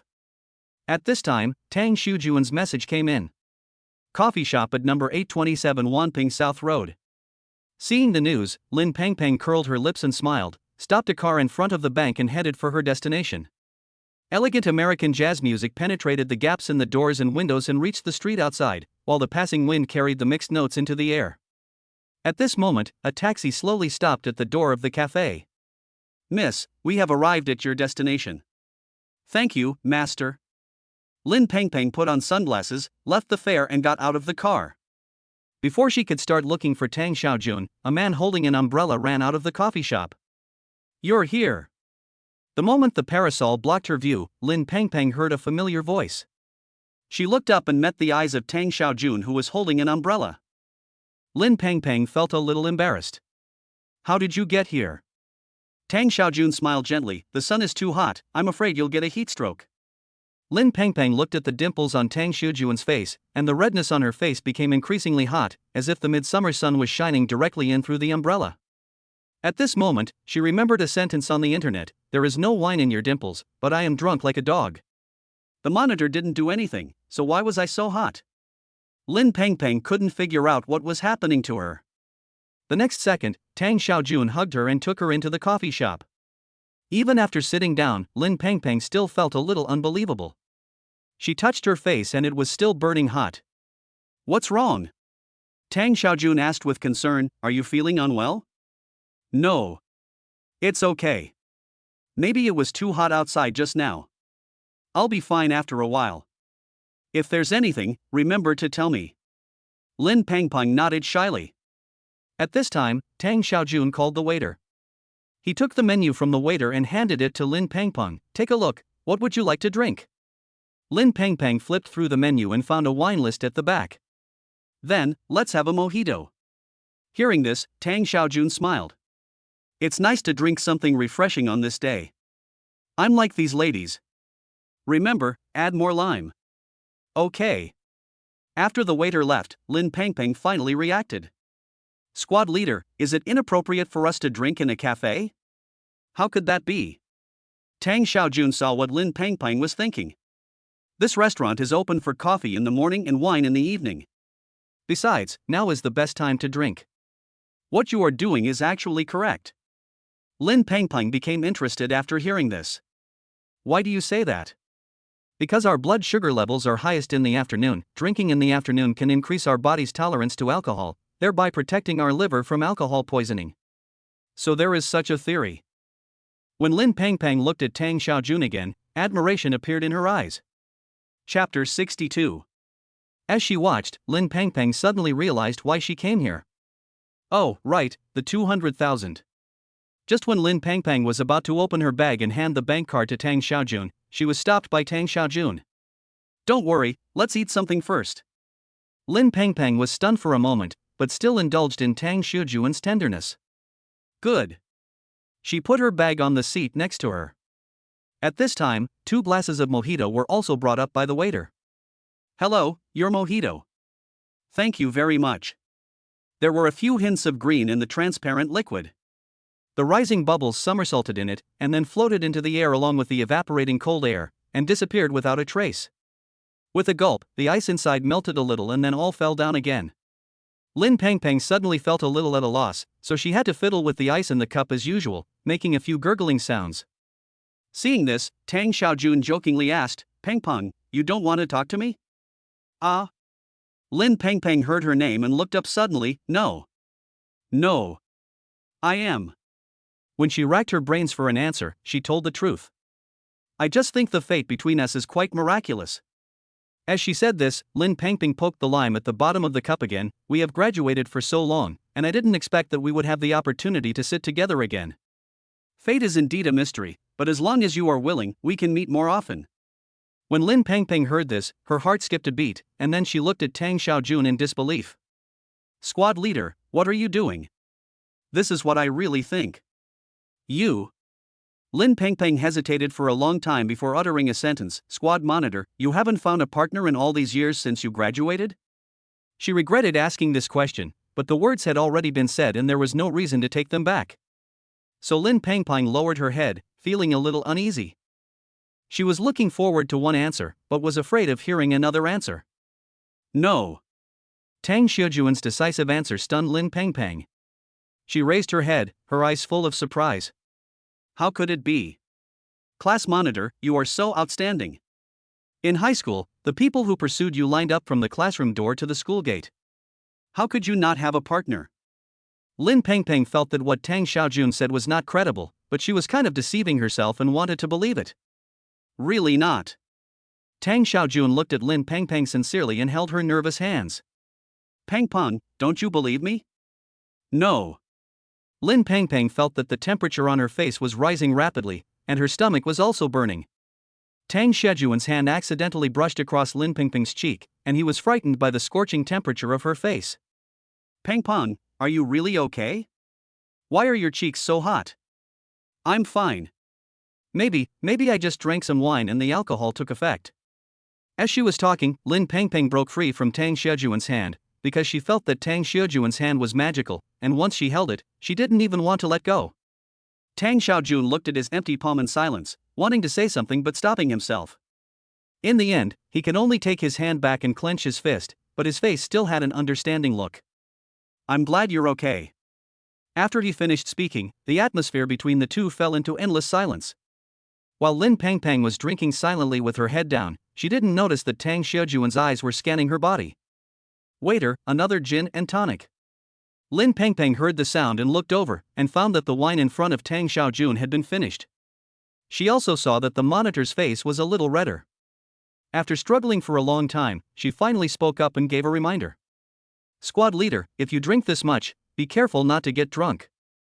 It's okay, I can drink a lot. Tang Xiaojun was relieved to see that Lin Pengpeng was still willing to talk. As the second glass of wine came up, the tense atmosphere finally eased. As they chatted, Lin Pengpeng turned the topic to the thing that she was most concerned about on this trip. Squad leader, the investment you mentioned last time really can get dividends at the end of the month. Of course, I won't lie to you. If you're worried, you can invest less first. After a month, if you don't make any money, I can return all the money to you. Do you have enough money? Tang Xiaojun smiled bitterly. It's not quite enough, but it's not like I can't make money, it's just that I make less money. Then Lin Pengpeng thought for a moment, I'd better give you 50,000 first. After all, 200,000 is a bit too much to invest all at once. It's okay. I understand. After the gin and tonic was served, Tang Xiaojun took it and took a sip. I can assure you that I will never lie to you. I am different from those people. Perhaps it was because he spoke the truth after drinking. Lin Pengpeng felt that Tang Xiaojuan's words were more credible, so she transferred the 50,000 yuan in the card to him first. Squad leader, I've turned around. After Tang Xiaojun picked up his phone and saw the message, he quickly expressed his gratitude. Thank you for believing me. As he spoke, Tang Xiaojun suddenly burst into tears. You are the only one who is so good to me. When I went to other people to solicit investment, they all thought I was a liar. Only you chose to believe me. Tang Xiaojun sniffed, I will definitely not let you down. Investment is risky, and everyone knows that. And this money is not mine. Lin Pengpeng thought, even if the 50,000 yuan was gone, she still had 150,000 yuan. Moreover, this money was obtained by mortgaging Lin Bohu's land deed. Even if he cannot pay back the money, it will be counted on Lin Bohu and will have nothing to do with him. Thank you for your understanding. After getting the money, Tang Xiaojun seemed to have opened up his chatterbox. He talked to Lin Pengpeng about everything under the sun. To outsiders, they looked like a couple who hadn't seen each other for a long time. At the end of the conversation, Tang Xiaojun noticed that there was a hint of drunkenness in Lin Pengpeng's eyes. Taking this opportunity, he quickly asked, Pengpeng, have you told your cousin about me? Lin Pengpeng burped and answered with a dazed look in her eyes, no. My cousin, he is very busy. Then you must tell your cousin about this when you have the chance. My project is a sure win. Once he invests money, his assets can be multiplied several times. Lin Pengpeng suddenly burst into laughter. My cousin is very rich. He owns a house worth 100 million yuan. He doesn't care about your money. Chapter 63. When Tang Xiaojun heard this, he blinked rapidly. Peng, what do you mean by this? My cousin has a lot of money. Lin Pengpeng smiled dazedly and counted on her fingers. His father-in-law is Mu Ziyuan. The Mu family's company is called Ziyuan Hongtu, you know that, right? You should also know that he drives a luxury car, and he also has a riverview house worth 100 million. As Tang Xiaojun listened to Lin Pengpeng's detailed account, his eyelids began to twitch uncontrollably. He originally thought that Lin Yuan just had a little money, but he didn't expect that he was so rich. Peng, then you. When Tang Xiaojun turned around to discuss the matter with Lin Pengpeng again, he found that Lin Pengpeng had fallen asleep at some point. Peng?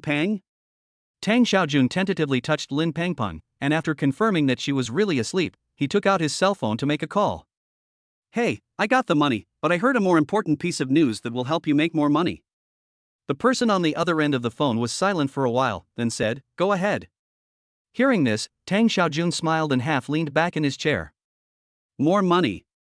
How much? 1 point. What the hell are you dreaming about? Hey, don't be so quick to scold me. The other party has nearly 100 million yuan in funds. Do you think I need more than 1 point? After Tang Xiaojun finished speaking, the other side fell into silence for a long time. The silence in his ears made Tang Xiaojun think that the other party had hung up the phone. He quickly took the phone down and was relieved when he found that the call time number on the screen was still moving. Well, what do you think? Tang Xiaojun drank his gin and tonic slowly, looking at Lin Pengpeng with greedy eyes. After a while, a voice came from the other end of the phone. Okay, who is the other party? Lin Yuan. What? Tang Xiaojun heard that the tone of the person on the phone was a little strange, so he asked, "Why? Do you know this person?" Of course I know him. After all, he dominated the Weibo list for so long, it's hard not to know him. Tell me, what happened to Lin Yuan? I heard from her cousin that Lin Yuan is extremely rich, has the support of the Mu family, drives a luxury car, and lives in a mansion worth 100 million. At the same time, Lin Yuan's family. Lin Yuan took his parents for a walk around the community.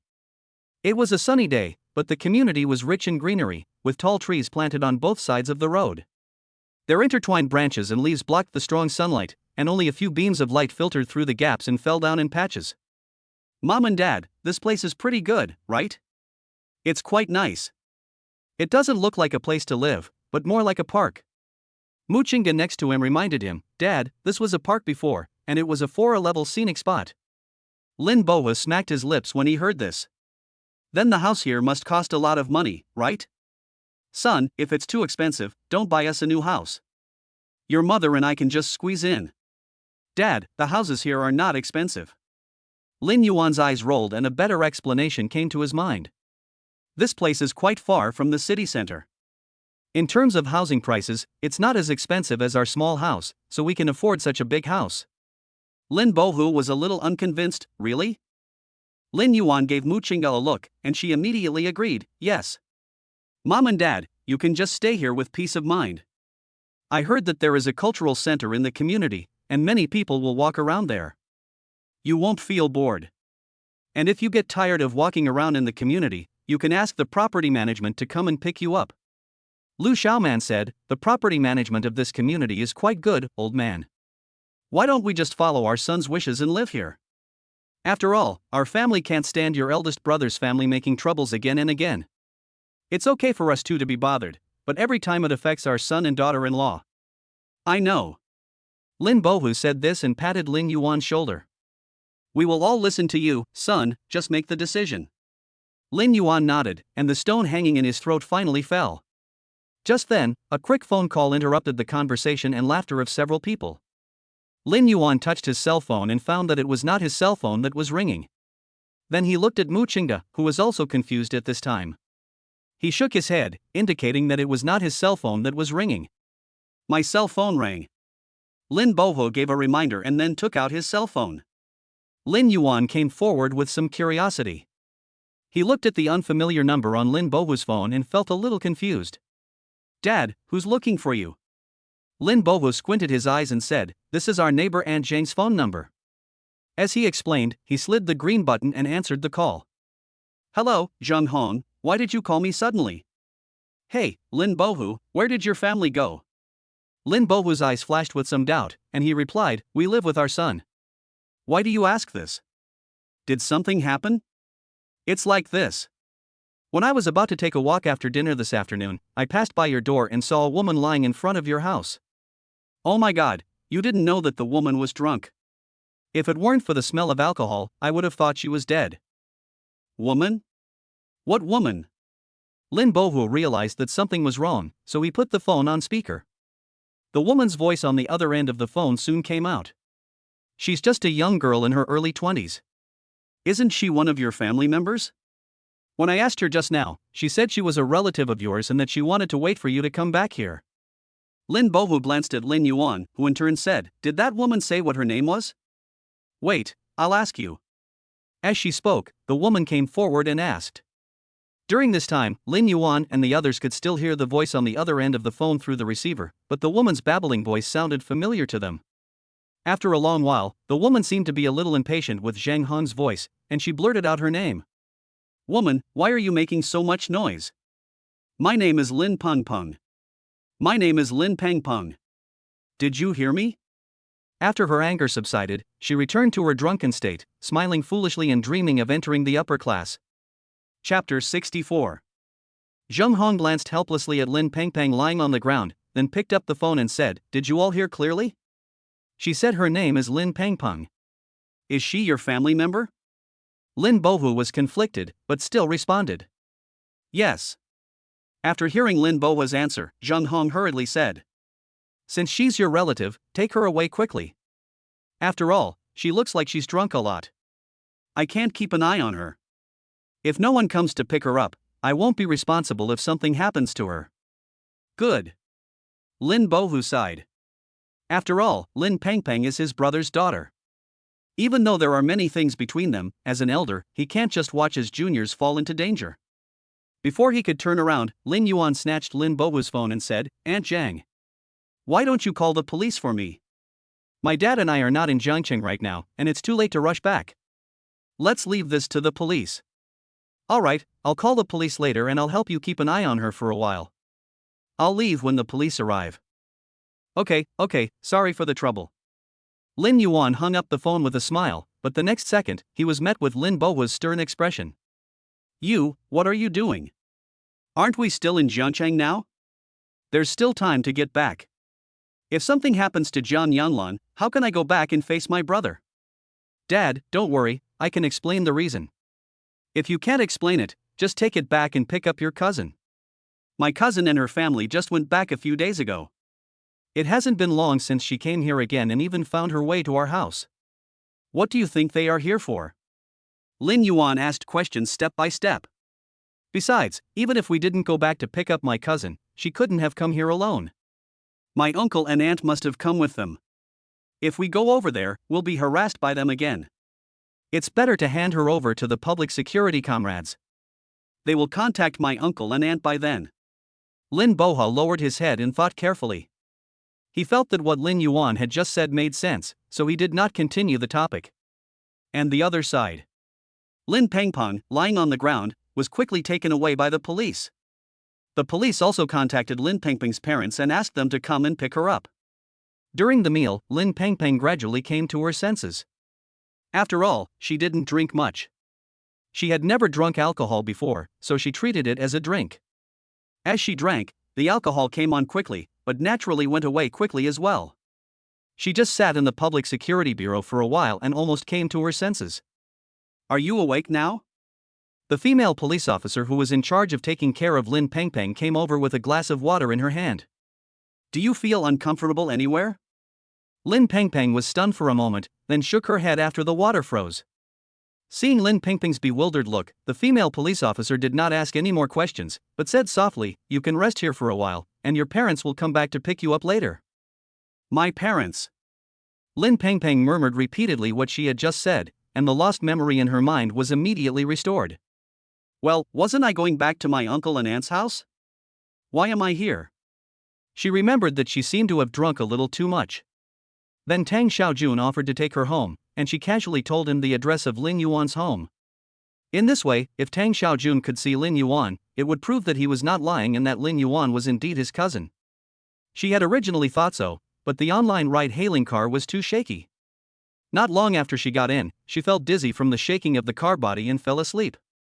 Even when she got off the car, she didn't remember what had happened. When she regained consciousness, she sat in this place. Your uncle and aunt are not at home and they can't come back for a while. It was their neighbor who found you and called the police. Is that so? When Lin Pangpang heard this, the beads in her mind fell to the ground. She had thought that she could use this opportunity to let Lin Yuan and Tang Xiaojun meet, but who would have thought that things would turn out to be completely different from what she had expected? Not long after, there was a noisy sound at the door of the Public Security Bureau. Two middle-aged men rushed in from outside, caught the person at the front door and started crying and speaking incoherently. Nyo, where is Nyo? Lin Pangpang looked at her parents crying at the door, frowned, and there was a bit of displeasure in her eyes. She waved. Mom, I'm here. When Jiang Yanglan heard the voice, she looked over and found it was her daughter, so she ran over quickly. Are you okay? Let Mom take a look. I was so worried when we were on the road just now. Jiang Yanglan and Lin Hongfu looked at Lin Pangpang for a while, and only stopped worrying when they realized that Lin Pangpang was really fine. Nyo, you are really going to scare your father and me to death. Jiang Yanglan touched her chest and almost couldn't breathe. What have you been doing? I went to invest. As soon as they heard the word investment, Jiang Yanglan and the others' eyes instantly lit up. How is it? What did your squad leader say? How much money did we invest? How much money can we get by the end of the month? Facing Jiang Yanglan's series of questions, Lin Pangpang said helplessly, Mom, you asked me so many questions in one breath, how can I answer them all? Jiang Yanglan smiled and said, Mom is too anxious. Please tell me how things are going. Lin Pangpang glanced at the surrounding environment. Mom and Dad, let's go out and talk. Okay. The two of them responded quickly and then left the Public Security Bureau. Only after they walked a distance away did Lin Pangpang tell what happened. The deed bank loaned us 200,000 yuan. I first invested 50,000 yuan in the project of the squad leader. He said that I would see dividends at the end of the month, but he also said that different investment amounts would have different dividend returns, so I don't know how much money I will get at the end of the month. Is it reliable? Jiang Yanglan was a little worried. If it's not reliable, wouldn't all the money be wasted? Mom, don't worry, it's absolutely reliable. He's my squad leader, I know him, and even if it's a waste of money, it's not our money. The loan money is all recorded in Uncle's account book. So that's how it is. After figuring this out, Jiang Yanglan suddenly realized. Nyo, you did a great job. Then we'll be rich. Mom, don't worry, this is just the beginning. If it's good, we can just buy shares and make more money that way. Chapter 65. Time passes by little. As soon as the cooling-off period ended, Lin Yuan transferred 10 million to Mu Ziyuan. Congratulations to the host for successfully investing 10 million in Mu Ziyuan and getting a cashback of 100 million. There are 7 days left for the cooldown of the cashback skill. There is only one more time left to reach the 10-fold investment limit. If you count carefully, you have invested 4 times. Lin Yuan opened his phone to check his balance and found that there was still more than 360 million in his account. Wait until next time, and you'll get a 10-fold cashback of 100 million. When he thought of this, Lin Yuan's eyes suddenly became hot. With the income from 10 small goals each time, you can do whatever you want. At this time, Mu Chinga brought up a fruit plate. Husband, why did you give Dad another 10 million? Now he has come to me to complain. Lin Yuan took the fruit plate with a smile, then pulled Mu Chinga to sit down. My father-in-law's company is in trouble, and as his son-in-law, I should help out a little. But you're giving too much. He always tells me to keep an eye on you. My husband has money, so this is not too much. Lin Yuan put his arm around Mu Chinga's waist. I have already asked someone to find a place for what we talked about last time. When the time comes, we will take my father-in-law to inspect the site, and then we can support the company. Mu Chinga looked at Lin Yuan and said, have you really decided? The money needed to start a company is definitely more than this. And my father also said that starting a company like this will not bring back any money in the early stage, and there is no telling when it will be profitable. Don't worry, my husband has money. You want to get carried away just because you have a little money? Muchinga waved his hand over your little treasury. Yes, my dear wife. Lin Yuan handed the phone to Muchinga with a smile, then he pushed Muchinga under him and started to make love. On the other hand, the wealthy Lin Pengpeng started his own extravagant journey. She wore a pair of sunglasses and carried a size A bag as she walked into IFC. She waved her hand without even looking at the price, just for the sake of looking good. This, and this, wrap them all up for me. Okay. The lady at the counter thought Lin Pengpeng was a wealthy woman and was very attentive to her. As Lin Pengpeng was walking, she suddenly saw a familiar figure. She stopped and raised her voice and said, "Take this down and let me try it." Okay. When the waiter heard this, he quickly took the things down, and the noise just startled Tang Xiaojun, who was standing nearby. He looked in the direction of the voice and saw a familiar figure, so he walked over there. Moving closer, he called out uncertainly, "Peng Peng?" Lin Pengpeng turned around upon hearing the voice and shouted in surprise, "Hey, squad leader, why are you here too?" She took off her sunglasses, revealing the delicate makeup on her face. A hint of fragrance slowly spread along her wrist, like a flower bud just about to bloom, captivating. Tang Xiaojun was a little stunned and raised his hand in astonishment. What a coincidence! What a coincidence! Lin Pengpeng curled her lips and smiled, then looked down at what Tang Xiaojun was holding in his hand. She recognized the gift bag in Tang Xiaojun's hand and teased. "Squad leader, are you buying gifts for people?" "Ah, no." Tang Xiaojun covered the gift bag in his hand. "I just bought some things." "Are you going out shopping alone?" Lin Pengpeng nodded. "My cousin saw that I was bored at home, so he asked me to come out and buy some things." "Is that so?" Tang Xiaojun cleared his throat. "If you don't mind, I can go shopping with you. Is it okay? If you have something else to do, you don't have to accommodate me." Before Lin Pengpeng finished speaking, Tang Xiaojun quickly took over. "I'm not busy, I can accompany you." "Then I'll trouble you." Lin Pengpeng smiled, then put on sunglasses and started swiping her card to make purchases. The two of them walked from the first floor to the fourth floor, each holding a lot of shopping bags in their hands, and the grade of the surrounding stores gradually became more luxurious. Tang Xiaojun looked at the brand new suit in his hand and felt a little embarrassed. Pengpeng, thank you for buying me this set of clothes." "You're welcome. It's just a small amount of money. If you like it, that's fine." "I like it very much." As they talked, the two of them walked into another store. Lin Pengpeng started to choose with ease.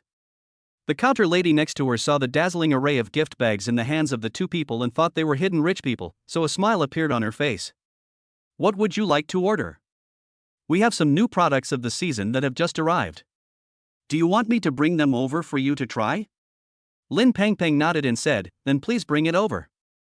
"Okay, please follow me. I'll take you two to rest in the VIP lounge first."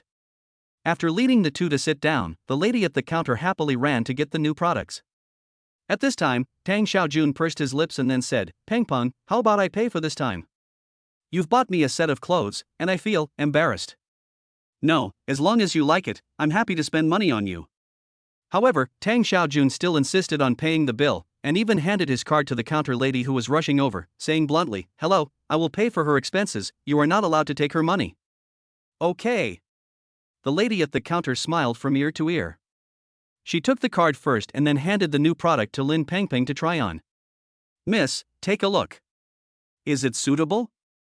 If it is suitable, I will take it to the fitting room to try it on." Lin Pengpeng looked around the clothes for a while, and her eyes inadvertently fell on the label on the back of the clothes. Although it is difficult to see how many zeros are written on it, judging from the numbers on the label, it is obvious that this dress is quite expensive. She smacked her lips inwardly but pretended to be indifferent on her face and turned to ask Tang Xiaojun for his opinion. "Squad leader, what do you think of me wearing this dress?" Tang Xiaojun blurted out without any hesitation, "It looks good." "You're being too perfunctory, aren't you? You don't even pretend." Lin Pengpeng waved her hand and asked the lady at the counter to take the dress away. When the lady at the counter saw it, she panicked instantly.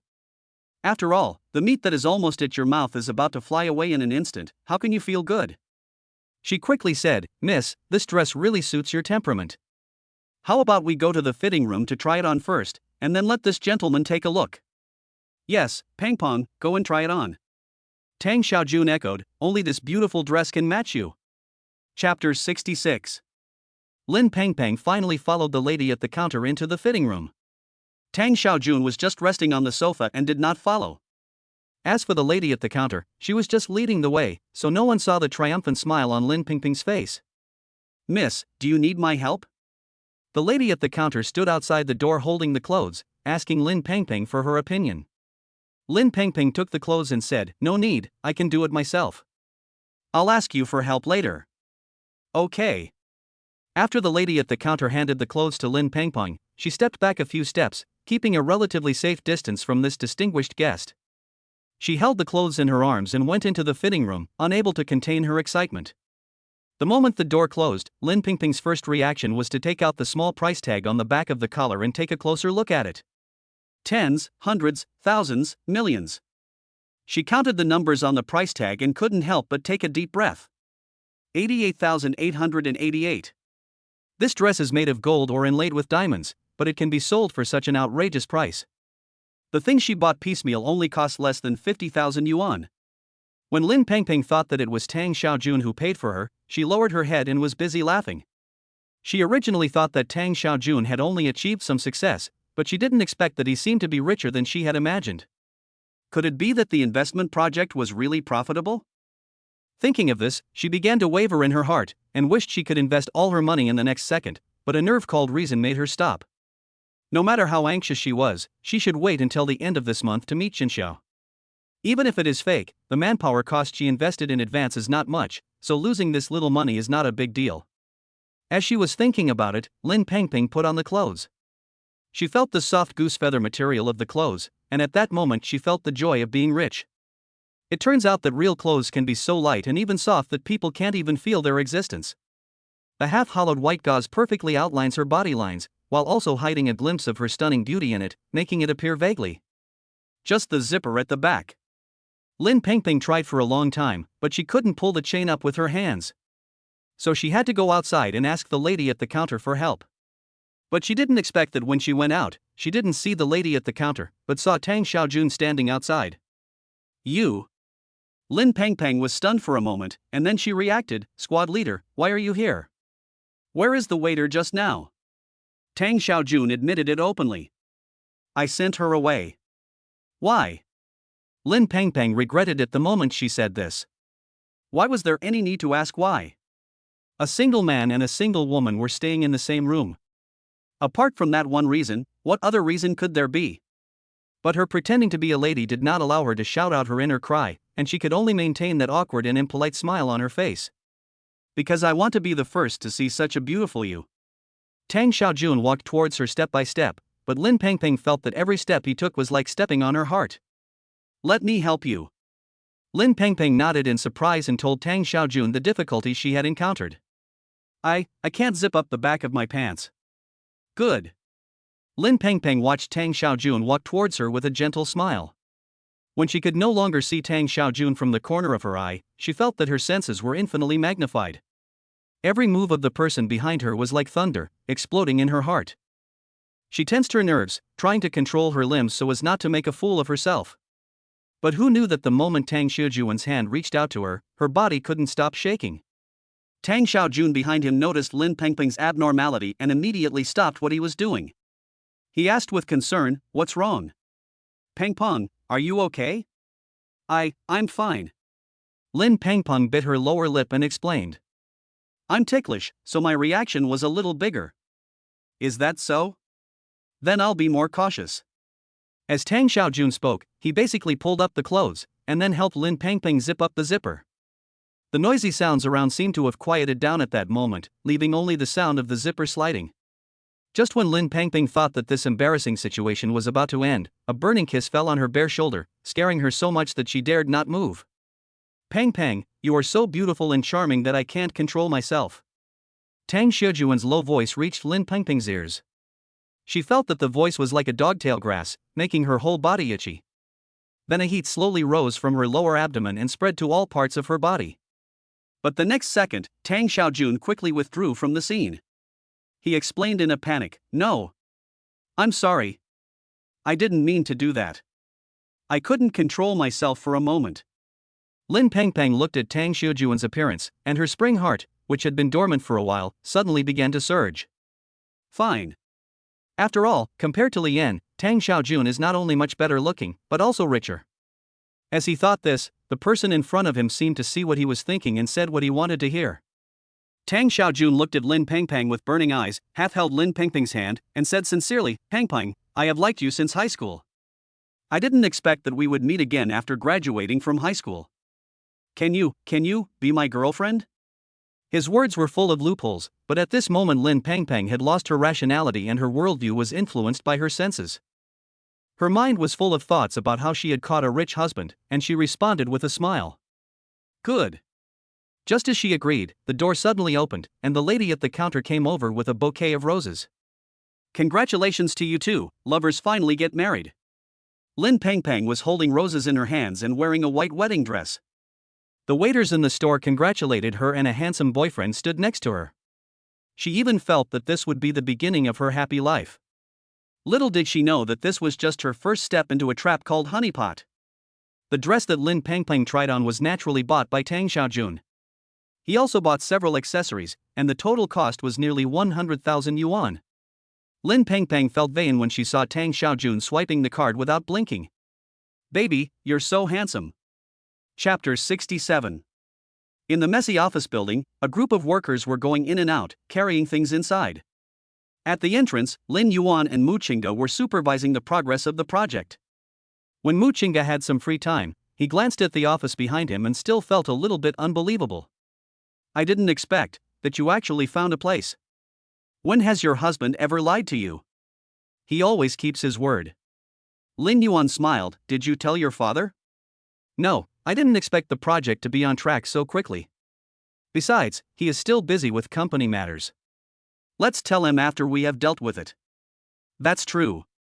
Has Yang Shangxuan been secretly making trouble recently?" Mu Qingge paused, then said, "I heard from others that Yang Shangxuan went back to the Magic City." "Going back?" Lin Yuan stopped what he was doing in surprise. "So obedient?" "It seems like his father asked someone to take him back, but I don't know the specific situation." Mu Qingge fiddled with the things in his hands and continued, "Maybe his father felt embarrassed, so he took Yang Shangxuan back." When Lin Yuan heard this, he couldn't help laughing. "That's really embarrassing." After all, he was beaten and sent to the hospital not long after returning to China.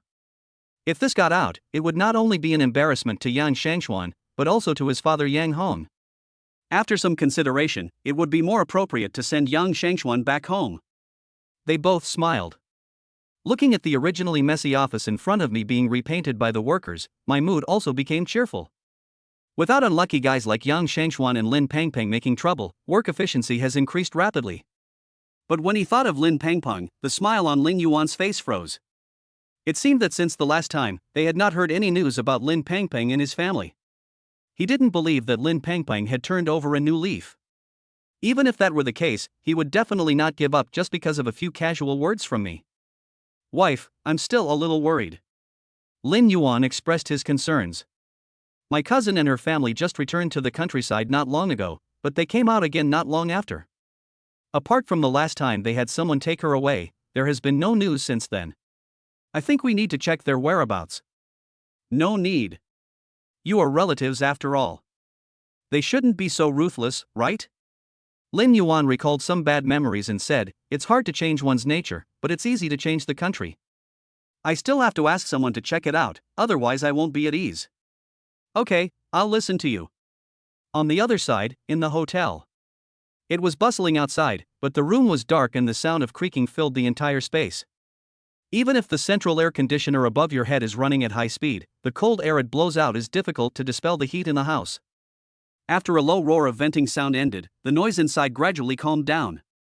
After a while, Tang Xiaojun caressed Lin Pengpeng lovingly and asked casually, "Pengpeng, why don't you try to convince your cousin to come out and talk to me about cooperation? If this thing succeeds, I can give you 10% of the profits." Lin Pengpeng pressed her heaving chest, feeling helpless. "Baby, it's not that I don't want to help you, but my cousin is very stingy with outsiders. It's not easy for you to get money from him. You are his cousin, so you are a relative anyway.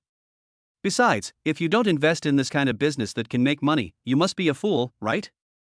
Lin Pangpang smiled helplessly. Maybe he is just a fool. Seeing this, Tang Xiaojun didn't know what to say. You should talk to him when the time comes.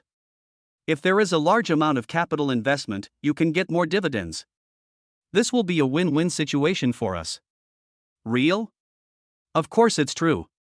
When have I ever lied to you? Tang Xiaojun hugged Lin Pangping tightly, and his hands hidden under the quilt began to wander. Then we can happily go to the Maldives for our honeymoon. Lin Pangpang smiled, put her arms around Tang Xiaojun's neck, and moved forward. How can the Maldives be possible? We have to go to Alaska. Good. Then, another gasp drowned out all other sounds. At the same time, at the Magic City airport, Yang Shangxuan got off the plane in a rage, intending to leave when no one was paying attention. However, under the plane, there was already a row of men in black standing in a neat row, and it looked like they had been waiting for a long time. This old man, does he really have to tie me back? Kipling also came back with him. Kipling followed behind Yang Shangxuan, his expression much calmer than Yang Shangxuan's. Although he was quite frustrated by Jiang Cheng being beaten, everything has changed now that he has followed Yang Shangxuan back to the Magic City. The Magic City is Yang Shangxuan's world. What happened last time will definitely not happen again here. He will even live a better life than before. Thinking of this, he began to fantasize about the scene of revelry every day. But the most urgent task is to coax this little master first. Kipling took a step forward, stood beside Yang Shangxuan, and continued with what he had just said. Mr. Yang, I think President Yang asked you to come back because he wants to train you to take over the company. I know you want to deal with Lin Yuan, but Mu Ziyuan has been in the business world for so many years and is no pushover. It is difficult to bring him down with our methods, let alone use this to threaten Lin Yuan. Kipling lowered his voice as he spoke. If you ask me, young Master Yang, why don't you stay in your father's company for a while, and then you can use the power of your company to deal with Mu Ziyuan. In this way, Mu Qingge will always come back to beg you, and then it will be easy to separate the two of them, right? Yang Shangxuan thought about it carefully and felt that what Kipling said made sense, and the expression on his face eased a lot. Let Lin Yuan jump around for a while. Next time, he won't be so lucky. Yang Shangxuan left everyone behind and drove away, leaving Kipling and the bodyguards behind him looking at each other in bewilderment. Kipling didn't expect Yang Shangxuan to move so quickly, and he didn't even say a word to him. Looking at the tail of the car driving away, Kipling had no choice but to ask the Yang family's bodyguard shamelessly. Can you take me to where your young master wants to go? The bodyguards were all wearing sunglasses, and their emotions could not be revealed at all. Even though they heard Kipling, they ignored him and drove away on their own. Seeing their actions, Kipling was very angry, but he couldn't say anything, so he could only take a taxi and leave the airport. Chapter 68. Kipling had been staying in the hotel for a night before he received a call from Yang Shangxuan. Although he was cursing, he still obediently went to the address given by Yang Shangxuan. When he stood at the door of the box, he could smell the fishy smell in the air even without opening the door. Even though he was mentally prepared, after opening the door, Kipling was still shocked by the lustful scene inside. How much fun did Yang Shangxuan have yesterday? He didn't even bother to invite me. Kipling walked slowly past the people lying on the ground and came to Yang Shangxuan. Young Master Yang. Kipling pushed the woman who was throwing herself in front of Yang Shangxuan aside, and during the meal he did not forget to touch the woman's body. It has to be the women of Dragon Country who are attractive. He originally wanted to do it right there, but then he thought that Yang Shangxuan's matter was more important at the moment, and he couldn't lose the big picture for the sake of such a small benefit. Young Master Yang. Young Master Yang. He called for a long time before Yang Shangxuan, who was lying on the sofa, gradually woke up. You're here. Yang Shangxuan stood up, his mouth was very dry, he grabbed the wine on the table and drank it directly. Seeing that Yang Shangxuan didn't look awake at all, Kipling didn't know what to say, so he just responded with him. Yang Shangxuan didn't say anything either. After finishing his drink, he extended his hand to Kipling. Where are the clothes? Here. Kipling quickly handed over the clothes. Yang Shangxuan turned a blind eye and changed his clothes on the spot, not caring at all about the scene. In less than a few minutes, he changed into a neat suit and immediately looked like a decent man. Yang Shangxuan looked at the woman in the box coldly and asked Kipling casually, "Do you want to play?" Kipling really wanted to agree, but he knew that young Shangxuan called him over this time because he must have something to tell him from Yang Hong, so he had to show off in front of Yang Hong no matter what he said. "No, I'll follow young Master Yang." Yang Shangxuan nodded, stepped past these people and walked out without even looking back. Kipling looked reluctantly at the women on the ground whose virginity had been broken by young Shangxuan, then looked at the ceiling in the box and took a deep breath. It's really a waste of natural resources. And on the other side is Jiangcheng. Lin Yuan and Mu Qingge had already resolved the venue issue, and then invited Mu Ziyuan to inspect the site.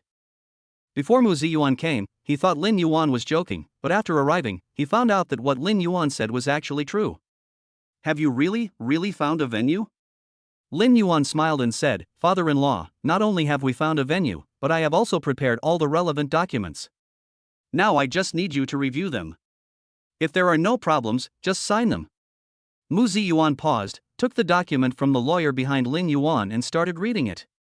The more I looked at him, the more strange the expression on his face looked. You're not going to be the CEO?" Mu Ziyuan looked at the investment ratio on the plan and found that Lin Yuan basically paid the lion's share. However, he did not participate in the management of the company's affairs and only directly participated in the profit distribution. Even the beneficiary of the company's shares was Mu Qingge's name. If someone who is not aware of the situation sees this report, they would think it is the Mu family's achievement. Little did people know that it was Lin Yuan who supported all of this with his own strength. If Lin Yuan continued to invest money without taking a penny, he would always feel that it was not right. Lin Yuan openly admitted what he had done.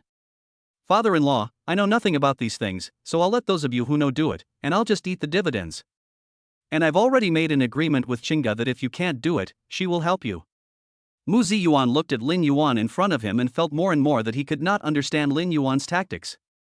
"You said you invested so much money, but you haven't seen any return yet, and now you want to create a money-eating beast of your own. What do you want?" Regardless of whether he was Lin Yuan's elder or a seasoned businessman, he really couldn't understand Lin Yuan's move. Lin Yuan paused for a while and said two words. "Happy." His money was originally earned through system cashback. Although no one would complain about having too much money, he still hoped that the money could be used somewhere useful.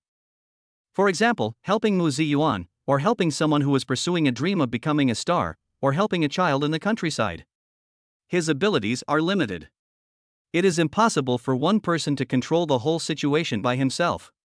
Only by gathering all the people together can he do his best to bring some color to this world and to those who are in dark predicament at this moment. Perhaps, this is the meaning of what he does. Not for anything else, just to follow my heart. Have a clear conscience. Happy. Mu Ziyuan didn't know how to refute Lin Yuan's words when he heard these two words, so he had to pull his daughter and say a few words. "Don't worry about him. This money can't afford his spending. You two are living together, so you should keep an eye on him." Mu Qingge shrugged angrily. "Dad, I took care of it, but he didn't listen to me." "No, father-in-law, how could I not listen?" Mu Ziyuan looked at the smiles on Lin Yuan and Mu Qingge's faces and knew that he had been fooled by them again, but he knew that Lin Yuan and Mu Qingge knew what was going on, so he didn't say anything. Then he carefully read the regulations on the document, helped Lin Yuan point out the shortcomings, and asked the lawyer to modify some of the regulations. After a long time, Mu Ziyuan closed the document. "Okay, that's about it. But for the specifics, it's better for lawyers to handle it." Mu Ziyuan reminded Lin Yuan, "You can ask other lawyers to take a look. If there are any omissions, they should be corrected quickly. Otherwise, it will be too late later." "Okay, got it." The busy life proceeds in an orderly manner, and the month is gradually coming to an end. Lin Pengpeng has lived a very comfortable life in the past half-month. She has money to spend and a man to take care of her. But as the countdown to the end of the month approaches, her heart becomes uneasy. After all, it was 50,000 yuan. If she could make a profit, it would be a good thing, but if she lost money, she felt that she would be heartbroken. Adhering to the principle that every little bit counts, Lin Pengpeng often asked Tang Xiaojun about the investment afterwards. But Tang Xiaojun always patted his chest to express himself, which made her feel a little unsure. Everything you hear with your ears is false, only the benefits that are truly in your hands are real. Lin Pengpeng couldn't sleep because she kept thinking about it. As the month was about to end, she couldn't help but call Tang Xiaojun. Chapter 69. Beep. Beep, beep. Lin Pengpeng made several phone calls. But there was nothing but busy tones on the other end of the line and no one answered the call. Lin Pengpeng thought to herself that something was wrong. Could it be that I was cheated? Thinking of this, she reluctantly called back. Beep beep beep. Just when she thought that no one answered the call, there were two sudden beep sounds on the other end of the line, and the vibration of the phone also reminded Lin Pengpeng that the call was connected. She didn't care about anything and immediately said, "Tang Xiaojun. Are you trying to cheat me out of my money?" After hearing this, the person on the other end of the phone fell into silence for a long time. Say something. Lin Pengpeng looked at the time still moving on the screen and knew that the other party had not hung up the phone. Tang Xiaojun, why are you silent, you liar? Do you still have a heart? Lin Pengpeng's emotions collapsed instantly, and she cursed Tang Xiaojun without thinking. After a while, Lin Pengpeng noticed that her doorbell rang. The next second, a familiar male voice finally came from the silent phone. Peng Peng, open the door, I'm at the door. When Lin Pengpeng heard this, her body, which had been exhausted from crying, immediately became energetic. She jumped down from the sofa in a few seconds and rushed to the door with great momentum, ready to give Tang Xiaojun a blow on the head. How dare you come here? As soon as Lin Pengpeng opened the door, she started cursing at the person in front of the door without thinking twice, but as soon as she finished the first sentence, she was stunned. Because she saw Tang Xiaojun holding a rose in one hand and a handbag in the other. Although she didn't know what was in the bag, judging from the way Tang Xiaojun carried it, she thought the things inside would not be light. Tang Xiaojun smiled awkwardly. Sorry, I'm late. Something delayed me on the way. He did not take what happened just now seriously, but cleverly changed the subject. This is the rose I gave you, do you like it? Lin Pengpeng wanted to speak, but the rose was pushed towards her by Tang Xiaojun, and her hands uncontrollably took the flower, swallowing back the words she wanted to say. The faint scent of roses wafted from her chest. Just as she was immersed in it, Lin Pengpeng quickly shook her head, remembered what had just happened, and began to settle the score. Why didn't you answer my call just now? Are you feeling guilty and want to run away with my money? How is that possible? Tang Xiaojun's voice rose a lot. If I take your money, I will be struck by lightning and die miserably. As he said this, he still wanted to go into Lin Pengpeng's room. But the next second, Lin Pengpeng took a step forward and blocked the door, preventing Tang Xiaojun from entering. Still want to go in? You should explain what happened first. Tang Xiaojun looked a little embarrassed when he heard this. Please let me in first. These things are really not suitable to be discussed here. Why is it not suitable? I see that you are just guilty. Are you afraid to do it when you see the camera outside? Tang Xiaojun didn't know how to refute Lin Pengpeng's words, so he sighed and leaned closer to Lin Pengpeng. Don't come over here. Lin Pengpeng stopped talking abruptly and even swallowed unconsciously. These are. She was reserved and did not tell the truth about what she saw. After all, we are outside, so we still have to be careful of walls having ears. Tang Xiaojun nodded quickly. Can you let me in now? Lin Pengpeng lowered her eyes and looked at the floor, but finally gave in and let Tang Xiaojun come in. As soon as the two entered, Lin Pengpeng found the door closed. Just when she was about to walk into the living room, she was afraid that it was unsafe, so she locked the door. Only after checking its safety did she feel at ease to walk in. Seeing Tang Xiaojun sitting on the sofa in a very familiar manner, Lin Pengpeng lost her temper at all. After all, this guy was teasing her a few minutes ago. She no longer expects to make much money. She will be satisfied if she can get her capital back. How much money do you have in that bag? Lin Pengpeng didn't waste time talking to Tang Xiaojun and asked directly. Tang Xiaojun quickly put the bag on the table. A total of 100,000 yuan, including the principal and interest. When Lin Pengpeng heard this, her eyelids couldn't help but twitch. How many? 100,000? She didn't believe what Tang Xiaojun said was true, so she quickly poured out the contents of the bag and counted them carefully. Hong Hua's money poured out of the bag like a waterfall. Lin Pengpeng counted the money obsessively and carefully sorted it into stacks. When I counted it in the end, it was quite a lot, a full 100,000 yuan. Lin Pengpeng still felt that happiness came too suddenly, so she turned around and asked Tang Xiaojun next to her. Is all this money given to me? I don't need to pay any handling fees or anything like that? Is it really including the principal and interest? Of course it's true. Tang Xiaojun smiled. The handling fees and other things were already deducted when the money came in. If you don't count the handling fees, you can still get at least 10,000 more. What? Lin Pengpeng's eyes instantly dilated several times. She thought she could earn several thousand yuan a month with the principal, but she was wrong. She didn't expect that Tang Xiaojun could not only earn back the principal, but even make a profit of 50,000 or 60,000 yuan on top of the principal. The profit here is almost a 100% return rate. Which bank in the market can achieve such a level? When she thought of this, Lin Pengpeng's breathing became rapid. If I had invested 200,000 last time, I would have at least 400,000 now. At this moment, Lin Pengpeng's heart was full of regret, but there is no medicine for regret in this world. Moreover, compared to her previous thought of just wanting to get back the principal, the money she got now was far beyond her expectations. However, she was not completely blinded by the money in front of her. After all, she still had a debt to settle with someone. Lin Pengpeng took the money in front of her, and when she looked at Tang Xiaojun again, there was no tenderness in her eyes as before, but only a hint of vigilance. I think you still have to explain to me first why you didn't answer my previous calls. Don't mention the traffic jam. It was the traffic jam, not you. You were on the road for such a long time, didn't you have time to make a phone call? Chapter 70. The atmosphere in the living room was quiet for a long time. After a while, Tang Xiaojun slowly spoke. This. I can explain. He licked his lips. I really didn't mean to ignore your call. It's because my phone was stolen by a thief and the phone card was cancelled by me. Lin Pengpeng's eyes were full of confusion. That's it? You just lost your phone and you cancelled your phone card? Don't you know that phone cards can be cancelled and replaced? Why do you have to cancel your phone card? In fact, the moment she saw the money, Lin Pengpeng's anger had subsided a lot, but when she heard Tang Xiaojun's outrageous excuse, the anger that had just subsided flared up again. Tang Xiaojun didn't expect that Lin Pengpeng would actually refute what he said. His eyes were a little erratic and he didn't dare to look into Lin Pengpeng's eyes, but he soon returned to normal. Because reporting a lost phone also takes time. If someone gets my phone during that time, they might get my information by following my phone number and then use it to commit some illegal acts.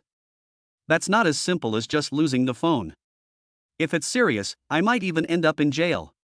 So compared to these uncertainties, canceling the phone card is the simplest and most direct way.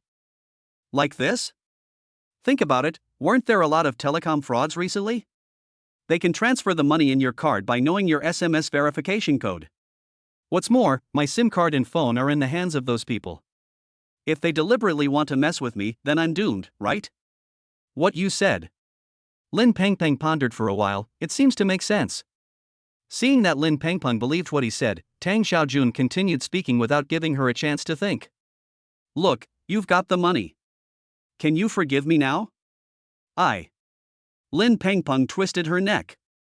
No, who told you not to answer my call? I'm angry. Don't do it again, oh no. There won't be a next time. Tang Xiaojun came closer and coaxed Lin Pengpeng, just forgive me this time. While talking, Lin Pengpeng gradually fell into Tang Xiaojun's attack. There was a lot of sex right there. After the sweaty session, Tang Xiaojun lay on the sofa with Lin Pengpeng in his arms. The light breathing sounds of the two were particularly obvious in this quiet afternoon. Hate it, you bully me again. Lin Pengpeng originally wanted to hit Tang Xiaojun hard in the chest, but she was completely exhausted after being teased by Tang Xiaojun. Even if she raised her hands, she was just pretending. In the end, she leaned on Tang Xiaojun's body and had no strength to move anymore. Tang Xiaojun smiled and kissed Lin Pengpeng on the forehead. How could I bear to bully you? I can't even wait to love you well. Haven't you just experienced this? Lin Pengpeng's face suddenly turned red, and the words she was about to say came to an end. After resting for a while, Lin Pengpeng finally climbed up from Tang Xiaojun's body. What's wrong? Tang Xiaojun half stood up, put one arm behind his head, and looked at Lin Pengpeng who was putting on clothes in front of him. There was still some residual lust in his eyes. It's just the beginning, why are you putting on clothes? Lin Pengpeng was no longer surprised by the naked man on the sofa. After all, compared to Li Yan, Tang Xiaojun's figure was much better. I'm hungry, let's eat. Upon hearing this, Tang Xiaojun picked up his clothes from the ground and put them on. Then let's go out to eat. After a while, both of them put on their clothes. They cleaned up the mess everywhere, except for a wet puddle on the sofa. While going down in the elevator, Lin Pengpeng looked up which restaurant had good food on Zaya and when she got out of the elevator, she was ready to take a taxi. But the moment she opened the taxi app, Tang Xiaojuan's hand was pressed down. Lin Pengpeng took a deep breath and felt a surge of anger in her heart again. What are you doing? Why are you so angry today, as if you had eaten dynamite? Tang Xiaojun joked, and then took out the car keys from his pocket. I have the keys, no need to take a taxi, just tell me where you want to go and I'll take you there. When Lin Pengpeng saw the car keys in Tang Xiaojuan's hand, she was stunned for a while. The car logo on the car key is white and blue. Your car? Of course, after working for so long, getting a car is not a problem. Seeing this, Lin Pengpeng's eyes rolled and he had another idea in his mind. Okay then, let's go to the 100-years-old street for dinner. I heard there's a good restaurant there. Okay. Tang Xiaojun walked ahead of Lin Pengpeng and said, let me lead the way for you. In fact, as soon as she walked out, Lin Pengpeng saw Tang Xiaojuan's car. After all, among a lot of Nissans and Hondas, his BMW is still particularly eye-catching, mainly because the color of the car logo makes it difficult for people not to notice it. Is that the car? Lin Pengpeng pretended to be indifferent and pointed at the BMW, but her eyes were always glancing at the car frantically. Seeing that the BMW car's signal seemed to be a new model this year, Lin Pengpeng looked at Tang Xiaojun differently. I can't believe you're living such a comfortable life. Tang Xiaojun scratched his hair embarrassedly. It's just average, not as good as your cousin, who is the real god. Lin Pengpeng was in a good mood, but Tang Xiaojun said this for no reason. She now felt as uncomfortable as if she had eaten shit. Why are you mentioning him for no reason? If my cousin had any intention, he should have taken me to visit his home. I heard that it's in a 4A-level scenic spot. Last time I went to his home, the security guard said the owner was not at home, so he wouldn't let me in. Tell me what's going on. I'm his cousin, and those security guards at the door are really blind. A 4A-level scenic spot? The one near Beijiang River? Yeah, it looked pretty nice the last time I passed by it. It's a pity my cousin wasn't at home at the time, otherwise I would have gone in and taken a look. Tang Xiaojun was silent for a while, then spoke. Then, next time you visit your cousin's house, can you take me with you? I've never been to a place like that, and I want to see it for myself. Lin Pengpeng looked at the desire in Tang Xiaojuan's eyes, and then she puffed up her face and pretended to be strong, and agreed immediately. Okay, it's just an extra pair of chopsticks to eat with. I'll go tell my uncle and aunt, and then we'll be guests at my cousin's house. Chapter 71. Chapter 71. Lin Pengpeng and her family come to visit again. Lin Yuan is currently helping his parents look for a house. He looked at the butler who was leading everyone over and thanked him first. I'm really sorry to bother you. It is our property management company's honor to help Mr. Lin solve his problems. Lin Yuan nodded and did not continue talking. Instead, he began to observe these houses. Although it was for Lin Bohu and Lu Xiaoman to live in, Lin Yuan checked the hardware and software very carefully. It's not that he doesn't trust the property management staff, but he feels that his parents are old, and some things, even if of good quality, are not suitable for middle-aged and elderly people. He has to check them himself before he can feel at ease. Later, he chose a pretty good house among several ones. Butler, this is it. Lin Yuan took out his bank card, thinking of paying by swiping it. In the end, the butler did not accept the card.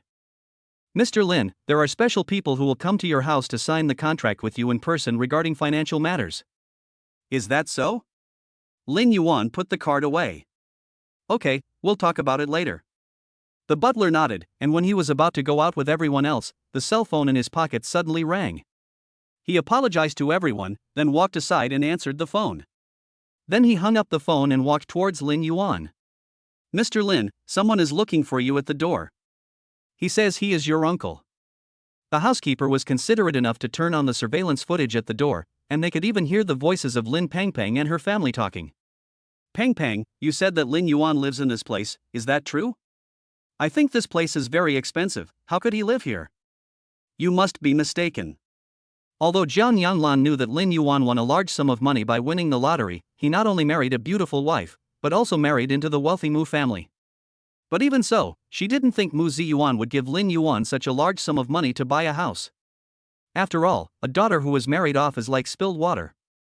Why would she give money to Lin Yuan after marriage? The summer heat made Lin Pengpeng's heart begin to become restless. Mom, I saw it with my own eyes.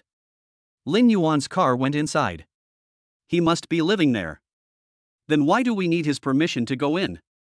In this day and age, as an elder, we have to look at other people's faces at the door to see him? How can this be justified? Thanks to the advanced surveillance system in the community, every word that Lin Pengpeng and the others said fell into Lin Yuan's ears. Mr. Lin, do you think we need them to come in? The housekeeper was not a fool, he heard what was said clearly, but he was not Lin Yuan and could not make a decision for the owner. And just at this moment, Lin Bohu's phone rang. He took it out and saw that the person who called was Lin Hongfu. Lin Bohu brought the phone to Lin Yuan, wanting to ask for his opinion. Although he couldn't refuse to answer his brother's call, if Lin Yuan or Lin Pengpeng's family came in, he could use Lin Yuan as a shield. Lin Yuan was silent for a while, then nodded, tacitly agreeing to this matter. He could do anything he wanted, but when it came to his parents, he still remembered what the older generation called the social etiquette. Lin Bohu looked at Lin Yuan with some gratitude in his eyes. He answered the phone, and just as he was about to speak, the person on the other end started swearing. My dear brother, is this how your son treats us? We worked so hard to come all the way here to see him, but now he is blocking us at the door. If this gets out, what will happen? He didn't even have time to press the hands-free button on the call interface, but Lin Hongfu's words came out clearly. Lin Boho looked a little unhappy. If only his family were present, he wouldn't really care what Lin Hongfu said, but now, in addition to his family, there were also outsiders such as the housekeeper here. Lin Hongfu's words were like a loud slap in the face of Lin Yuan. Lin Bohu gritted his teeth and said, Yuaner said to let you in. When Lin Hongfu heard this, his voice stopped abruptly, and then he said in disbelief, You agree to let us in? Lin Yuan glanced at the housekeeper. The butler immediately understood what Lin Yuan meant and immediately made a phone call. Bring the person at the door in. As he was talking, he suddenly covered the receiver of the phone. Mr. Lin, bring them here, or to your home. Come to my house. There are special people guarding his place 24 hours a day. If anything happens, or if Lin Pengpeng's family wants to sneak in and act rogue next time, it will not be so easy to get in. Besides, Lin Yuan didn't want Lin Pengpeng's family to know his parents' address and then come and harass his parents. This was not his original intention for asking his parents to move. After the butler gave instructions to the security guard at the door, he asked Lin Yuan about the next arrangements. Mr. Lin, are we going back now? Lin Yuan nodded. Let's arrange a car to go back. Oh, and tell the people over there to drive slower. Don't let them come over so fast. Understood. The housekeeper drove Lin Yuan and his companions home, while on the other side, the security guard drove a sightseeing car and took Lin Pengpeng and his companions around the park. Jiang Yanlan looked at the spacious road in the community and couldn't help but sigh. Lin Yuan's residence is really big. Mom, this used to be a 4A-level scenic spot, of course it's big. Is this true? Jiang Yanlan frowned upon hearing this. Lin Yuan is really lucky to have such a good thing happen to him. If you don't believe me, you can ask the security guard. The security guard didn't want to answer these people, but considering that they were relatives of the most distinguished owners in the community, if they complained to Lin Yuan about his silence, he might have to pack up and leave soon. So, he answered reluctantly. Really? Moreover, the houses here are the most expensive in the entire Jiangcheng area. The one you are going to is the most expensive house in our park. It is occupied by the most powerful bosses in the entire Jiangcheng district and even most of Longhua. When Lin Pengpeng and his group heard this, they gasped. Is it so exaggerated? Lin Pengpeng had checked the situation here before coming here. Although the internet said it was amazing, Lin Pengpeng still held a somewhat skeptical attitude towards it. But when she heard the security guard say this, she suddenly felt that this place had become noble. The security guard raised his head in front of these people with some pride. Of course not. You have to know that the owners who can live here are all top-notch. As for celebrities and big bosses, I have seen a lot of them. Chapter 72. The security guard and Lin Pengpeng boasted all the way, and the sightseeing car went around several intersections before it drove into a fork in the road and headed deep into the forest inside the park. Where are you taking us? Lin Pengpeng noticed that the green plants around her suddenly changed their appearance, and there were fewer buildings. She thought the security guard was trying to do something bad. She was concerned about her life, so she quickly said, Let me tell you, my cousin is the owner of your place. He just agreed to let us in. If you do anything bad to us, you will definitely be taken away. The security guard driving in front was speechless. If he hadn't been looking at the road ahead, he would have definitely rolled his eyes at Lin Pengpeng. Miss, what are you thinking about? I'm just taking you to your destination. Destination? Lin Pengpeng was a little suspicious. We drove for such a long time, and I didn't see you suddenly turn into the side road. How dare you use such a lame excuse to lie to me? That's because Mr. Lin's house is inside the community. If I don't drive in, do you want to walk there by yourself? Then why didn't you go this way just now? I remember we came here before. Lin Pengpeng is not stupid, and naturally she is not directionally challenged. Even if she can't remember an ordinary road after walking it once or twice, she will have some impression in her mind. But they had clearly been here before, but the person who drove them in did not go inside, but drove in just now. This thought is really hard to understand. The security guard's mouth twitched. He thought that what he had just done was not so deliberate and no one would notice it. However, this woman had a very good memory and could see the heresy at a glance. Weren't these people just marveling at the scenery around them? The security guard could only feel embarrassed. I'm new here, and I might have remembered the wrong way. Is that so? Yes. The security guard forced a smile. Although he was not a newcomer, the people living there were not people he could contact, so he basically did not go inside. After all, that was the security responsibility of another team. Lin Pengpeng didn't dwell on the matter and quickly put it out of her mind. Lin Yuan is also a fool. He has such a nice house outside and he chose to live in this house in Shankala. He will be a country bumpkin for the rest of his life. He can't even eat shit as well as eat a warm meal.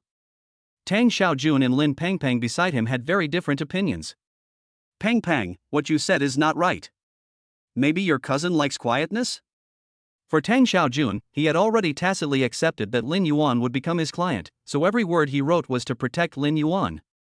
You're actually helping an outsider without even helping him? Lin Pengpeng started yelling unreasonably in the car. Seeing this, Tang Xiaojun hurriedly coaxed her. How could that be? I will definitely help you as soon as possible. Baby Tang Xiaojun rubbed against Lin Pengpeng's body. I just think that whether he lives inside or outside is up to your cousin himself. After all, it is his house and he definitely has the final say. Zhang Yanlan sneered. What do you mean by his house? That's obviously his wife's house. It was given by his father-in-law to his daughter as a wedding house. They've only been married for half a year, but Lin Yuan has taken over their house. I don't know what kind of love potion that guy gave the daughter of the Mu family. She actually fell in love with him. She's really blind. Although Zhang Yanglan said this, her eyes were indeed filled with jealousy. Tang Xiaojun didn't know much about Lin Yuan and Muchinga. He only knew that Lin Pengpeng's cousin, Lin Yuan, had a little money. It seems that your sister-in-law's father is very generous. It's just shit luck, there's nothing to brag about.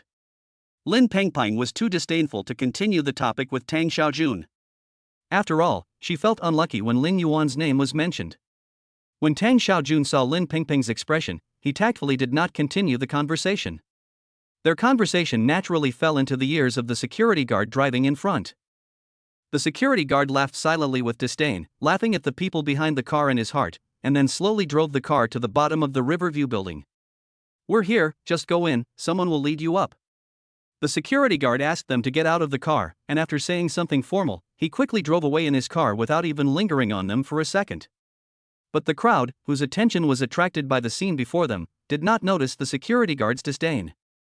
They walked into the magnificent hall as if driven by desire. The butler had already been waiting for everyone to arrive at the door. Are you Mr. Lin's family members? Zhang Yanglan nodded. Who are you? Where is Lin Yuan? Call him out. Mr. Lin is waiting for you upstairs. Please follow me. Seeing the butler's respectful look, Zhang Yanglan couldn't help but let out a few puffs of anger. That's more like it. It seems that Lin Yuan is still afraid of us. Under the guidance of the housekeeper, Lin Pengpeng began to look at the interior of the hall. Not to mention how dazzling the glass beads that were several meters high in the center of the hall were, even the marble tiles under their feet exuded a low-key and luxurious style. Lin Pengpeng remembered that marble was priced according to size. Judging from the floor tiles they were standing on, each brick might cost tens of thousands of yuan. She suddenly made a sound. It's true that people with money can do whatever they want.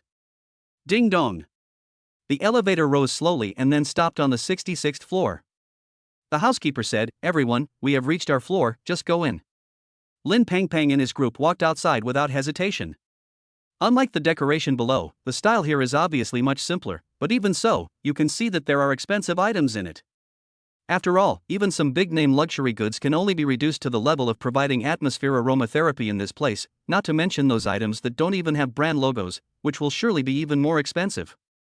Before Lin Pengpeng could even sigh, they arrived in front of a huge door. The door was half open. Lin Pengpeng wanted to peek at the scene inside through the gap, but just as she put her eyes closer in before she could see clearly, the heavy door slowly opened. Her half-bent body formed a sharp contrast with Lin Yuan, who was standing straight in front of her. Lin Yuan sneered.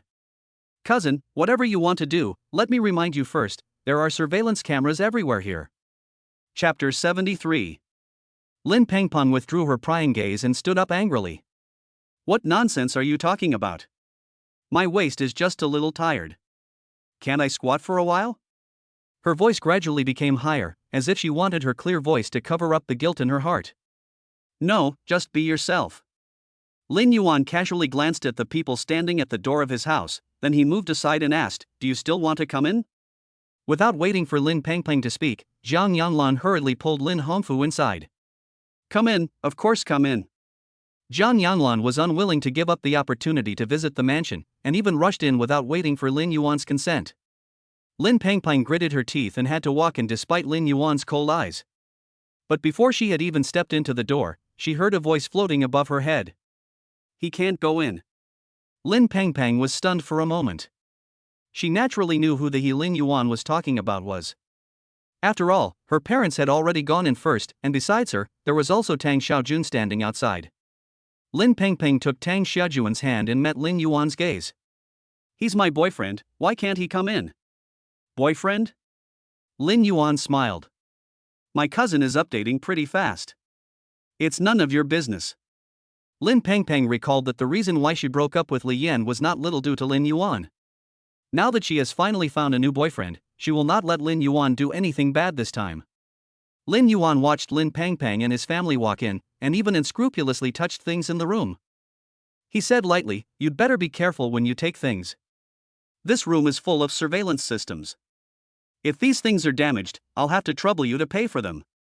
Zhang Yanlan was currently holding a palm-sized piece of jewelry and couldn't let it go. After hearing Lin Yuan's words, the expression on her face changed immediately. "Lin Yuan, what do you mean by that? Are you trying to say that we are thieves?" Lin Yuan waved his hand. "I didn't say that. That's your own understanding. Don't throw dirty water on others casually." Zhang Yanlan snorted coldly. "Who cares about your things? Besides, how much are these things worth? If you can afford to live in this place, why do you care about these little things? If they are broken, can't I just buy you a replacement? It's not worth much, maybe about 300,000 yuan, just the cost of a meal." "What?" Zhang Yanlan almost dropped the necklace in her hand when she heard that. She then lifted the necklace up and examined it carefully in the sunlight. "This broken thing actually costs more than 300,000? You're asking for such a high price. Can you provide some evidence? Believe it or not, that thing has a certificate. If you guys are not careful, I'm not such a hard-talking person. I'll give you 20% off the compensation amount. How about that?" "You must be joking." Zhang Yanlan put the thing back with a curse. Although her eyes often fell on the necklace, she never put her hands on it again. She even just looked at the other ornaments. Lin Yuan and Mu Qingde were not in the mood to care about these uninvited guests, but when there were guests at home, they should always entertain them. Although they had asked the housekeeper to find a chef to prepare the meal, Lin Yuan and the others did these miscellaneous tasks in order to avoid sitting outside and listening to Lin Pengpeng's family quarreling, so as not to give Lin Pengpeng a chance to talk to them. After all, this group of people who come here for no reason have come from afar, so how could they come here just for a simple greeting or two? As expected. When Lin Yuan and Mu Qingde were taking a break inside, they heard the noise coming from outside. "Brother, your place looks pretty big. Is it comfortable to live in?" Lin Bohu said, "Everywhere is a place to live, it's just a blessing to entrust children and grandchildren." Zhang Yanglan chimed in, your Lin Yuan is really successful. Not only did he find a good wife, but he also brought you all into this big house. That's great. Lin Bohu and Lu Xiaoman responded with little interest. Lin Pengpeng realized that her uncle and aunt didn't want to communicate much with them, so she winked at her parents. Seeing this, Zhang Yanglan quickly said, Bohu, this is what happened. We came in to look for you. Actually, there is one more thing I want to ask Lin Yuan for help with. Lin Bohu did not answer, clearly showing that he did not want to care about this matter, but Zhang Yanglan seemed to be oblivious to other people's expressions, and she kept talking with her mouth open. My daughter invested in a project of my son-in-law before. It's only been a month, and she has made 50,000 yuan. Then I thought that Lin Yuan must have some spare money. Let's invest together. I don't want your extra money. Just give us a percentage of the dividends. I only told you about this great opportunity of making money while lying at home. Don't say that we, as elders, didn't take care of you. Just when Lin Bohu was about to speak, he was interrupted by Lin Yuan's voice. I don't agree. Everyone looked in the direction of the voice, not knowing when Lin Yuan came over. Lin Yuan felt something was wrong when he heard Zhang Yanglan's words. Just from what he heard, he realized that these people had no good intentions. Zhang Yanglan felt a little embarrassed when she heard Lin Yuan's words, and she didn't even have time to close her half-open mouth. You didn't even listen to me. What are you disagreeing with? Zhang Yanglan wanted to refute, but the words became smaller and smaller as she spoke, until finally there was no sound at all. Auntie, this money is in my pocket. Do I need to ask for your permission beforehand to decide how to use it? Zhang Yanglan knew she was in the wrong and did not respond to Lin Yuan's words. Lin Yuan took another look and found that the people in front of him all had strange expressions and seemed to have no good intentions. He even wondered if it was necessary to eat this meal. Just at this moment, the chef came out and reminded everyone. Mr. Lin, Mrs. Lin, lunch is ready.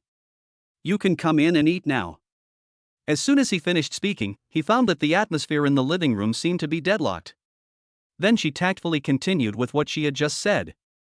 Mr. Lin, Mrs. Lin, if you don't want to eat so soon, I'll go over and cover the dishes so they don't get cold. Lin Yuan did not say anything, but instead gave the right to speak to Lin Bohu. After all, here, Lin Bohu is the head of the family. Lin Bohu saw what Lin Yuan meant and said slowly, let's eat first. Don't waste the food that chef worked so hard to make. Chapter 74. People sat in the hall in groups of 3 or 4 and started to eat. On one side of the dining table is a huge floor-to-ceiling window, from which you can have an unobstructed view of the river outside. While Lin Pengpeng and his family were eating, they all had some ulterior motives in their minds. If the food we had at Hanjiangting Hotel before was delicacies from land and sea, then what we had at Lin Yuan's house this time was like a full banquet. Not only are the ingredients better than those in the hotel, but even the environment is better than that in the hotel. It would be impossible to live in this place without a few small goals.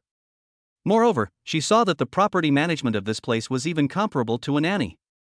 As long as the owner asked, it seemed that nothing could be done. Lin Pengpeng was eating with her eyes rolling wildly.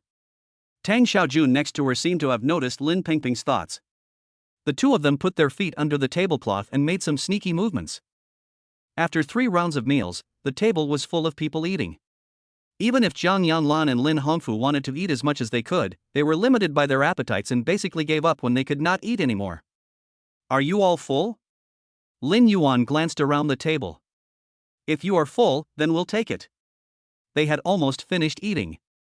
If they hadn't had to wait for Lin Pengpeng and the others, they would have taken a nap by now. Zhang Yanglan looked at the table full of dishes and couldn't bear to see such good food wasted. It would be a shame to waste such delicious food. Shall we pack it up and take it back? She asked Lin Yuan for his opinion. Lin Yuan didn't say anything about this.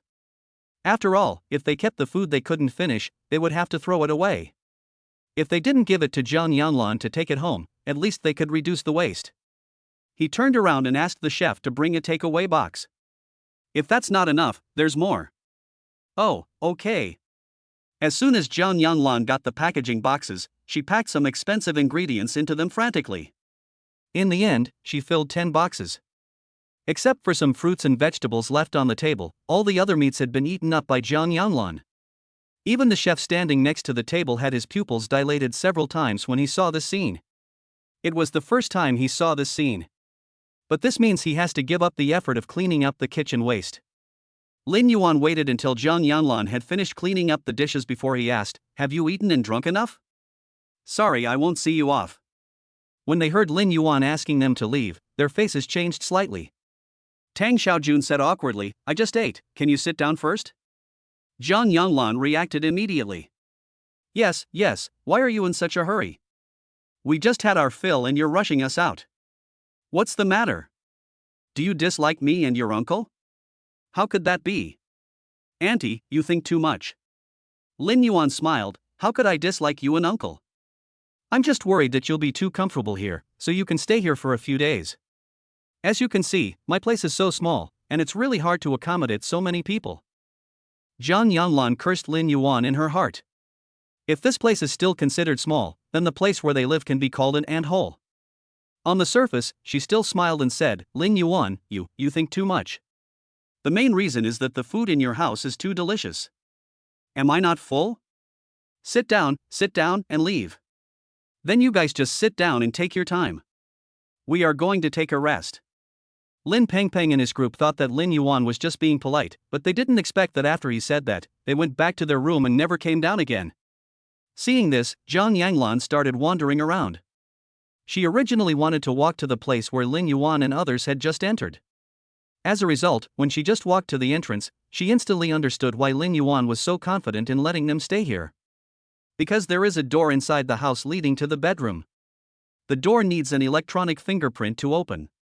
At the same time, she also noticed that there were doors installed on more than one side. In fact, except for the living room and kitchen, every door had an electronic lock. Without a fingerprint or a password, it was impossible to enter other places. Is Lin Yuan on guard against us? Zhang Yanlan sat down on the soft sofa in a bad mood, saying dissatisfiedly, "If this kid hadn't been lucky, how could he have such a house to live in? If it were you, if we hadn't helped his family back then, let alone now, he might have starved to death in the winter of that year." Lin Hongfu frowned, "You should talk less. Now that things have become like this, what can we do? That's your brother, and you don't even know how to do some ideological work on him. Now you even want us, mother and daughter, to talk about him. Tell me about you." Zhang Yanlan only said a few words to Lin Hongfu, but didn't dare to say anything about him. Instead, she turned the topic to Lin Pengpeng. "Nyo, what do you think we should do now? After all, Lin Yuan is such a stingy guy, we can't go this trip without getting any money, right?" She also hoped to get money from Lin Yuan for investment, and then Tang Xiaojun would give them rebates. "I have no idea." Lin Pengpeng was in a very bad mood at the moment. She originally thought that Lin Yuan was just generally rich, but now it seems that the extent of Lin Yuan's wealth has exceeded her imagination. If she took all of Lin Yuan's money and invested it in Tang Xiaojun, wouldn't he make more money then? Lin Pengpeng didn't want to see this situation, but she didn't want to earn less money. After thinking about it, Lin Pengpeng suddenly had an idea and a good answer appeared in her mind. "Mom, let's go back first." Lin Pengpeng's sudden proposal puzzled everyone around her. Zhang Yanlan asked hurriedly, "Nyo, this money, we don't want it?" Lin Pengpeng looked at the tightly closed doors and said, "Even if we want it, they may not give it to us. How can they lock the door like this at home?" In my opinion, Lin Yuan and the others probably don't want to give it to us today. If we stay here any longer, won't it be boring for us? Mom, I don't care. I must get this money. Zhang Yanlan's attitude was very clear. She had to get the money before she could leave. Otherwise, she would feel a little uncomfortable watching the duck in her mouth fly away. "Mom!" Lin Pengpeng sighed softly. "Listen to me, they will definitely not be happy if so many of us come here to talk about money. Wait a few days, maybe there will be a turnaround." "Real?" There was a hint of disbelief in Zhang Yanlan's eyes. After all, they knew what kind of person Lin Yuan was. If they couldn't get the money today, how could they get it later? Lin Pengpeng assured solemnly, "Really?" Chapter 75. Zhang Yanlan and her friends finally left Lin Yuan's home after being persuaded by Lin Pengpeng. As soon as they went out, the butler who had brought them up had been waiting for them at the door for a long time. "Everyone, Mr. Lin asked me to send a few of you out." The butler spoke calmly, and no one could find anything wrong with him. Zhang Yanlan sneered and looked back at the Riverview room whose door was not completely closed. "He's smart. The few of them left in a haughty manner, not knowing that after they left, all the doors that were originally equipped with electronic locks were no longer in alert mode. Lin Yuan heard a beeping sound outside, then he turned over and pressed Mu Qingda under him. They're gone. I know. Mu Qingda looked up and saw Lin Yuan's malicious expression.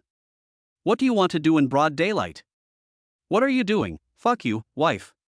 Lin Yuan's low and hoarse voice reached Mu Qingda's eardrums, making her feel a little itchy. She reached out and covered Lin Yuan's mouth.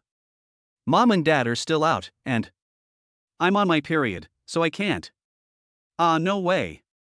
When Lin Yuan heard the news, it was like a bolt from the blue. He hugged Mu Qingda's waist with some disappointment.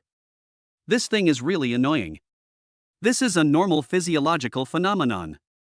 Instead of thinking about sex every day, you might as well think about what to do with the tens of millions you invested before. Mu Qingda's tone became more tender. Dad has been chasing me recently and asked me to persuade you. He said that if you regret it now, he can help you get most of the money back. What do you think? Lin Yuan lingered in front of Mu Qingda for a while, and finally had to let go reluctantly and lay down beside her. What else can I think? Didn't I tell you that money given out is like water spilled out? There's no reason to take it back. Besides, you know how much money your husband has. This amount of money is nothing. Look how proud you are. Mu Qingda pinched Lin Yuan's waist. How could I not know this? The point is that Dad doesn't know. I can't reveal your secrets to others, but Dad always feels uneasy after taking your money. Lin Yuan smiled wickedly. Then let's take more shares, so that the subsidiary will be yours. Even if I don't do this, the company is still mine. My wife is so wise. Don't give me that. Mu Qingda looked at Lin Yuan's joking expression and immediately stopped him from doing so. She said seriously, are you planning to invest all your money in this? Of course not. I'm not stupid, and I know that you shouldn't put all your eggs in one basket. I've already taken out some of the money to invest in other projects, and the momentum is pretty good now. Lin Yuan spoke vaguely and did not make it clear, but it at least let Mu Qingda know that he had the ability to make money. After all, investing is all about luck. If you are lucky and catch the trend, how much money you make will be determined by the market. Moreover, after a period of time, when the system's investment limit is increased, his subsequent investment amount will also increase tenfold. A steady flow of money will always attract other people's attention, but if you are prepared in advance, people who know about it will at most sigh that they are lucky, and as for other things, no one will think much about it. Mu Qingda was very satisfied after hearing what Lin Yuan said. That's more like it. I thought you were just going to throw money into your father's bottomless pit. Then I am willing to spend money on my father-in-law. You. When Mu Qingda was about to get angry, Lin Yuan immediately tried to coax her. After all, my father-in-law is willing to marry his beautiful daughter to me, so it's only right that I spend some money on him. Facing Lin Yuan's kiss, Mu Qingda surrendered in a few seconds, and her breathing became rapid. The other side. Lin Pengpeng and his group were sent to the gate of the park. The butler bowed slightly and said, "Everyone, I'm sorry I can't see you off. Take care." After saying that, he drove away without caring about the reactions of Lin Pengpeng and his group. What's so great about that? Zhang Yanlan looked at the car driving away and took a breath of exhaust fumes, which choked her and caused her to cough. Ahem. I'm working as a housekeeper for someone else, but you're acting so arrogant. Ahem. I'm just trying to show off to others. Lin Pengpeng, who was standing next to her, felt a little embarrassed when she heard what Zhang Yanlan said. Mom, please stop talking. Lin Pengpeng grabbed Zhang Yanlan and prepared to take her away from this place. Who knew that Zhang Yanlan would break free from Lin Pengpeng's hand in an instant? Nyo, didn't we come here to ask Lin Yuan to invest in Shijuan's project? Now we haven't even received the money, why are we leaving? When Tang Xiaojun heard this, he quickly followed suit. Yes, Pengpeng, don't forget the purpose of our coming here this time, which is to ask your cousin to invest in my project. The kickback issue can be discussed. By then, let alone 1 point, if your cousin can invest more in us, I can help you get 2 points of share. Zhang Yanglan's eyes sparkled when she heard this. Nyo, did you hear that? Ren Xiaojun can give us 2 points, how much money would that be? Even Lin Hongfu, who is usually taciturn, showed some emotion on his face. Nyo, your mother and I think you need to give this matter more consideration. I heard it. Lin Pengpon was a little helpless and held Jiang Yanglan's hand. But now Lin Yuan is unwilling to invest. It's no use for us to stay here. Instead of basking in the sun here, we might as well go home and think about how to make Lin Yuan give in. Seeing that everyone had fallen silent, Tang Xiaojun still asked Lin Pengpeng with some hope. Peng, why don't you go ask again? Maybe now that we are out of people, your cousin might agree. Let's talk about it later. Lin Pengpeng didn't want to continue this topic with them now. Let's go back first. There's no point in talking about this now. We've already gotten out. We can't possibly go back again. Tang Xiaojun originally wanted to struggle, but seeing that Jiang Yanlan and Lin Hongfu both listened to Lin Pengpeng, he had to leave in disappointment. Well, let's go back first. He drove out of the park somewhat reluctantly, but when he passed by, he glanced reluctantly at the simply decorated house in front of him, with nostalgia in his eyes. But in the end he withdrew his gaze, stepped on the accelerator to the bottom, and drove the BMW away from this place. Chapter 76. The office building is on the 17th floor. Lin Yuan took Muchinga to visit the new company's office space. Is the decoration okay? Muchinga walked here and there, inspecting the results of the renovation. Before she could say anything, the contractor following behind her couldn't help but speak out. Mrs. Lin, our decoration is the best in the industry, there will definitely be no flaws. Lin Yuan stopped the contractor's behavior. It's okay.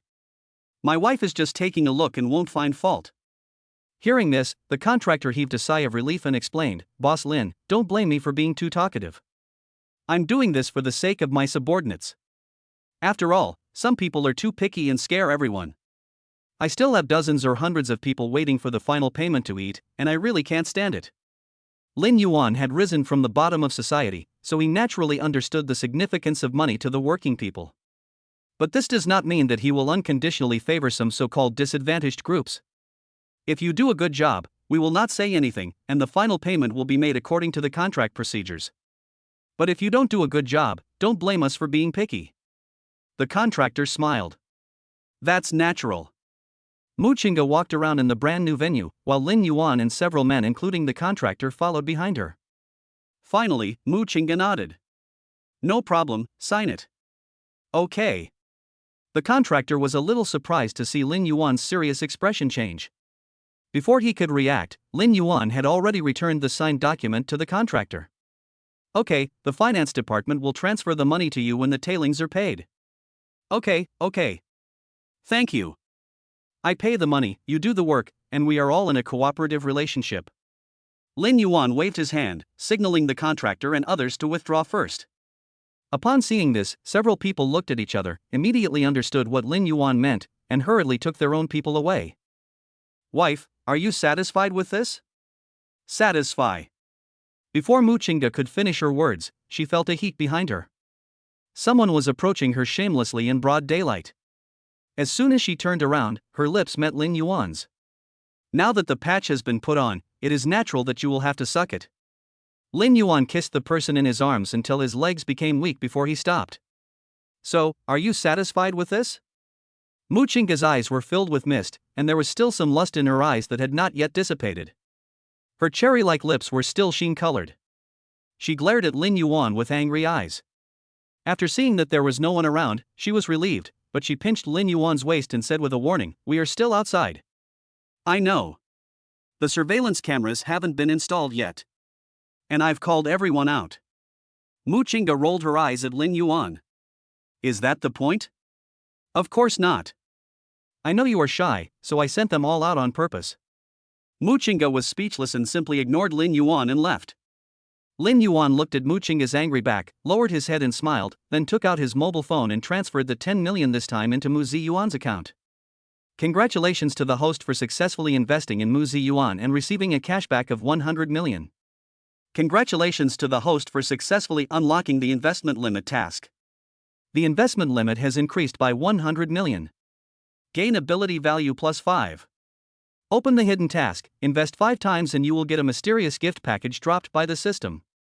Lin Yuan looked at the last line of words and asked the system. What's in the mysterious gift package? System, the secret cannot be revealed. Have to. Lin Yuan didn't expect the system to tell him what was inside, but from the looks of it, it didn't seem like a loss. If the contents of this gift package are beyond his expectations, it might be of great help. At the same time, Lin Pengpeng took out all her money.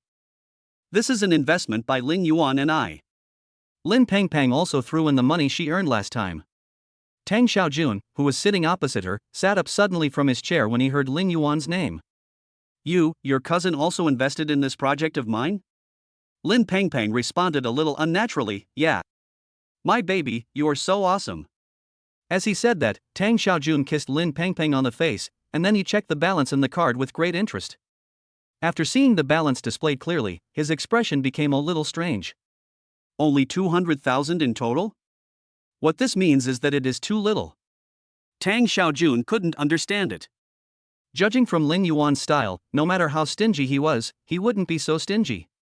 Well, my cousin said that he doesn't really believe in your ability, and he just threw a random sum of money at me to get rid of me. If you can show him your sincerity, he might slowly invest more money in it. Lin Pengpeng's tone became more determined as she spoke. After all, he won't just listen to my one-sided words and throw a few million into your project, right? Tang Xiaojun thought about it carefully and felt that what Lin Pengpeng said made sense. That's right. After all, your cousin and I are not familiar with each other. However, he took the bank card. After a while, he will know the goodness of my project. Seeing this, Lin Pengpeng smiled and said, then baby, you should show more sincerity, right? That's what you said. Tang Xiaojun hugged Lin Pengpeng tightly. Why are you so nice to me? It's really my blessing to have a partner like you. As they were talking, the two of them rolled together like dry firewood in raging fire, gasping for breath. After the shot, Tang Xiaojun rested for a short while before pulling up his pants and preparing to leave. Where are you going? Lin Pengpeng was lying on the bed, talking lazily. She was tortured so badly by Tang Xiaojun that she didn't even have the strength to sit up. Tang Xiaojun tied his pants and said, I will give the money to the company now, and I will get the dividend at the end of the month. Otherwise, if I miss it today, I will have to wait until next month to get the money. Is that so? Lin Pengpeng's voice gradually became weaker. Then you go quickly, I'll sleep at home for a while. Yeah. After Tang Xiaojun put on his clothes, he did not forget to kiss Lin Pengpeng on the forehead. Then I'm off. Well, have a nice trip. Lin Pengpeng was lying on the bed with her ears perked up, listening to the noises around her. She only came out of the quilt after the noises died down. At this moment, her cell phone suddenly beeped. Lin Pengpeng picked up the phone and found that it was a message from the bank. Dear Ms. Lin, your balance has been fully withdrawn. If you have any questions, please feel free to contact us. I wish you a happy life. Chapter 77. After the MCN company was approved, Lin Yuan and Mu Qingge began to work on the preliminary preparations for the new company. The increase in the system's investment amount means that the available working capital will also increase exponentially. With financial support, Lin Yuan felt free to do things. From personnel configuration to tables, chairs and benches, almost everything is arranged to the best specifications. After all, the boss is rich and powerful, so no matter how much money is spent, it is just a small amount. The most important thing is to improve the quality of the company, which is Lin Yuan's top priority. Mu Qingge looked at the bills that grew like running water every day, and for a moment she didn't know how to react to Lin Yuan. Although the family had some money, no matter how rich they were not minors and could not withstand Lin Yuan's efforts. However, when she looked at Lin Yuan's expression, every time she wanted to say something, she had to swallow it back. After all, this is Lin Yuan's money. He is free to do whatever he wants with it. As for me, I am not attracted to Lin Yuan just because of this little money. Thinking of this, Mu Qingge followed Lin Yuan. After taking care of some trivial matters at hand, Lin Yuan walked to Mu Qingge's side. What's wrong? You look so confused. Is it because I didn't arrange it well enough? Mu Qingge shook his head upon hearing this. No, you arranged it very well. But you don't look very happy, honey. Mu Qingge glanced at Lin Yuan. You ask even though you already know the answer. Lin Yuan grabbed his hair and smiled. I'm thinking about our future. After all, these things are not disposable. If used properly, we can earn multiples of the income. I don't know how long I'll have to wait. There will always be one. With Lin Yuan's strong support, Ziyuan Hongtu is also thriving. After paying off the previous penalty, Mu Ziyuan demonstrated his abilities. First, a major reorganization of the personnel within the group was carried out to kick out the bad apples, and then a large-scale recruitment was carried out, which was considered a complete change of blood for Ziyuan Hongtu. Since then, Ziyuan Hongtu has thrown away its previous decline, and violently and savagely tore into the market, occupying a place in the market at the fastest speed. Although we have not returned to our peak yet, we have recovered 50% of our business. Mu Ziyuan was happy, but also a little worried. After all, everything that Ziyuan Hongtu has now is due to the 30 million yuan invested by Lin Yuan. If it weren't for Lin Yuan's help, his company might have closed down months ago. He really could do nothing about Lin Yuan. Before I could even finish what I was saying, he had already sent the new company over to me, under the pretext of asking me to keep an eye on it. Mu Ziyuan didn't see anyone, so he could only sign the contract first and plan to talk to Lin Yuan later. Who would have known that before he could leave, Lin Yuan came to him on his own initiative. "Father-in-law, long time no see." Lin Yuan came in with lots of bags. If this place wasn't the president's office, he would have thought he had mistakenly entered a vegetable market. Mu Ziyuan put down the pen in his hand, frowned slightly and asked, "Why are you here?" "Xinga and I just passed by a stall and thought the watermelons they sold were pretty good, so we brought them over for you to try." While Lin Yuan was speaking, Mu Qingda walked in holding a bowl of sliced watermelon. "It's quite good, Dad, do you want to try it?" Mu Ziyuan looked at Lin Yuan and Mu Qingda, and didn't know what to say for a moment. Is this still his well-behaved and sensible daughter? Mu Ziyuan finally managed to squeeze out only one sentence. "There are so many, I can't finish them." "Not all of it is for you." Mu Qingda rolled her eyes and said in a coquettish voice, "I'll ask my assistant to take it down and share it among the employees. After all, happiness is better shared than happiness alone. How come my well-behaved, sensible and obedient little girl has changed?" Mu Ziyuan once again sighed in his heart. "Play is play, noise is noise," Mu Ziyuan coughed lightly and said seriously. "Tell me, what do you want to do today?" "Dad, look at what you said." Mu Qingda sat down slowly. "Lin Yuan and I came here to tell you the news of the company's completion. We are still recruiting staff and so on. At the end of next month, it will be officially operational. If the company needs any money at that time, Boss Lin will pay for it." As he spoke, Mu Qingda patted Lin Yuan on the shoulder. Mu Ziyuan's face looked a little ugly when he heard this, and he looked at Lin Yuan. "Are you really going to keep this company going?" "Why not?" Lin Yuan threw the question back. "It's better to keep the money in the family, and if it succeeds, isn't it better than putting it in the bank and earning interest?" "Father-in-law, you are in advertising, so you must understand the effect of an internet celebrity with traffic on a product. Although there are no limitations for celebrities to enter the industry, as long as they are good-looking and have some public relations marketing, becoming famous is not a problem. The problem is that this low threshold to entry can become a criticism of the profession. If they fail to produce high-quality works, they will not be able to gain a foothold in the entertainment industry and will soon be forgotten by the market. But the model of internet celebrities is different. Although both models are driven by traffic, for internet celebrities, as long as they do their essential work well, they don't need to go through the trouble of finding a venue to perform or joining a group. To be an internet celebrity, you only need a mobile phone. Live broadcast can be carried out anytime and anywhere as long as there is an internet connection, which greatly reduces the limitations of degree and venue. After listening to Lin Yuan's words, Mu Ziyuan did not rush to deny his opinion. He pondered for a while and looked up at Lin Yuan again. "Then it may take a long time for you to come up with anything?" Lin Yuan curled his lips and smiled. "What I lack the most is luck." Ever since he encountered the system, he felt that his luck could not be described as extremely good, but could only be described as off the charts. If someone like me who possesses the power of golden finger money can't make it, then the world might as well be destroyed. Mu Ziyuan also laughed. "Young people, you are just full of youth and vigor. Don't regret it when you lose all your money." Lin Yuan didn't explain too much. "It's okay. Young people always have to try." Mu Qingda felt uncomfortable watching the two people talking in a riddle, but when she thought of Mu Ziyuan's look of enjoying the show, she decided to keep the matter secret.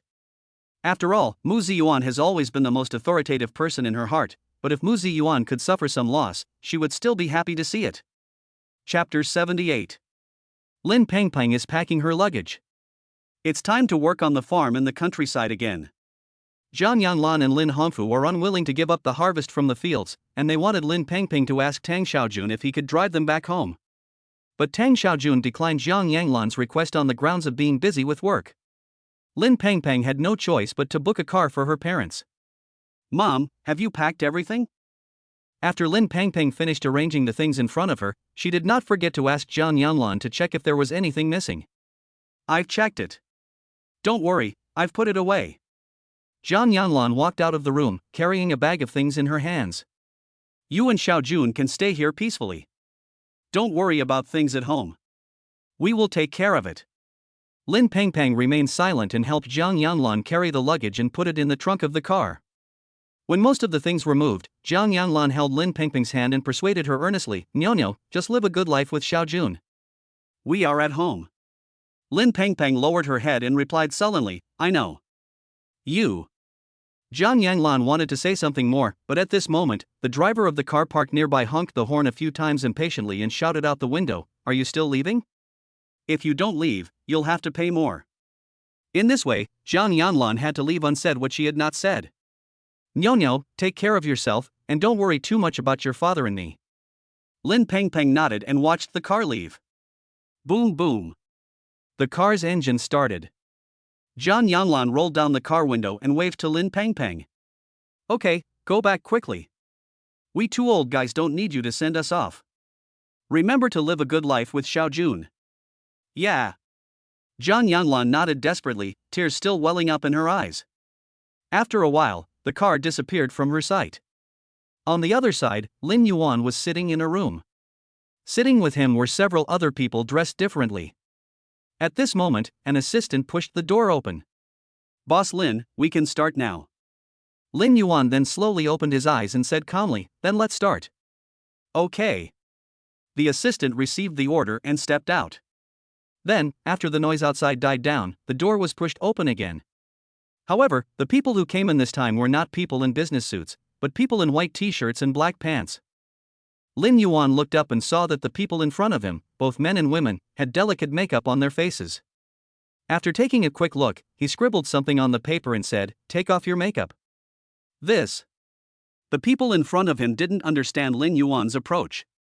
After all, they had used all their own unique skills to put on this decisive makeup, but after just a while, they asked others to remove their makeup.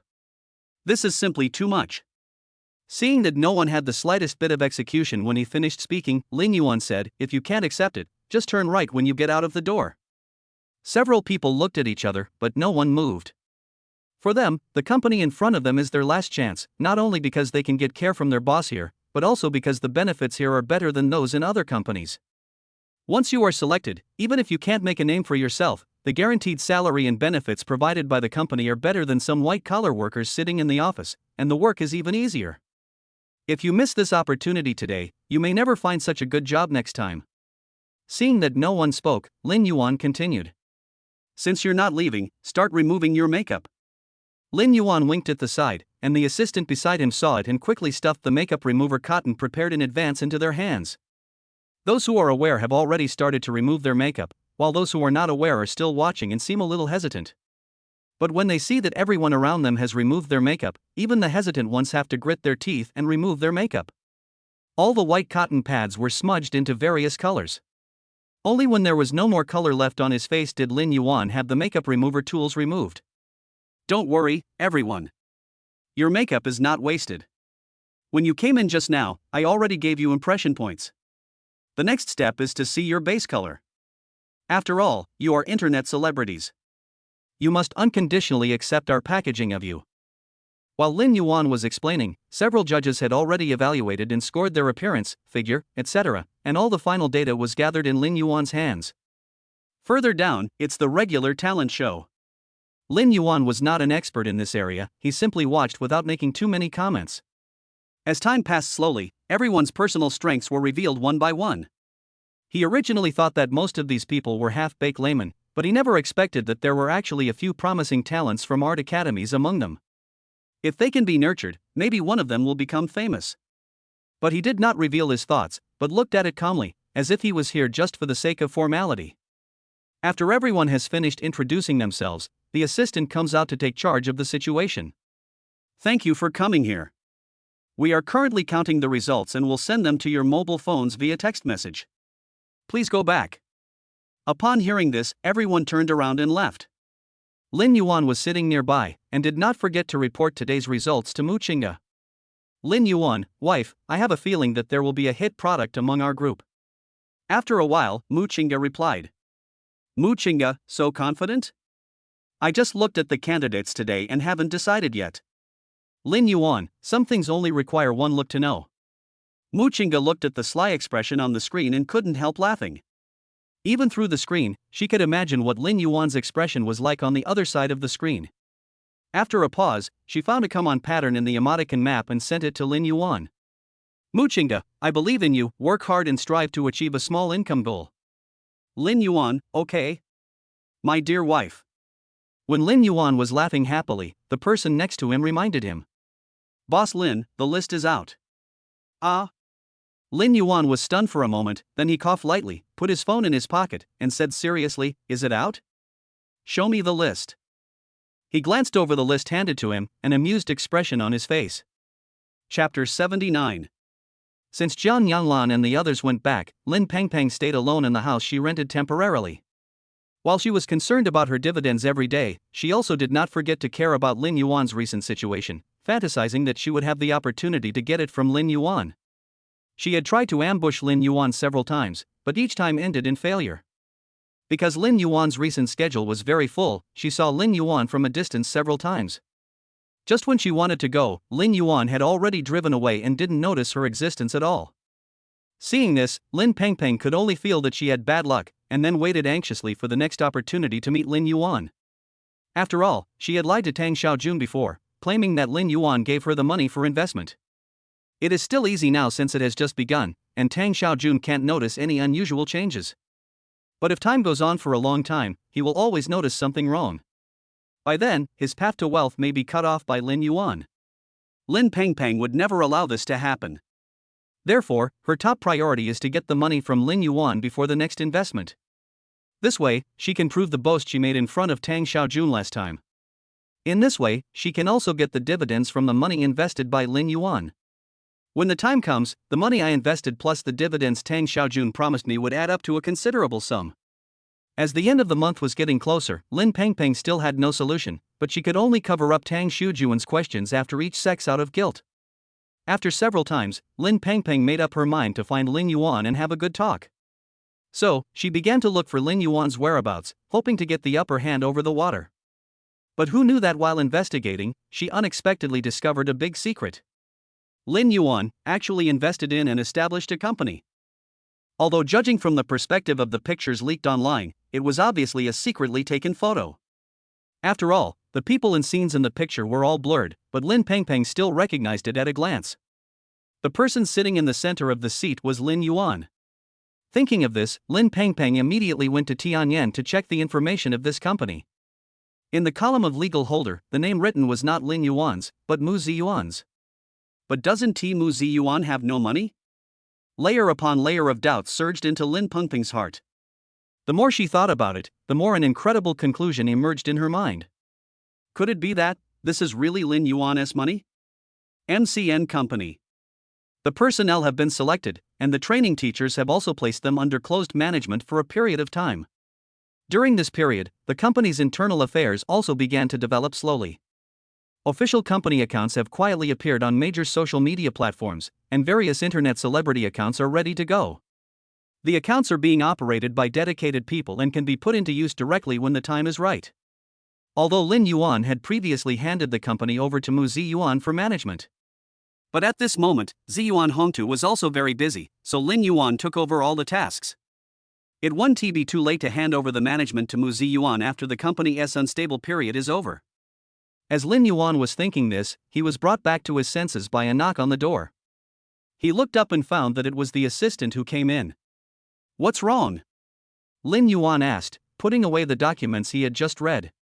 The assistant said, "Boss Lin, there is someone who claims to be your cousin waiting for you at the front desk." "Not see." Lin Yuan refused without even thinking about it. He knew very well what Lin Pengpeng's family was thinking. They had no good intentions in the first place, and now they came to him on their own initiative. It couldn't be a good thing either. Okay.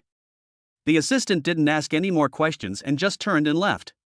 Watching his assistant leave, Lin Yuan turned on his computer and switched to the internal system monitoring to check the situation outside. As expected, Lin Pengpeng was standing at the front desk in a gorgeous outfit, with all the famous brands stacked all over her body. If he didn't know what kind of person Lin Pengpeng was, he might have thought she was a socialite from some family who was out for a stroll. But Lin Yuan looked at the clothes on Lin Pengpeng and was lost in thought for a few seconds. Is Lin Pengpeng on the list of rich people again? She actually spent so much money to transform herself.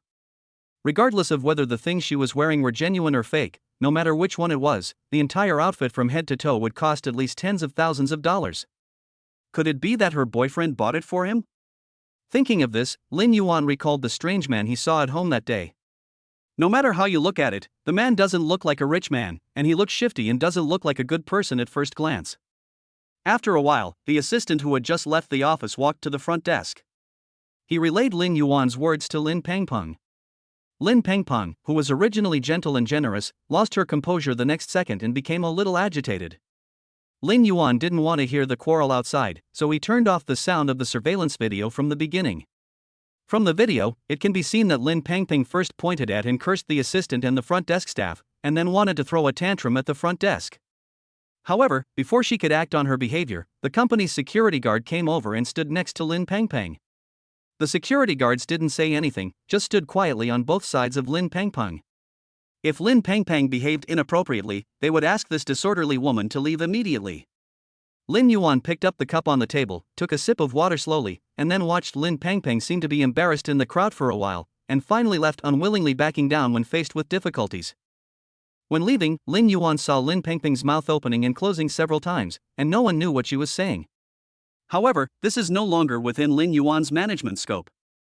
After all, there is no need for him to waste time on Lin Pengpeng.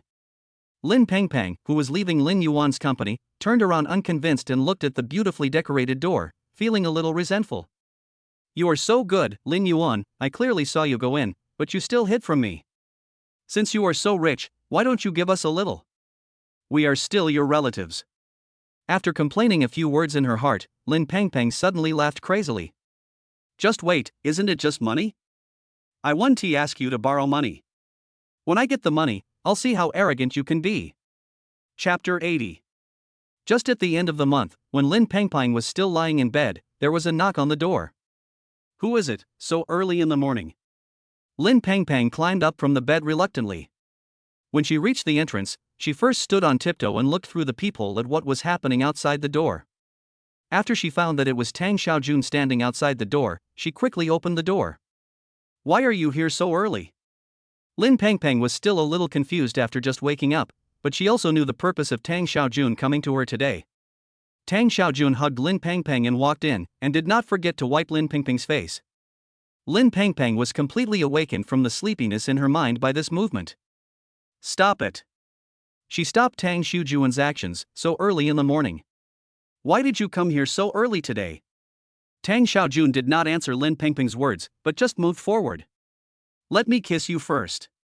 Lin Pengpeng was originally unwilling to let Tang Xiaojun do this, but as a woman, she was no match for Tang Xiaojun in terms of strength. After struggling for a while, she could only let Tang Xiaojun pick her. Only when Tang Xiaojun looked satisfied did Lin Pengpeng push Tang Xiaojun away. Because if I don't push him away, I will be tormented by this man until noon. Let's talk about business first. Lin Pengpeng tidied up her messy pajamas on her chest to prevent some people from losing control of themselves. Then she sat on the sofa and poured a glass of water for Tang Xiaojun. Tang Xiaojun was feeling a little thirsty, so he drank the water in front of him and felt a little relieved. The project funds have come in. Tang Xiaojun felt in his shirt pocket and took out a bank card. There are 300,000 in it. Before he could finish his words, he was interrupted by Lin Pengpeng.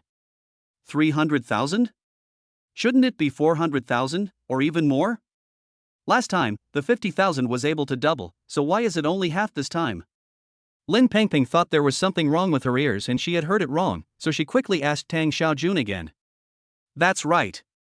Tang Xiaojun said calmly, the project's profits are sometimes more, sometimes less, this is a very normal phenomenon. If you don't accept it, you can just put the money in the bank. Lin Pengpeng was about to explain when she suddenly remembered that the money was invested in the name of Lin Yuan. She coughed lightly. Your project only makes a small profit. How do you want me to explain this to my cousin? Do you think he will invest more money in the future? This.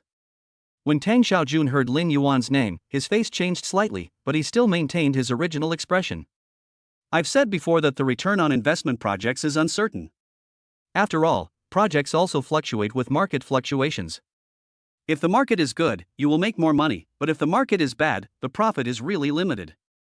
After hearing what Tang Xiaojun said, even if Lin Pengpeng wanted to refute, she didn't know where to start. After all, what he said was not wrong. Investment is not like salary, which remains unchanged. It is just the difference between earning a little more or a little less.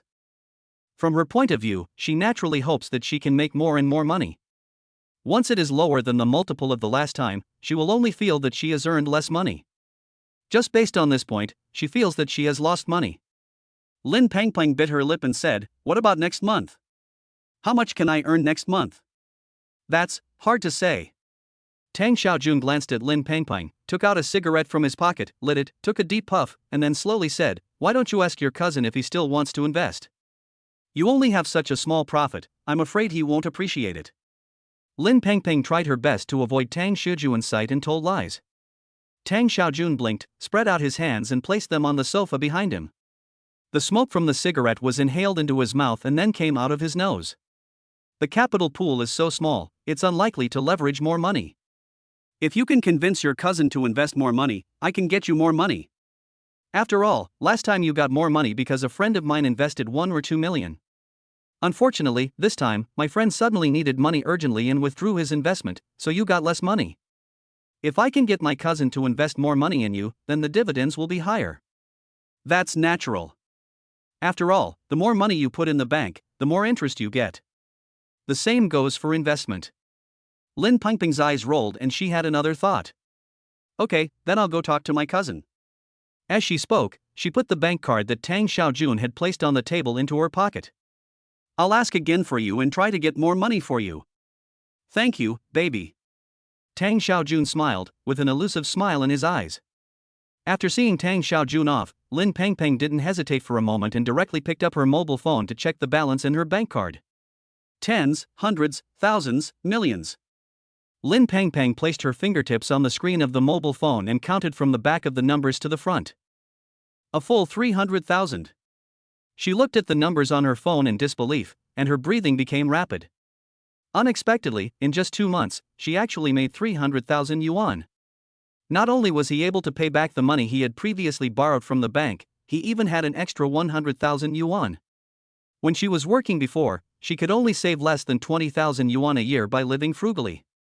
She didn't expect that after following Tang Xiaojun, she could earn 20,000 yuan in a short period of time just by eating, drinking and having fun all day. This is undoubtedly a very good job for her. Even if she continued to do so, relying on such a small amount of money would eventually arouse Tang Xiaojun's suspicion, but she did not want to ask Lin Yuan for help. That guy is sure that I have no money and won't lend me money. Why would I make myself miserable when I already have money? But right now, this amount of money is really not enough. What other ways are there to get money? Lin Yuan's family's land deed had also been mortgaged, so it was impossible for her to take out her own family's land deed. After all, for rural people, land is everything to them. They can lose anything else, but they cannot lose their land. After thinking about it, Lin Pengpeng looked down at a functional partition on the mobile phone interface. The word loan above is particularly eye-catching. Lin Pengpeng clapped her hands and made the decision immediately. You can go to the bank to get a loan yourself. This makes money quickly. At the end of the month, when the dividend from Tang Xiaojun comes, I can pay it back and maybe have some money left. Thinking of this, Lin Pengpeng carried her bag, put on some beautiful makeup, and went out. Chapter 81. River City Bank. Lin Pengpeng walked into the bank lobby wearing a Hermes bag and high heels. The teller at the front door reception desk saw Lin Pengpeng and approached her courteously. Hello, Mississippi. What business do you want to handle? Lin Pengpeng pulled down his sunglasses slightly, looked around, and then slowly said, Where is the place to apply for a loan? Loan? Please come with me.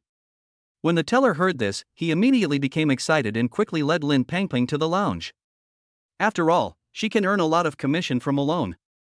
When they arrived at the lounge, the teller first brought a glass of water and placed it in front of Lin Pengpeng, and then took out a stack of documents. I wonder how much loan you want, miss? 200,000. The teller looked at Lin Pengpeng with a smile, and asked again with some uncertainty, 200,000? Lin Pengpeng nodded. She originally wanted to borrow more, but in view of the instability of the project invested by Tang Xiaojun, she felt that there was no need to take too big a risk at the beginning. In addition to the money she earned from the projects she invested in the past 2 months, she also had an investment capital of 500,000 yuan. When the investment returns come next month, the principal plus interest combined might be as much as 8 or 900,000. If 8 or 900,000 can be doubled, she will be a millionaire. When she thought of this, Lin Pengpeng's eyes hidden behind her sunglasses couldn't help but become excited. If it's 200,000, I need to check your bank statements. When the counter clerk said this again, her attitude was obviously not as good as before, but adhering to the principle of serving customers, she still looked at Lin Pengpeng with a smile. With just 200,000, the commission you can get is not that much. She originally thought she had encountered a big deal today, but she didn't expect it to be just a false promise. After this, her expectations suddenly dropped. When Lin Pengpeng heard this, she handed over her bank card. While she was waiting for the teller to check, she took out her cell phone and searched the internet for information about Lin Yuan and Lin Yuan's company. I didn't expect that this guy actually ran the company quite well. I heard that after their company's last recruitment, there were actually a few good talents who are now involved in other business cooperation, and the internet celebrities trained by their company are also gaining some popularity. As long as they are given more opportunities, maybe after a while, these people will become the new hot items. Being famous means that the bosses behind them will definitely make a fortune. When she thought of this, Lin Pengpeng felt very uncomfortable. She felt very unwilling. Why is it so easy for Lin Yuan to make money, while I have to beg from others for a little money? But what can we do? Lin Pengpeng gritted her teeth and her face suddenly darkened. The teller sitting opposite her did not notice Lin Pengpeng's mood changes at first. Miss, I have checked your bank statements. A loan of 200,000 is not a problem. According to your situation, you can borrow more money. Do you want to increase the loan limit? As she spoke, she looked up at Lin Pengpeng with anticipation. I originally wanted to persuade Lin Pengpeng to increase the loan amount, so that she could get more bonus this month. But what she didn't expect was that when she looked up, she would be met with Lin Pengpeng's ugly face, which scared her so much that she didn't dare to speak for a while. It was not until Lin Pengpeng woke up from her own world that she realized the person in front of her had been staring at her. Why are you looking at me? Lin Pengpeng asked, with a bit of displeasure between her eyebrows, and said in a bad attitude, Is there something dirty on my face? No. The teller waved his hands quickly and then explained again what he had just said. I have checked your bank statements. A loan of 200,000 yuan is not a problem. According to your situation, you can borrow more money. Do you want to increase the loan limit? Lin Pengpeng didn't think much about it and rejected the teller's suggestion. I only need 200,000 yuan. Please process it for me quickly. I need it urgently. Okay. The teller said nothing more and immediately started typing on the keyboard, printing out the draft contract. Please take a look at this contract first. If there are no major problems, please give me your ID card for registration. After the registration is completed, you can just sign it. Lin Pengpeng took a quick glance. She knew every word in the contract, but when they were put together, she felt that there was something wrong with her comprehension ability. The difficult clauses gave her a headache. However, she didn't want to be looked down upon by the teller in front of her, so she pretended to be serious and checked the pages one by one. Lin Pengpeng suppressed the sleepiness in her eyes, suppressed the urge to yawn, and blinked her red-rimmed eyes frantically. Okay, no problem, sign it. Okay. The teller put the contract and a copy of Lin Pengpeng's ID card together, then took out red clay and a pen, and asked Lin Pengpeng to sign her name and then put a fingerprint on her name. Looking at the red mud, Lin Pengpeng subconsciously refused. After all, this thing looks dirty. What if you get your hands dirty? Lin Pengpeng made a tisk sound. Why is there so much going on in such a small bank like yours? When I went to Longhua Bank before, I only needed to sign my name. The teller explained with a smile, It is precisely because our bank is small that the procedures are a little more complicated, but we can lend you more money, and the corresponding loan review process is much simpler than other banks. This is our advantage, so the signature is just to give each other a guarantee. Lin Pengpeng thought about it carefully and felt that what the teller said made sense, so she signed her name on the paper and sealed it. Looking at the bright red on her thumb and the newly audited 200,000 yuan, Lin Pengpeng was still a little dazed. Now I have 500,000 yuan. This is all your own money. When she thought of this, Lin Pengpeng's heart immediately swelled up. He still looked down on Lin Yuan in his heart. Isn't it just money? I have money too. Who cares about your little money? Lin Pengpeng picked up her bag, put on her high heels, and walked out with her head held high, her mind full of daydreams of becoming a millionaire. When she earns enough money, she can enter the upper-class society and maybe even meet some rich second generations. If she can join a wealthy family by then, there will be no room for Lin Yuan to be so arrogant. Chapter 82. The next day. After Lin Pengpeng got the money, she did not plan to give it all to Tang Xiaojun immediately. Instead, she became a little hesitant. After all, this is 500,000 yuan, and she may not be able to earn this much money in her entire life. How can you bear to go all in when it's not even warmed up? Even if she couldn't make any money from the balance, she was willing to just watch it quietly. But there is also a downside to doing this. Every day when she wakes up, she subconsciously checks the balance in her account, and she can only breathe a sigh of relief after confirming that the money in it is correct. After several days of fear, Tang Xiaojun came to the door. Pang Pang, open the door. It's me. Tang Xiaojun knocked on the door hurriedly, his tone somewhat anxious. After a long time, there was some movement behind the door. What? Lin Pengpeng opened the door impatiently. Her hair was still messy and she hadn't had time to take care of it. It was obvious that she had just gotten up. What's up so early in the morning? You're still not awake? Tang Xiaojun was a little stunned and forgot his primary mission here, and instead asked her first. Lin Pengpeng thought the way this person spoke was a bit funny. It's my own home, so it doesn't matter how long I sleep, right? And, you didn't have any plans with me today, so why did you come here suddenly? In Lin Pengpeng's impression, Tang Xiaojun came here more frequently only some time ago. Since then, he has been busy with his work and has come here less frequently. And every time he came, he just wanted to release his physical desire. As for other things, he never mentioned a word, so Lin Pengpeng had long been accustomed to Tang Xiaojun's elusive whereabouts. However, this was the first time that Tang Xiaojun came to him so anxiously. Thinking of this, there was a hint of mystery in Lin Pengpeng's eyes. Baby, you have to help me. Tang Xiaojun looked panicked, as if something had happened to him. Lin Pengpeng blinked, realizing that things might not be that simple, so she opened the door and let Tang Xiaojun in first. If you have something to say, come in and talk about it. Good. Lin Pengpeng looked at Tang Xiaojun sitting on the sofa and brought him a glass of water. Tell me, what happened? Something went wrong with the investment. Tang Xiaojun took a sip of water and looked at Lin Pengpeng. Baby, have you asked your cousin? Is he still investing? Lin Pengpeng lied without leaving any trace.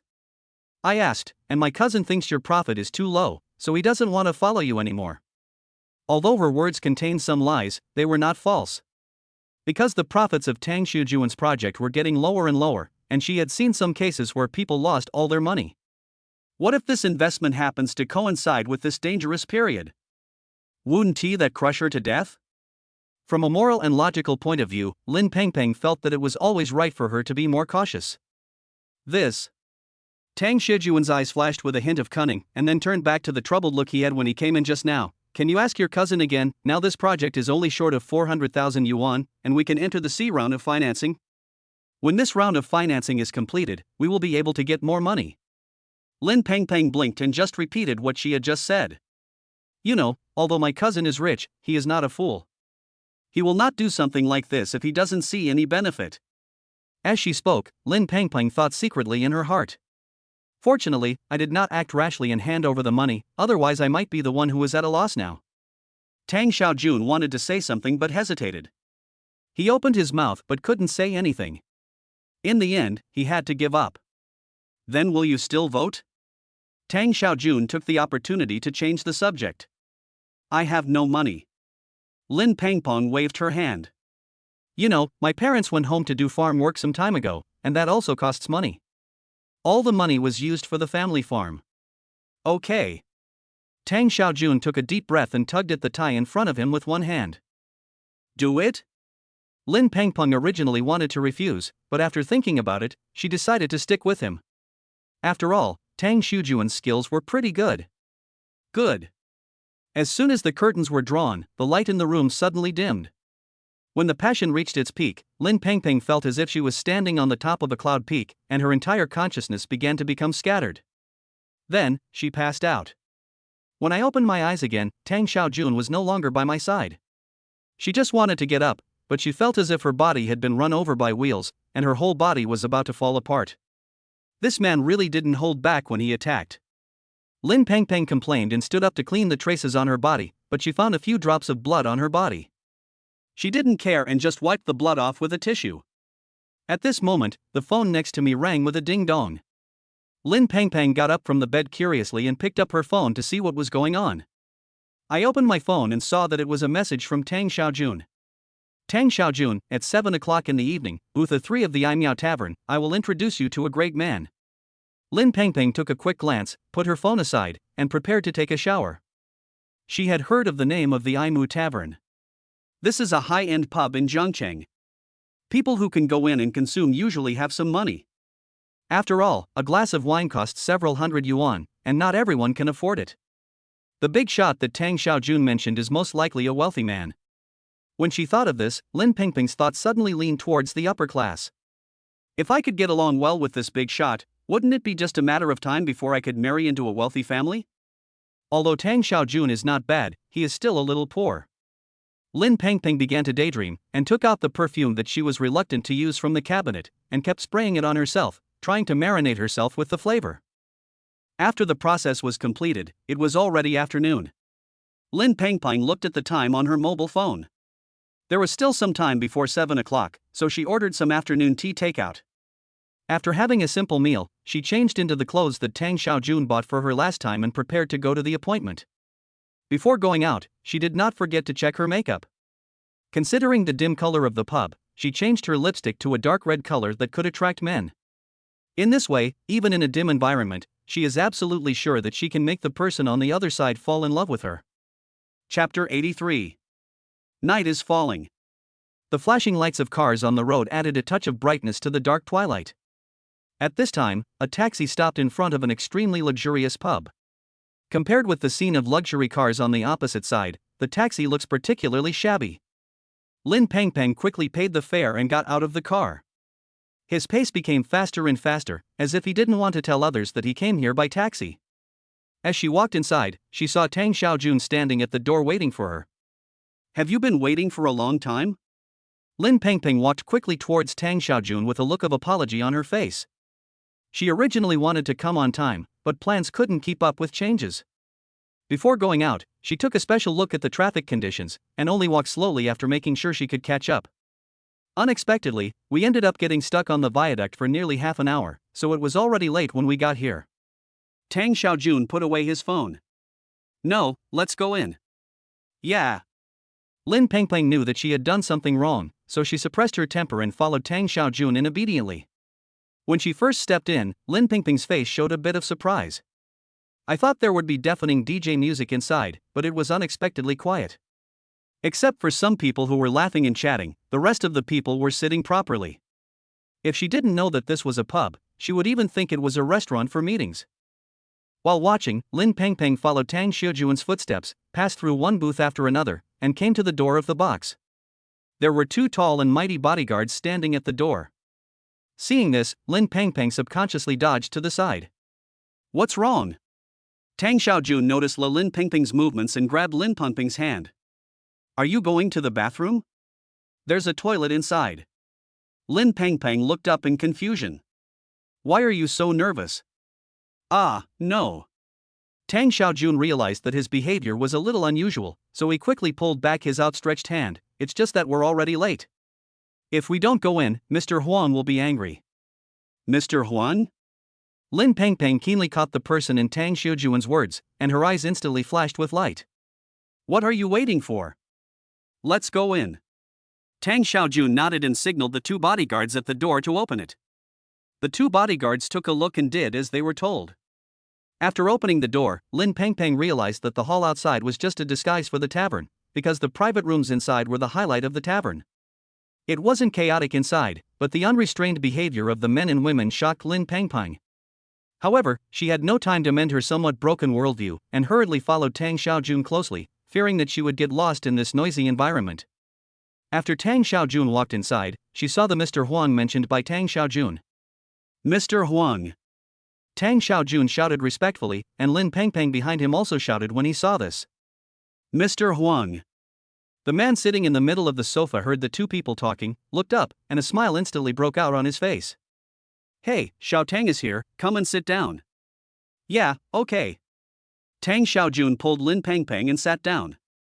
The project I told you about last time. After hearing the beginning of these words, Mr. Huang's expression changed immediately. Didn't we agree that we'd only drink today and not talk about business? Yes. Tang Xiaojun said quickly, I was reckless. I will drink 3 cups on my own initiative. As he spoke, Tang Xiaojun poured 3 glasses of white wine and drank them all in one gulp. After watching Tang Xiaojun finish his drink, Mr. Huang said with a grin, Xiao Tang has a good alcohol tolerance.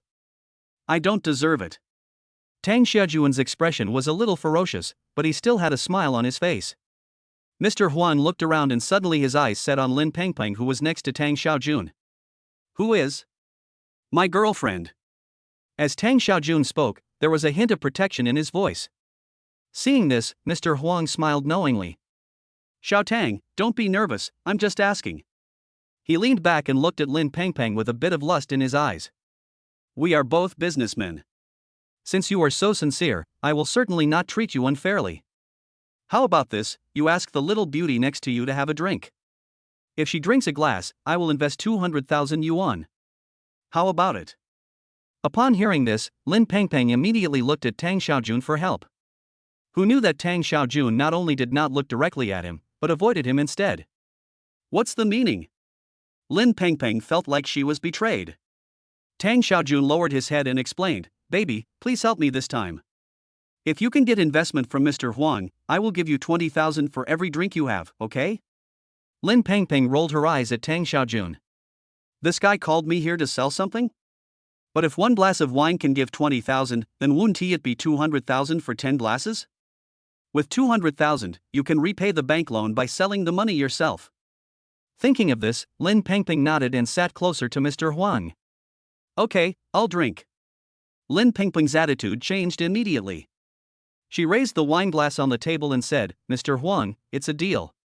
As she spoke, Lin Pengpeng drank a glass of red wine. Mr. Huang, this is it. Mr. Huang smiled and said, Miss, you can drink a lot, but I said white wine. You drank red wine, so it doesn't count. Lin Pengpeng looked at the arrogant look on Mr. Huang's face and felt very unwilling, but she still forced a smile. White is white. Okay. Mr. Huang smiled generously, waiter, fill it up. After a while, a row of neatly arranged small white bottles appeared in front of Lin Pengpeng. Drink it. Mr. Huang lit a cigarette, with a smile in his eyes. 200,000 for 1 cup. How much I can pay depends on Lin Pengpeng's ability. Lin Pengpeng took a deep breath, picked up the wine glass and started drinking. White wine is spicier than red wine. The entrance alone is extremely choking. Lin Pengpeng resisted the choking sensation and forcefully swallowed the liquor. As a result, wherever the white wine passed, it was like a heatwave sweeping across, and Lin Pengpeng felt like her entire stomach was about to burn. A cup of. Lin Pengpeng's hand holding the wine glass began to tremble. Only 200,000. Mr. Huang raised 2 fingers lightly. It's a small amount of money. It's worth it to let the little beauty have a drink. Lin Pengpeng was no longer in the mood to roll her eyes at Mr. Huang's shameless behavior. Her mind was full of thoughts about how to drink more. She vaguely remembered that the fructose in fruit could reduce the toxicity of alcohol. He ate and drank the fruit with a sip of wine, and everyone in the room was shocked. Chapter 84. The wine that had been placed on the table had already been drunk by Lin Pengpeng. Even though she was unconscious at the end, Lin Pengpeng still did not forget to say harsh words to Mr. Huang. 15 cups. Mr. Huang must keep his word. 3 million. Mr. Huang was obviously a little stunned, but he reacted quickly and the smile on his face became more and more obvious. Okay, 3 million. He leaned forward holding the wine glass and looked at Lin Pengpeng with interest. You are really a heroine, girl. What's your name? My name is Lin Peng Peng. Remember this. After Lin Pengpeng used up her last bit of strength to finish her words, she fell limply into Tang Xiujun's arms. Tang Xiaojun moved the person in his arms, and when he saw that she had completely lost consciousness, he looked at Mr. Huang. Brother Rui, why do you want me to trick this woman out? Huang Rui smiled. Didn't you tell me that this girl is Lin Yuan's cousin? I am also taking money from others and doing things for them. But Lin Pengpeng and Lin Yuan don't have a good relationship. So what if she's not good? Aren't they still relatives? Huang Rui took a puff of his cigarette and looked at Lin Pengpeng with enjoyment. This woman is good. Let her stay. Have you taken the medicine you gave her? Tang Xiaojun nodded. Yes. Okay, it's none of your business, let's go. Huang Rui waved his hand, signaling Tang Xiaojun to leave. Good. Tang Xiaojun just stood up from his seat and saw Huang Rui unzipping his trousers and then anxiously tearing open Lin Pengpeng's skirt. He watched the two of them making love with indifference, then turned and left without any attachment. At the same time, Lin Yuan and his partners had just walked out of the tavern's private room. Then it's a pleasure to work with you. Lin Yuan turned to the people in the box and said, "Everyone, enjoy your meal and have fun. Just put it on my account when the time comes." Then thank you, Mr. Lin. After standing at the door and talking for a while, Lin Yuan finally closed the door of the box. He straightened his clothes and then walked to the other side of the corridor. On the way back, he was reviewing the mistakes he had just made during the negotiation. While he was thinking about it, he almost bumped into someone at the corner. After all, his body has been systematically strengthened, so even if he doesn't look at the road, he can rely on his body's instincts to avoid potential dangers. Excuse me. Lin Yuan blurted out an apology subconsciously, but before he finished speaking, he found that the person in front of him looked a little familiar. You are Lin Pengpeng's boyfriend? The last time Lin Pengpeng brought Tang Xiaojun to his house, he didn't pay much attention to what her boyfriend looked like. It was only when they met again today that he had some impression of him in his mind. Lin Yuan? Tang Xiaojun reacted, and the extreme indifference on his face immediately turned into his usual honest look. Why are you here? When Tang Xiaojun said this, his eyes were a little erratic, but Lin Yuan didn't think too much about what he was worried about. He just looked at the person in front of him out of habit. You own this store? Why do you care so much about it? If he remembered correctly, Lin Pengpeng's boyfriend didn't look very rich, so how could he go to such a high-end place? It's not that he looks down on people, it's just that this place is really not a place that ordinary people can come to. Otherwise, he would not have chosen this place as the place for social events, and he was also showing his strength to the cooperating companies in both overt and covert ways. After Tang Xiaojun heard Lin Yuan's words, his expression suddenly changed. He wanted to say something to refute Lin Yuan, but he kept his mouth open for a long time and didn't know what to say. In the end, it was Lin Yuan who ended the farce. Remember to wear your glasses next time you go out, and don't check the household registration of every person you see.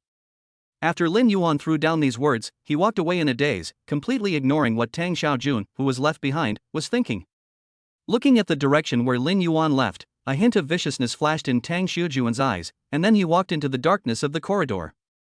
Early that morning, Lin Pengpeng woke up from the sofa. She opened her hazy eyes and looked at the strange environment, and the sleepiness in her mind was instantly dispelled. Where is this? Lin Pengpeng's heart suddenly panicked and she wanted to leave here quickly. But when she moved, she felt unbearable pain. There was not a single good spot from head to toe. Every joint seemed to have been ravaged, as if even a slight breeze could blow it apart. There was a certain place under her body in particular where she could even feel the pain. It was like there was a knife placed inside, and every cut into the flesh. Lin Pengpeng took a breath of cold air. She really couldn't remember what happened after she drank last night. As soon as she sat up, she immediately realized something was wrong. Not only was he not wearing any clothes, but he also had purple and red marks all over his body. What's going on? A horrible guess gradually sank into Lin Pengpeng's mind. She really couldn't believe what she had imagined, but the marks on her body, the sticky liquid still left in some places, the milky white plastic film abandoned in the trash can. Suddenly, the closed door opened. Lin Pengpeng subconsciously wanted to pick up the clothes on the sofa to cover her body, but the clothes were already tattered and had a fishy and unpleasant smell that made her feel nauseous. But in the face of dignity, she still picked up the filthy thing to cover her body. Just when she was panicking, she found that the person walking in from the door was Tang Xiaojun. "It's you!" Lin Pingping's eyes were red with anger and she stared at Tang Xiaojun with evil eyes. "It's you who did it, isn't it?" Tang Xiaojun ignored what Lin Pengpeng said and threw the handbag he was carrying in front of Lin Pengpeng. "Put it on. Tang Xiaojun. You ruined me."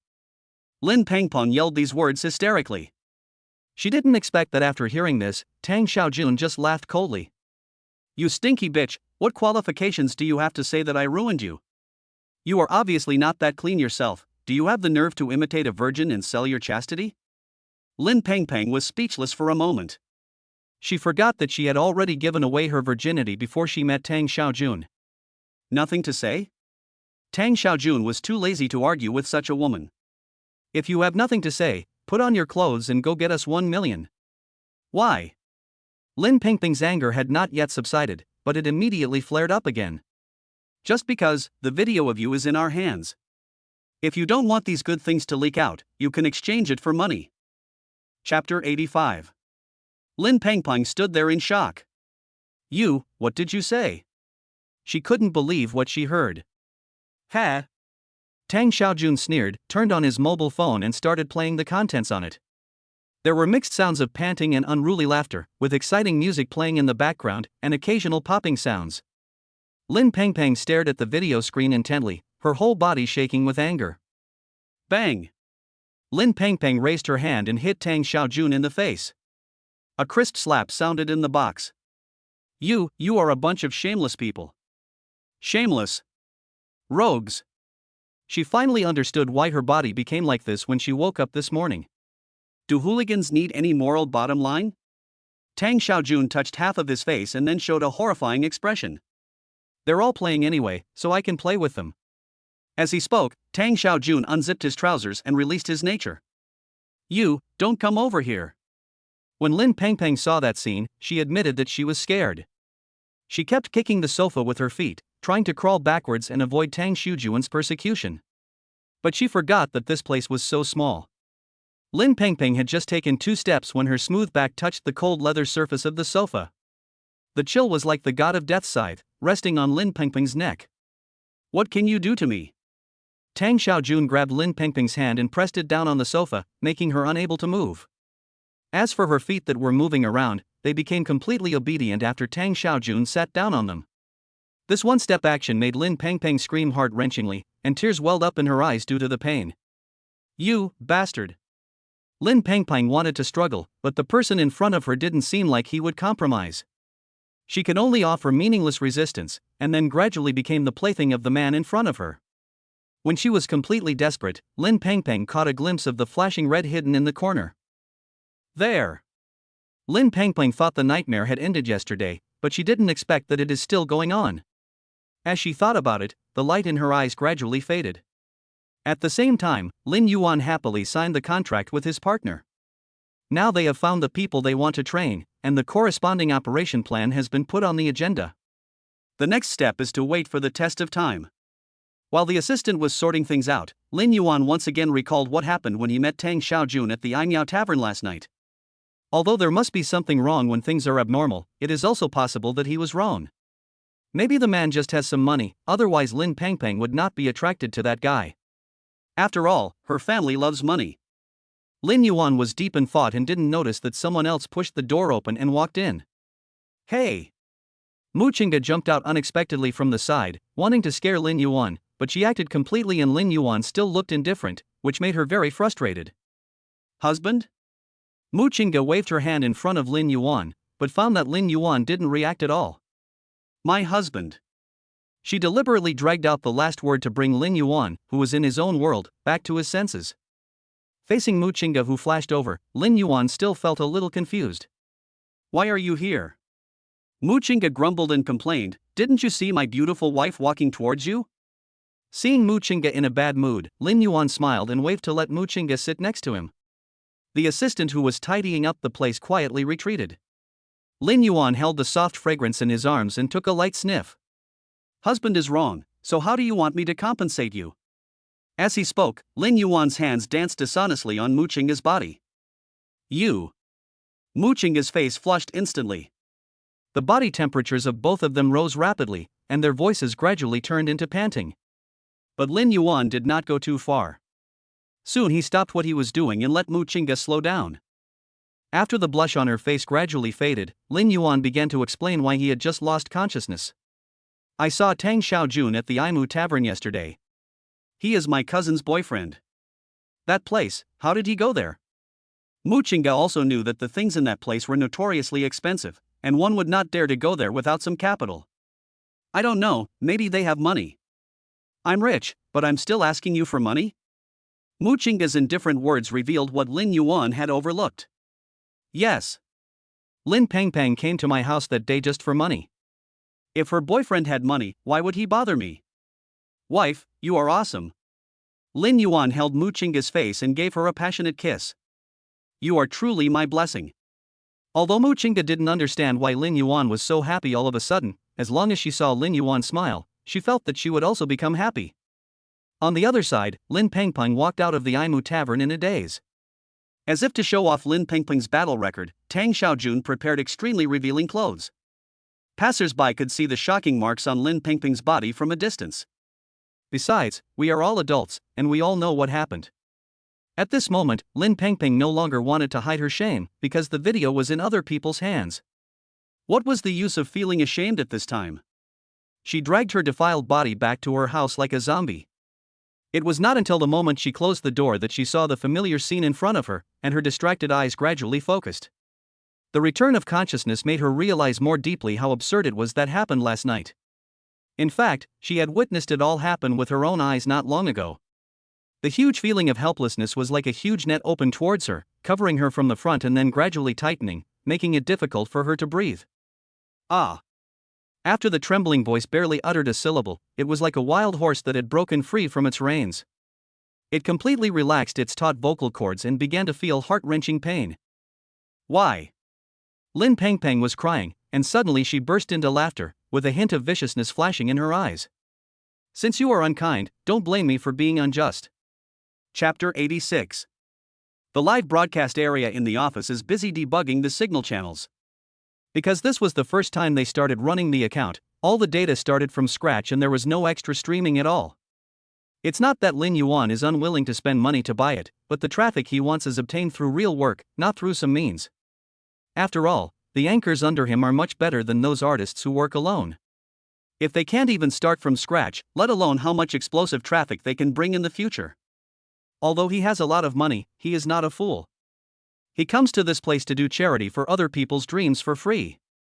If these people are not valuable enough to bring benefits to himself, he will kick them aside without hesitation. Lin Yuan sat in the office, observing the movements outside and standing on the same front with them. After all, they are not the only ones who are nervous at the moment, but also the big boss behind the scenes who has invested tens of millions. Even with the cashback provided by the system, Lin Yuan has actually let go of the idea of money, but what he doesn't want to see is the sinking of his time cost.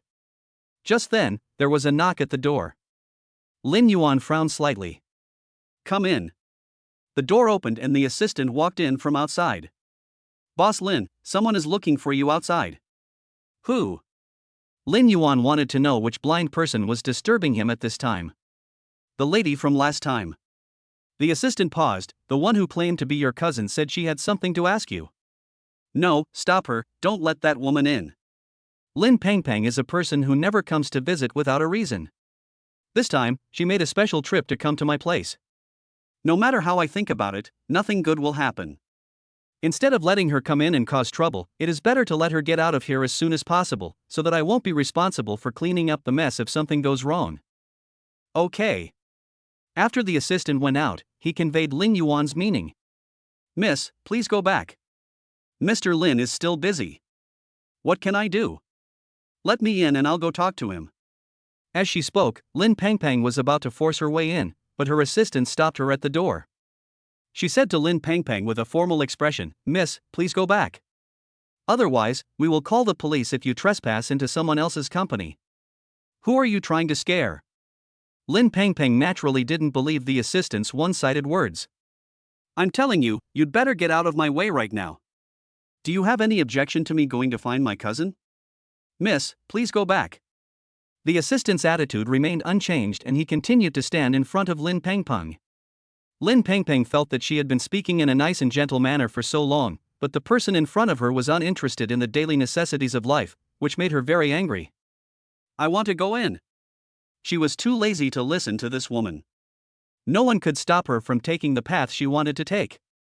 As a result, before she could take a step, her arms were held hostage by two strong forces. Lin Pengpeng felt as if her world had fallen into weightlessness. She turned her head with some horror and discovered that two tall and mighty men in black had appeared beside her without her noticing. Each of them pinched their own arms, lifted themselves up without even a lick of effort, and then threw themselves out. The moment Lin Pengpeng was thrown to the ground, she staggered back several steps before she could barely stand firm. You, how dare you treat me like this? She pointed at the two big men in front of her in anger and wanted to argue with them, but when she saw the trembling muscles on the big men's arms, her heart skipped a beat and she even retracted her outstretched hand. You guys, don't be so complacent. Wait. I'm going to call the police. As she was speaking, Lin Pengpeng was a little afraid that those big men would rush up and cut her to pieces, so she left the place in a hurry before she finished her words. Having lost the way to ask for money from Lin Yuan, Lin Pengpeng really couldn't think of any other way to get the money. It is impossible to ask my parents for money. After all, the conditions of my family are not that good. Even if I sell everything that can be sold at home, I can't get $500,000. Lin Pengpeng touched the 500,000 yuan in her arms and suddenly felt that the bank card was a little hot. After much thought, she came up with a good idea to borrow money from a loan shark. The bank would definitely not lend her money again, but she had seen many online loans when she was surfing the internet before. Although they could lend her more money, no matter how high the amount was, it would never be 500,000. But usury is different. Even though the interest rate is high, it can give me 500,000 yuan. Thinking of this, Lin Pengpeng found a person named Brother Who on the social platform and sent him a friend request. After a while, the person on the other side passed his friend verification. Seeing this, she did not dare to delay for a moment and quickly stated her purpose. The other party didn't ask any further questions, but just sent an address. Lin Pengpeng looked at the address on the phone screen and without any hesitation, she took a taxi and went there. As soon as Lin Pengpeng got off the car, she saw the restaurant sign hanging high on the door of the shop Tian Tian Sichuan restaurant. It's the same address as mentioned in Brother Who's message. After Lin Pengpeng checked it once, she put away her phone and walked in. It's not dinner time, but there are 3 or 2 people eating inside. When they saw her come in, the men inside all looked at her at the same time. Lin Pengpeng felt that there were several more gazes on her, and she felt a little scared, but when she thought about what she was here to do today, she swallowed her saliva and pretended to be calm when she asked the big brothers inside. Brothers, please tell me, do you know Brother Tiger? The big men looked at each other, and then one of them shouted inside. Brother Who, someone is looking for you.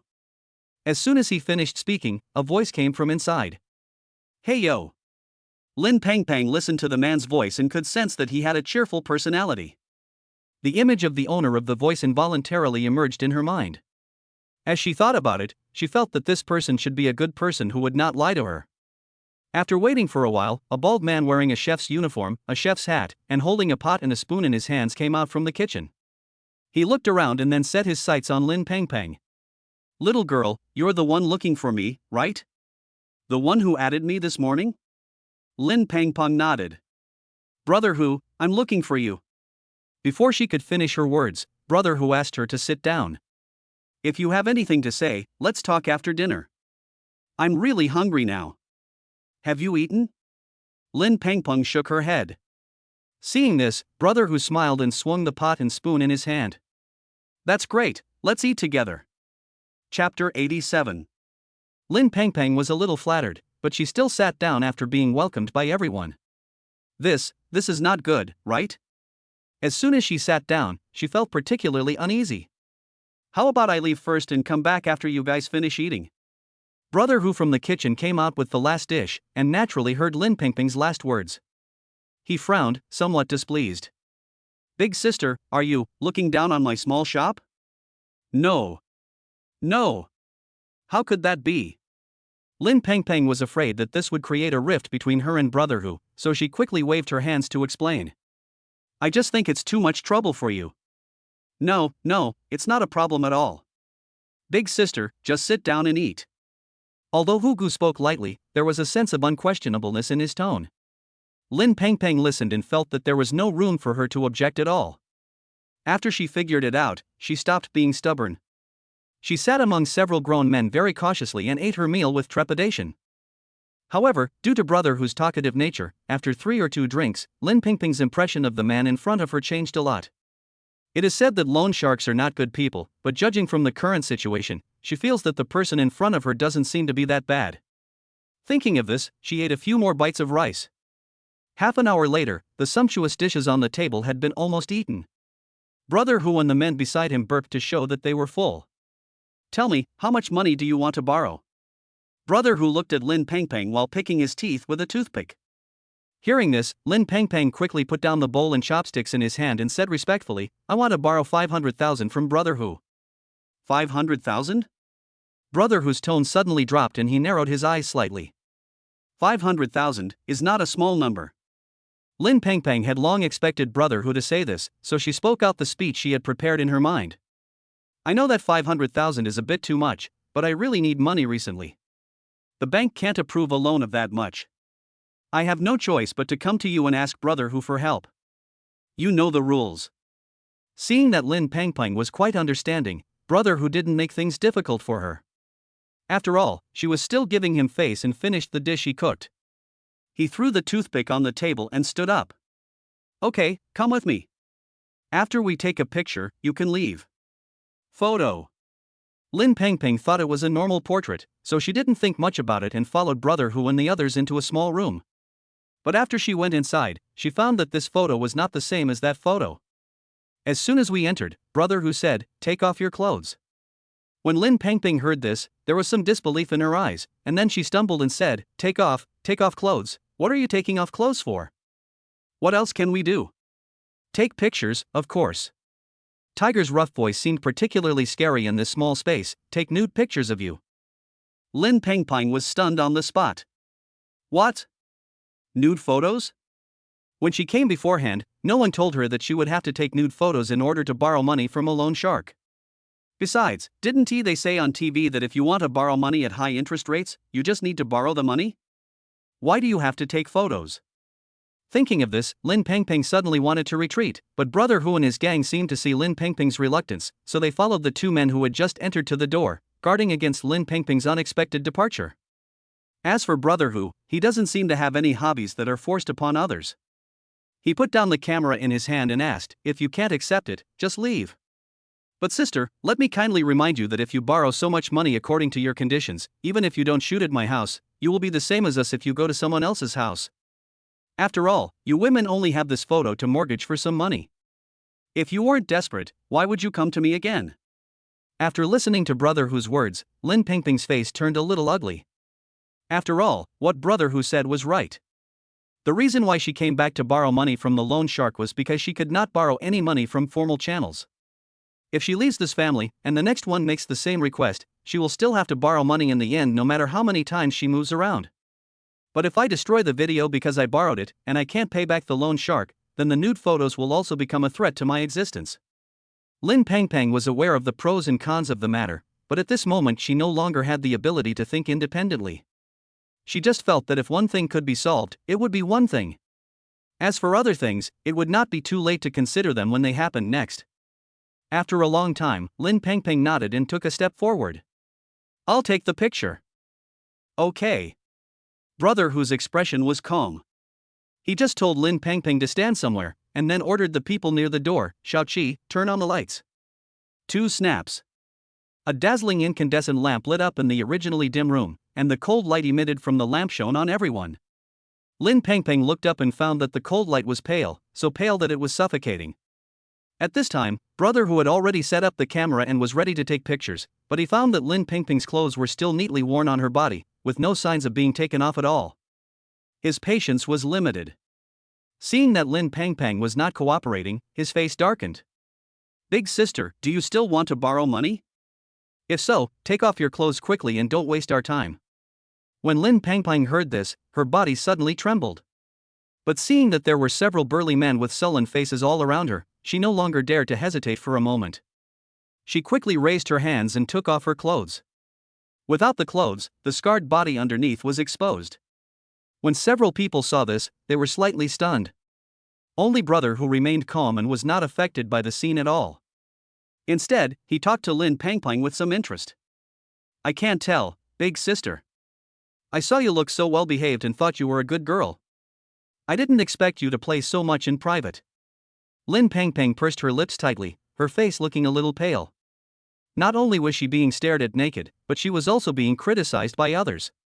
The more Lin Pangpang thought about it, the harder it was for her to swallow this anger, but under the pressure of reality, she had to obey. Chapter 88. Click. Several shutter sounds were heard along with flashing lights. Afterwards, brother Hu looked down at the footage in the camera. After making sure there were no major problems, he said to Lin Pangpang in front of him, "Big sister, the shooting is done. You can put on your clothes now." Although they are loan sharks and have played with women to some extent, their attitude towards such women and the woman who was borrowing money is completely different. Even sometimes a woman like Lin Pangpang will eventually become a container. But before that, these are all my valued customers and I still have to treat them well. After hearing this, Lin Pangpang felt as if a heavy burden had been lifted from her.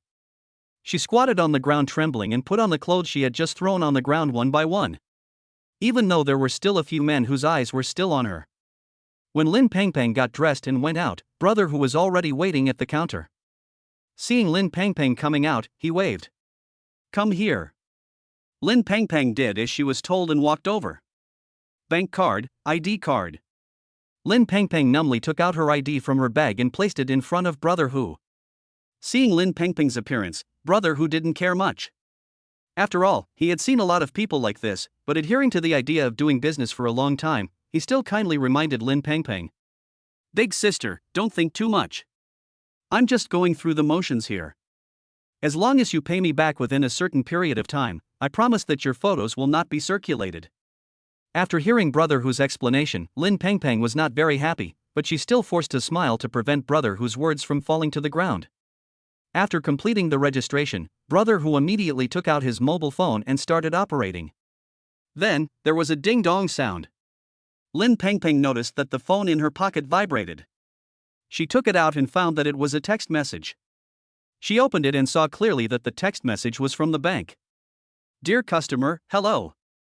Your account has successfully received a deposit of 500,000 yuan. Your current balance is 1 million. We will continue to work hard to provide you with quality services and ensure the safety of your funds and convenient trading experience. If you have any questions or needs, please feel free to contact us. Thank you again for your trust and support. I wish you a happy life. Sincerely, Jiangcheng Bank." Looking at the new message on her phone, Lin Pangpang was stunned for a moment. She didn't expect the money to arrive so quickly. "Confirm it. If there is no problem, please sign it." Brother Hu handed the contract he had just scribbled to Lin Pangpang. "Once you sign, you can leave." Lin Pangpang was not in a hurry to sign. Instead, she took a look at the contract first. After confirming that the information on it was correct, she picked up the pen next to her and signed. The moment she signed her name, Lin Pangpang felt as if her whole body was hollowed out, and her strength disappeared little by little as time passed. Lin Pangpang didn't know how she walked out of the restaurant.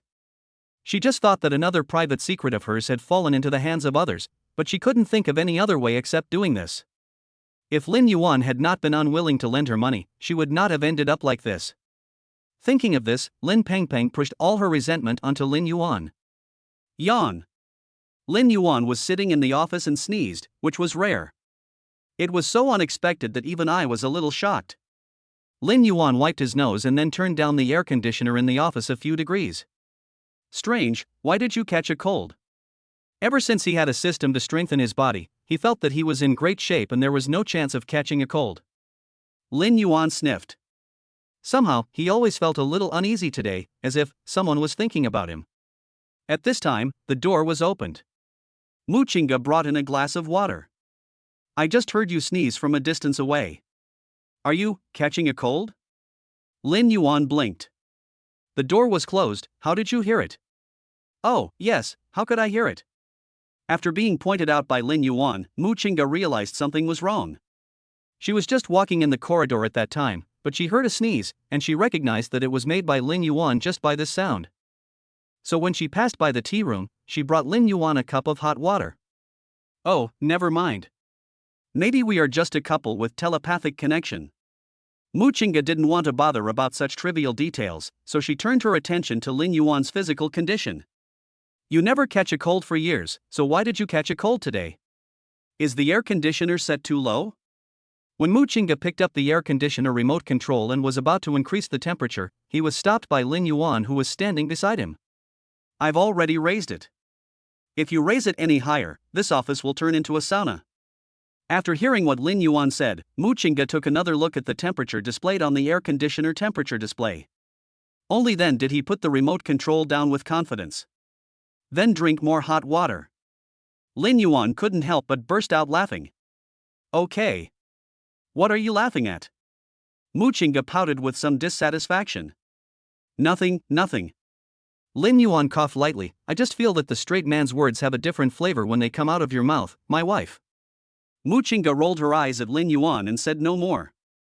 Seeing this, Lin Yuan, the narrator, did not continue the joke, but changed the subject. Honey, why are you here today? Because he and Mu Qingge were in charge of separate areas of work, it was rare for them to meet in the office unless something was going on, unless someone came to visit. Let me ask you something. Mu Qingge sat down in front of Lin Yuan. I heard that your cousin has come to our company twice? Lin Yuan nodded and had no intention of hiding the matter. After all, he didn't take the initiative to tell Mu Qingge about this matter in order to make her feel less bad, but if Mu Qingge knew it himself, he would tell her everything.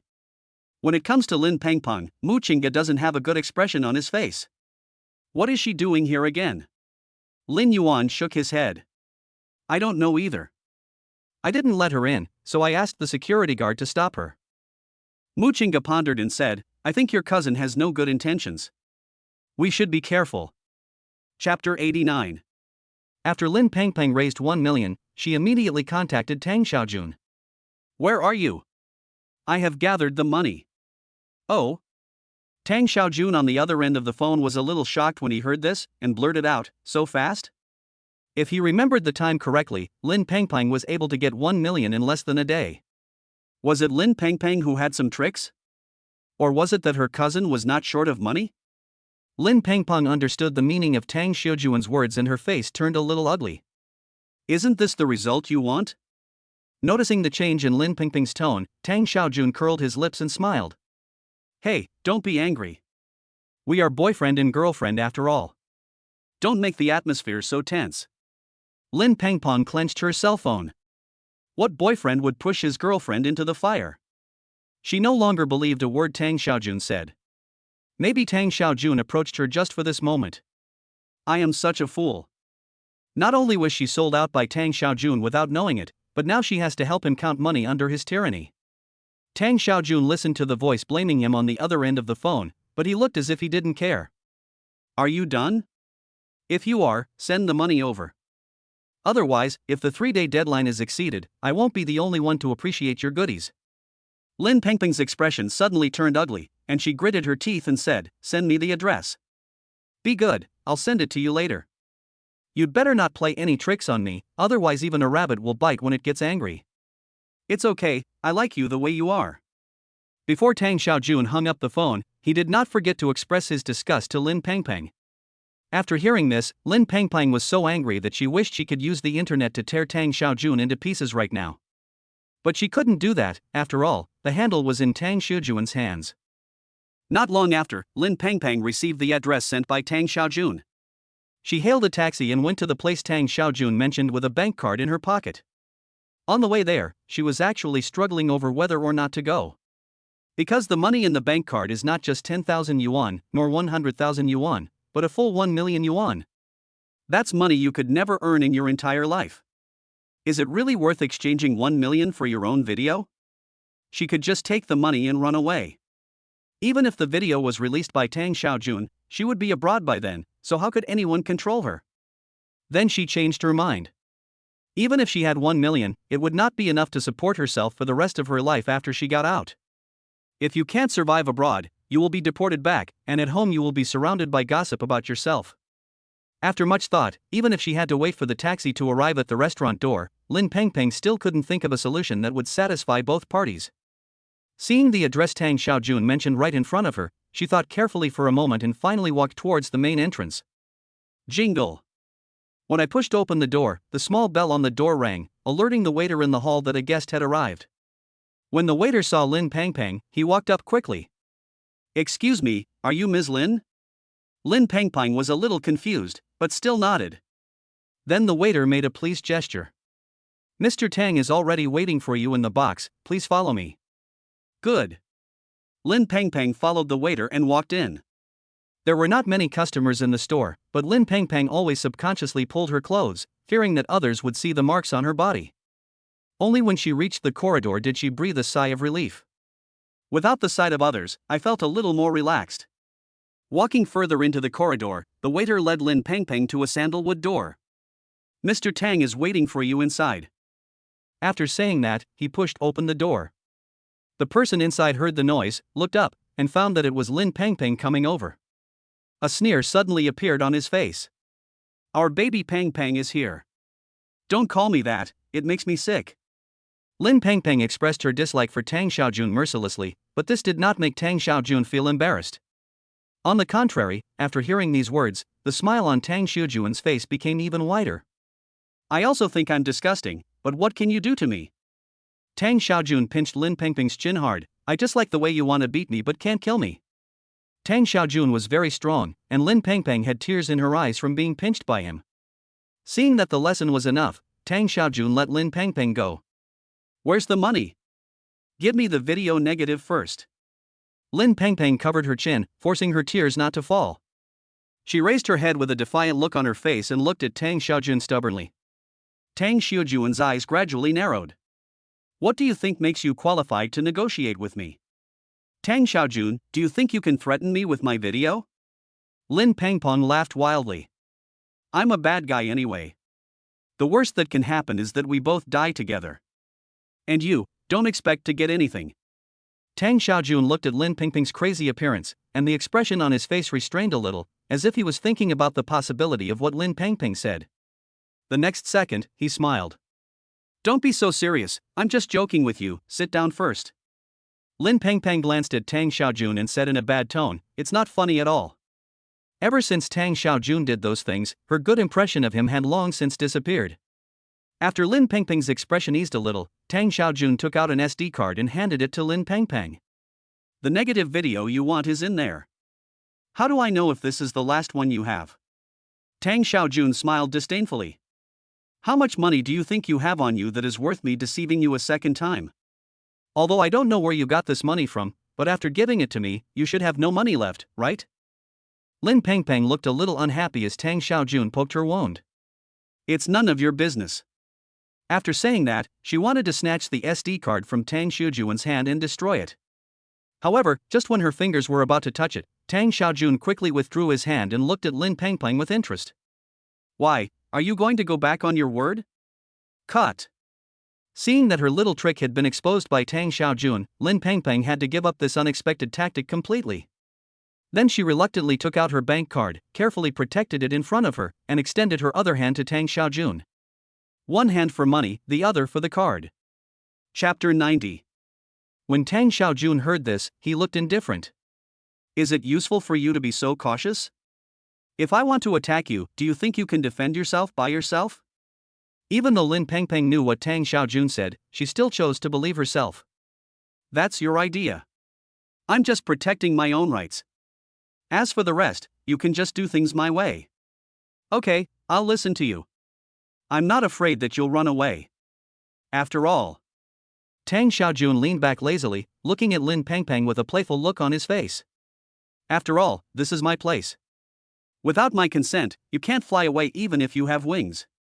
Lin Pangpang looked at Tang Xiaojun cautiously, then looked at the SD card he pushed over, swallowed, and then grabbed it in her hand. Tang Xiaojun looked at Lin Pangpang in front of him calmly, and even gave her an idea. "How about I give you a card reader and let you check whether the contents are correct?" Lin Pangpang stared at Tang Xiaojun viciously, her attitude becoming increasingly negative. "No." After saying that, she threw the bank card that she had been holding in her arms over. "1 million is in there, don't contact me again." After Lin Pengpeng solved these problems, she just wanted to leave this place as soon as possible, otherwise no one knew what would happen next. Tang Xiaojun looked at Lin Pengpeng fleeing in panic, smiled, and told the truth behind the whole thing. What are you thinking about? Do you think you have any value that is worth me looking at you twice? Tang Xiaojun said mockingly, if I hadn't heard that you and Lin Yuan have some relationship, do you think I would like you? When Lin Pengpeng heard these words coming from behind, the step she had just taken stopped instantly. Could it be that it's not because of me, but because of Lin Yuan? After hearing the truth behind the matter, Lin Pengpeng felt like a bolt from the blue. It turns out that all this was just my wishful thinking. And the culprit of all this was actually Lin Yuan. Thinking of this, Lin Pengpeng was full of hatred towards Tang Xiaojun, and at the same time, she did not forget to add some resentment towards Lin Yuan. Seeing Lin Pengpeng's reaction, Tang Xiaojun felt a lot more relaxed and continued sarcastically. If you could get along better with your cousin, I wouldn't treat you like this. What a pity. You are such a disappointment. You and Lin Yuan are family, but not only can you not borrow money, you can't even enter someone else's house. You really disappoint me, so? Tang Xiaojun gave a wicked smile. I can only use some decimals on you in exchange for money. After Lin Pengpeng heard what Tang Xiaojun said, her whole body began to tremble uncontrollably. Turn out to be. So this is what happened. She regarded Tang Xiaojun as the white moonlight of her youth, the one who was out of reach. What's the result? In the eyes of others, I am just a person with some value. What a bullshit reunion after a long time. What does it mean to fall in love over time? Are you still dreaming of a room for 2-3 meals a day, and 4 seasons in the future? Thinking of her previous silly self, Lin Pengpeng found it very funny. It's really a waste of good intentions. Lin Pengpeng was so angry that she almost couldn't breathe, but even so, she still didn't have the courage to turn around and question Tang Xiaojun directly. Instead, she turned her back to Tang Xiaojun and cursed in a trembling voice. Tang Xiaojun, you will definitely die a miserable death. I didn't expect to die a good death. After all, I know exactly what I did. But before that, I think you will die a more miserable death than me. Lin Pengpeng's shoulders twitched, and finally she left the suffocating room with her legs that felt like they were filled with lead. At the same time, the live broadcasts by internet celebrities under Lin Yuan's company have achieved some success. After their persistent live broadcast, a blogger edited their videos into a collection of embarrassing moments and posted them online, which immediately brought them a wave of popularity. Boss Lin, The assistant wiped the sweat off his forehead as he handed Lin Yuan the information. There's a saying on the internet that being black and red is also red. Although it's not a positive image, it's still a bit of a traffic boost. Although Lin Yuan had a sullen face, he didn't really care about the reason for his unexpected popularity. For him, no matter how he becomes popular, as long as the final outcome can achieve the results he expected, that is enough. After all, now is not the time to focus on quality. On the contrary, focusing on quantity will allow the internet celebrities under your company to open up the market faster and thus occupy a corner of the market.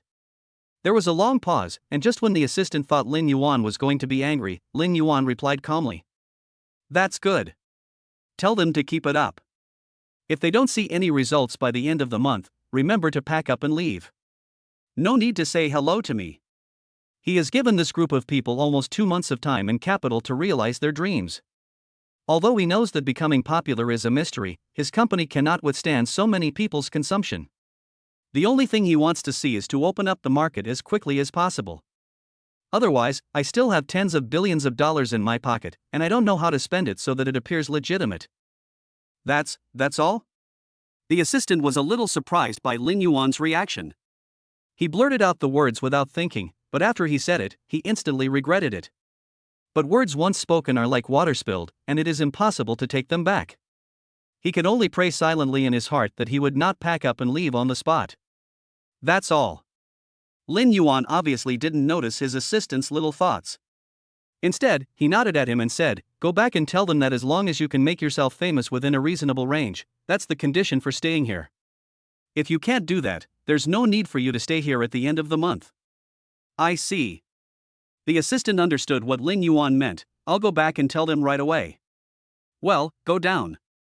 Lin Yuan waved his hand and asked his assistant to leave first. He turned his office chair and looked at the huge floor-to-ceiling window behind him. Outside the window is the city scene of Jiangcheng. Looking at this strange yet familiar city, Lin Yuan still felt that it didn't feel real. A few months ago, I was still poor. I didn't expect that with the help of the system, I would be able to stand in a position that I had never dared to dream of before. I just don't know how long I can stay in this high position. Chapter 91. Boss Lin, we sincerely want to cooperate with you. Are the conditions you set a bit harsh? Lin Yuan looked at the person in front of him and smiled. He sat a little further forward and looked at the person in front of him seriously. How is it harsh? I am following the normal business contract process. If your company doesn't even think that the conditions meet this requirement, then I can only express my deep regret. Looking at the guys opposite him who were dressed decently, Lin Yuan sneered in his heart. The last black and red incident brought a wave of traffic to the internet celebrities under their company, and the internet celebrities took advantage of this wave of traffic and rode the east wind to get new promotions from the platform. We have the right time and place, and the only thing left is the right people. The internet celebrities in Lin Yuan's company were all carefully selected by him. From their personal looks to their identity background, there are basically no surprises or toxic points, so using them as internet celebrities is the most hassle-free. After all, when you are famous you are prone to gossip. But if this person can withstand the digging of netizens and not be eliminated by the general trend, then such a person will be able to gain a firm foothold in this big wave. But because of this, some people with ulterior motives have set their sights on the newcomers in his hands. Just like the person standing in front of them now. Boss Lin, I think you should think about this matter carefully. The leader's expression darkened, but he still held on to his professional smile, and said in a calm tone mixed with threats, after all, our company's products are also niche products. If we can cooperate, it will be a win-win situation. Isn't that good? It's not good. It doesn't matter whether it's a win-win situation for both parties. The most important thing is that your contract is a bit too much. None of this has anything to do with you, Mr. Lin. As long as you agree to this matter, the benefits. His voice gradually lowered, of course, you will not be left out. When Lin Yuan heard this, his eyes became sharp. Could it be that your company thinks that I am short of this little money? Mr. Lin, you misunderstood. The man paused for a moment, but still insisted, but who would dislike having too much money? I'm really sorry to disappoint you. The thing I have the most is probably money. Lin Yuan could see that these people were not very interested in cooperating. They actually wanted to make use of their relatively well-connected internet celebrities to pave the way for their company's products. Everyone heard what was going on. Everyone, please go back. I think we will not be able to cooperate this time. After hearing Lin Yuan's words, the man in front of him became a little furious. Boss Lin, our company has already given you enough respect, don't push your nose into it. Assistant, show him out. Lin Yuan was unwilling to cooperate with this profit-driven company. I've heard before about their company's method of making money from people's blood in order to get a mysterious rate of popularity. They signed hundreds of people. But after the signing of the contract, no one in their company cared about these people. Only those who become famous by relying on their own strength can get the favor of the company. As for others who have signed contracts but cannot bring profits to the company, they will naturally be put aside by the company. They can either stick with it until the end of the contract, or pay the penalty fee out of their own pocket and regain their freedom. But no matter which one it is, the company involved in signing the contract will definitely make a profit. What Lin Yuan didn't expect was that these people would be so shameless that they would treat outsiders the same way. You. Just when the man was about to get angry at Lin Yuan, he was stopped by the assistant. Sir, please go back. The man was still thinking about what to say, but when he saw the faint outline of a bulge under the suit, his heart suddenly shuddered, and he swallowed back the words he wanted to say, not daring to speak them out. He withdrew his hand angrily, and before leaving, he did not forget to say something harsh to Lin Yuan. Okay. Very good, Lin Yuan, right? I'll remember your company. Just wait. As soon as he finished speaking, he was afraid that his assistant's sandbag-sized fist would swing at him. So, before he could even stand up, he ran away in a hurry, fearing that if he ran too slowly he would fall into someone's clutches. Hypocritical. Lin Yuan smiled coldly and didn't take these people to heart. It's just a small brand that's not very popular. Even if I help promote them, I won't make much money.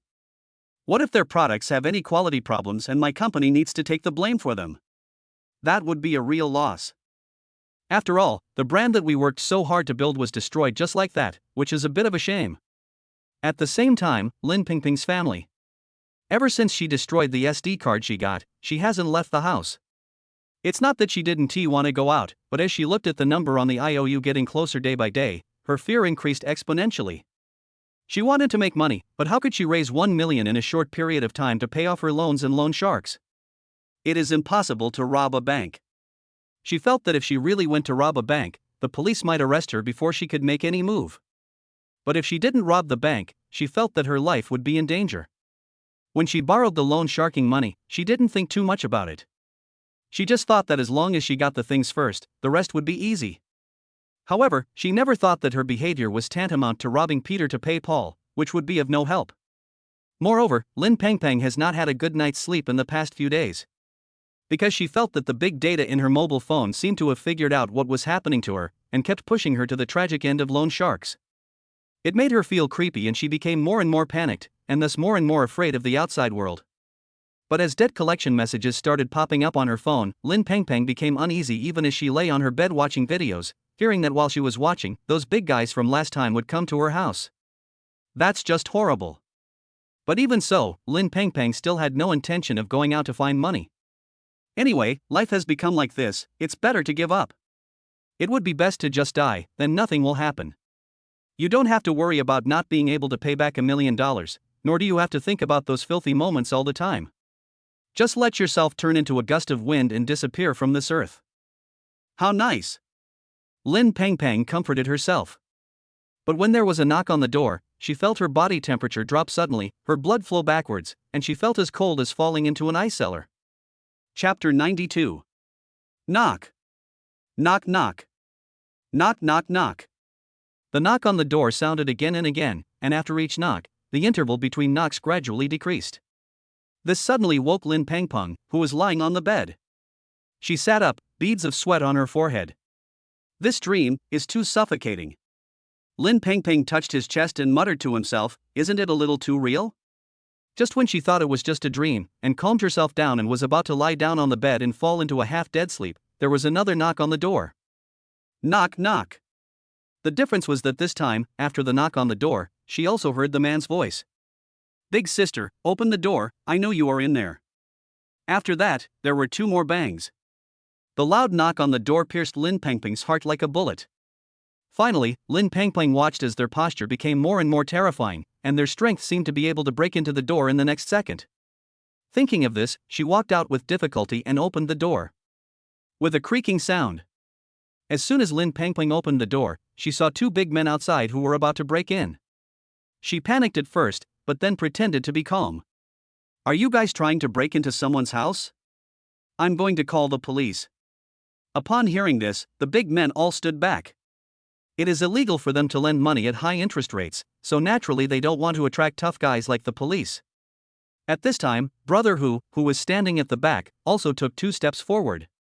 He said with a smile, Big sister, you are taking this too seriously. We just came to see you. The date written on the contract hasn't arrived yet.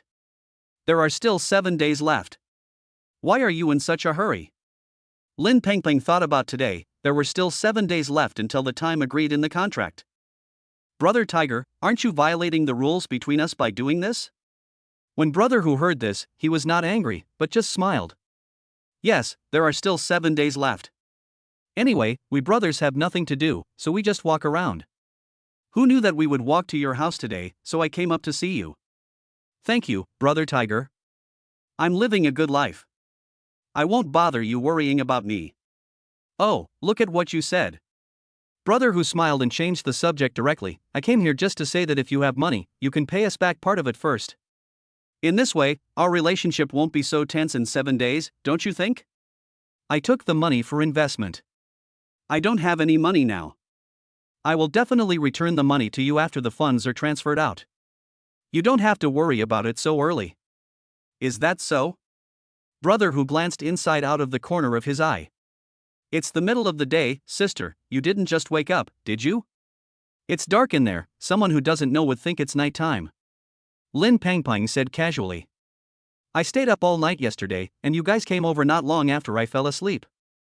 There was a hint of dissatisfaction in her tone of voice. Hearing this, Brother Who quickly apologized with a smile. I'm really sorry, sister, you can continue to sleep, and we brothers will continue to take a walk. He turned around and found that the two younger brothers behind him were still staring at Lin Pengpeng. What are you looking at? Let's go. Don't scare the big sister. After watching the figures disappear from her sight, Lin Pengpeng turned around and hurriedly walked into her room, then locked all the locks on the door. After doing all this, she still felt uneasy. Then he stood up from the ground, pushed the long table in the living room towards the door, and then pushed it behind the door. She piled some scattered things on it, added some weight to the table, and even plastic bags were thrown on it as if they had magic power by Lin Pengpeng. Only when there was really nothing left on the table did Lin Pengpeng's nonsensical farce come to an end. After taking a look at her work with great satisfaction, she dragged her tired body to lie down on the bed. Looking at the ceiling in the room, Lin Pengpeng became worried. There are still 7 days left before the repayment deadline. How can she get 1 million within these 7 days? After all, those big brothers didn't look like they were easy to mess with. The reason why I was able to drive them all away today was simply because they followed the rules. After 7 days, their relationship is no longer a normal transaction, but rather a creditor-creditor relationship. Usury with compound interest has become a hot commodity in their eyes. Lin Pengpeng had no doubt that if she couldn't give Brother Who and the others 500,000 yuan within 7 days, she might be beaten half to death by them. But who has money? After thinking about it, Lin Pengpeng felt her nerves suddenly relax. Without the tension of dancing on the edge of death's knife, she felt a huge sense of tiredness enveloping her, and then her eyelids began to twitch. Not long after, Lin Pengpeng fell asleep mumbling to herself, still yelling, what should I do? Without any troublesome partners and with a thriving team, Lin Yuan was in a very good mood and even drank boiled water which tasted especially sweet. Today was the first time he showed his operation plan to Mu Ziyuan. After reading it, Mu Ziyuan was just surprised. Is this, from this month? Not all of them, but from the beginning till now. Mu Ziyuan pushed his glasses on the bridge of his nose, his eyes filled with admiration that could not be concealed. You are really capable, kid. I thought you were just playing around, but I didn't expect you to do it so well. Lin Yuan smiled and said, it's Chinga who assists me. It's all thanks to you, father-in-law, who taught me well. That's why I have such an excellent and virtuous wife. Otherwise, I wouldn't be able to build this company with my own strength. Lin Yuan's words touched Mu Ziyuan's heart. Even the serious Mu Ziyuan's mouth corners were obviously raised, revealing a proud look. Of course, I know how outstanding my daughter is. Yes, yes, yes. Lin Yuan smiled. Father-in-law, I have almost finished the preliminary work of the company. I will hand over the company to you to run in a while, because the internet celebrities under the company still need some time to ferment and settle. At this time, you can cooperate with each other. When the time is right, you can become famous overnight. You're not going to run the company anymore? Mu Ziyuan's expression changed slightly. He saw Lin Yuan running around for the company's affairs all this time, and thought that he wanted to run the company seriously, but after listening to what Lin Yuan said today, it seemed that this was not the case. Chapter 93. Lin Yuan smiled. Why not? That's a company that was built with real money. I can't be so careless even if I spend a lot of money. Lin Yuan sat down and explained, but now the scale of the company has been roughly formed. It doesn't need too much human intervention. It's just a matter of giving them time. And you can also take this opportunity, father-in-law, to connect the businesses of the two companies. This will also enable us to better develop future cooperation. When Mu Ziyuan heard Lin Yuan's words, he found it a little unbelievable, but he still suppressed his surprise with his many years of experience in judging people. Is that what you thought from the beginning? Lin Yuan nodded. The internet is now the trend of new media. I am not saying that the previous methods are bad, but for the audience of the new era, they are somewhat too limited. After all, compared with offline advertising, the profit-making effect is indeed not as fast as short videos and various online joint activities. So I think that based on the previous foundation of your company, you can try to combine the two models to bring about the effect. If our own model doesn't work well, we can change our mindset and look for other outsourcing companies. Maybe it won't be that bad. Besides, we should try everything. Even if we fail, we don't need to worry about the money. Mu Ziyuan looked at Lin Yuan speaking so shamelessly and his jaw dropped open in surprise, almost dislocating. I think in this world, only Lin Yuan can say so easily that he has no shortage of money. Mu Ziyuan had roughly estimated the amount of money Lin Yuan had invested from the beginning. Adding the turnover of the two companies together, even a small target could be considered a small amount. And judging from Lin Yuan's expression, it seemed that he could come up with even more money. He had a hunch that even if he asked Lin Yuan for 100 million now, he might transfer the money to him without hesitation. What is Lin Yuan's background? Mu Ziyuan looked at the young man in front of him and felt unsure. Lin Yuan noticed Mu Ziyuan's strange expression. Mu Ziyuan must have begun to doubt his background, so he had to rationalize the money he had as soon as possible so as not to attract the fear of more forces. He understood that with his current status, having too many sources of funds would become a constraint on him. If one does not have absolute strength, resources beyond one's control will eventually be like the surging waves that will push one into the bottomless abyss. Lin Yuan knew the potential crisis that the system brought to him, so he had to seize the time to build his own power network before the crisis broke out. Only in this way could he have the right to speak. Mu Ziyuan looked at Lin Yuan's expression, which didn't seem to be false. He asked seriously, "Are you serious?"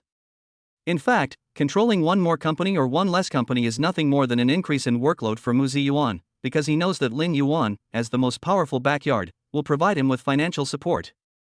So instead of thinking about the impact of funds on himself, it is better to think about whether he can balance the workload between both sides. Lin Yuan nodded. "I'd like to trouble you, father-in-law, to take care of the company." "Good." Mu Ziyuan did not hesitate and took on the matter directly. After all, if he doesn't take the job, according to Lin Yuan's personality, he will definitely be fired from both jobs. Instead of adding more trouble to them, it would be better for an old guy like me to take it and give the younger generations more opportunities to hone themselves. "So what are your plans?" Well, Lin Yuan thought for a moment and smiled happily. "Of course it's a honeymoon." It was delayed because of so many things before, and now things are finally settled. If I don't put this matter on the agenda, I will miss the most suitable time. Honeymoon. Mu Ziyuan was a little confused at first, but when he heard what Lin Yuan said, he suddenly understood. At that time, Lin Yuan and Mu Qingga's wedding had just ended not long ago, and he was still thinking that there seemed to be something missing between the two of them, but he never expected that after listening to Lin Yuan's words, he realized that the couple did not go on a honeymoon. But come to think of it, if their own company hadn't suddenly run into problems and tied them down, they might have just returned from abroad right now. It was my negligence. Mu Ziyuan didn't think too much at that time, he just wanted to solve the problem first. It does disturb your life. Lin Yuan interrupted Mu Ziyuan and said, "Father-in-law, what are you talking about? We are all family, so there is no such thing as disturbing each other. Besides, we are so happy that you can tell us about this matter. At least Qingga is happy. It is our duty to help you, father-in-law." Lin Yuan knew too well how important face was to a man. If he hadn't been really desperate, Mu Ji might have carried on his own. But now, the company's crisis has finally been overcome, and this matter has come to a perfect end. "Oh, let's not talk about this anymore." Mu Ziyuan waved his hand. "I am really grateful for your help, son-in-law. This company is the result of my life's hard work. I don't want to see it go bankrupt. Thank you for protecting my hard work." Lin Yuan didn't say anything, but listened humbly to Mu Ziyuan's praise. After some praise, Mu Ziyuan turned his attention to Lin Yuan and asked with interest, "Since it is a honeymoon, have you decided where to go?" "I don't know about this either. I'll ask Qingga later and see where she likes, and then we can go there." Mu Ziyuan paused and said, "It's midsummer now, right?"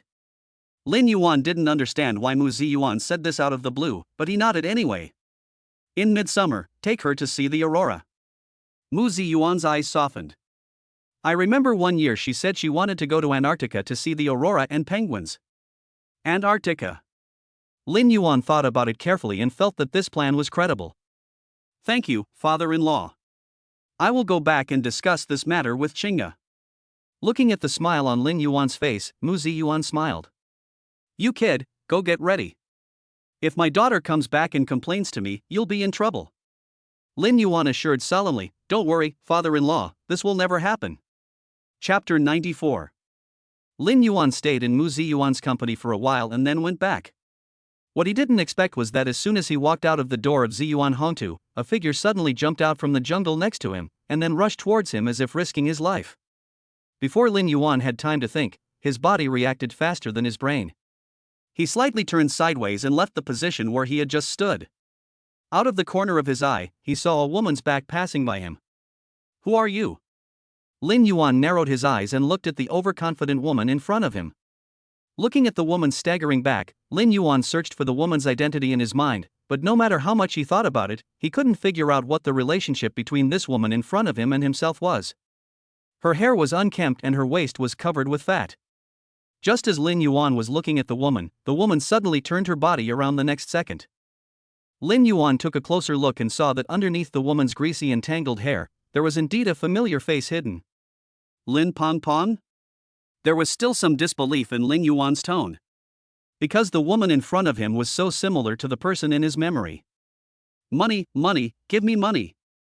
After hearing Lin Yuan's voice, Lin Pengpeng's eyes suddenly enlarged twice as much, like a hungry wolf, ready to pounce again. How could Lin Yuan do as she wished? The reason why Lin Pengpeng was so close to him just now was simply because he did not have time to realize the potential danger. And now that he was watching Lin Pengpeng's movements, how could he not react? After all, in Lin Yuan's eyes, Lin Pengpeng's unsystematic movements presented an image that was like a moving picture captured by a high-speed camera, so clear that Lin Yuan could even see where each strand of hair on Lin Pengpeng's head was going. Just by retreating a few steps, Lin Yuan completely distanced himself from Lin Pengpeng. Lin Pengpeng's fluttering figure was left alone. She immediately turned her head and locked onto Lin Yuan, launching an attack once again. "I want money. Give me money now." When Lin Yuan saw Lin Pengpeng's appearance, he felt as if he was possessed by an evil spirit and was going crazy. He took a step and walked behind Lin Pengpeng. When he was about to kick her, the security guard at the entrance of Ziyuan Hongtu had already noticed something was wrong and came over to grab Lin Pengpeng, who was walking towards him. "Boss Lin, are you okay?" Everyone in Ziyuan Hongtu knows that Lin Yuan is Mu Ziyuan's son-in-law, and naturally they also know that the reason why Ziyuan Hongtu was able to revive was also due to Lin Yuan's secret financial help. Therefore, the employees of Ziyuan Hongtu subconsciously think that Lin Yuan is the big money man behind Ziyuan Hongtu, and of course they are respectful to him. Lin Yuan paused, looked at the two bodyguards who came up to help, and then waved his hand. "I'm fine." Even so, the two security guards still felt a little guilty. "I'm really sorry. This is our negligence in our work. We allowed this kind of person to sneak in. Mr. Lin, what do you think? How should we deal with this person?" "Call the police." As Lin Yuan spoke, he looked at Lin Pengpeng deeply again. "Don't embarrass her, just wait for the police to come." "Clear." After Lin Yuan dealt with this little episode, he turned and left. But on the way back, he felt a little uneasy, as if something was wrong with Lin Pengpeng. After returning home, Mu Qingge seemed to notice that Lin Yuan was distracted, so she stepped forward and asked with concern, "Husband, what's wrong with you? Why do you look so sad after going to Dad's company? Did Dad make things difficult for you?" Lin Yuan shook his head.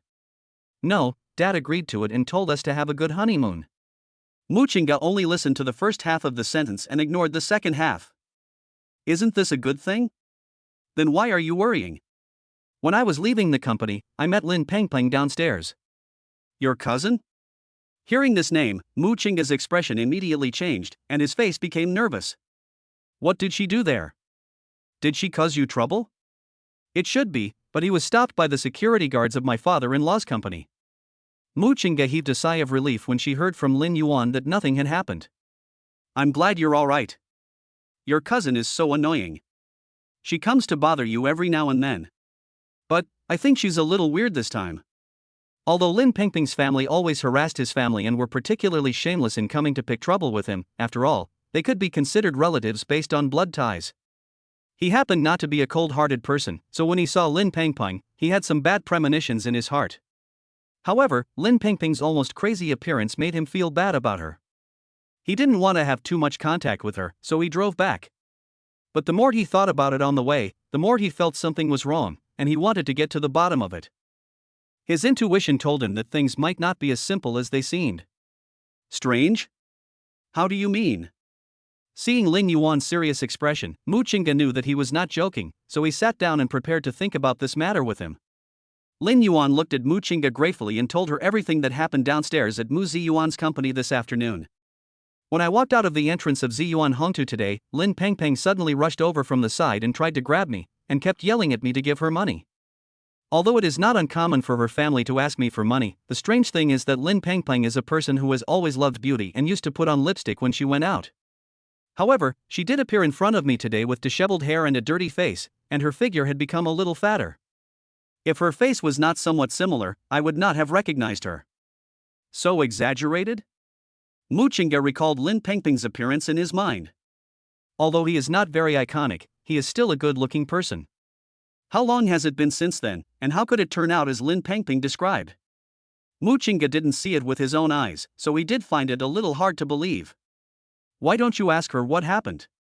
Mu Qingge asked Lin Yuan tentatively. Ever since she knew that Lin Pengpeng had no good intentions towards Lin Yuan, she had of course had a preconceived dissatisfaction with this woman, but she claimed that she was not a cold-hearted person. Even if she saw Lin Pengpeng about to commit suicide, she thought she would run forward without hesitation to save Lin Pengpeng. Chapter 95. Ever since being harassed by Lin Pengpeng once, Lin Yuan has been looking for an opportunity to find out about Lin Pengpeng's situation. But Lin Pengpeng seemed to have disappeared from the face of the earth. Even though Lin Yuan paid close attention to his surroundings, he did not see Lin Pengpeng. It was as if the last incident was just an accident. Just when Lin Yuan thought that the matter would pass peacefully, a phone call disturbed the peace. Lin Yuan looked at the ringing phone on the table. Especially when Jiang Yanglan's name was displayed on the phone, he suddenly had a lot of premonitions and did not answer the call immediately. Jiang Yanglan, who was making the call, was even more persistent. Even if no one answered, she still insisted on calling again and again. Finally, Lin Yuan couldn't bear it anymore and answered the phone. "Auntie, what's the matter with you calling me so late? Where's Nyonyo? Where did Nyonyo go? Where did you take my Nyonyo?" Jiang Yanglan's barrage of questions reached Lin Yuan's ears through the receiver of the mobile phone. He listened to the sharp female voice coming from the other end of the phone and frowned slightly. "Auntie, you can eat whatever you want, but you can't say whatever you want. Isn't my cousin with you? What does it have to do with me?" Although he was quite worried about Lin Pengpeng's mental state before, when he thought about it carefully, he realized that Lin Pengpeng was a grown-up, not a 3-year-old child on the street, so what could happen to her? Instead, they, as a family, indiscriminately pinned the blame on me. Do they really think I am easy to bully? Why is it none of your business? Nyonyo went to find you, isn't that your business? Jiang Yanlan spoke shamelessly over the phone, as if everything she said was the truth. Lin Yuan was speechless. Good job. Do these people think that since Lin Pengpeng has met them once, they should naturally bear the blame? Auntie, please watch your mouth. My phone has an automatic recording function. After all, you are an adult and you should pay the consequences for your actions. You, stop scaring me. Jiang Yanlan said with a trembling voice. Although her momentum had weakened, she still looked unforgiving. I don't care. Nyonyo said she went to look for you, but now she's gone. You are responsible for this. Gone? Lin Yuan pursed his lips, a hint of worry flashing in his eyes. Auntie, please explain clearly, what do you mean by missing? Didn't she contact you? I need to find you after I contacted you? But no matter how I called, my phone was not connected. Then I remembered that Nyonyo said she wanted to find you a few days ago for something. Hearing this, Lin Yuan recalled the time when he was almost stopped by Lin Pengpeng. Lin Pengpeng seemed to be still saying that she asked him to borrow money. When Jiang Yanglan heard Lin Yuan fall silent, she quickly asked, "Why aren't you talking? Are you feeling guilty?"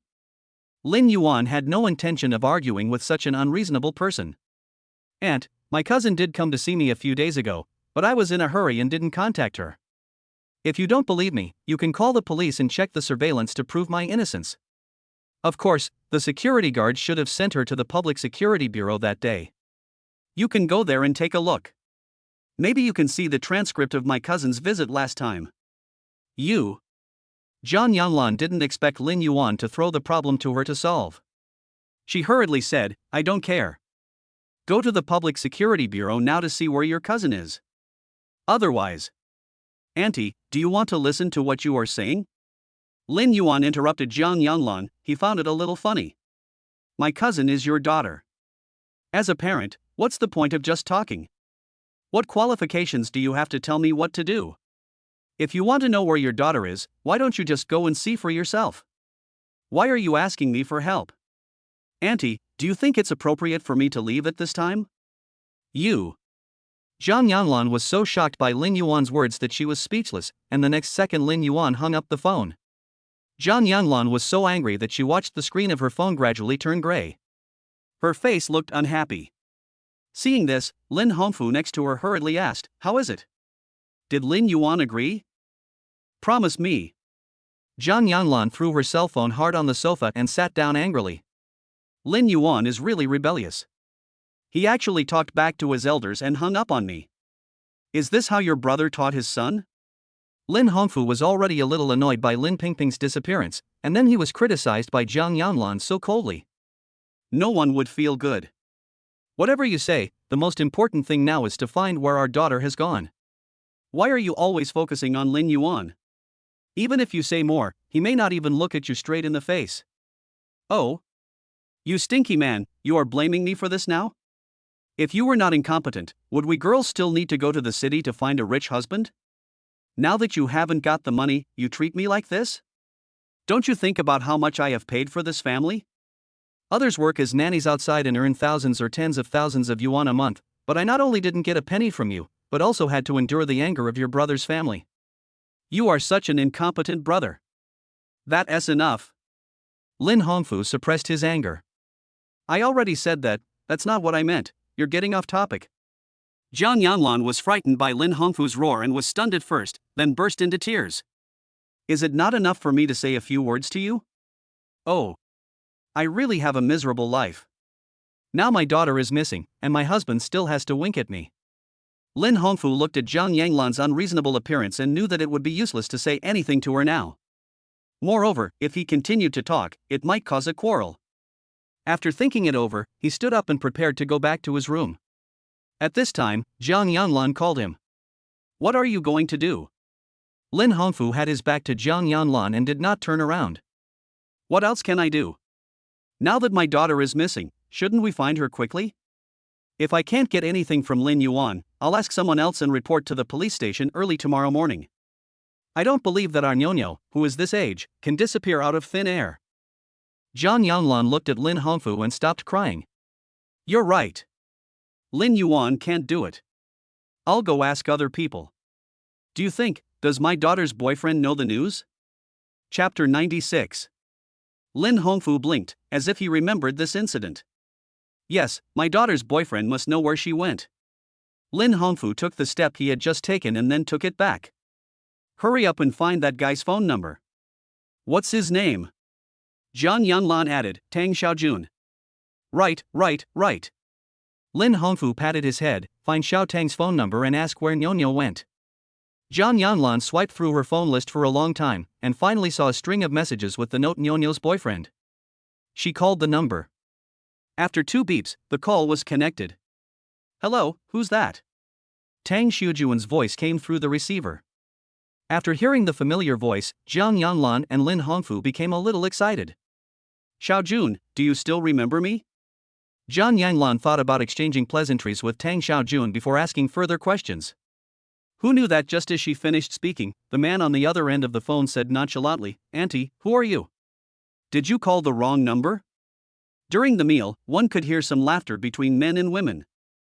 Zhang Yanlan had been through a lot, so she naturally understood what those voices meant, but when she listened carefully, she realized that the female voice was not her daughter's. Coupled with Tang Xiaojun's unfamiliar tone, the smile on her face instantly turned ugly. I am Lin Pengpeng's mother. After hearing this, Tang Xiaojun paused and then sighed. Lin Pengpeng's mother, Auntie, it's so late, what do you want to talk to me about? I just want to ask if you have seen Pengpeng recently. We haven't been able to contact her for several days. Well, no, Auntie. Lin Pengpeng broke up with me before, and I don't know where she is now. Tang Xiaojun said indifferently, didn't she tell you? No. Why did you break up? Zhang Yanlan's voice suddenly became excited. Tang Xiaojun is rich and handsome. What on earth could have made Nyonyo so upset that she broke up with such a wealthy husband? Well, I don't know either. Tang Xiaojun didn't want to argue with Zhang Yanlan anymore and wanted to hang up the phone. Auntie, if there's nothing else, I'll hang up first. Isn't it a bit disturbing to call at this time? As he said this, he did not forget to laugh wickedly, and then, a woman's lewd laughter came from the other end of the phone.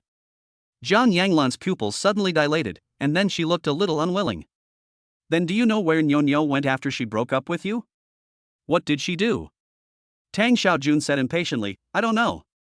After saying this, Zhang Yanglan could no longer hear a clear human word. What followed was the sound of puffing and the sound of panting mixed in. Zhang Yanglan heard what the other party was doing, so she quickly hung up the phone. Seeing this, Lin Hongfu, who was standing next to him, came forward. What did Xiao Tang say? What else can I say? Your daughter has broken up with someone else. What can others say? Break up? Lin Hongfu was also a little surprised when he heard this. Xiao Tang is so good, why did Nyo break up with him? Then how should I know? Shouldn't you ask Nyo yourself about this matter? After going around in circles, all the topics came back to Lin Pengpeng. But now Lin Pengpeng's whereabouts are unknown, and they have no way of knowing the inside story of Lin Pengpeng and Tang Shujuan's breakup. Lin Hongfu and Zhang Yanglan each sat at one end of the sofa, sighing heavily.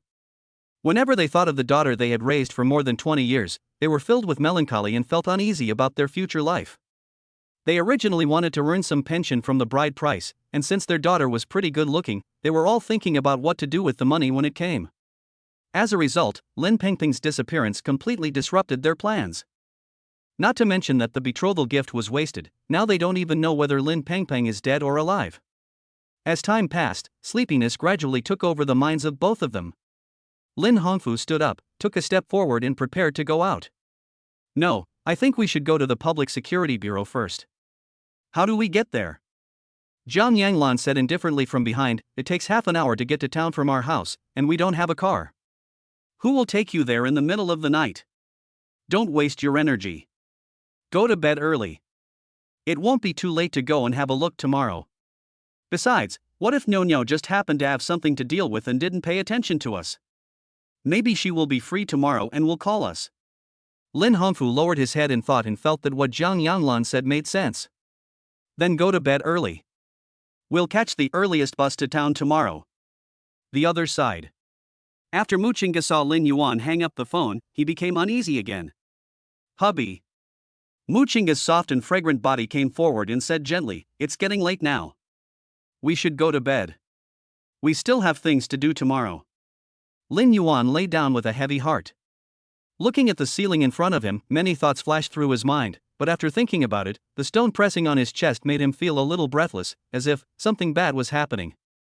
Suddenly, Mu Qingge put her hand on Lin Yuan's eyes.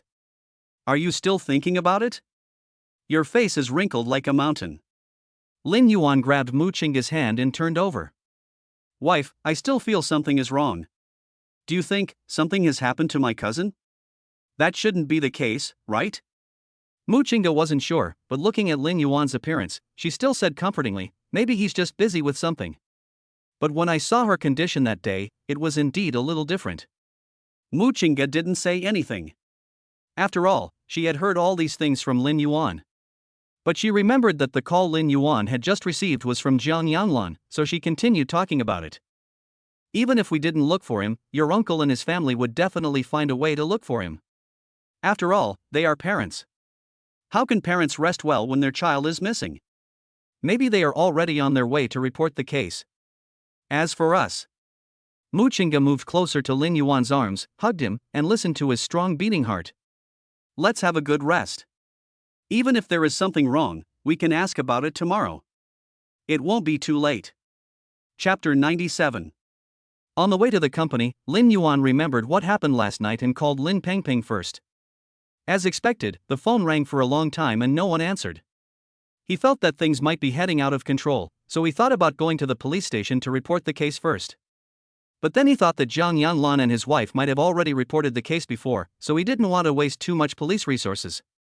Thinking of this, he went to the company first and wanted to finish some handover work at hand. Even though the company said it would give it to Mu Ziyuan, there were some details that required Lin Yuan to personally oversee, so Lin Yuan was busy with these things all morning. By the time he came to his senses, it was already noon. Lin Yuan glanced at the remaining documents on the table. They were all trivial projects and there was no need to rush. At this time, the phone on Lin Yuan's desk rang. He saw that the caller ID on his phone was Lin Boa's name. Lin Yuan was a little confused, but still picked up the phone. Hey, Dad, what's going on? Lin Bohu's anxious voice came from the other end of the phone. Xiao Yuan, your cousin is missing. Can you help look for her?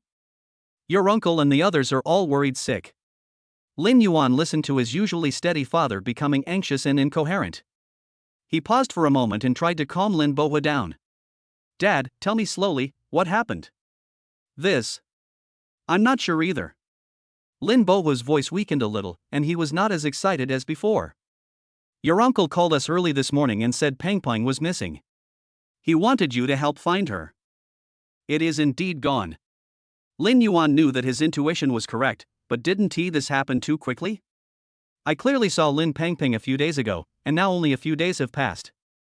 How could a living person just disappear out of thin air? Dad, I think this matter is a little strange. Don't worry about it. Just stay at home. As soon as Lin Yuan finished speaking, other people's voices were heard on the other end of the line. Brother, have you guys agreed? If you have, hurry up and go out with us to find Nyonyo. If it's any later, what if something happens to Nyonyo?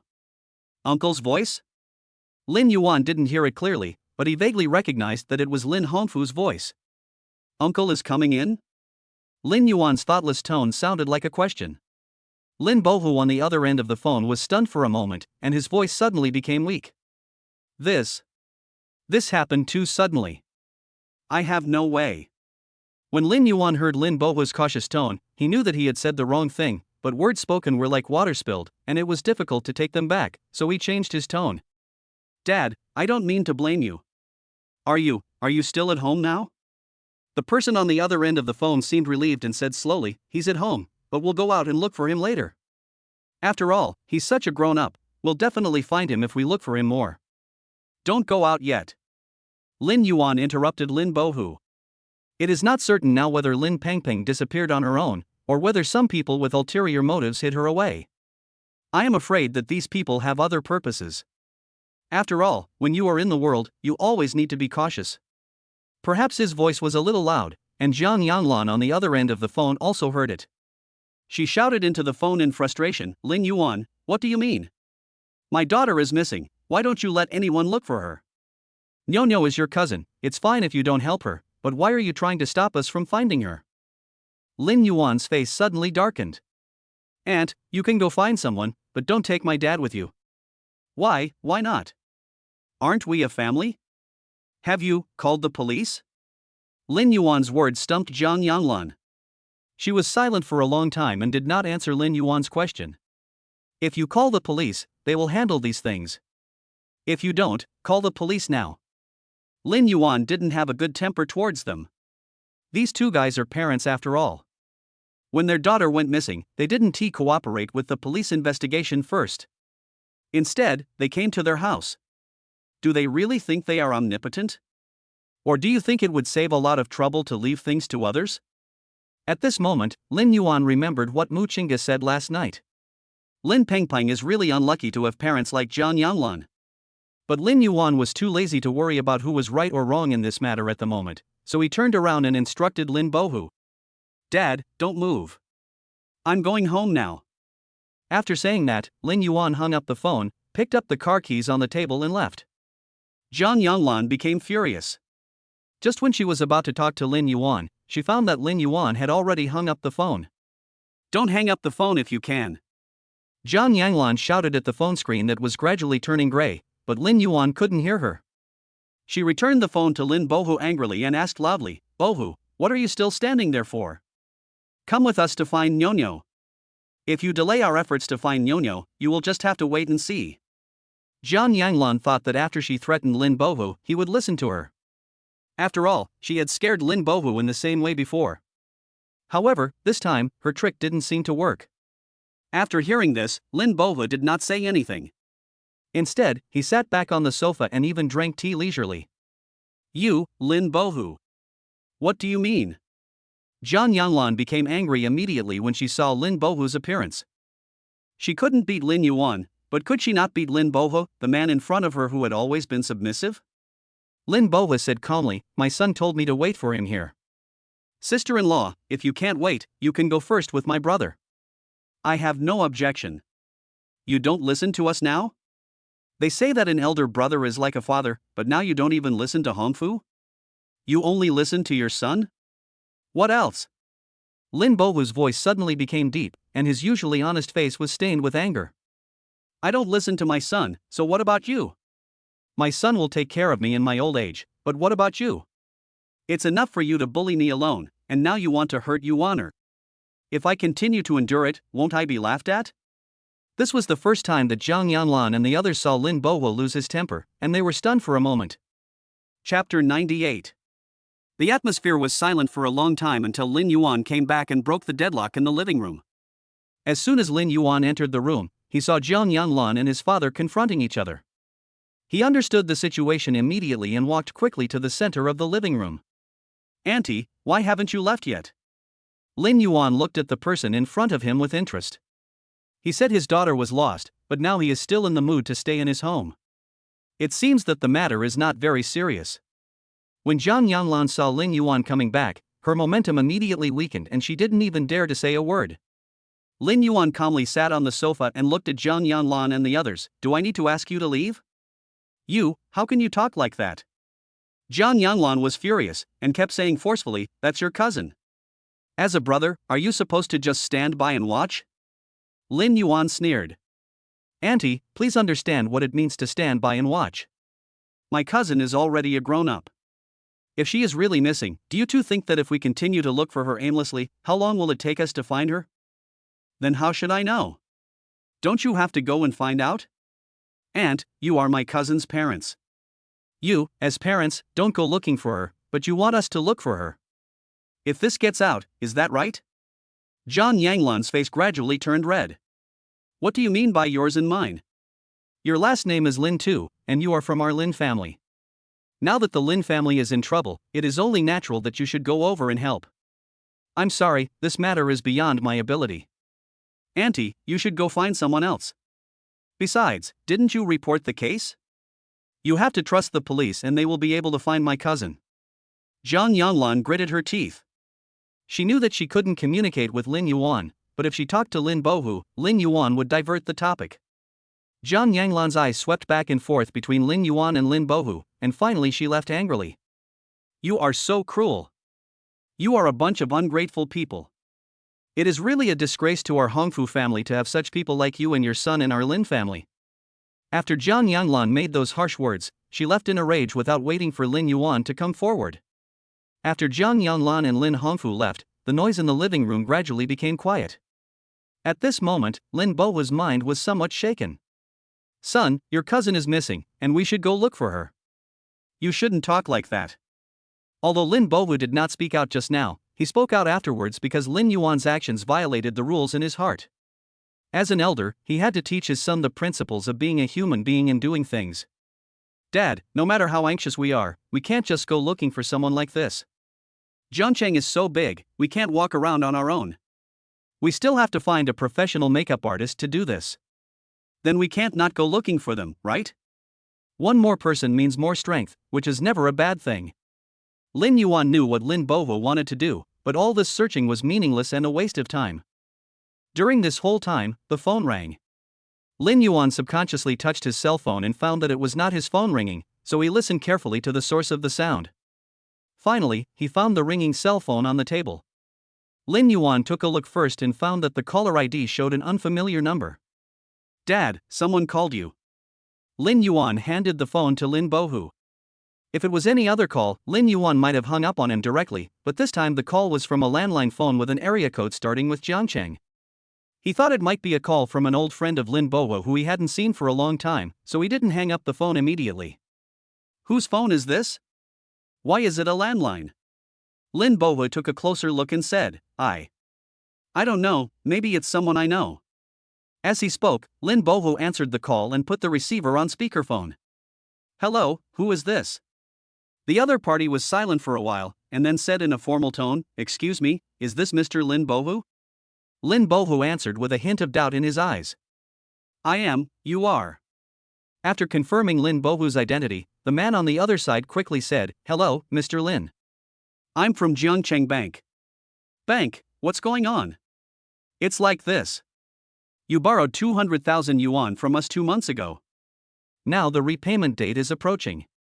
We called you to confirm when you will repay the money. Or have you encountered any difficulties and need us to extend the time? If an extension is required, you will need to come and sign a new contract, and the loan interest rate on the contract will be different.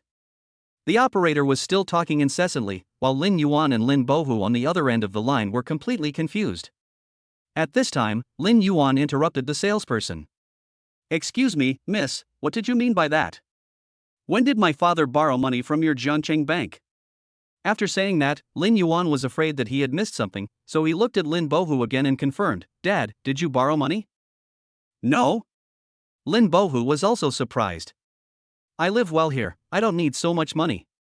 After receiving Lin Bohu's reply, Lin Yuan picked up the phone and continued, I think your bank may have made a mistake. My father did not borrow money from you. A mistake? The salesperson was half believing and half doubting, and then he heard the rustling sound of pages turning from the other side. She spoke to the information above, your father's name is Lin Bohu, he is 55 years old this year, from Wuxian County, Jiangcheng, and lives at number 13 Taoyuan Village, Wuxian County. Your name is Lin Yuan. What the salesman said was all the information about Lin Yuan's family, even every detail. He even knew the specific details of the land deed under Lin Bohu's name. How do you know? Lin Bohu was even more surprised. After all, he had kept the title deed in the old house since he got it. Even Lin Yuan was not quite sure about the area inside. How could an outsider know it so clearly? After hearing what was said on the other end of the phone, the salesperson began to doubt his own business, but the materials in front of him that could prove his work demonstrated the authenticity of the matter. She felt very strange, but returned to the question that already had an answer. Isn't this the title deed that you mortgaged to our bank when you took out the loan? Chapter 99. What? Lin Yuan and Lin Bohu were stunned. They had never taken out a loan from the bank, let alone used the land deed as collateral, but judging by what the salesperson said, this did not seem to be false. Lin Yuan and Lin Bohu looked at each other and knew the answer in their minds. They picked up the phone and said, Jiangcheng Bank, right? Please wait a moment. We will go to the scene to verify it. The person on the other end of the phone didn't react unusually. Mr. Lin, if the situation is true after verification, please pay the money back as soon as possible, otherwise we will take legal action according to the contract. No. Lin Yuan responded indifferently and then hung up the phone. Lin Bohu looked at Lin Yuan with a worried look on his face, and tried to explain himself, Son, I really don't know where this money came from. I didn't borrow it. I know. Lin Yuan turned around and opened his phone. After sending a message to the private detective, he said to Lin Bohu, Dad, I know this is not your fault. It should be that some people with ulterior motives got our family's land deed and then borrowed the money in your name. Lin Bohu looked nervous and said, I have kept the deed at home and never told anyone. Who would go to our old house to look for the deed? Dad, who else knows about this? Only your mother and I know about this. No one else. Lin Yuan thought for a moment, and an idea popped into his mind. Then, what about Uncle and the others? This. Lin Bohu hesitated for a long time. I have no idea. He really didn't know. After all, he was his brother. Even if his brother bullied him all the time, he was still his brother after all and would never push him into the fire pit. Lin Yuan still did not give up his idea and asked again. Does my uncle's family know that we have the land deed? That's for sure. When the village committee asked us to apply for the certificate, each household could only send one representative to do it. This is your uncle, and he was the one who handed the land deed to me personally. And after that? Did he know where you put it? This Lin Bohu rolled his eyes several times. He probably doesn't know, right? Hearing Lin Bohu's hesitant tone, Lin Yuan already had an idea in his mind.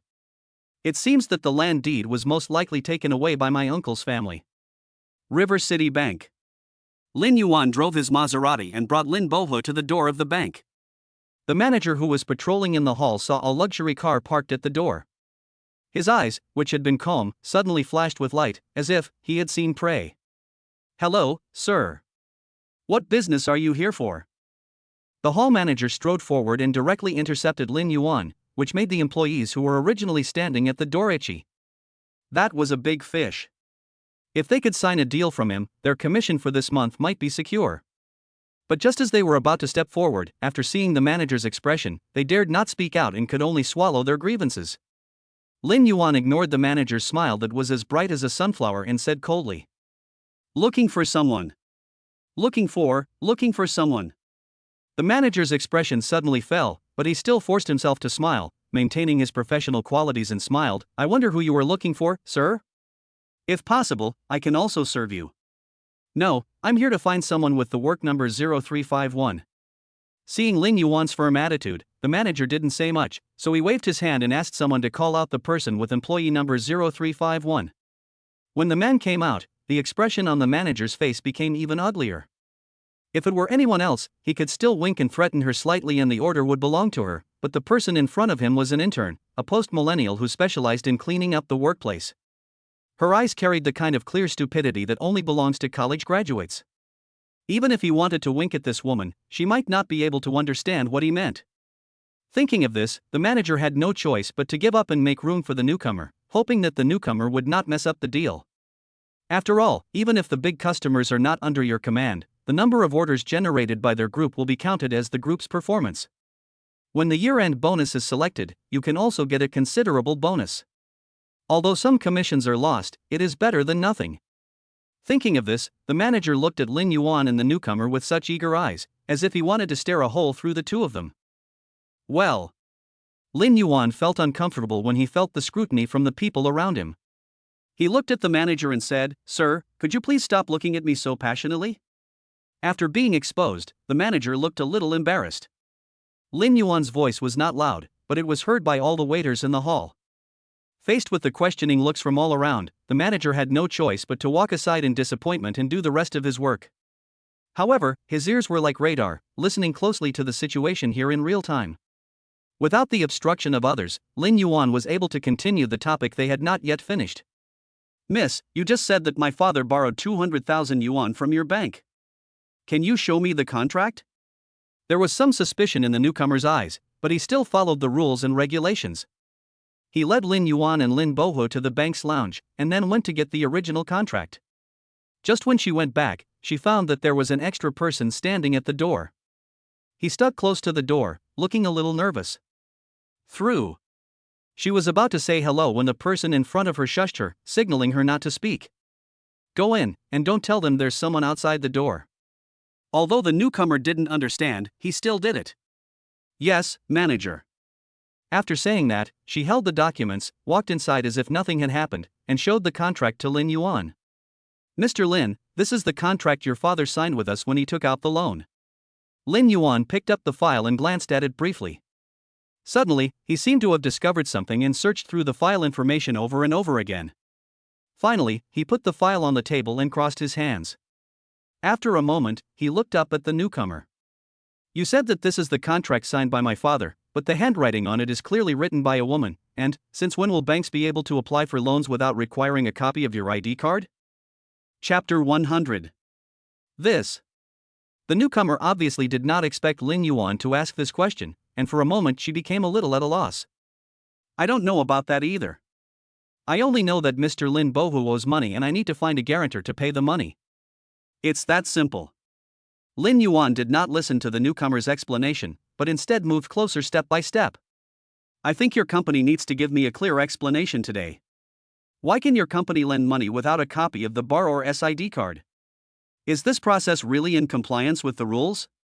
Also, your company insists that it is my father who owes me the money, but now the evidence does not match your statement. Is this your company's attitude towards work? If you can't come up with an explanation today, after I pay the money back, I will hire a team of lawyers to pursue your company's legal responsibility.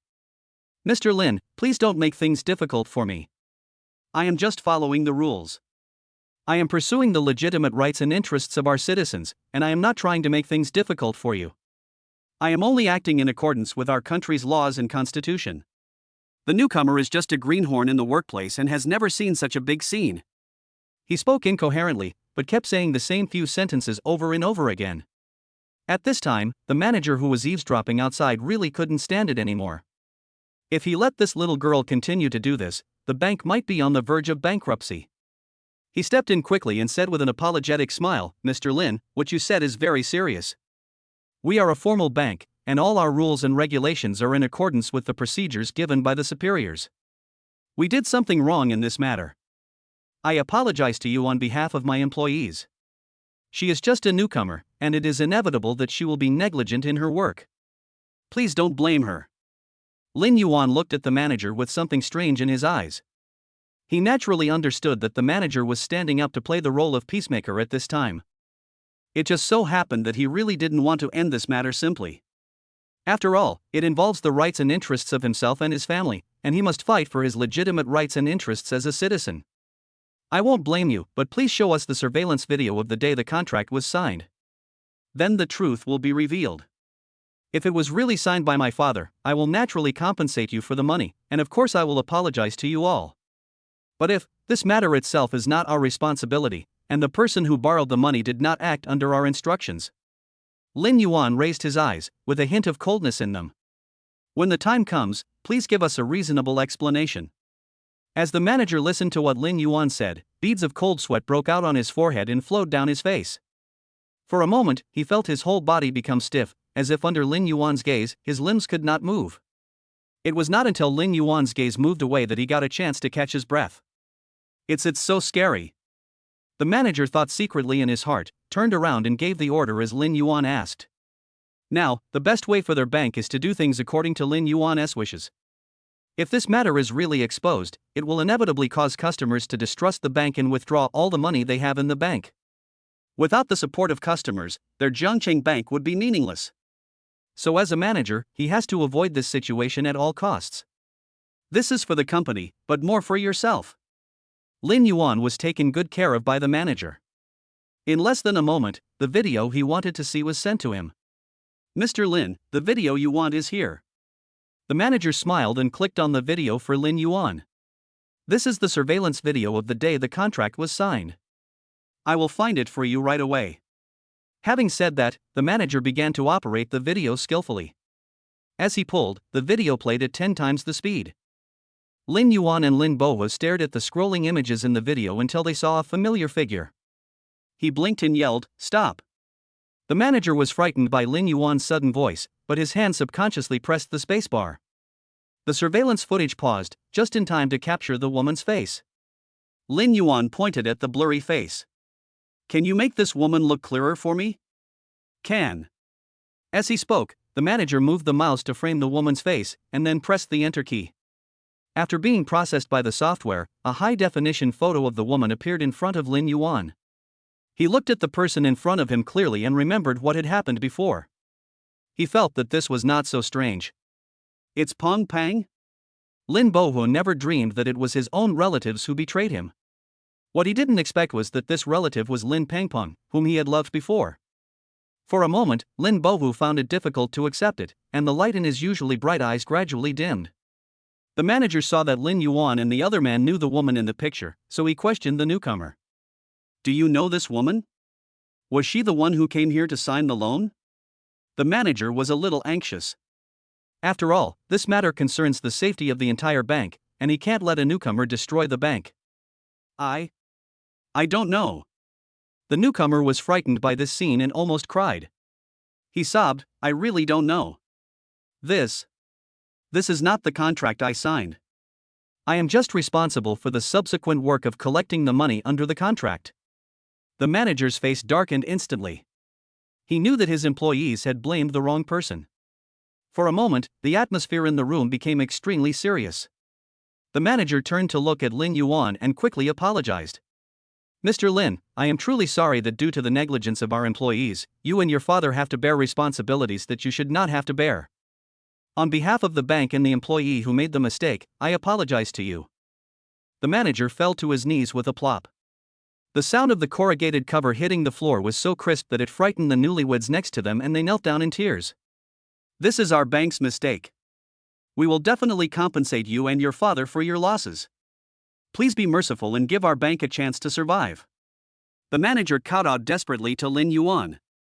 Although Lin Yuan and the old man in front of him looked plain and simple, without any luxury brands on them and wearing very cheap clothes, he could tell from the car Lin Yuan was driving that the man in front of him was not simple.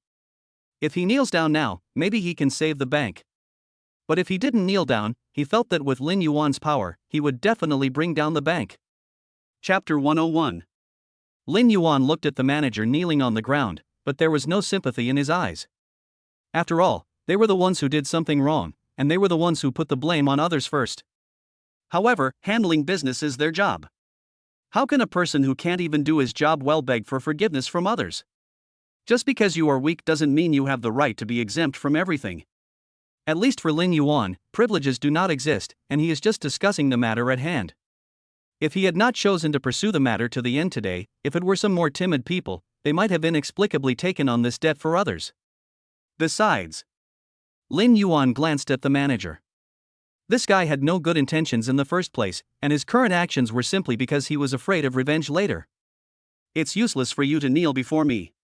Lin Yuan bluntly exposed the matter and said, your company made a mistake in handling the matter first. As for the responsibility, naturally there will be someone to contact you. However, it's not impossible for me to show some mercy. When the manager heard this, his eyes flickered, knowing that Lin Yuan could still give in. Mr. Lin, you said that as long as I can do it, I can definitely help you do it. Seeing that the manager was so understanding, Lin Yuan didn't beat around the bush and said straight to the point, bring up Lin Pengpeng's transaction records for me to see. This is not good. The manager's expression became strange, and then he said with a little embarrassment, Mr. Lin, it is illegal to investigate the cardholder's transaction records privately. You are lending money privately and forcing loans on others. Lin Yuan smiled and supported his head with one hand. However, this is also illegal. Before Lin Yuan could finish, the manager said, okay, I'll get you the transaction records right away. As long as this record is not used for notarization in court, it's okay to show it to Lin Yuan. After the manager and the newcomer left, Lin Bohu finally started to ask. Yuaner, what are you doing? Why are you taking your cousin's bank statements? Although Lin Bohu didn't know what Lin Yuan's purpose was, this kind of bill record was a person's privacy after all, and it seemed inappropriate to snoop into it directly. Dad, my cousin used our family's land deed to get a loan. She must be short of money. As long as we follow the flow of the money, we might be able to find relevant clues. Lin Boho lowered his head and thought for a moment. Son, you have some truth in what you said. The two of them sat quietly in the lounge waiting. Not long after, the manager opened the door again, but unlike last time, the person standing next to him this time was not the newcomer, but a serious-looking man. Looking at the gold-rimmed glasses on his nose and the briefcase in his hand, one can tell at a glance that he is most likely someone at the bank's management level. He must have come here specially to resolve Lin Yuan's issue. After the manager let the man in, he followed in. Mr. Lin, this is the transaction record you requested. The manager handed over the document and continued, in order to protect the privacy of the cardholder, we can only provide you with the transfer record. That's enough. Lin Yuan took the document and looked at the information of the payee on the right, trying to find some clues about heresy. He thought this clue would be a little difficult to find.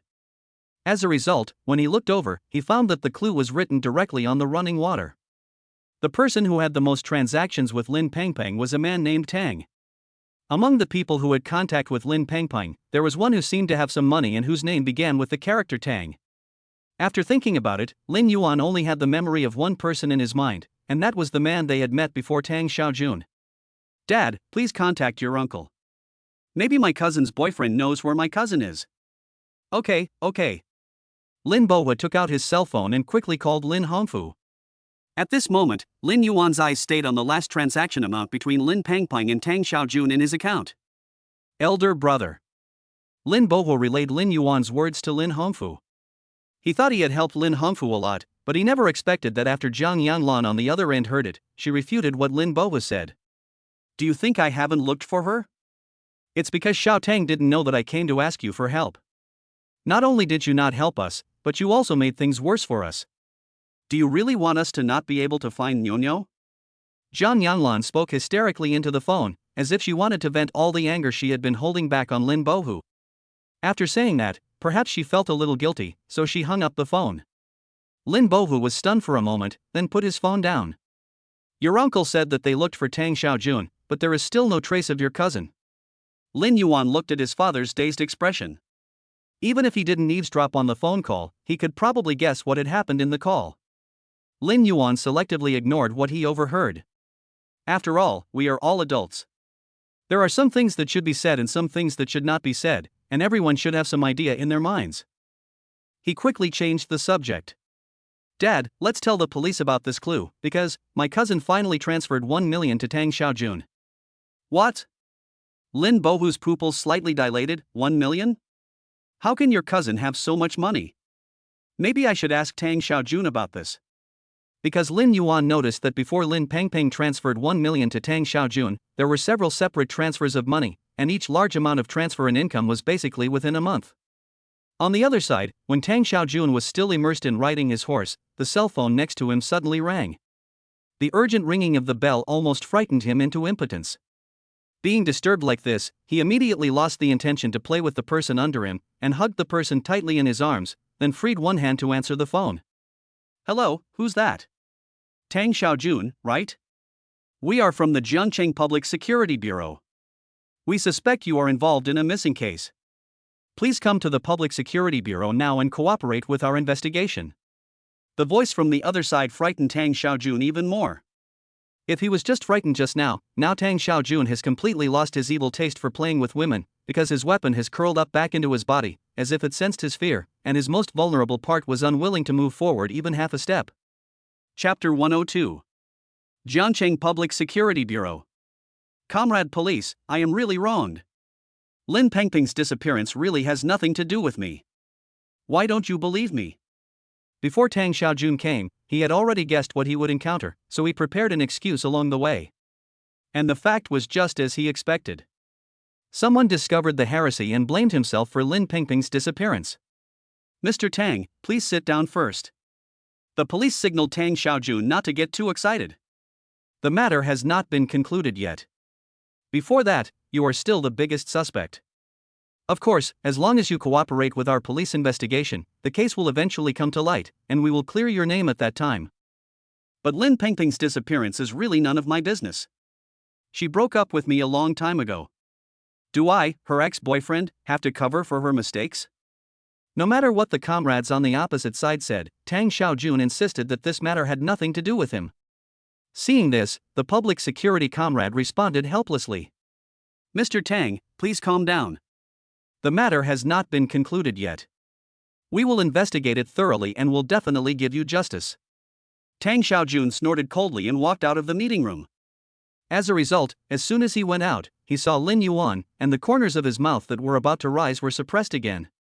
Lin Yuan's appearance here now shows that he is involved in this matter. Thinking about the failure of the previous plan, Tang Xiaojun did not have much good impression of Lin Yuan.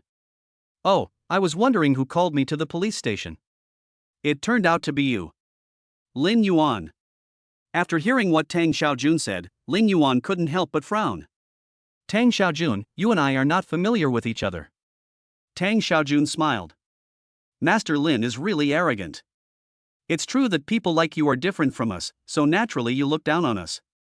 Having said that, Tang Xiaojun didn't want to stay here any longer, so he took a step and prepared to leave. As he walked over, he was actually a little nervous. After all, Lin Yuan's appearance here meant that it was Lin Yuan who came here to provide the clues. If Lin Yuan noticed that there was something wrong with him now, he would definitely not be able to leave the Public Security Bureau today. So he had to get out quickly before Lin Yuan could react, find a place to hide, and come back after the matter was over. Although Lin Pengpeng's disappearance had nothing to do with him, and he didn't know what happened during the time Lin Pengpeng was away, his intuition told him that he must leave this place as soon as possible. What if after I deal with Lin Pengpeng, she tells me about what I did? Then he would have made a big mistake. Just when he thought he could get away completely, Lin Yuan's voice came into his ears as if it came from the ghost world. Tang Xiaojun, you are in such a hurry to leave, is there something wrong with you? After hearing what Lin Yuan said, Tang Xiaojun stopped in his tracks. Then he turned around stiffly and forced a smile on his face. What are you talking about? Who is in a hurry to leave? Who has something to hide? When Tang Xiaojun spoke, he was somewhat subconsciously unconfident, and his eyes were a little uncertain. But in order to make his words sound more authentic, he actually deepened his voice. But everything was ready, and just when he thought his disguise was perfect, the moment he met Lin Yuan's gaze, all his preparations fell through. Why are you looking at me like that? Tang Xiaojun swallowed nervously, afraid that Lin Yuan would notice something on him. The next moment, Lin Yuan grinned, but Tang Xiaojun felt that this smile was a dagger hidden behind his smile. I'm just looking at you normally. Maybe you have something wrong with you and think everything you see is wrong. Nonsense. Tang Xiaojun shouted at the top of his rough red voice. Lin Yuan blinked, ignored his hysteria, and then changed the subject. Tang Xiaojun, your girlfriend is missing. Aren't you worried at all? Now you can still stand in front of us and talk like nothing happened. Should I say you are really careless? Or, have you expected this to happen a long time ago? Hey, please be more respectful when you speak. Don't tarnish my innocence. Tang Xiaojun corrected what Lin Yuan just said. She's my ex-girlfriend, not my girlfriend. Does your ex-girlfriend not mean she's a human being? And you just happened to break up with her before she got into trouble. She broke up with me. Lin Yuan didn't expect that this man would talk so much, and he didn't want to discuss some minor details with him. I don't care who broke up first, but the timing of the breakup is really suspicious. If you can't think of a good explanation, I advise you not to say anything, otherwise it will always give people a handle. I'm going to. Tang Xiaojun wanted to swear, but he knew that this frustrated look would play into Lin Yuan's hands, so he held back and didn't say anything. But when he thought about it carefully, he felt that what Lin Yuan said made sense. Although he had done nothing wrong, he was still very worried that the police would find out about him and uproot the forces behind him. Tang Xiaojun said angrily, "Are you a policeman? Why do you care so much?" "Nothing, I just want to see what you know." Tang Xiaojun found that Lin Yuan was staring at him, and he suddenly felt a little scared. What can I know? After Lin Yuan's kind reminder, Tang Xiaojun became much more cautious in his words. After we broke up, I never saw her again, and I don't know where she went. If you don't believe me, you can check my phone. No, this matter should be left to the police. Lin Yuan quickly waved his hand to stop. I am also concerned about my cousin. After all, she and I are a family. If there is any problem, I can help a little. Although I don't have much power in Zhangcheng, I still have some money. Lin Yuan stopped talking and then looked at Tang Xiaojun with a smile in his eyes. Tang Xiaojun looked at the smile on Lin Yuan's face and immediately got goosebumps in his heart. A chill ran through the soles of his feet, rose straight up, and gradually spread to every part of his body. Chapter 103. Tang Xiaojun left angrily. Although his face was full of anger, he did not dare to get angry at Lin Yuan. Instead, he quickly made up an excuse and left the Public Security Bureau. Since Lin Yuan had no evidence, he couldn't do anything to Tang Xiaojun. He just watched him leave thoughtfully. Lin Bohu next to him did not understand this level, but asked Lin Yuan instead. "Son, why do I feel like there's a conflict between you and Tang Xiaojun?" Lin Yuan denied it. "No, how could it be possible? How could I have a conflict with that kind of person?" After saying that, Lin Yuan paused for a while before continuing. "I just think there is something fishy about Tang Xiaojun. Maybe he has something to do with my cousin's disappearance." "No way. I think that guy is okay. He doesn't look like someone who would do something like that." "Dad, sometimes you can only know a person's face but not his heart." Moreover, he had just observed Tang Xiaojun's expression, and his intuition told him that Tang Xiaojun must know something, otherwise he would not have shown such panic when facing his questioning. Even though he concealed it very well, this tiny detail still did not escape his eyes. Tang Xiaojun, who had just come out, caught a glimpse of an inconspicuous black car on the side of the road. He took a look, confirmed the license plate number, walked over quickly, opened the door and got in. The moment the car door closed, the car stepped on the accelerator and rushed out, leaving the Public Security Bureau. In the car, Tang Xiaojun was still a little frightened, but when he looked at the man sitting on the other side, he swallowed a few sips of water. In the small carriage, the tense atmosphere rose rapidly, and the air became a little hotter, and the sound of Tang Xiaojun's saliva seemed particularly loud in this space. "Are you nervous?" At this time, the man sitting next to Tang Xiaojun suddenly asked. "The police came to you. Did they ask you something?" When Tang Xiaojun heard the man's emotionless voice, his body couldn't help but tremble. "The police called me over to ask about Lin Pengpeng." "Lin Pengpeng? Who?" "That's the woman who gave me 1 million last time." "Oh, she called the police?" "No, she's missing, and her cousin seems to be suspicious of me now." "Cousin?" When talking about this, the man's calm voice was filled with emotion. "Lin Yuan?" "Yes." There was a flash of surprise in Tang Xiaojun's eyes, but he knew that some things should be said and some things should not be said, so he did not ask directly. After he answered, the atmosphere in the car fell into a brief silence, leaving only the sound of the car moving. The man didn't speak, so Tang Xiaojun naturally didn't dare to speak either. After a while, the man spoke, "Go back later, pack up your things and leave here. The group can't let anything go wrong at this critical juncture just because of you. Do you understand?" Tang Xiaojun nodded quickly, as if a heavy burden had been lifted from his shoulders. I see. He knew that the group was at a critical time recently, and he also heard that there seemed to be some hatred between the big boss and Lin Yuan, so he thought of taking over their hands to punish Lin Yuan, but as for who the big boss was, he had never seen him. But he didn't want to know who that person was now. After all, the group has done itself the greatest kindness to me by not eliminating the trouble forever. If I don't run away now, when will I run away? So the moment the car stopped at the intersection, Tang Xiaojun rushed to the nearest bank and exchanged all the money in the card into cash and withdrew it. This is also done to be prepared for any eventuality. What if Lin Pengpeng's disappearance really had something to do with him, and his card was frozen by the police? Then he would be really uncomfortable being in a foreign place. After getting the money, he bought some daily necessities and went home to get some important things. Then he drove his car and left Jiangcheng overnight, embarking on the road to escape. At this moment, Lin Yuan and Lin Bohu had just returned home. Mu Qingde and Lu Xiaoman, who had prepared the meal early, saw the father and son at the door coming back.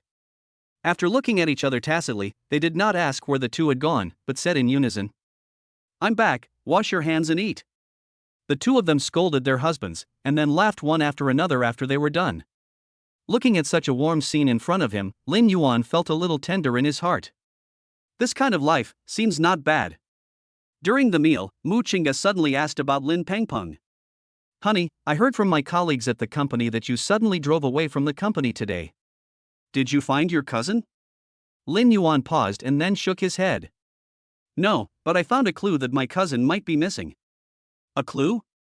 What happened?" Lin Yuan put down his bowl and chopsticks and told Mu Qingde everything that happened today. "My uncle wanted to ask my dad to go look for her today, but since my cousin is such a big person and has disappeared, it is impossible to find her just by walking. So I came back to stop my uncle and his friends. After my uncle returned, my dad received a call from Jiangcheng Bank, saying that my dad owed the bank 200,000 yuan. I felt something was wrong, so I took my dad to the bank to verify the information. As a result, when we checked, we found out that it was my cousin who used the land deed of our hometown to get a mortgage, which affected my father. Then we checked my cousin's bank statements and found that there had been large sums of money transactions between her and Tang Xiaojun in the past few months. Not long ago, my cousin even transferred 1 million yuan to Tang Xiaojun. I felt something was wrong, so I went to the police station and reported the situation. Although Tang Xiaojun was also invited by the police, due to the lack of substantial evidence, the police only briefly questioned him and let him go. However, I still think that Tang Xiaojun is not that simple. Even if he is not the culprit for my cousin's disappearance, he is definitely involved in this matter." Mu Qingde roughly understood what Lin Yuan meant, and felt a little anxious. "Since you've said that, why don't we send someone to follow him? If he really did it, wouldn't your action alert the enemy?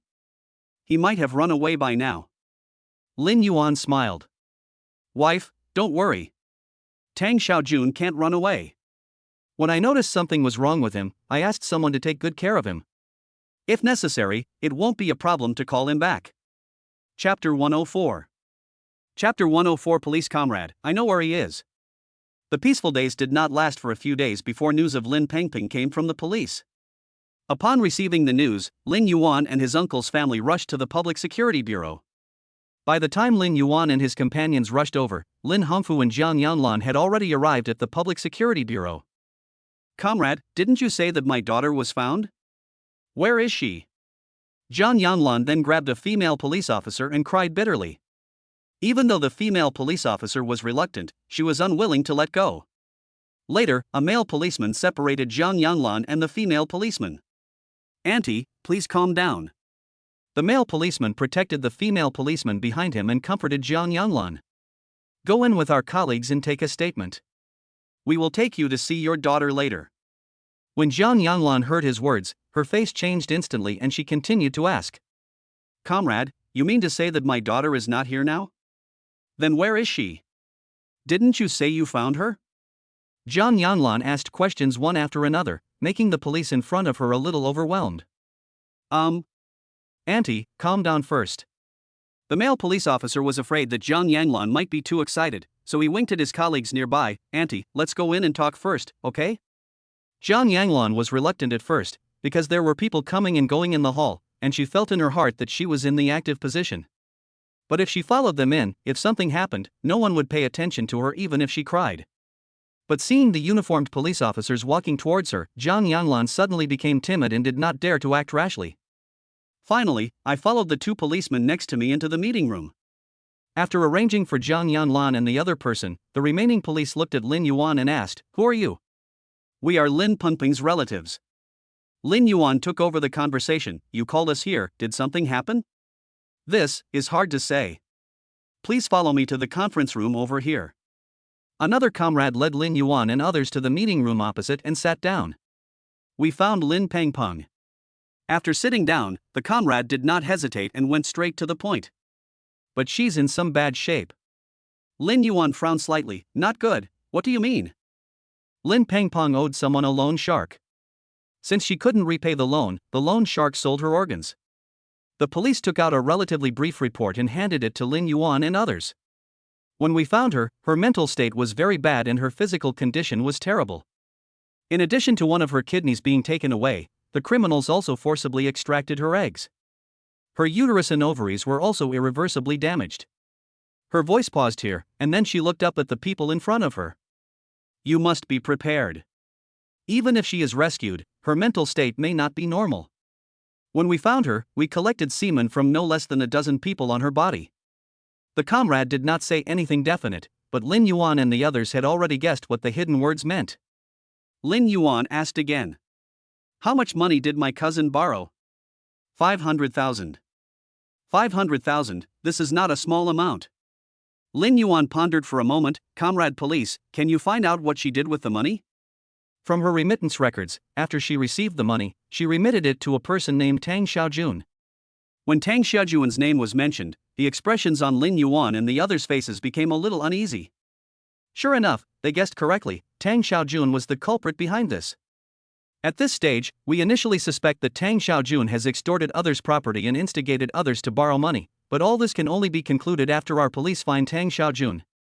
The comrade sighed, it's a pity that when our colleagues took action, Tang Xiaojun had already run away. I think we won't be able to find him in a short time. Hearing this, Lin Yuan smiled. Comrade police officer, perhaps I can help. At the same time, in a small town somewhere, a dusty car drove into a hotel. As the engine was turned off, a man got out of the car. We've run so far. I should be fine for now. Tang Xiaojun pulled off the mask covering his face, revealing a tired face underneath the mask. Since leaving Jiangcheng, he didn't dare to stop on the road and drove all the way west. It was not until he drove into a more remote area and saw that no one was catching up with him that he felt a little relieved. In addition, after driving intensely for nearly 10 hours, he was now exhausted and just wanted to find a place to have a good rest before continuing to head west. He had to find a deserted place so that he could completely relax. Thinking of this, Tang Xiaojun walked into an inconspicuous hotel. The reason why he chose this hotel is that there is no need to register an ID card here. Walking in, the dim light made Tang Xiaojun feel particularly comfortable, and a child came out from the front desk in front of him. Just when he thought it was a child, when the person spoke the next second, Tang Xiaojun was shocked. It was a rough male voice, which was really incompatible with his appearance. 121 nights, do you want a girl? Ha! It took Tang Xiaojun a while to react and he spoke subconsciously. However, this action attracted the man's attention. He looked at Tang Xiaojun, his slightly narrowed eyes like a wolf lurking in the darkness, emitting a dangerous green light. New here?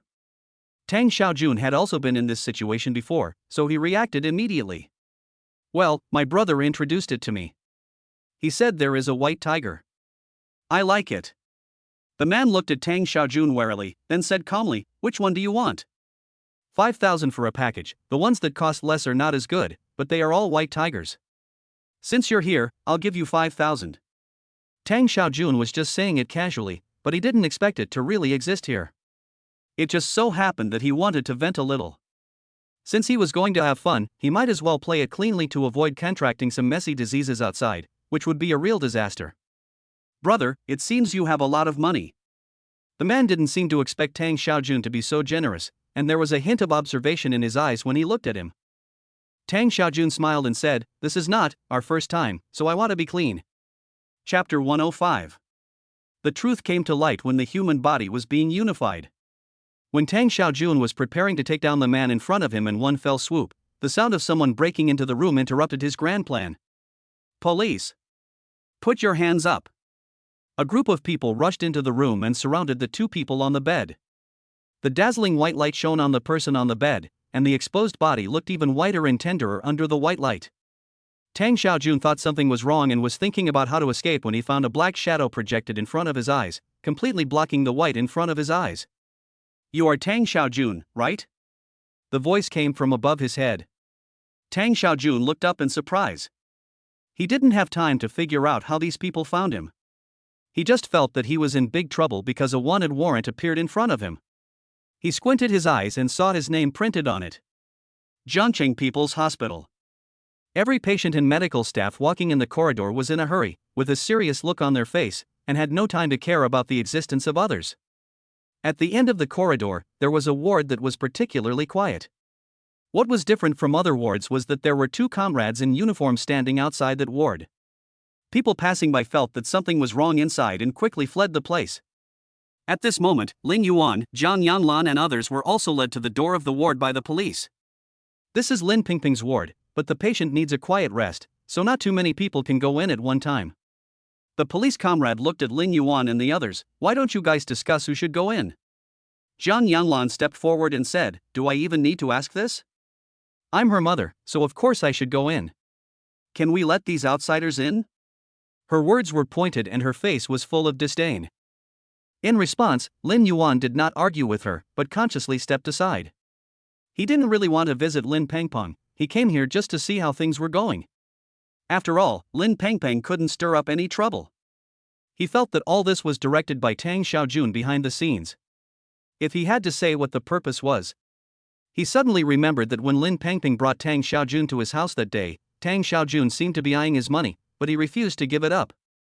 Maybe targeting Lin Pengpeng was just another plan of his. After Zhang Yanlan and his wife went in, Lin Yuan asked the comrade next to him. Has Tang Xiaojun been caught?" The police first took a look at Lin Yuan and found that he was the person who provided the police with the whereabouts of Tang Xiaojun. In addition, he was also a relative of the victim, so the police did not hide anything from Lin Yuan. "We found it, right where you said.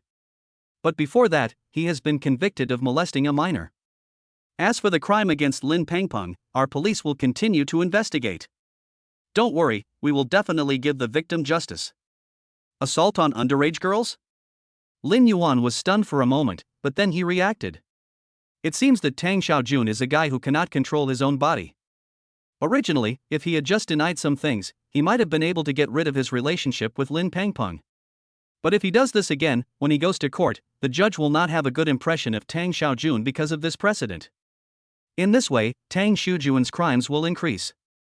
Lin Yuan smiled. Tang Xiaojun was such afraid of death, he might be able to get some useful clues from him.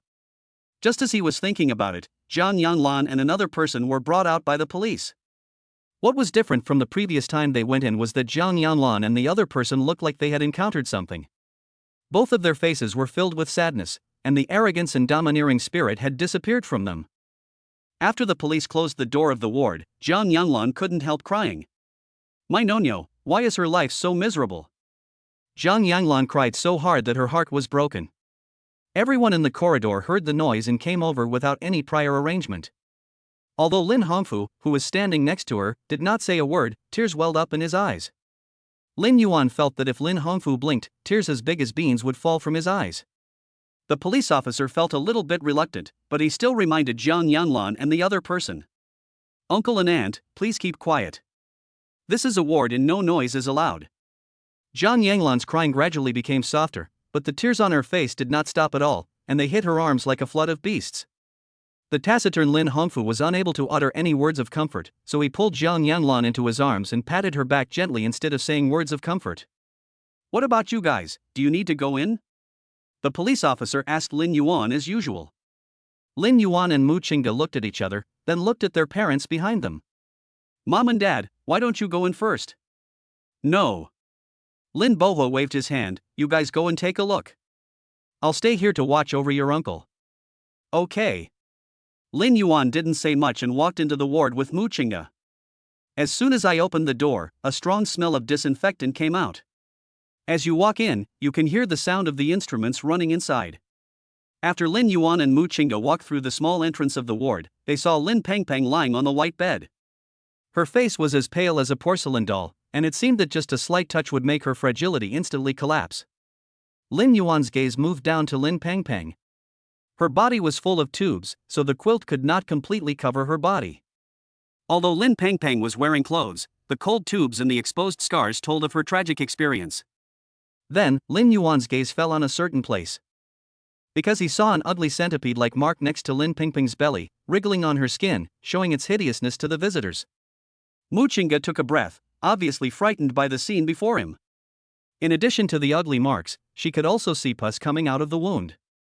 The mucus condensed on her body little by little with Lin Pengpeng's weak breathing, and finally gathered into heavy droplets, sliding down her waist and finally staining the white bed sheet on her body. Chapter 106. Lin Yuan noticed that a pool of yellow and red marks had already gathered on Lin Pengpeng's body. This phenomenon must have lasted for a long time. As he was thinking this, he heard Mu Chinga beside him shaking uncontrollably, and his voice was trembling as well. Who on earth is so cruel? Although Mu Chinga hated Lin Pengpeng, as a woman, she also sympathized with Lin Pengpeng's situation. Lin Yuan reached out his hand, gently patted Mu Chinga's shoulder, and comforted her. Don't worry too much, the police will make everything clear. These people are too much. How can they cut at will? As Mu Chinga was talking, he really didn't have the energy to say that Lin Pengpeng had her kidney removed. Lin Yuan said softly, those loan sharks are desperate criminals who live on the edge of a knife. Their methods are far more cruel than we know. There is nothing they can't do, except for things we can't think of. It's really too rampant. Mu Chinga couldn't help but clench his fists, with a hint of anger on his face. We must teach them a lesson. Seeing that Mu Chinga was getting emotional, Lin Yuan quickly grabbed her hand. Wife, this is the ward, my cousin still needs to rest, shall we go out first? Mu Chinga nodded, took a deep breath and sorted out his emotions before walking outside. After they went out, Zhang Yanglan, who had just been a little out of control, gradually calmed down after being comforted by everyone. But after seeing Lin Yuan and Mu Chinga come out, Zhang Yanglan's expression became distorted again. Lin Yuan, it's all your fault.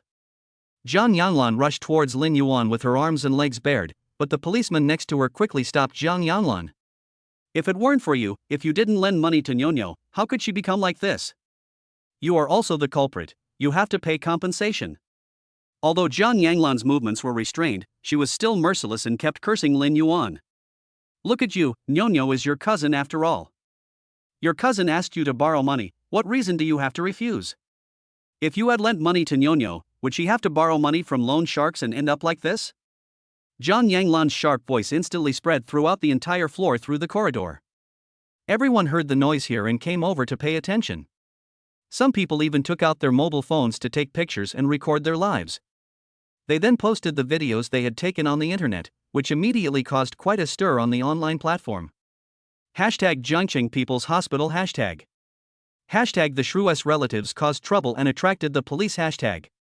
There were all kinds of tags, but after the majority of netizens recognized that the people in the video were Lin Yuan and Mu Chinga, those tags with hashtag further increased their own traffic, and finally took the first place on Weibo's hot search list. All of a sudden, a large number of onlookers arrived at the scene and began to speculate what had happened to Lin Yuan. Since no one knew what exactly happened, they could only guess the whole story based on the few words from Zhang Yanglan. As a result, there are countless versions of the story on the internet. But all this is now a thing of the past. Lin Yuan endured Zhang Yanglan's tremendous anger towards him, but his expression remained the same as before, calm and without the slightest change.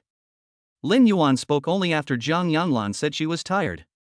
Aunt, before you say this, you might as well ask what my cousin did to have to resort to loan sharking. Lin Yuan was not influenced by Zhang Yanglan and spoke clearly. As for why I didn't lend money to my cousin, I don't think I need to explain to you. This is my money, and I have the right to decide how to use it. You are not qualified to make decisions for me. Moreover, my cousin should have thought about what would happen to her before she borrowed the loan shark. Since she did something wrong, she should bear the consequences. Moreover, even if I have to help her clean up the mess, it should not be me, but you, Auntie. As parents, you not only did not understand the whole thing at the first time, but instead put all the blame on me. Do you think the weak should receive all the sympathy? Lin Yuan spoke word by word, his eyes emitting a frightening chill, which made Jiang Yanlan and Jiang Yanlan tremble uncontrollably after they looked at each other. Jiang Yanlan didn't expect that Lin Yuan was such a difficult guy. She originally wanted to drag Lin Yuan into the water, so that Lin Yuan could help with Niu Niu's matter, and she could also find the suspects earlier and ask them for compensation. Who knew that her plan was strangled in the cradle by Lin Yuan before it could be implemented? I. Jiang Yanglan was so excited that she subconsciously wanted to refute what Lin Yuan said, but when she opened her mouth, her throat felt like it was being pinched.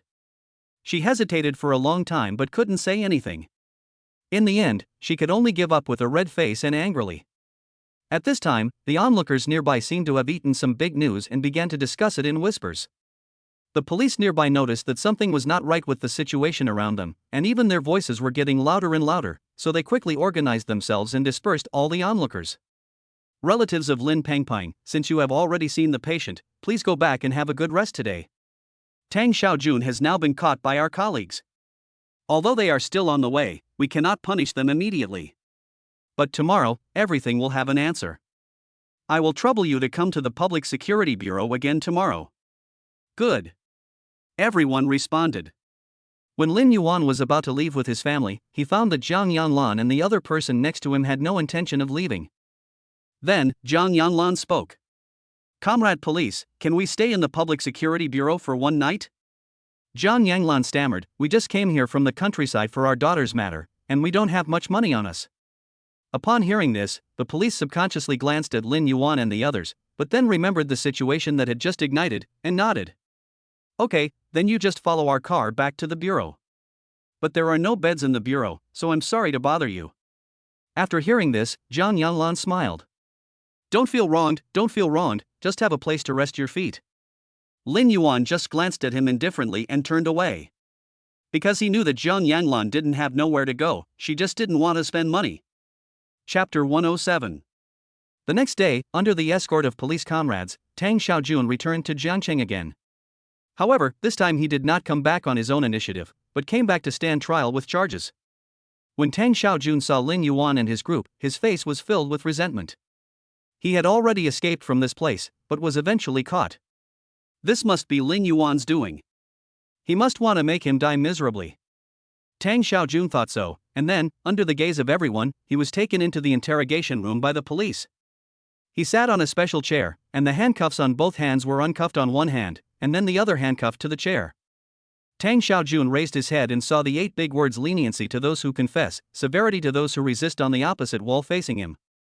Perhaps because he was in the Public Security Bureau, Tang Xiaojun saw a little red on the words. With a bang, the comrades saw that Tang Xiaojun seemed to be in a trance, so he knocked on the table and brought him back from his trance. Tang Xiaojun, do you plead guilty? The police officer sternly scolded, we have all the evidence, do you have anything else to add? Tang Xiaojun smiled and said, I am not guilty. You were caught by our comrades. With so many people watching you, you still say you are not guilty? How do I know she is a minor? Speaking of this matter, Tang Xiaojun felt aggrieved. He originally wanted to relax, so he waited in the room for a while and then a girl came in. He looked at the girl and she didn't look like a minor. In addition, he checked the woman's body and confirmed that there was no problem before entering. Who would have thought that the shop owner and the woman would actually frame him? Otherwise, he wouldn't have ended up like this. I didn't know about it. That's not your excuse. Now that the evidence is irrefutable, you have no chance to refute it. We came to you this time to ask you about Lin Pengpeng. It's Lin Pengpeng again. After Tang Xiaojun heard Lin Pengpeng's name, his mood became even worse. The reason why so many bad things happened to me was because of this woman Lin Pengpeng. If he hadn't wanted to avoid the police from investigating him, why would he have run away to other places, and this kind of thing would never have happened. So all of this was caused by that bitch Lin Pengpeng. I don't know what happened to her. Don't think that because she is my ex-girlfriend, you are putting all the blame on me. The policeman wrote down Tang Xiaojun's words and replied calmly, we are just following the rules. Regardless of whether you have done anything to Lin Pengpeng, we have to greet the people who have connections with the victim. Tang Xiaojun spat. It's so unlucky. We've already broken up, but she still wants to haunt me like this. If she's so capable, why doesn't she just die? Hearing the word death, the two policemen who were originally recording with their heads down suddenly raised their heads and looked straight at Tang Xiaojun, with some unspeakable emotions flashing in their eyes. You guys, Tang Xiaojun felt his scalp tingling and his spine running cold. He realized that he had just said the wrong thing, so he quickly explained, You guys, don't misunderstand me, I just said it casually, I really didn't do anything to her. Seeing Tang Xiaojun's desperate defense, the two policemen in their hearts simultaneously drew a circle around the suspect Tang Xiaojun, indicating that he might be a greater suspicion. The previous incident was like a knife hanging over Tang Xiaojun's head, which made the subsequent interrogation easier. As usual, after the police questioned Tang Xiaojun, they took their belongings and left. With a click, the iron door closed, and Tang Xiaojun, who was sitting in his seat at this moment, breathed a sigh of relief. He seemed to have all his strength drained away, and fell softly on the cold table and chair. There was a glimmer of sinisterness in Tang Xiaojun's eyes. He knew that he was exposed.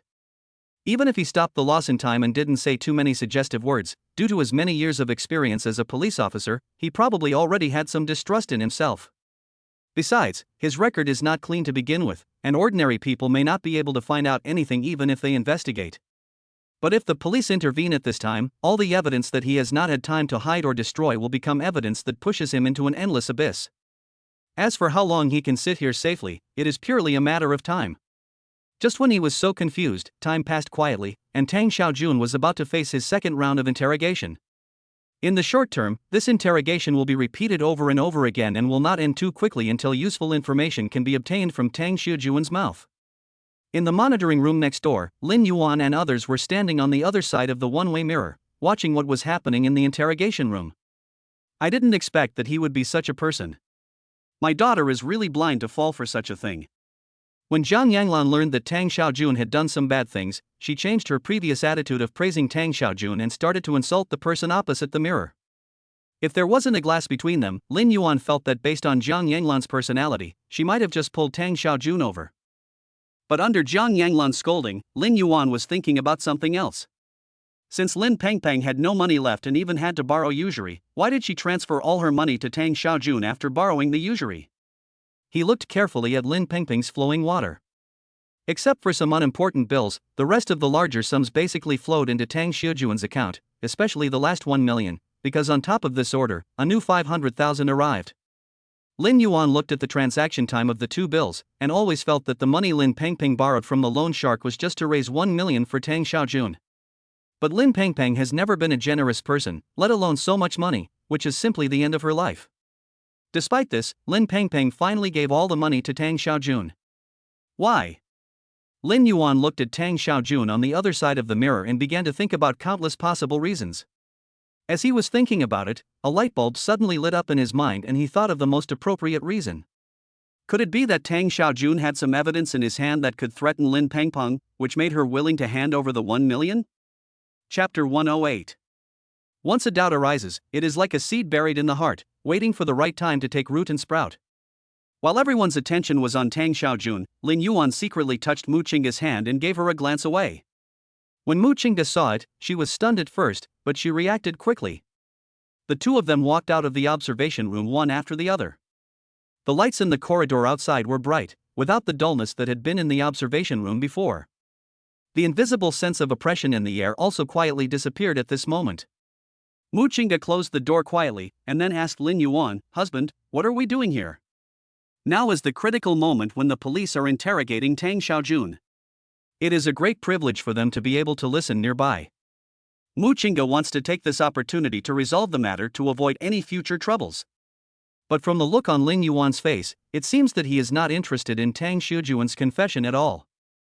Tang Xiaojun is still interrogating inside. Are we really not going to miss anything? No, because... Lin Yuan lowered his voice and whispered in Mu Qingga's ear, "I think there is something wrong with Tang Xiaojun. My cousin's disappearance may be related to him. But before my cousin disappeared, didn't Tang Xiaojun break up with Lin Pengpeng? Why did Tang Xiaojun attack Lin Pengpeng? Because of money." A light flashed in Lin Yuan's eyes. "Wife, do you still remember the last transfer on Lin Pengpeng's bill?" "Of course I remember. Wasn't the 1 million transferred to Tang Xiaojun?" What's the problem? When Mu Chinga said this, she had already realized that something was wrong, and a bold guess emerged in her mind.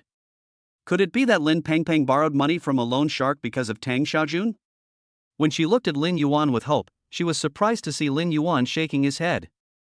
I'm not sure about this, but I think it has something to do with Tang Xiaojun. Otherwise, there is no way to explain why Lin Pengpeng transferred all the 1 million accumulated in her account to him as soon as she got the high-interest loan. Do you think that with my cousin's personality, she would not give such a large sum of money to Tang Xiaojun even if the money was warm enough, let alone not warm enough?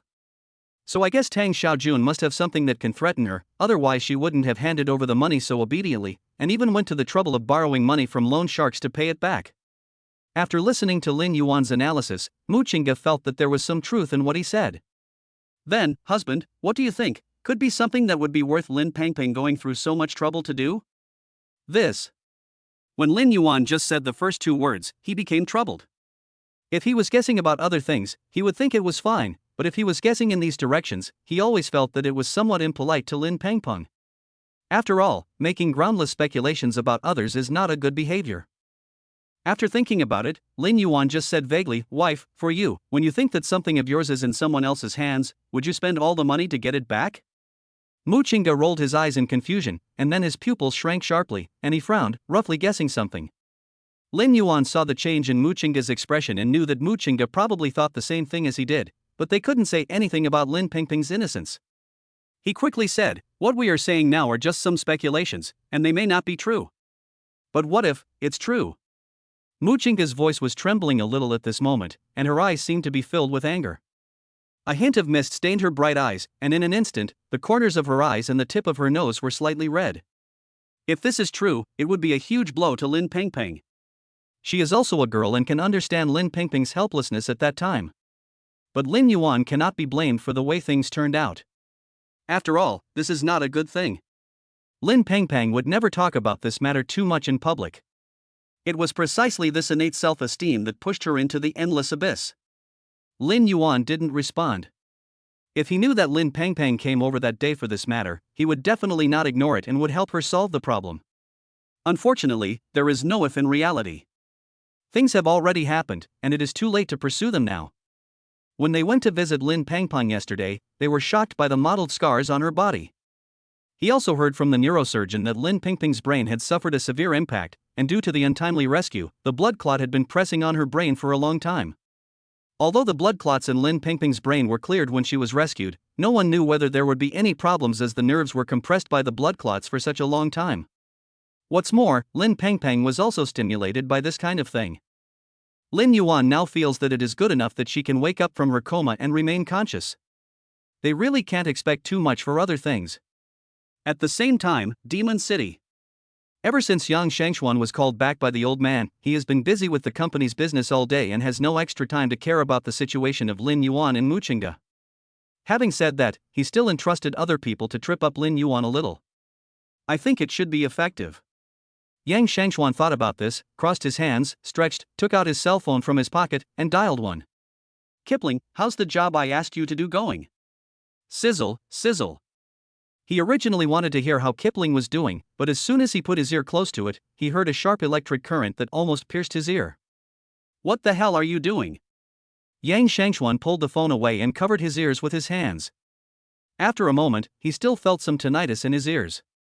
Having learned from his previous experience, he did not put his ear forward again, but turned on the speakerphone.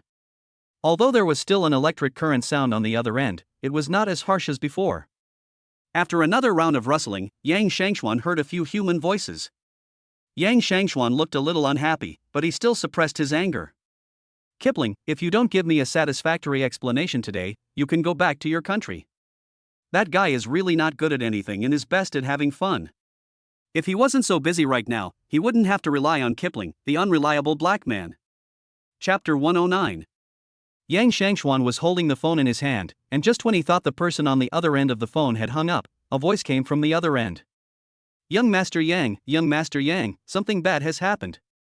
Hearing Kipling's impatient words, Yang Shangshuan couldn't help but frown. "What happened?" "Someone's dead. The people you arranged made a big fuss. Now the police have started investigating." "The police are here?" Yang Shangchuan was so busy with work that he had no extra energy to think about other things, but Kipling's words made him sit up in shock from his dying illness, and his chaotic brain instantly became alert. What did you say? How did the police come? Didn't I ask them to keep an eye on it and just harass them for a while? Why did they make things worse? Although Yang Shangchuan is very jealous of Lin Yuan for having Muchinga, it does not mean that he will use criminal means to target Lin Yuan. After all, doing so would not only be of no benefit to oneself, but would also cost one's entire fortune. That's just not worth it. Moreover, Muchinga was not at a point where it was worth investing his entire fortune, so he would still consider this business. Yes, that group of people originally wanted Lin Yuan's money, but Lin Yuan refused to give it up no matter what. Then they thought of attacking Lin Yuan's relatives, thinking that they could also get some money this way. Who knew that the problem would happen to Lin Yuan's relatives? Did those people threaten for money, or did they ask for $1 million? It seems that Lin Yuan's relative borrowed money from a loan shark and paid the money. However, given their dirty tricks, the matter is now going through the procedures, and it is very likely that they will find out about you, young Master Yang. Go away and stop talking nonsense. There was a hint of annoyance between Yang Shangchuan's brows. If they dare to tell me about me, I will kill them. But it's fine that they took my money and didn't do anything for me, now they want to lead the fuse to me. If they don't give me an explanation for this matter, they will be dead. They dare to be double-faced and take 2 payments. They are very courageous. At the same time, Lin Yuan also received a piece of information. The chat box was empty, with only a shared file lying on it. What are you looking at? You look so absorbed in it. Seeing Lin Yuan standing there in a daze, Muchinga came over to watch. Why don't you open it? Lin Yuan said, "This is something I commissioned a private detective to investigate. The information in it is the reason why Lin Pengpeng became like this. Although these cannot be used as evidence, they can also let us know what happened." Muchinga paused, but still nodded. "Look."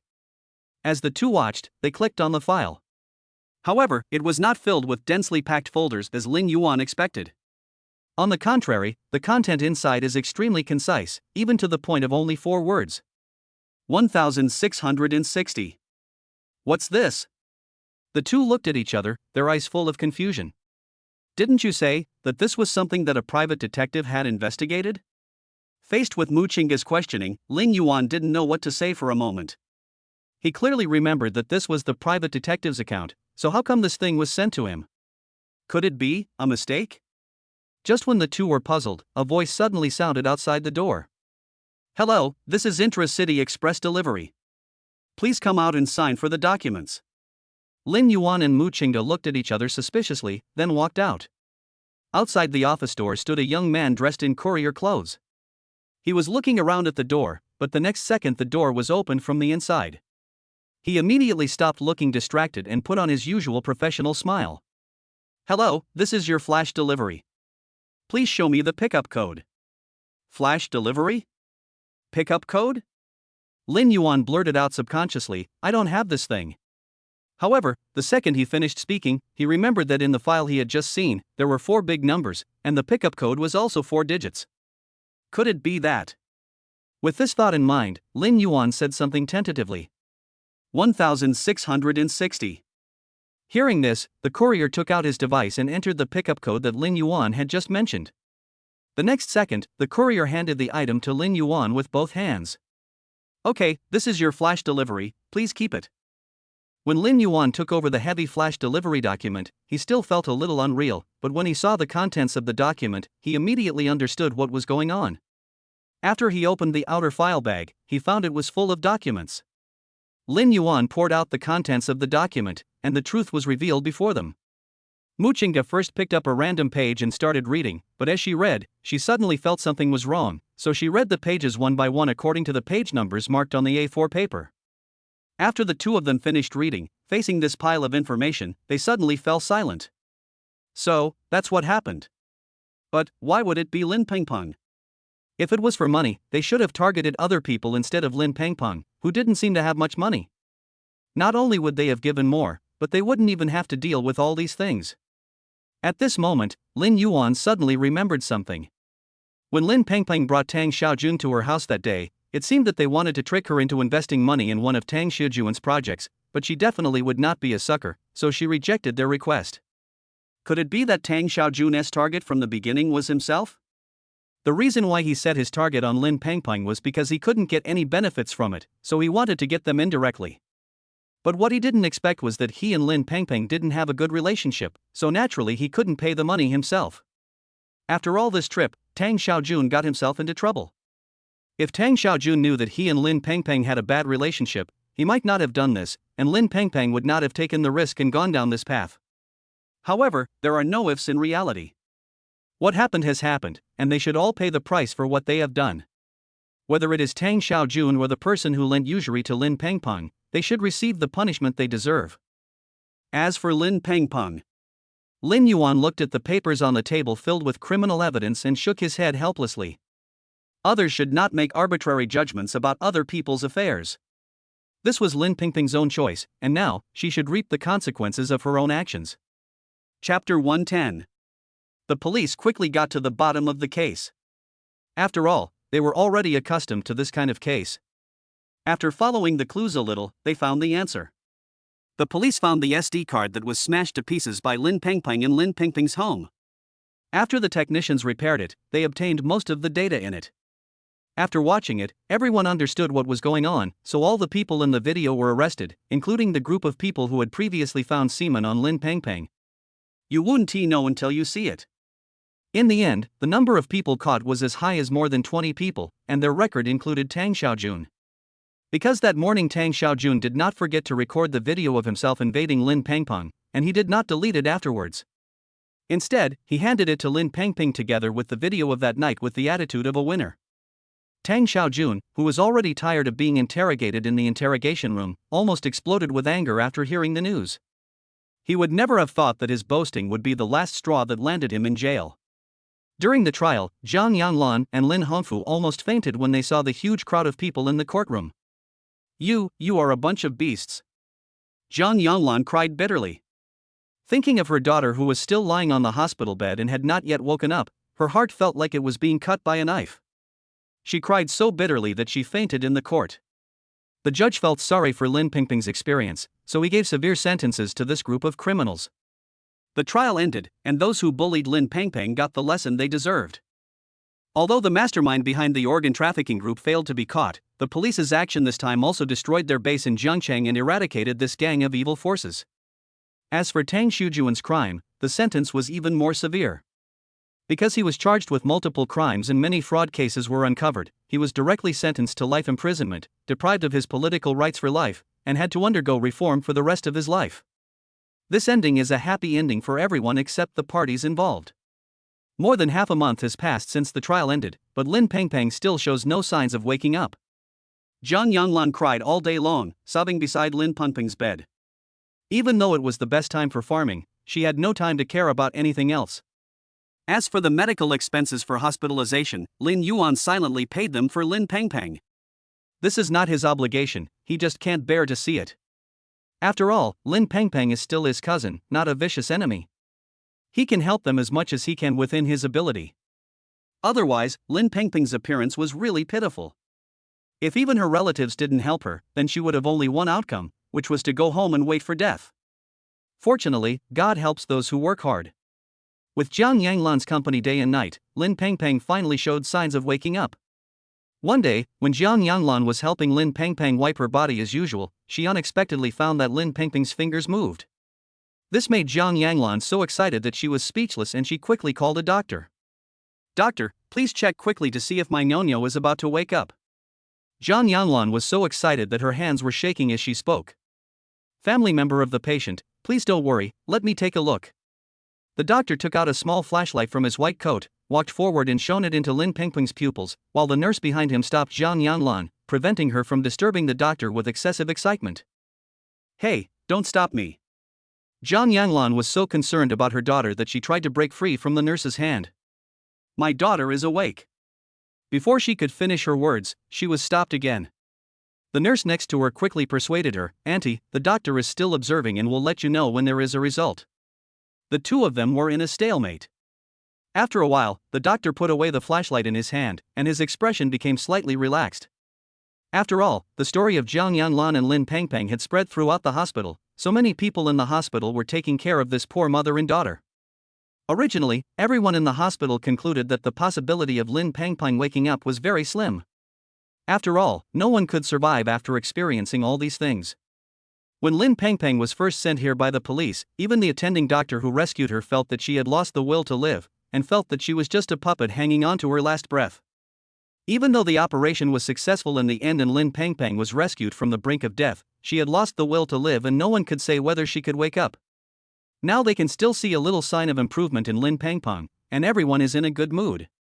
"Auntie, don't worry, your daughter will definitely wake up." "Really?" The doctor smiled and said, "Really? Thank you. Thank you." Jiang Yanglan smiled, and then burst into tears. She covered her face and said, "Thank you. You're welcome. This is what we should do." After Jiang Yanglan sent the medical staff away with tears and laughter, she walked to Lin Pengpeng's bed, hugged Lin Pengpeng and started crying. "Nyo, you must be fine. Mommy knows I was wrong.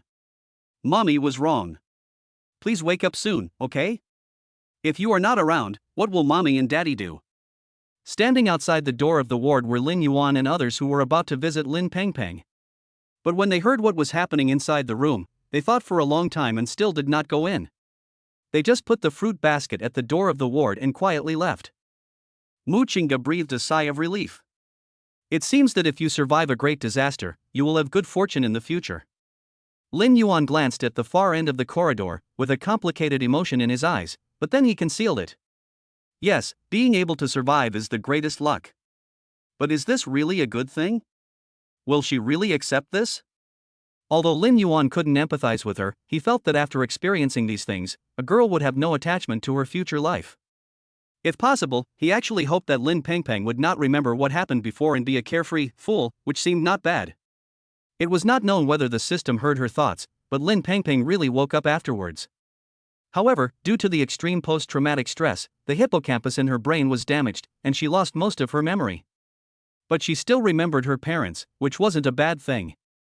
Looking at the scene of Jiang Yanlan and Lin Hongfu, two people with half a foot in the ground, taking Lin Pengpeng out of the hospital, Lin Yuan couldn't help feeling a little sad. "I just hope that my cousin will never have to think about these things again for the rest of her life." Chapter 111. Magic City. The sky outside the floor-to-ceiling windows is sunny and bright, and you can even see eagles soaring in the sky. Inside the house, the warm sunlight was clearly shining in through the floor-to-ceiling windows, but Kipling still felt that there was a chill hidden in this well-lit room. "Yang. Young Master Yang." Kipling stood with his head shrunk, not daring to look directly at Yang Shangshuan. Upon hearing this, Yang Shangshuan snorted coldly. "You still remember to come back? You can mess up such a simple task that I asked you to do. Tell me, what else can you do? I didn't bring you to Longwei to let you eat, drink and have fun. It's shameful that you can do something like this." Kipling lowered his head and endured Yang Shangshuan's anger, but he did not dare to say a word of rebuttal. After all, what Yang Shangshuan said was true. The reason why he could still live well in this place was because Yang Shangshuan funded his living expenses behind the scenes. If it weren't for Yang Shangshuan's help, let alone living a carefree life in Longwa, he might be sent back by the embassy the next day. When he thought of the backwardness of his country, he naturally didn't want to leave this beautiful place. So in order to be able to stay here, it doesn't matter if I endure a little hardship. Moreover, Yang Shangshuan would not keep nagging. He would stop when he got tired of scolding. Thinking of this, while listening to Yang Shangshuan's insults, Kipling kept thinking about the girls he played with a few days ago. Thinking about their new positions, it was so exciting. After a long while, Kipling noticed that Yang Shangshuan's voice gradually became quieter, and his mind gradually recovered. As soon as he opened his mouth, he apologized immediately. "Young Master Yang, you are right. It is all my fault. I will not do it again." Yang Shangshuan's eyes widened. "Do you want to have a next time?" No, Kipling waved his hands quickly, there definitely won't be a next time. Seeing that Kipling obeyed his words, Yang Shangshuan's mood was relieved along with his anger, and now he was in a good mood. "That's more like it." Yang Shangshuan sat down, looked at Kipling with disdain, looking like a lost dog, and asked lazily, "How is the situation in Zhengcheng going?" When Kipling saw his chance to show off, he immediately became flattering. "Everything has been handled. According to your instructions, young Master Yang, I severely warned them. Now that group of people just used their subordinates as scapegoats, and they took all the responsibility. Those people are very tight-lipped and will not tell young Master Yang about it, so you can rest assured. Kipling paused for a moment and then said, the boss over there also asked me to bring you a message. They said that they failed last time, but they will still do what you ordered, young Master Yang. After hearing these words, Yang Shangchuan's brows, which had been furrowed just now, showed signs of relaxation. He picked up a cigar from the drawer, took a deep puff, and said slowly, this is more like it. Cigar smoke rose from Yang Shangchuan's mouth, and the swirling smoke filled his surroundings, even blurring his face a little. How is Lin Yuan now? Yang Shangchuan started to guess without waiting for Kipling to speak. After all, the people involved are relatives of Lin Yuan's family. According to Mu Ziyuan's personality, he would definitely not want Mu Qingge to have anything to do with such a family. No matter how much Mu Qingge likes Lin Yuan, the fact that the family tradition is corrupt is enough to make Mu Ziyuan lose face. Just when he thought things would develop as he had guessed, Kipling's words froze the smile on Yang Shangchuan's face. Kipling hesitated for a moment, but still spoke out the truth. He and Mu Qingge are living well now. I also heard that Lin Yuan's previous company has created a millionaire online celebrity. His influence on social media is still rising, and has directly brought Lin Yuan's company millions of dollars in profits. Yang Shangchuan just took a sip of water, but he vomited it out before he could even drink it. What? You, say it again? Yang Shangchuan's eyes were full of shock. He didn't believe what Kipling said was true. As a result, the next second, he met Kipling's complicated eyes. Young Master Yang, this is true. That person was on the news today. I heard that she saved a child who fell into the water during an outdoor live broadcast. Plus, the official media is promoting her, so her traffic has exploded now. Yang Shangchuan's heart suddenly sank. Why do all kinds of bad things happen to me every day? At the same time, Lin Yuan was completely confused by the influx of traffic. What's going on? Lin Yuan looked at the stack of documents that his assistant brought over, and was even a little surprised. Because what greeted him before were some payment contracts, and after signing them, there were a lot of money expenditures. Although Lin Yuan was not short of this little money with the support of the system, he was also afraid that he would be targeted by others before he was fully grown, so he had been keeping a low profile recently. He no longer invested heavily in Mu Ziyuan's company, but instead bought some stocks randomly. As for how to buy, it all depends on your mood. Whichever stock name you like, buy it. Greenery, buy it. It's about to hit bottom, buy. Anyway, any money invested will be returned tenfold, so Lin Yuan doesn't have to worry about having no money to spend. Besides, he finally experienced the so-called happiness of rich people. After all, rich people don't really make money by themselves, but money seems to have magic and can make money on its own. In the past, Lin Yuan felt that some amounts of money were difficult for him to earn in his lifetime, but it turned out that the money he casually threw out for investment would bring unexpected returns, and some potential stocks even rose by 120 points. Looking at the sudden surge in the amount of money, Lin Yuan sighed. Perhaps, this is the happiness of rich people. He thought that his behavior of spending money and doing good would last at least for a while, but the cooperation contracts that were delivered to his door made him dumbfounded. Are they all people who took the initiative to cooperate with us? Lin Yuan rubbed his eyes to make sure he was not seeing things, or that he was not hallucinating because of his constant thoughts. The assistant looked at Lin Yuan's somewhat out-of-control appearance, smiled and said in a loud voice. Yes, Mr. Lin, these people all took the initiative to come to us and cooperate with us. Chapter 112. Chapter 112, True or False? Lin Yuan picked up a few of the contracts and took a look at them, feeling a little uneasy. Among these contracts, there are some first-line big names. Previously, he had thought of investing money in attracting cooperation from several high-end brands, which would also bring traffic to his team. After all, it is difficult to compete with other mature IPs in such a short period of time by relying on their own traffic. But if their team has the support of well-known brands, their position will be completely different. Apart from anything else, at least the gimmick has been created. Unfortunately, those big names simply looked down on them, and were unwilling to take their money even if they gave it to them. In addition, he did not have any connections in this area, so after trying several times, Lin Yuan had to give up the idea. I didn't expect that after so many days, those big names that I couldn't afford in the past would actually send me contracts as soon as possible. This is really a good thing. However, when things are out of the ordinary, there must be something fishy. Lin Yuan naturally understood this. He put the file back silently and then asked, "What happened? Why did these brands that rejected us before actually send us contracts?" The assistant glanced at the screen in front of Lin Yuan and smiled. "Boss Lin, you didn't read today's social news, did you?" Because all he saw in front of Lin Yuan's computer were entertainment news. If you want to stay in this industry, keeping up with current affairs is always the most important thing. Only continuous exposure can bring you a steady stream of traffic. Unfortunately, the sections on the social platform have all been rectified in the background, and the content displayed on the pages has been refined. Therefore, when a person is browsing the messages from one side, the system will automatically block the push of messages from the other side, whether intentionally or unintentionally. Naturally, I don't know what happened in other sectors. Lin Yuan noticed the assistant's gaze and followed his gaze towards the computer. "Really?" He admitted it openly. "I didn't see it." "What's wrong?" The assistant said, "Our artist is on TV, and it's social news." "Huh? Social news?" Lin Yuan's understanding of social news was still limited to legal news. "Something happened?" Seeing Lin Yuan's nervous look, the assistant smiled and asked Lin Yuan to sit down first. Then he took out his mobile phone and handed the content forwarded in the group to Lin Yuan. "Boss Lin, this is good news. Our artist saved a little girl." She hadn't planned to tell anyone about it, but it happened to be an outdoor live broadcast that day, and then some enthusiastic netizens reported the incident to the TV station. In addition, the leader of Longhua media culture happened to be visiting Jiangcheng, so he asked his team to make a report on this incident. Lin Yuan paused, probably understanding the whole story. "So, we are taking advantage of the traffic from the top media?" "Yes, now the artist's personality has been established.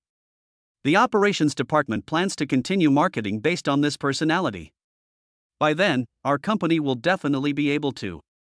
The assistant became more and more excited as he spoke, and did not notice that Lin Yuan next to him had a strange expression on his face.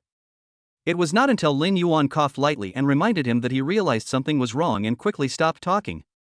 However, he still didn't understand why Lin Yuan's expression changed, so he asked him anyway. "Boss Lin, are you dissatisfied with this plan?" Lin Yuan nodded. "Good things should not be marketed. Although this is a good choice at this stage, it is not a long-term solution." He said in a deep voice, "Goodwill should not be consumed. This is the bottom line of our company. Do you understand?" Okay. Lin Yuan's serious words scared the assistant. When he saw Lin Yuan's expression, he no longer had the courage to mention the matter. Seeing that the atmosphere was gradually cooling down, Lin Yuan spoke again. "Is this person in the company now?" "Exist. Take me to her." "Okay."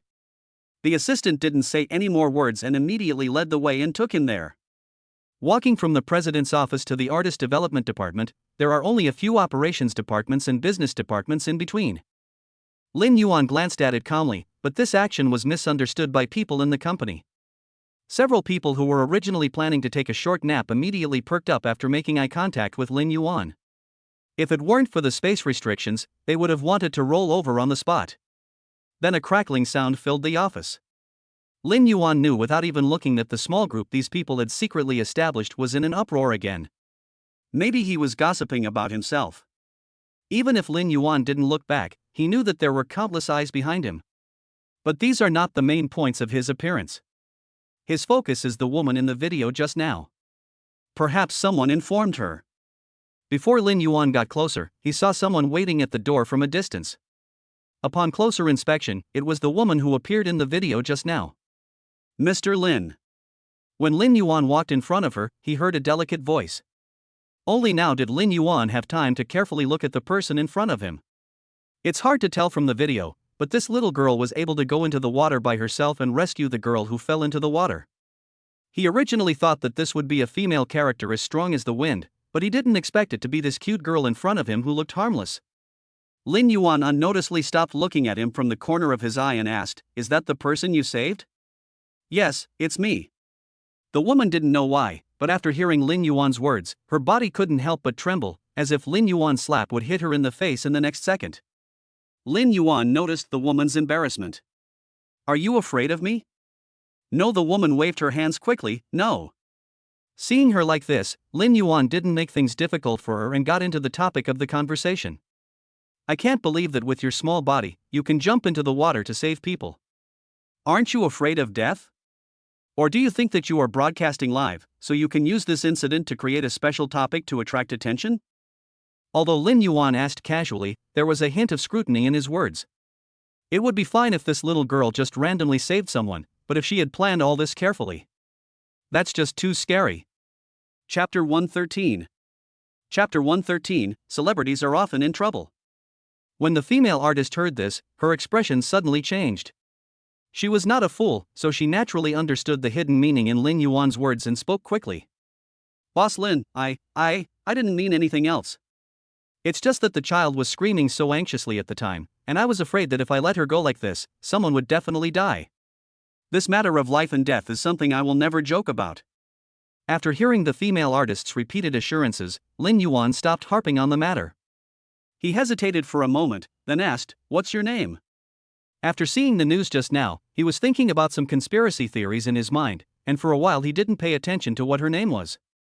When the female artist heard this, her expression became a little stiff, but she still smiled and said, "Boss Lin, my name is Lu Xiaoyu." Got it.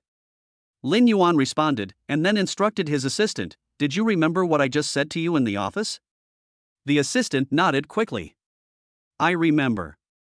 Lin Yuan cleared his throat and patted Lu Xiaoyu on the shoulder. "Work hard. With this wave of traffic, you will be fine. Go ahead and do your job. Don't be afraid. We have the support of the entire company behind you." When Lu Xiaoyu heard this, she bowed respectfully to Lin Yuan. "Thank you, Mr. Lin." On the other side, Yang Shangxuan looked at the news and became furious. He stretched out his hand, pointed at the slap in Lin Yuan's face in the news, and said angrily, "Lin Yuan, you are really thick-skinned. You have to come and get involved in everything. You have something to do with everything, right?" Kipling looked at Lin Yuan on the screen and for a moment he didn't know how to comment on Yang Shangxuan's behavior. After all, Lin Yuan was just attending a charity banquet as usual, but he was accompanied by Lu Xiaoyu, so the media walked over directly, not that Lin Yuan came over intentionally to get in on the fun. Kipling originally wanted to remind Yang Shangxuan, but then he thought of Yang Shangxuan's violent temper, and after thinking it over again, he swallowed what he was about to say. Since Yang Shangxuan wanted to vent his anger, there was no reason for him to block the muzzle of his gun that was smoking like a machine gun. Otherwise, if he went forward, he would obviously be seeking his own death. It's better to shut up and save your life. Thinking of this, Kipling stood by and listened to Yang Shangxuan's output. Although he seemed a little absent-minded, he would still agree with him from time to show that he was still listening to him. Even after the video on the monitor was finished, Yang Shangxuan still felt that the anger in his heart was hard to dissipate, and a sinister look emerged in his fiery eyes. Doesn't he like to be in the limelight? Then I'll cut off his limelight. I'll see what he's still so proud of. When Kipling heard this, his eyes lit up. He knew that Yang Shangxuan had a new plan. "Young Master Yang, what do you want to do?" When they were in Jiangcheng before, they were bullied by Lin Yuan because the powerful dragon could not defeat the local snake. Xiao Jipulin always remembered what happened at that time. Now that he has a chance to make Lin Yuan lose face, he will never give up this opportunity. So Kipling patted his chest and made a promise. "This time, I will make sure Lin Yuan dies a miserable death." Yang Shangxuan looked at Kipling with disdain and smiled. "You're going to die a miserable death. Do you want me to buy you a plane ticket so you can fly over and kill Lin Yuan now?" When Kipling heard that his big talk had been exposed, he smiled with an embarrassed look on his face. "Young Master Yang, you think too highly of me." Cut. Yang Shangxuan glanced at Kipling with disdain, then looked outside. Isn't the female artist under Lin Yuan's company very arrogant? Go check her background. If there is any dirt, just expose it directly. Since Lin Yuan wants to take off with this trump card, then we must not let him do what he wants. The soaring eagle should just break her wings. Yang Shangxuan laughed. But his sinister smile seemed somewhat out of place with the sunny sky outside. As for Lin Yuan, he has already begun to arrange various resources for Lu Xiaoyu. With the promotion of the official account, Lu Xiaoyu's popularity has been rising steadily. She has been singing high songs all the way. In recent days, she has occupied the charts on major social media.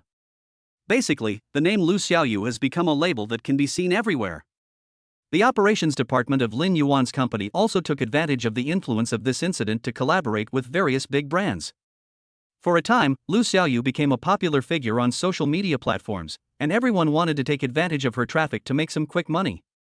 But celebrities are often surrounded by gossip. The faster one becomes famous, the more unstable one's foundation becomes, and some unhealthy voices of doubt begin to emerge from the corners of the internet. At first, they just said bad things about Lu Xiaoyu, and then a pure black fan started a war of words with righteous netizens online.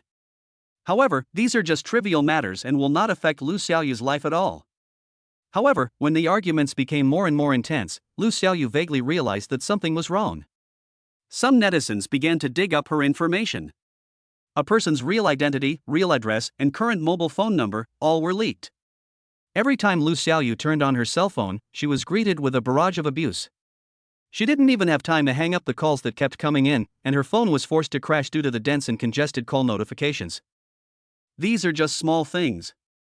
What really scared her was that on her way to and from work now, she always felt that there were countless pairs of eyes staring at her, and their unscrupulous looks made Lu Xiaoyu feel very uncomfortable. Some even followed her directly. Lu Xiaoyu, who sensed the danger, thought that these things would disappear in a few days. But she was wrong after all. Instead of disappearing, these things were actually reaching a climax. In the end, it even threatened his own life. Thinking of this, Lu Xiaoyu's voice was a little tearful, but she stood there, looking at the person in front of her vaguely, swallowing the tears, and said with a strong voice, "Boss Lin, I really didn't know things would turn out like this, and please help me, I can't hold on any longer." Chapter 114. Chapter 114, I have a promise, you have to pay to terminate the contract. After Lu Xiaoyu finished speaking, she burst into tears. Seeing this, Lin Yuan did not comfort Lu Xiaoyu immediately. Instead, he browsed the posts that slandered Lu Xiaoyu. After reading it, Lin Yuan's face turned pale, with anger hidden in his eyes. Don't cry yet. Now that it has happened, the most important thing for us is to find out what happened. If you are willing, please tell us. Then the subsidiary will definitely help you solve this matter. It's useless to just cry now. After hearing this, Lu Xiaoyu's crying subsided a little, but the sobbing voice in her throat could not return to normal speaking state for a while. That was my ex-boyfriend. Lu Xiaoyu sniffed and lowered her eyes with a complicated look in her eyes. I was young and ignorant at that time, so I listened to him and took the photo. Lin Yuan said, and when we broke up, you didn't ask your ex-boyfriend to delete it? Lu Xiaoyu bit her lip, trying her best to suppress her trembling voice. I asked him to delete it, but I didn't know he still had a backup. You. Lin Yuan sighed helplessly. This little girl doesn't look like a fool on weekdays. Even a goddess with both power and beauty can be blinded by these things. When it comes to other people, you are quite efficient in not dragging your feet at all. Why is it that you are confused now when it comes to yourself? What do you think your ex-boyfriend is? He has taken such a photo. I guess he is not a serious person in private. I don't know. Lu Xiaoyu didn't know what to do now except crying. This period was supposed to be a rising period for her career, but because she was dating such a scumbag, she made these private videos public. Isn't it obvious that he wanted to destroy her career and her life? If you can't get it, you'll destroy it. What a scumbag. At this moment, Lu Xiaoyu was filled with endless hatred towards her ex-boyfriend who had died long ago. If this man was in front of her, she felt that she would kill him without hesitation. Seeing that Lu Xiaoyu was getting angry, Lin Yuan hurriedly stopped Lu Xiaoyu to prevent the little girl from doing anything horrific again. What are you thinking about? Lin Yuan scolded, that guy is a scumbag to begin with, and now you're trying to drag him down with abnormal means and make yourself suffer as a loss. Is it worth it? It's worth it. My life has been ruined by him. If that's the case, the worst that can happen is that both sides will be ruined.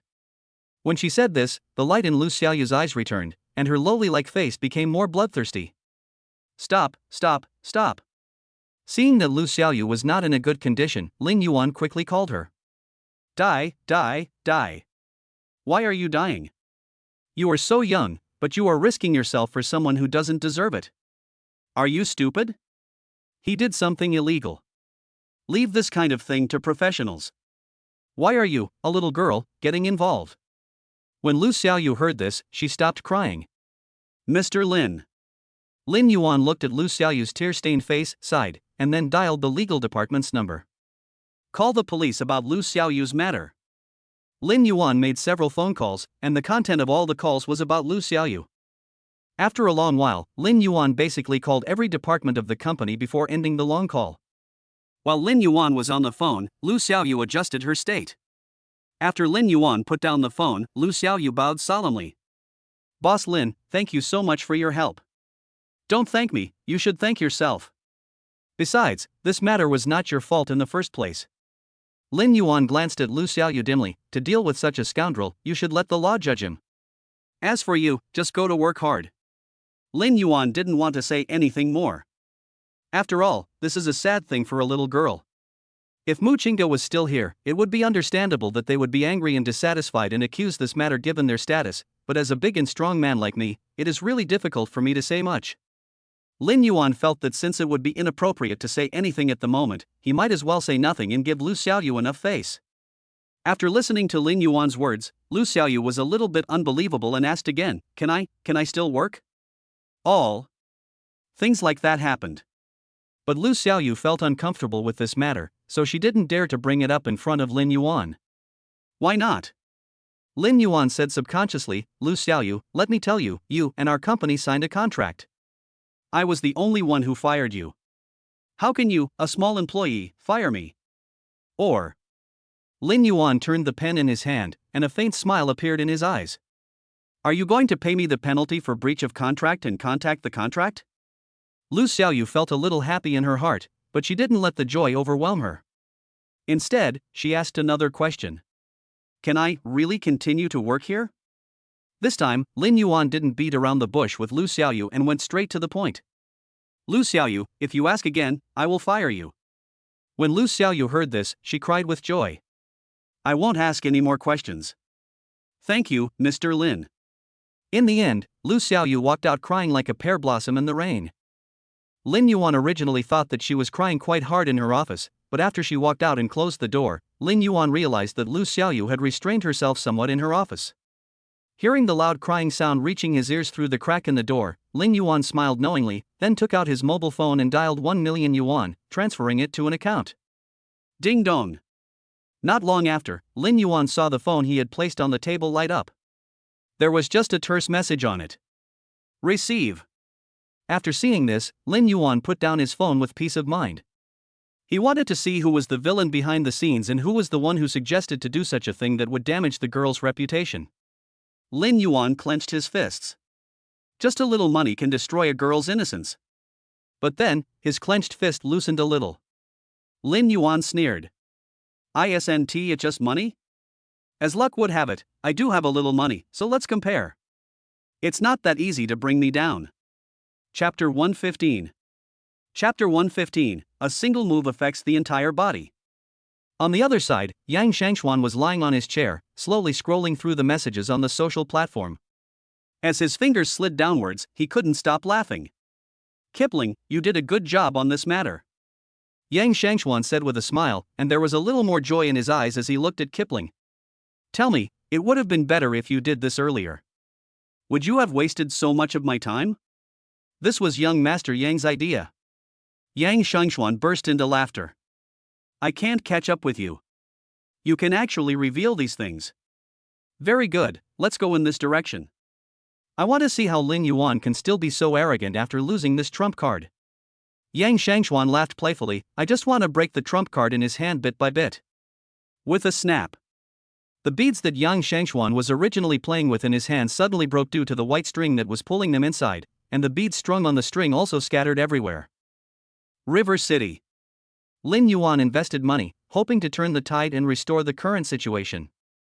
But he still underestimated the huge financial resources and extensive connections of the manipulator behind this matter. It was not until he encountered setbacks several times that Lin Yuan realized that what was standing in his way was not only money, but also something that was currently out of reach for him: connections. It was like an invisible big net that enveloped me and restricted my movements everywhere.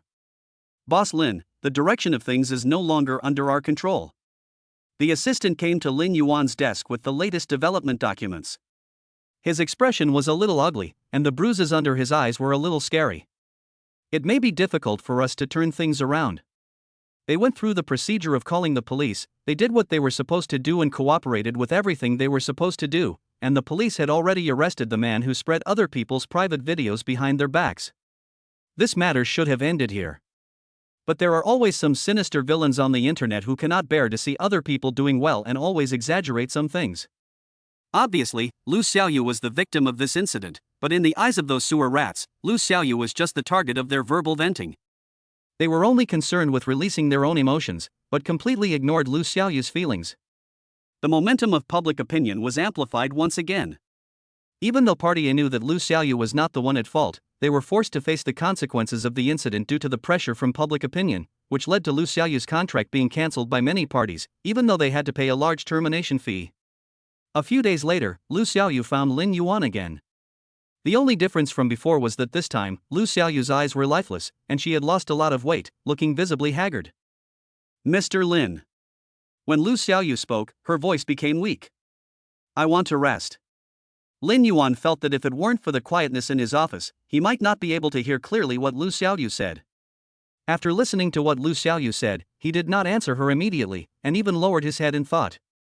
Lu Xiaoyu, who was sitting in front, became a little nervous and uneasy when she saw Lin Yuan didn't say anything. Her intertwined hands were grasping tightly, and the places where her nails touched the flesh were pinched white and bloodless, and even deeply embedded into the flesh. Just when her body couldn't stop shaking, Lin Yuan spoke. Go take a break.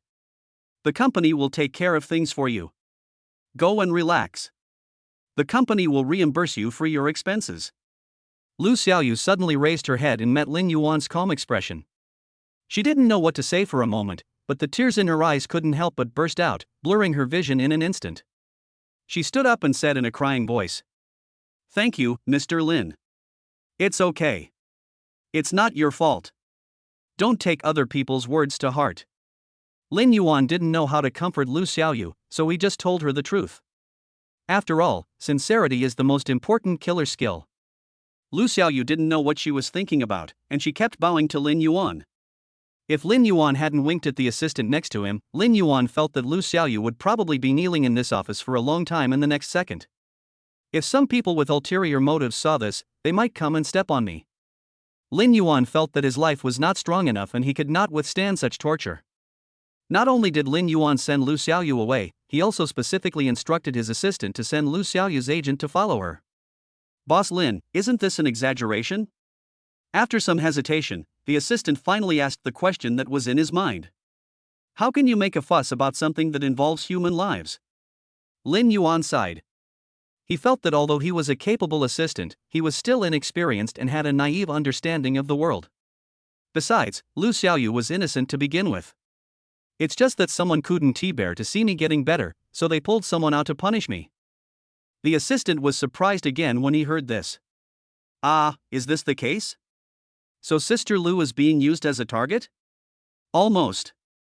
Lin Yuan didn't want to say anything more to his assistant. After all, when he sent people to investigate, he only found some minor details, not conclusive evidence, and all of them were just his own guesses. After all, it is difficult to make his guess the final result based on these points alone, but Lin Yuan still sensed something was wrong. Otherwise, why would the person who caused the public opinion invest so much money in an artist who has not yet developed much? Even if Lu Xiaoyu's existence posed a threat to them, this threat was far less than the amount of money they invested. This was too wrong.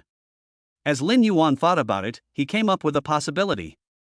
Unless that person was not coming for Lu Xiaoyu, but for himself. His purpose is to disgust himself and prevent his career from developing smoothly. But I have to say that this guy made a good move. Although he is not short of money, he lacks a reason to turn his money into something legitimate. Now that the man behind the scenes has disrupted the situation, he indeed lacks such a reason. And the money lying in the account sank into darkness again and became invisible. To touch Lu Xiaoyu would undoubtedly be like strangling one's own aorta. Chapter 116. Lin Yuan waited for Lu Xiaoyu and her agent to go abroad for a trip before he started to take action. The internet is not a lawless place, and those netizens who talk nonsense should pay the price for their actions.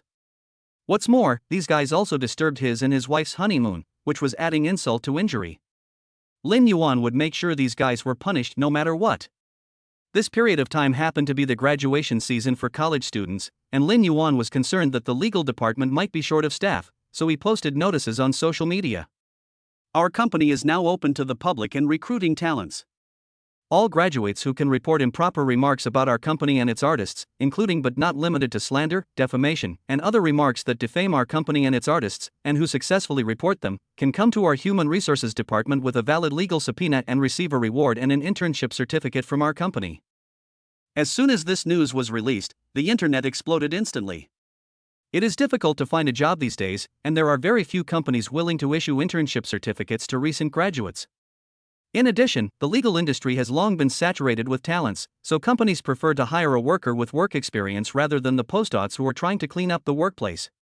With the support of numerous buffs, this wave of graduation has become the most difficult wave of job hunting in history. The announcement from Lin Yuan's company seemed to have given these people a beacon of hope in the vast ocean. For a time, there was a wave of movement on the internet. Even without the command of Lin Yuan's company, these college students began to spread across every corner of the social media, fully fulfilling their duties as sentinels and assault soldiers. Once they discover any suspicious situation, they will take screenshots, make comments, and then send the information they have compiled to the court's email address. After a set of smooth movements, he hid his fame and honor, and no one knew what happened. A few days ago, some netizens were particularly cowardly, but after they behaved themselves for a few days, they found that there was nothing unusual, and they thought that Lin Yuan's move was just a bluff, so their behavior became more and more rampant. Little did they know that the evidence of their crimes was quietly collected by some potential internet college students and then packaged and sent to the court. Just when people thought the matter should come to an end, the internet suddenly exploded. The court's text messages have been sent to the mobile phones of every rumormonger, along with a text message from a courier delivering a subpoena. Some netizens immediately regretted their decision when they saw the scene. They had never seen such a scene before. Who knew that Lin Yuan and his people were actually serious about it? They turned around and sued them. For a time, the entire internet was filled with people crying and shouting that they had done wrong. They posted messages tagging Lin Yuan and Lu Xiaoyu, begging for their forgiveness so that they could withdraw the court's subpoena against them. But how could Lin Yuan do as these people wish? After all, they are all people who have made mistakes. There are still laws on the internet, and there is a monitor behind them. Those who argue on the internet are not innocent. The internet is not their fig leaf, nor is it a good place to help them take responsibility. After that, courts across the country entered an extremely busy period. The daily court sessions are like a high school student S-class schedule. Working hours are basically fully scheduled. Those who work in the courts would never have thought that one day they would have to face the same case in court, repeat the same arguments, and work under such high intensity. Not to mention the people who work there, even a group of people watching the show on the internet feel that the world has become magical. Who could have imagined that such an absurd thing would actually happen in the real world? However, while everyone was sighing, the Human Resources Department of Lin Yuan's company was also extremely busy. Obviously, the company's business had been suspended for a while due to Lu Xiaoyu's influence, but unexpectedly, outside the office, just across the wall, it was indeed bustling with various businesses being carried out in full swing. If everyone didn't know that these people were here to stamp their internship certificates, Lin Yuan's employees would have thought that the company was going to make a fortune, so that's why it recruited so many employees. This feat lasted for more than half a month, which served as a wake-up call to people surfing the internet. A warning to netizens and keyboard warriors: the internet is not a lawless place and illegal acts will be investigated to the end. With the precedent of Lin Yuan's company, many companies have frequently imitated Lin Yuan's behavior. For a long time, the internet has been in a very peaceful atmosphere. No one wants to take the risk. After all, if you really don't handle it well, you are very likely to be hooked up by some unknown college student and become a part of someone else's internship certificate. No one wants to have a criminal record, so during that period of time, everyone on the internet was careful in what they said and did not dare to spread rumors at will. However, the resolution of the problem did not bring Lin Yuan relief and joy. Instead, it made him even more anxious. Mu Qingge came in with something in her hand. Seeing Lin Yuan's expression, she couldn't help but ask, "Why are you frowning again?" She put the things on the table, walked over and touched his brow, trying to help him relax. "Isn't everything settled? What are you still thinking about?" Lin Yuan paused and said, "I was wondering, in this matter, why did Lu Xiaoyu have to endure these unwarranted abuses from netizens when she did nothing wrong?" Mu Qingge was stunned for a moment and spoke softly. "Not everyone will abide by their duties. After all, this matter is unfair. The idea that men are superior and women are virtuous without talent has been deeply rooted in people's cognition for a long time. Just relying on this small lesson will not make these people realize their mistakes. That's what I was thinking. Lin Yuan looked up at Muchinga. Wife, I want you to come forward and do something. Do something? What? Muchinga was very interested, so he sat down in front of Lin Yuan and listened to what he said. Since we can't change people's minds, let's unite as women, girls helping girls. Lin Yuan held Muchinga's hand. I don't want our daughter to face such potential dangers. Muchinga smiled and agreed. Good. Chapter 117. Chapter 117, Speak Up for Lu Xiaoyu. Driven by Lin Yuan's secret funding, Muchinga became the company's manager and held a press conference on the Lu Xiaoyu incident. Since Lin Yuan and Muchinga are already celebrities with their own traffic, not to mention that now they have Lu Xiaoyu. Once the news was released, the entire social media exploded instantly. There were many media outlets that came to the scene this time. They came for no other reason than to get the hottest traffic at the moment, so they all chose to come here without any prior agreement. The venue was crowded with people, and everyone was concentrating on swinging their own things, with no time to pay attention to the people around them. In their spare time, they even have time to discuss their thoughts on the matter and exchange ideas with their peers. But before the voice could finish a few words, the noise in the conference hall gradually quieted down. With a thump, a spotlight shone in from the opposite side of the venue and hit the central stage. The media also spontaneously pointed their cameras at the center of the beam, waiting for their finale protagonist to appear today. Day. In this quiet conference room, the sound of high heels is particularly abrupt. Every time a sound was heard, it made people feel that the sound was falling on their hearts, and they inexplicably sensed the gradually compressing sense of threat around them. Then, a beautiful figure appeared in everyone's camera. First, a red flowing veil changes its shape as the person walks. The perfect design not only does not let this bright color become the main focus, but instead brings out the characteristics of the wearer. Muchinga put on some simple makeup and applied lipstick that was a few shades darker than before. With the contrast of her clothes, her temperament immediately changed. Under the spotlight, everything around Muchinga appeared darker. At this moment, Lin Yuan suddenly thought of a word in his mind: killing everyone. But that was the other general who went on the battlefield to kill the enemy, while Muchinga was just standing there, giving off an aura that said keep away from strangers. For a moment, the whole audience was stunned. They had seen Muchinga before, but this was the first time they saw Muchinga like this, which was a bit unexpected. But after a brief pause, the media person regained his consciousness as a media person and began to ask questions to Muchinga. Muchinga always responded only after listening to what they said. Even when facing such a large crowd, she was still able to be organized and every word she said could be heard clearly. Of course, Lin Yuan should also have some credit for this. After all, the media here have to be screened by them before they can come in. And not only are they allowed in, but the questions they want to ask have also been reviewed, so that they can ask questions in the venue now. Looking at Muchinga shining on the stage, Lin Yuan suddenly felt relieved for some reason. Maybe, after seeing Lu Xiaoyu's previous changes in attitude, he changed his mind. He originally thought that the so-called gender inequality was only manifested in the phenomena, but he never imagined that in addition to these, there were countless malicious intentions waiting for girls. Just like this time, even though the police had already told the public the whole process of the incident. But these people don't care what the truth of the matter is. They just think that the truth is what they imagine in their minds. The reason why Lin Yuan wanted Muchinga to hold this press conference was that he even invited police officers to attend, hoping that they could attend and help explain. The purpose is not only to clear the false accusations against Lu Xiaoyu, but also to speak out for the thousands of girls hiding in the corners behind the internet. At this time, Lu Xiaoyu, who was far away in a foreign country, was looking at the blue sea in front of her. Seagulls and doves of peace were flying in front of her with the ebb and flow of the tide. Even through sunglasses, Lu Xiaoyu's eyes gradually became moist as she watched, and her dull eyes once again revealed a hint of emotion. Just then, the agent's sister next to her handed over the phone. Sister, what is this? Lu Xiaoyu looked at the phone in her agent's hand and did not take it over immediately. The square, flashing screen suddenly made my heart feel a prick and a sharp pain. Since the public opinion incident, Lu Xiaoyu has never looked at her mobile phone again. The reason for wearing sunglasses is, on the one hand, to block the glare of the sun, and on the other hand, to avoid seeing the light emitted by the mobile phone screen. Because after that incident, she felt that she had developed post-traumatic stress syndrome around mobile phones.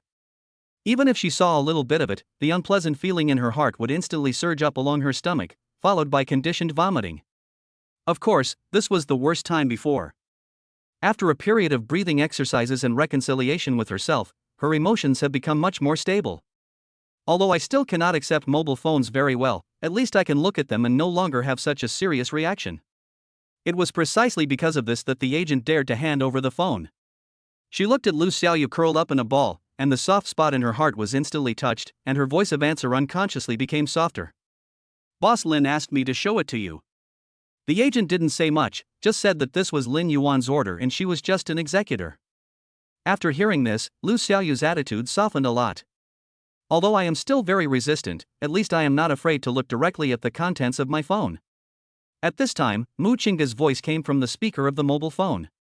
As Lu Xiaoyu listened, she was suddenly stunned. Those words were like sweet rain, sprinkling on her wounded and dying heart, healing her soul. Mu Qingge's voice was equally gentle, like a gentle touch that moistens everything silently. While repairing the wounds in her heart, it also soothed the grievances that she had previously found difficult to tell others about. As she listened, every time Lu Xiaoyu blinked her eyes hidden behind her sunglasses, a tear as big as a bean fell from her eye socket, slid down her smooth cheek to the tip of her chin, and then dripped onto the ground below bit by bit. After the wet tears fell into the ground, they quickly disappeared without a trace, but the person in front of him was panicked. The agent quickly took out a tissue from his pocket. You, don't cry. Chapter 118. The scene at this moment is somewhat dramatic. A man who looks very fierce is in front of another woman who looks very difficult to deal with. He is holding a tissue in his hand, but he is waving his hands in the air. He is completely at a loss and doesn't know what to do next. Lu Xiaoyu was originally crying silently, but she suddenly broke down after hearing the caring greeting from her manager. The soft crying just now turned into loud crying, like a child who had suffered a lot of injustice. Otherwise, with the sunglasses on her face, her crying look might have been photographed by someone and then spread out. You, don't cry first. Lu Xiaoyu's loud cry made her agent even more troubled. The doctor said we can't cry. Crying will make the condition worse. Lu Xiaoyu cried and squeezed out a few words from her choked voice. I just felt relieved all of a sudden. Lu Xiaoyu said as she started to curse her ex-boyfriend. Boss Lin is right. Why should I give up such a good life for that scumbag? I didn't do anything wrong in the first place, so let them talk. You sisters have always stood behind me and supported me, but all I can see is that bastard. I am such a bad person. I have failed the company and you, sister, for your cultivation of me. As he spoke, Lu Xiaoyu raised his hand, ready to give himself a hard slap. But fortunately, the agent next to her was quick to stop Lu Xiaoyu from slapping her. Oh, my dear, you can scold others if you want, but why do you even hit yourself when you get angry? The agent advised earnestly, Boss Lin asked you to come out to relax, so you should just have fun. When you return to China, you won't have time for this. Boss Lin and your colleagues in the company are all solving your problems for you, but you, a patient, want to hurt yourself even more. What's the matter with this? Seeing that Lu Xiaoyu was stunned by his words, the manager quickly put Lu Xiaoyu's hands together to prevent this silly girl from being upset again. Lu Xiaoyu was stunned for a moment, then took a deep breath, took the tissue from her agent, and wiped away the tears and snot from crying. Sister, you're right. Everyone is working hard for me. I can't just surrender without facing it. Yeah. Feeling the change in Lu Xiaoyu's aura, the manager finally let go of the worry that had been hanging over his mind for the past few days. Yes, it's great that you think so. As a result, before she could finish her words, she almost bit her tongue after hearing what Lu Xiaoyu said.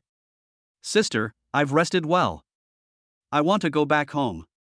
Lu Xiaoyu took off her sunglasses, revealing her red eyes from crying just now. What doesn't kill me will only make me stronger. Ahem. The words stuck in her throat almost suffocated her.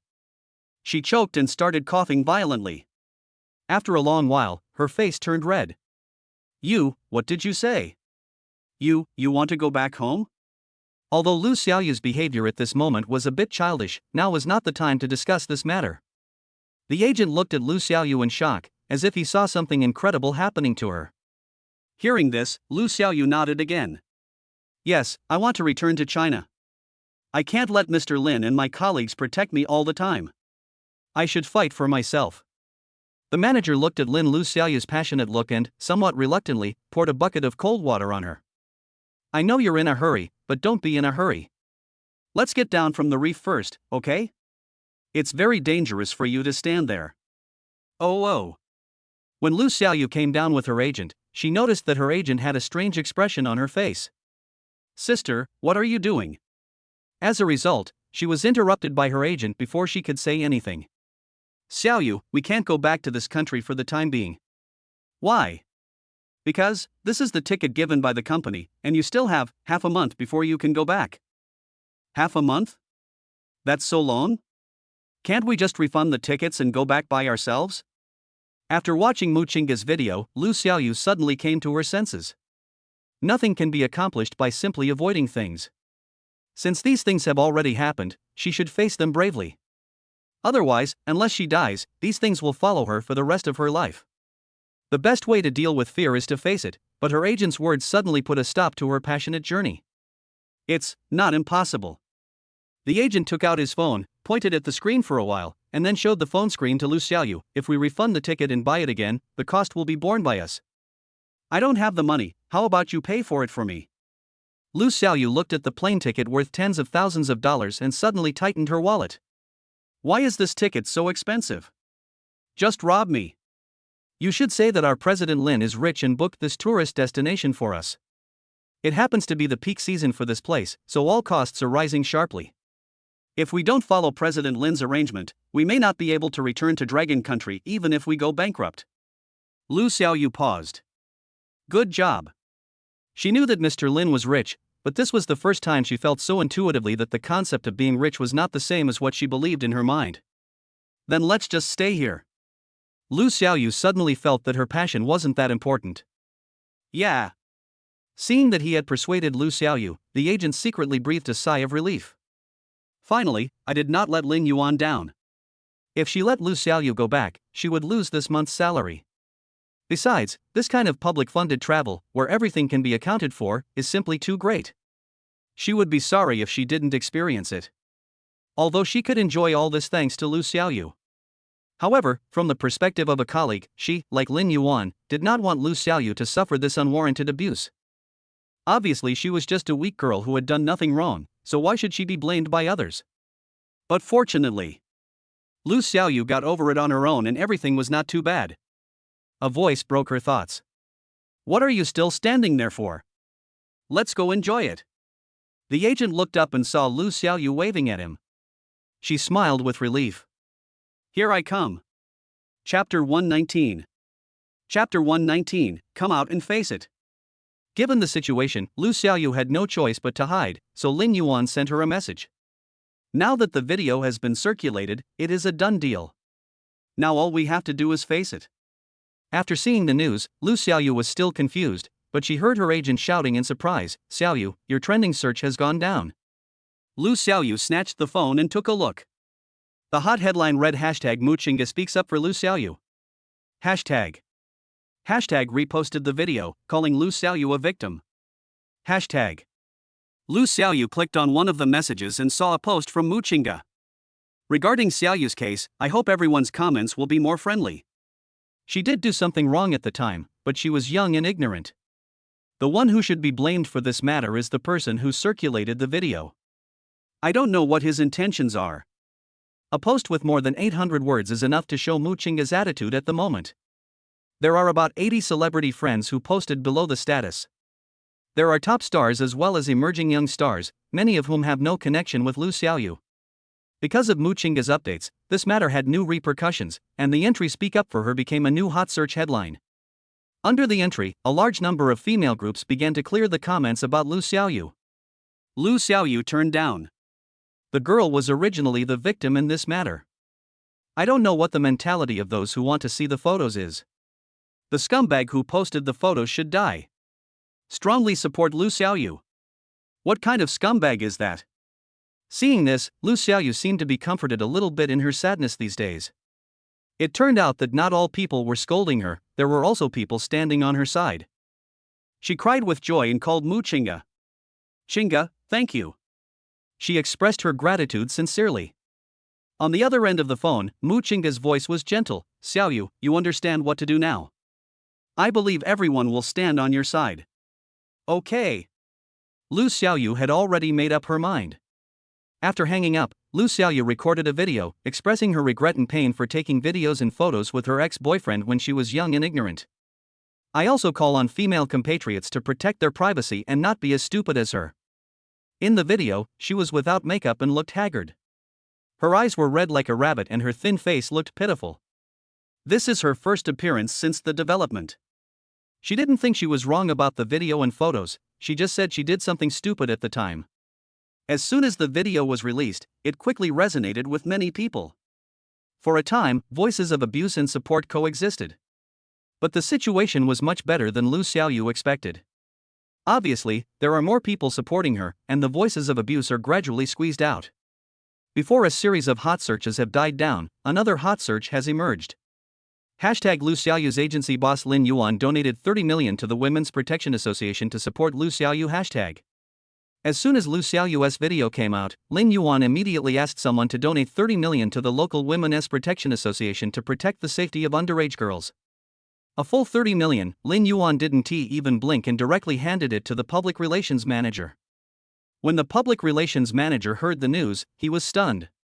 It's simply unbelievable that there are actually management company bosses who would spend so much money to support the company's artists. He even stupidly asked, has all this money been donated?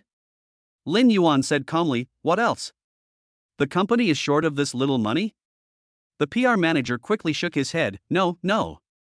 What he actually wanted to say was that some brokerage companies still lack this money. After all, it was 30 million. 30 million is the annual income of some small brokerage firms. Even some big companies are reluctant to spend millions to do public relations for the company's top artists, but Lin Yuan is willing to do such expensive public relations for an artist who is just starting out. This is arguably the highest PR fee a PR manager has ever received in his PR career. Apart from this matter, Lin Yuan said, you should also find a way to clean up the online videos. I will give you another 10 million yuan in public relations fees. Another 10 million. The PR manager almost thought he had misheard, but then he heard Lin Yuan rushing him, why don't you deal with it?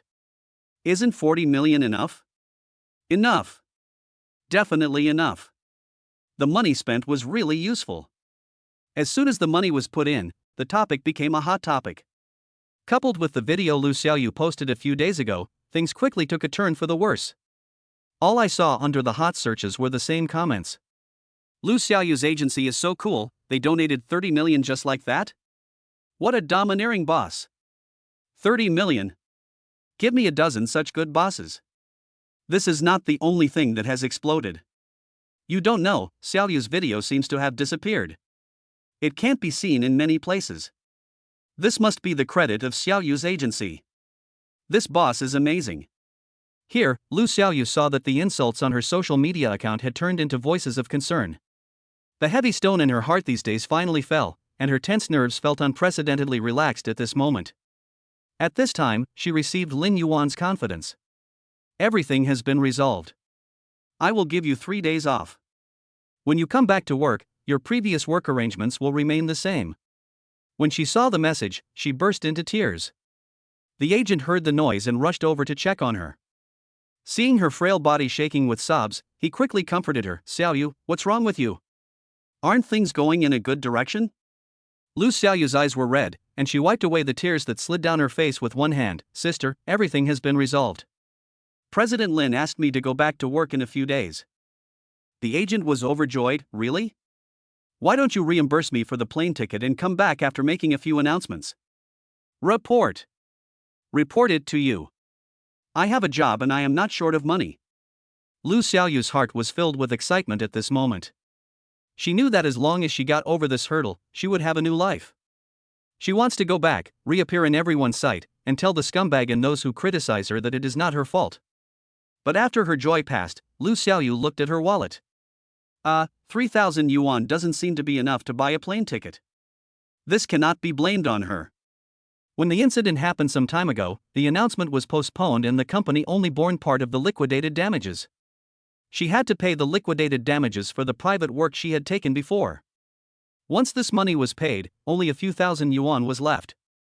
She was feeling embarrassed and was thinking about who to borrow from, but then she received a message from the airline. The previous flight ticket was cancelled and the company booked a new special plane. After seeing the message, Lu Xiaoyu couldn't help but sigh that Lin Yuan was really generous. She donated 30 million yuan right away, flew her employees on top of the line business flights, and spent tens of millions to clean up her photos on the internet. How could she have deserved this? After solving Lu Xiaoyu's problem, Lin Yuan did not stop there. Chapter 120. He had already investigated it clearly and found out that Lu Xiaoyu's affair was exposed by Yang Shangxuan. He couldn't just spend these 30 million in vain, he had to earn it back from Yang Shangxuan. But before that, there is one more person to deal with. That's Lu Xiaoyu's ex-boyfriend. Lu Xiaoyu's ex-boyfriend is an outsider and a small internet celebrity. There are almost 1 million fans on a certain social platform. He also signed with the company, but he was fired by the original company because of this incident. The assistant reported, "Boss Lin, we have checked. Wang Yaguang's account received a remittance of 5 million some time ago.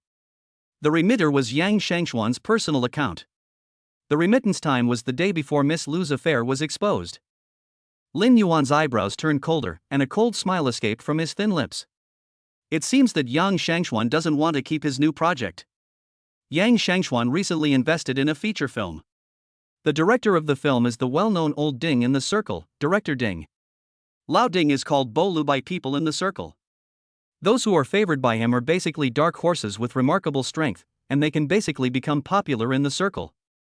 And his films are bound to be masterpieces, and without exception they are the white moonlight in the hearts of the audience. For example, the movie Sea of Seagulls released last year won the Brandy Film Award, and the two actors also directly won the Film Rising Star Award. Therefore, there are tens of thousands of companies and artists who want to work with him. He usually chooses the team, investment company, and actors. The movie he is planning this time has been soliciting investors since December last year. We didn't start talking until March this year. It was not until recently that Yang Shangxuan got the opportunity. I heard that he promised Lao Ding a free venue, the actor's pay was reduced by half, and the film investment was 100 million yuan. Only then was Lao Ding tempted. The cast of this movie is also composed entirely of actors from Yang Shangxuan's economic company. There were more than 30 performers in total, and it was obvious that Yang Shangxuan wanted to promote his own company. For this opportunity, he went to director Lao Ding every 2 or 3 times, which showed his sincerity. Lin Yuan knew about this matter before, naturally because Lao Ding came to see him. He wanted to directly hand over the copyright and filming of the film to Lin Yuan's economic company. He was also the one who chose the people, but among those he liked were Mu Qingge and Lu Xiaoyu. Mu Qingge is the lead actress, the female lead. Lu Xiaoyu is the second female lead. At that time, Mu Qingge and Lu Xiaoyu both had corresponding work arrangements. If they took on this movie, they would have to turn down other work and pay liquidated damages. In addition, neither of them knew much about the film industry, and if they went straight to Lao Ding's movie and didn't perform well, they would definitely be criticized. Considering the pressure was too great, Lin Yuan declined. But now Lin Yuan is afraid that he cannot give this opportunity to Yang Shangxuan. He called his assistant and said, "Go contact Director Ding and tell him that I want to have dinner with him at the Berlin Hotel tonight. Let's talk about cooperation." That night, Ding Haiquan arrived at the Berlin Hotel as promised. As soon as he arrived, Lin Yuan came with his assistant. They both sat down and toasted each other. At the dinner table, Lin Yuan got straight to the point without saying much. "Director Ding, I think we can give the cooperation we discussed last time a try." "Mr. Lin, didn't you reject me last time?" Ding Haiquan asked with a smile, his eyes full of complacency. Ding Haiquan was not convinced after being rejected last time, but he was indeed very satisfied with Mu Qingge as the heroine. Looking at the entire entertainment industry, there is no actor more suitable for film than her. That's why he's here tonight. Knowing that he was still angry, Lin Yuan smiled and said calmly, "I didn't deny your work at that time, I just thought that my artist really didn't have that ability. But since he is the one you like, I think I can give it a try." Ding Haiquan snorted, "But I'm already working with Mr. Yang, and the preliminary contract has already been signed." "It's just a preliminary contract, how much is the penalty?" 10 million. Lin Yuan smiled and said calmly, "I'll help you." He said it lightly, as if 10 million was nothing to him. Really? Ding Haiquan couldn't believe it. He didn't expect that Lin Yuan cared so much about his movie that he was willing to pay a penalty of 10 million. You know, 10 million is enough to invest in a small movie. And the copyright of this movie was sold to Yang Shangshuan for only 50 million yuan. Of course, but don't worry, I won't do business at a loss. I can guarantee that this movie will be a hit, and I will make the money back then. Lin Yuan's words were defiant as if he had expected it. Director, do you want to work with me? I think you should know about Lu Xiaoyu. I've seen the film. It's a suspense film that advocates preventing children and underage girls from being abused. You should also know about Lu Xiaoyu. I think she's very suitable for this film as the second female lead. Although Ding Haiquan doesn't pay attention to the entertainment industry all the time, he is still aware of the hot topics that have been trending on the hot searches recently. He was silent. Lin Yuan's proposal was indeed very attractive. The right actors were really important for a movie. After thinking for a moment, Ding Haiquan said, "Okay, it's a deal. I'm risking offending Mr. Yang to cooperate with you this time." Mr. Lin can't object. Before he finished speaking, Lin Yuan handed over a document. "This is the contract that Director Ding gave me last time. I have already signed it. I have added 50 million yuan to the investment. As for the venue, I heard that the venue in Huangshan, City A is now vacant. I have already rented it. The copyright fee is written in it, 80 million yuan, and the rest of the fees will be added later. Of course, you can choose the actors as you like, but I have to choose the advertisers. What do you think? The contract is already out, and you still don't show sincerity?" Ding Haiquan took the contract and looked at it in a daze. It was just as Lin Yuan said. The investment was increased by 50 million, which was 150 million. The copyright fee was 30 million higher than what Yang Shangshuan offered. After checking various places, Huangshan has the most expensive venue fees in the country. Ding Haiquan considered it at that time, but the venue fee alone was over 1 million, so he passed it up. He looked at the contract in disbelief. "Boss Lin, you've invested so much, aren't you afraid that the movie will fail?" The subject matter of this movie is different from his previous hits, so there is still a chance of it not being a hit. Therefore, even Yang Shangshuan doesn't dare to invest too much money in it. Lin Yuan is risking his life. "I'm not afraid, but I'm not afraid of losing money. I'm afraid that my artists will embarrass you," Lin Yuan said jokingly. Ding Haiquan didn't understand why Lin Yuan suddenly changed his mind, but the opportunity was right in front of him and he had no reason to refuse. After returning, Ding Haiquan called Yang Shangshuan to communicate.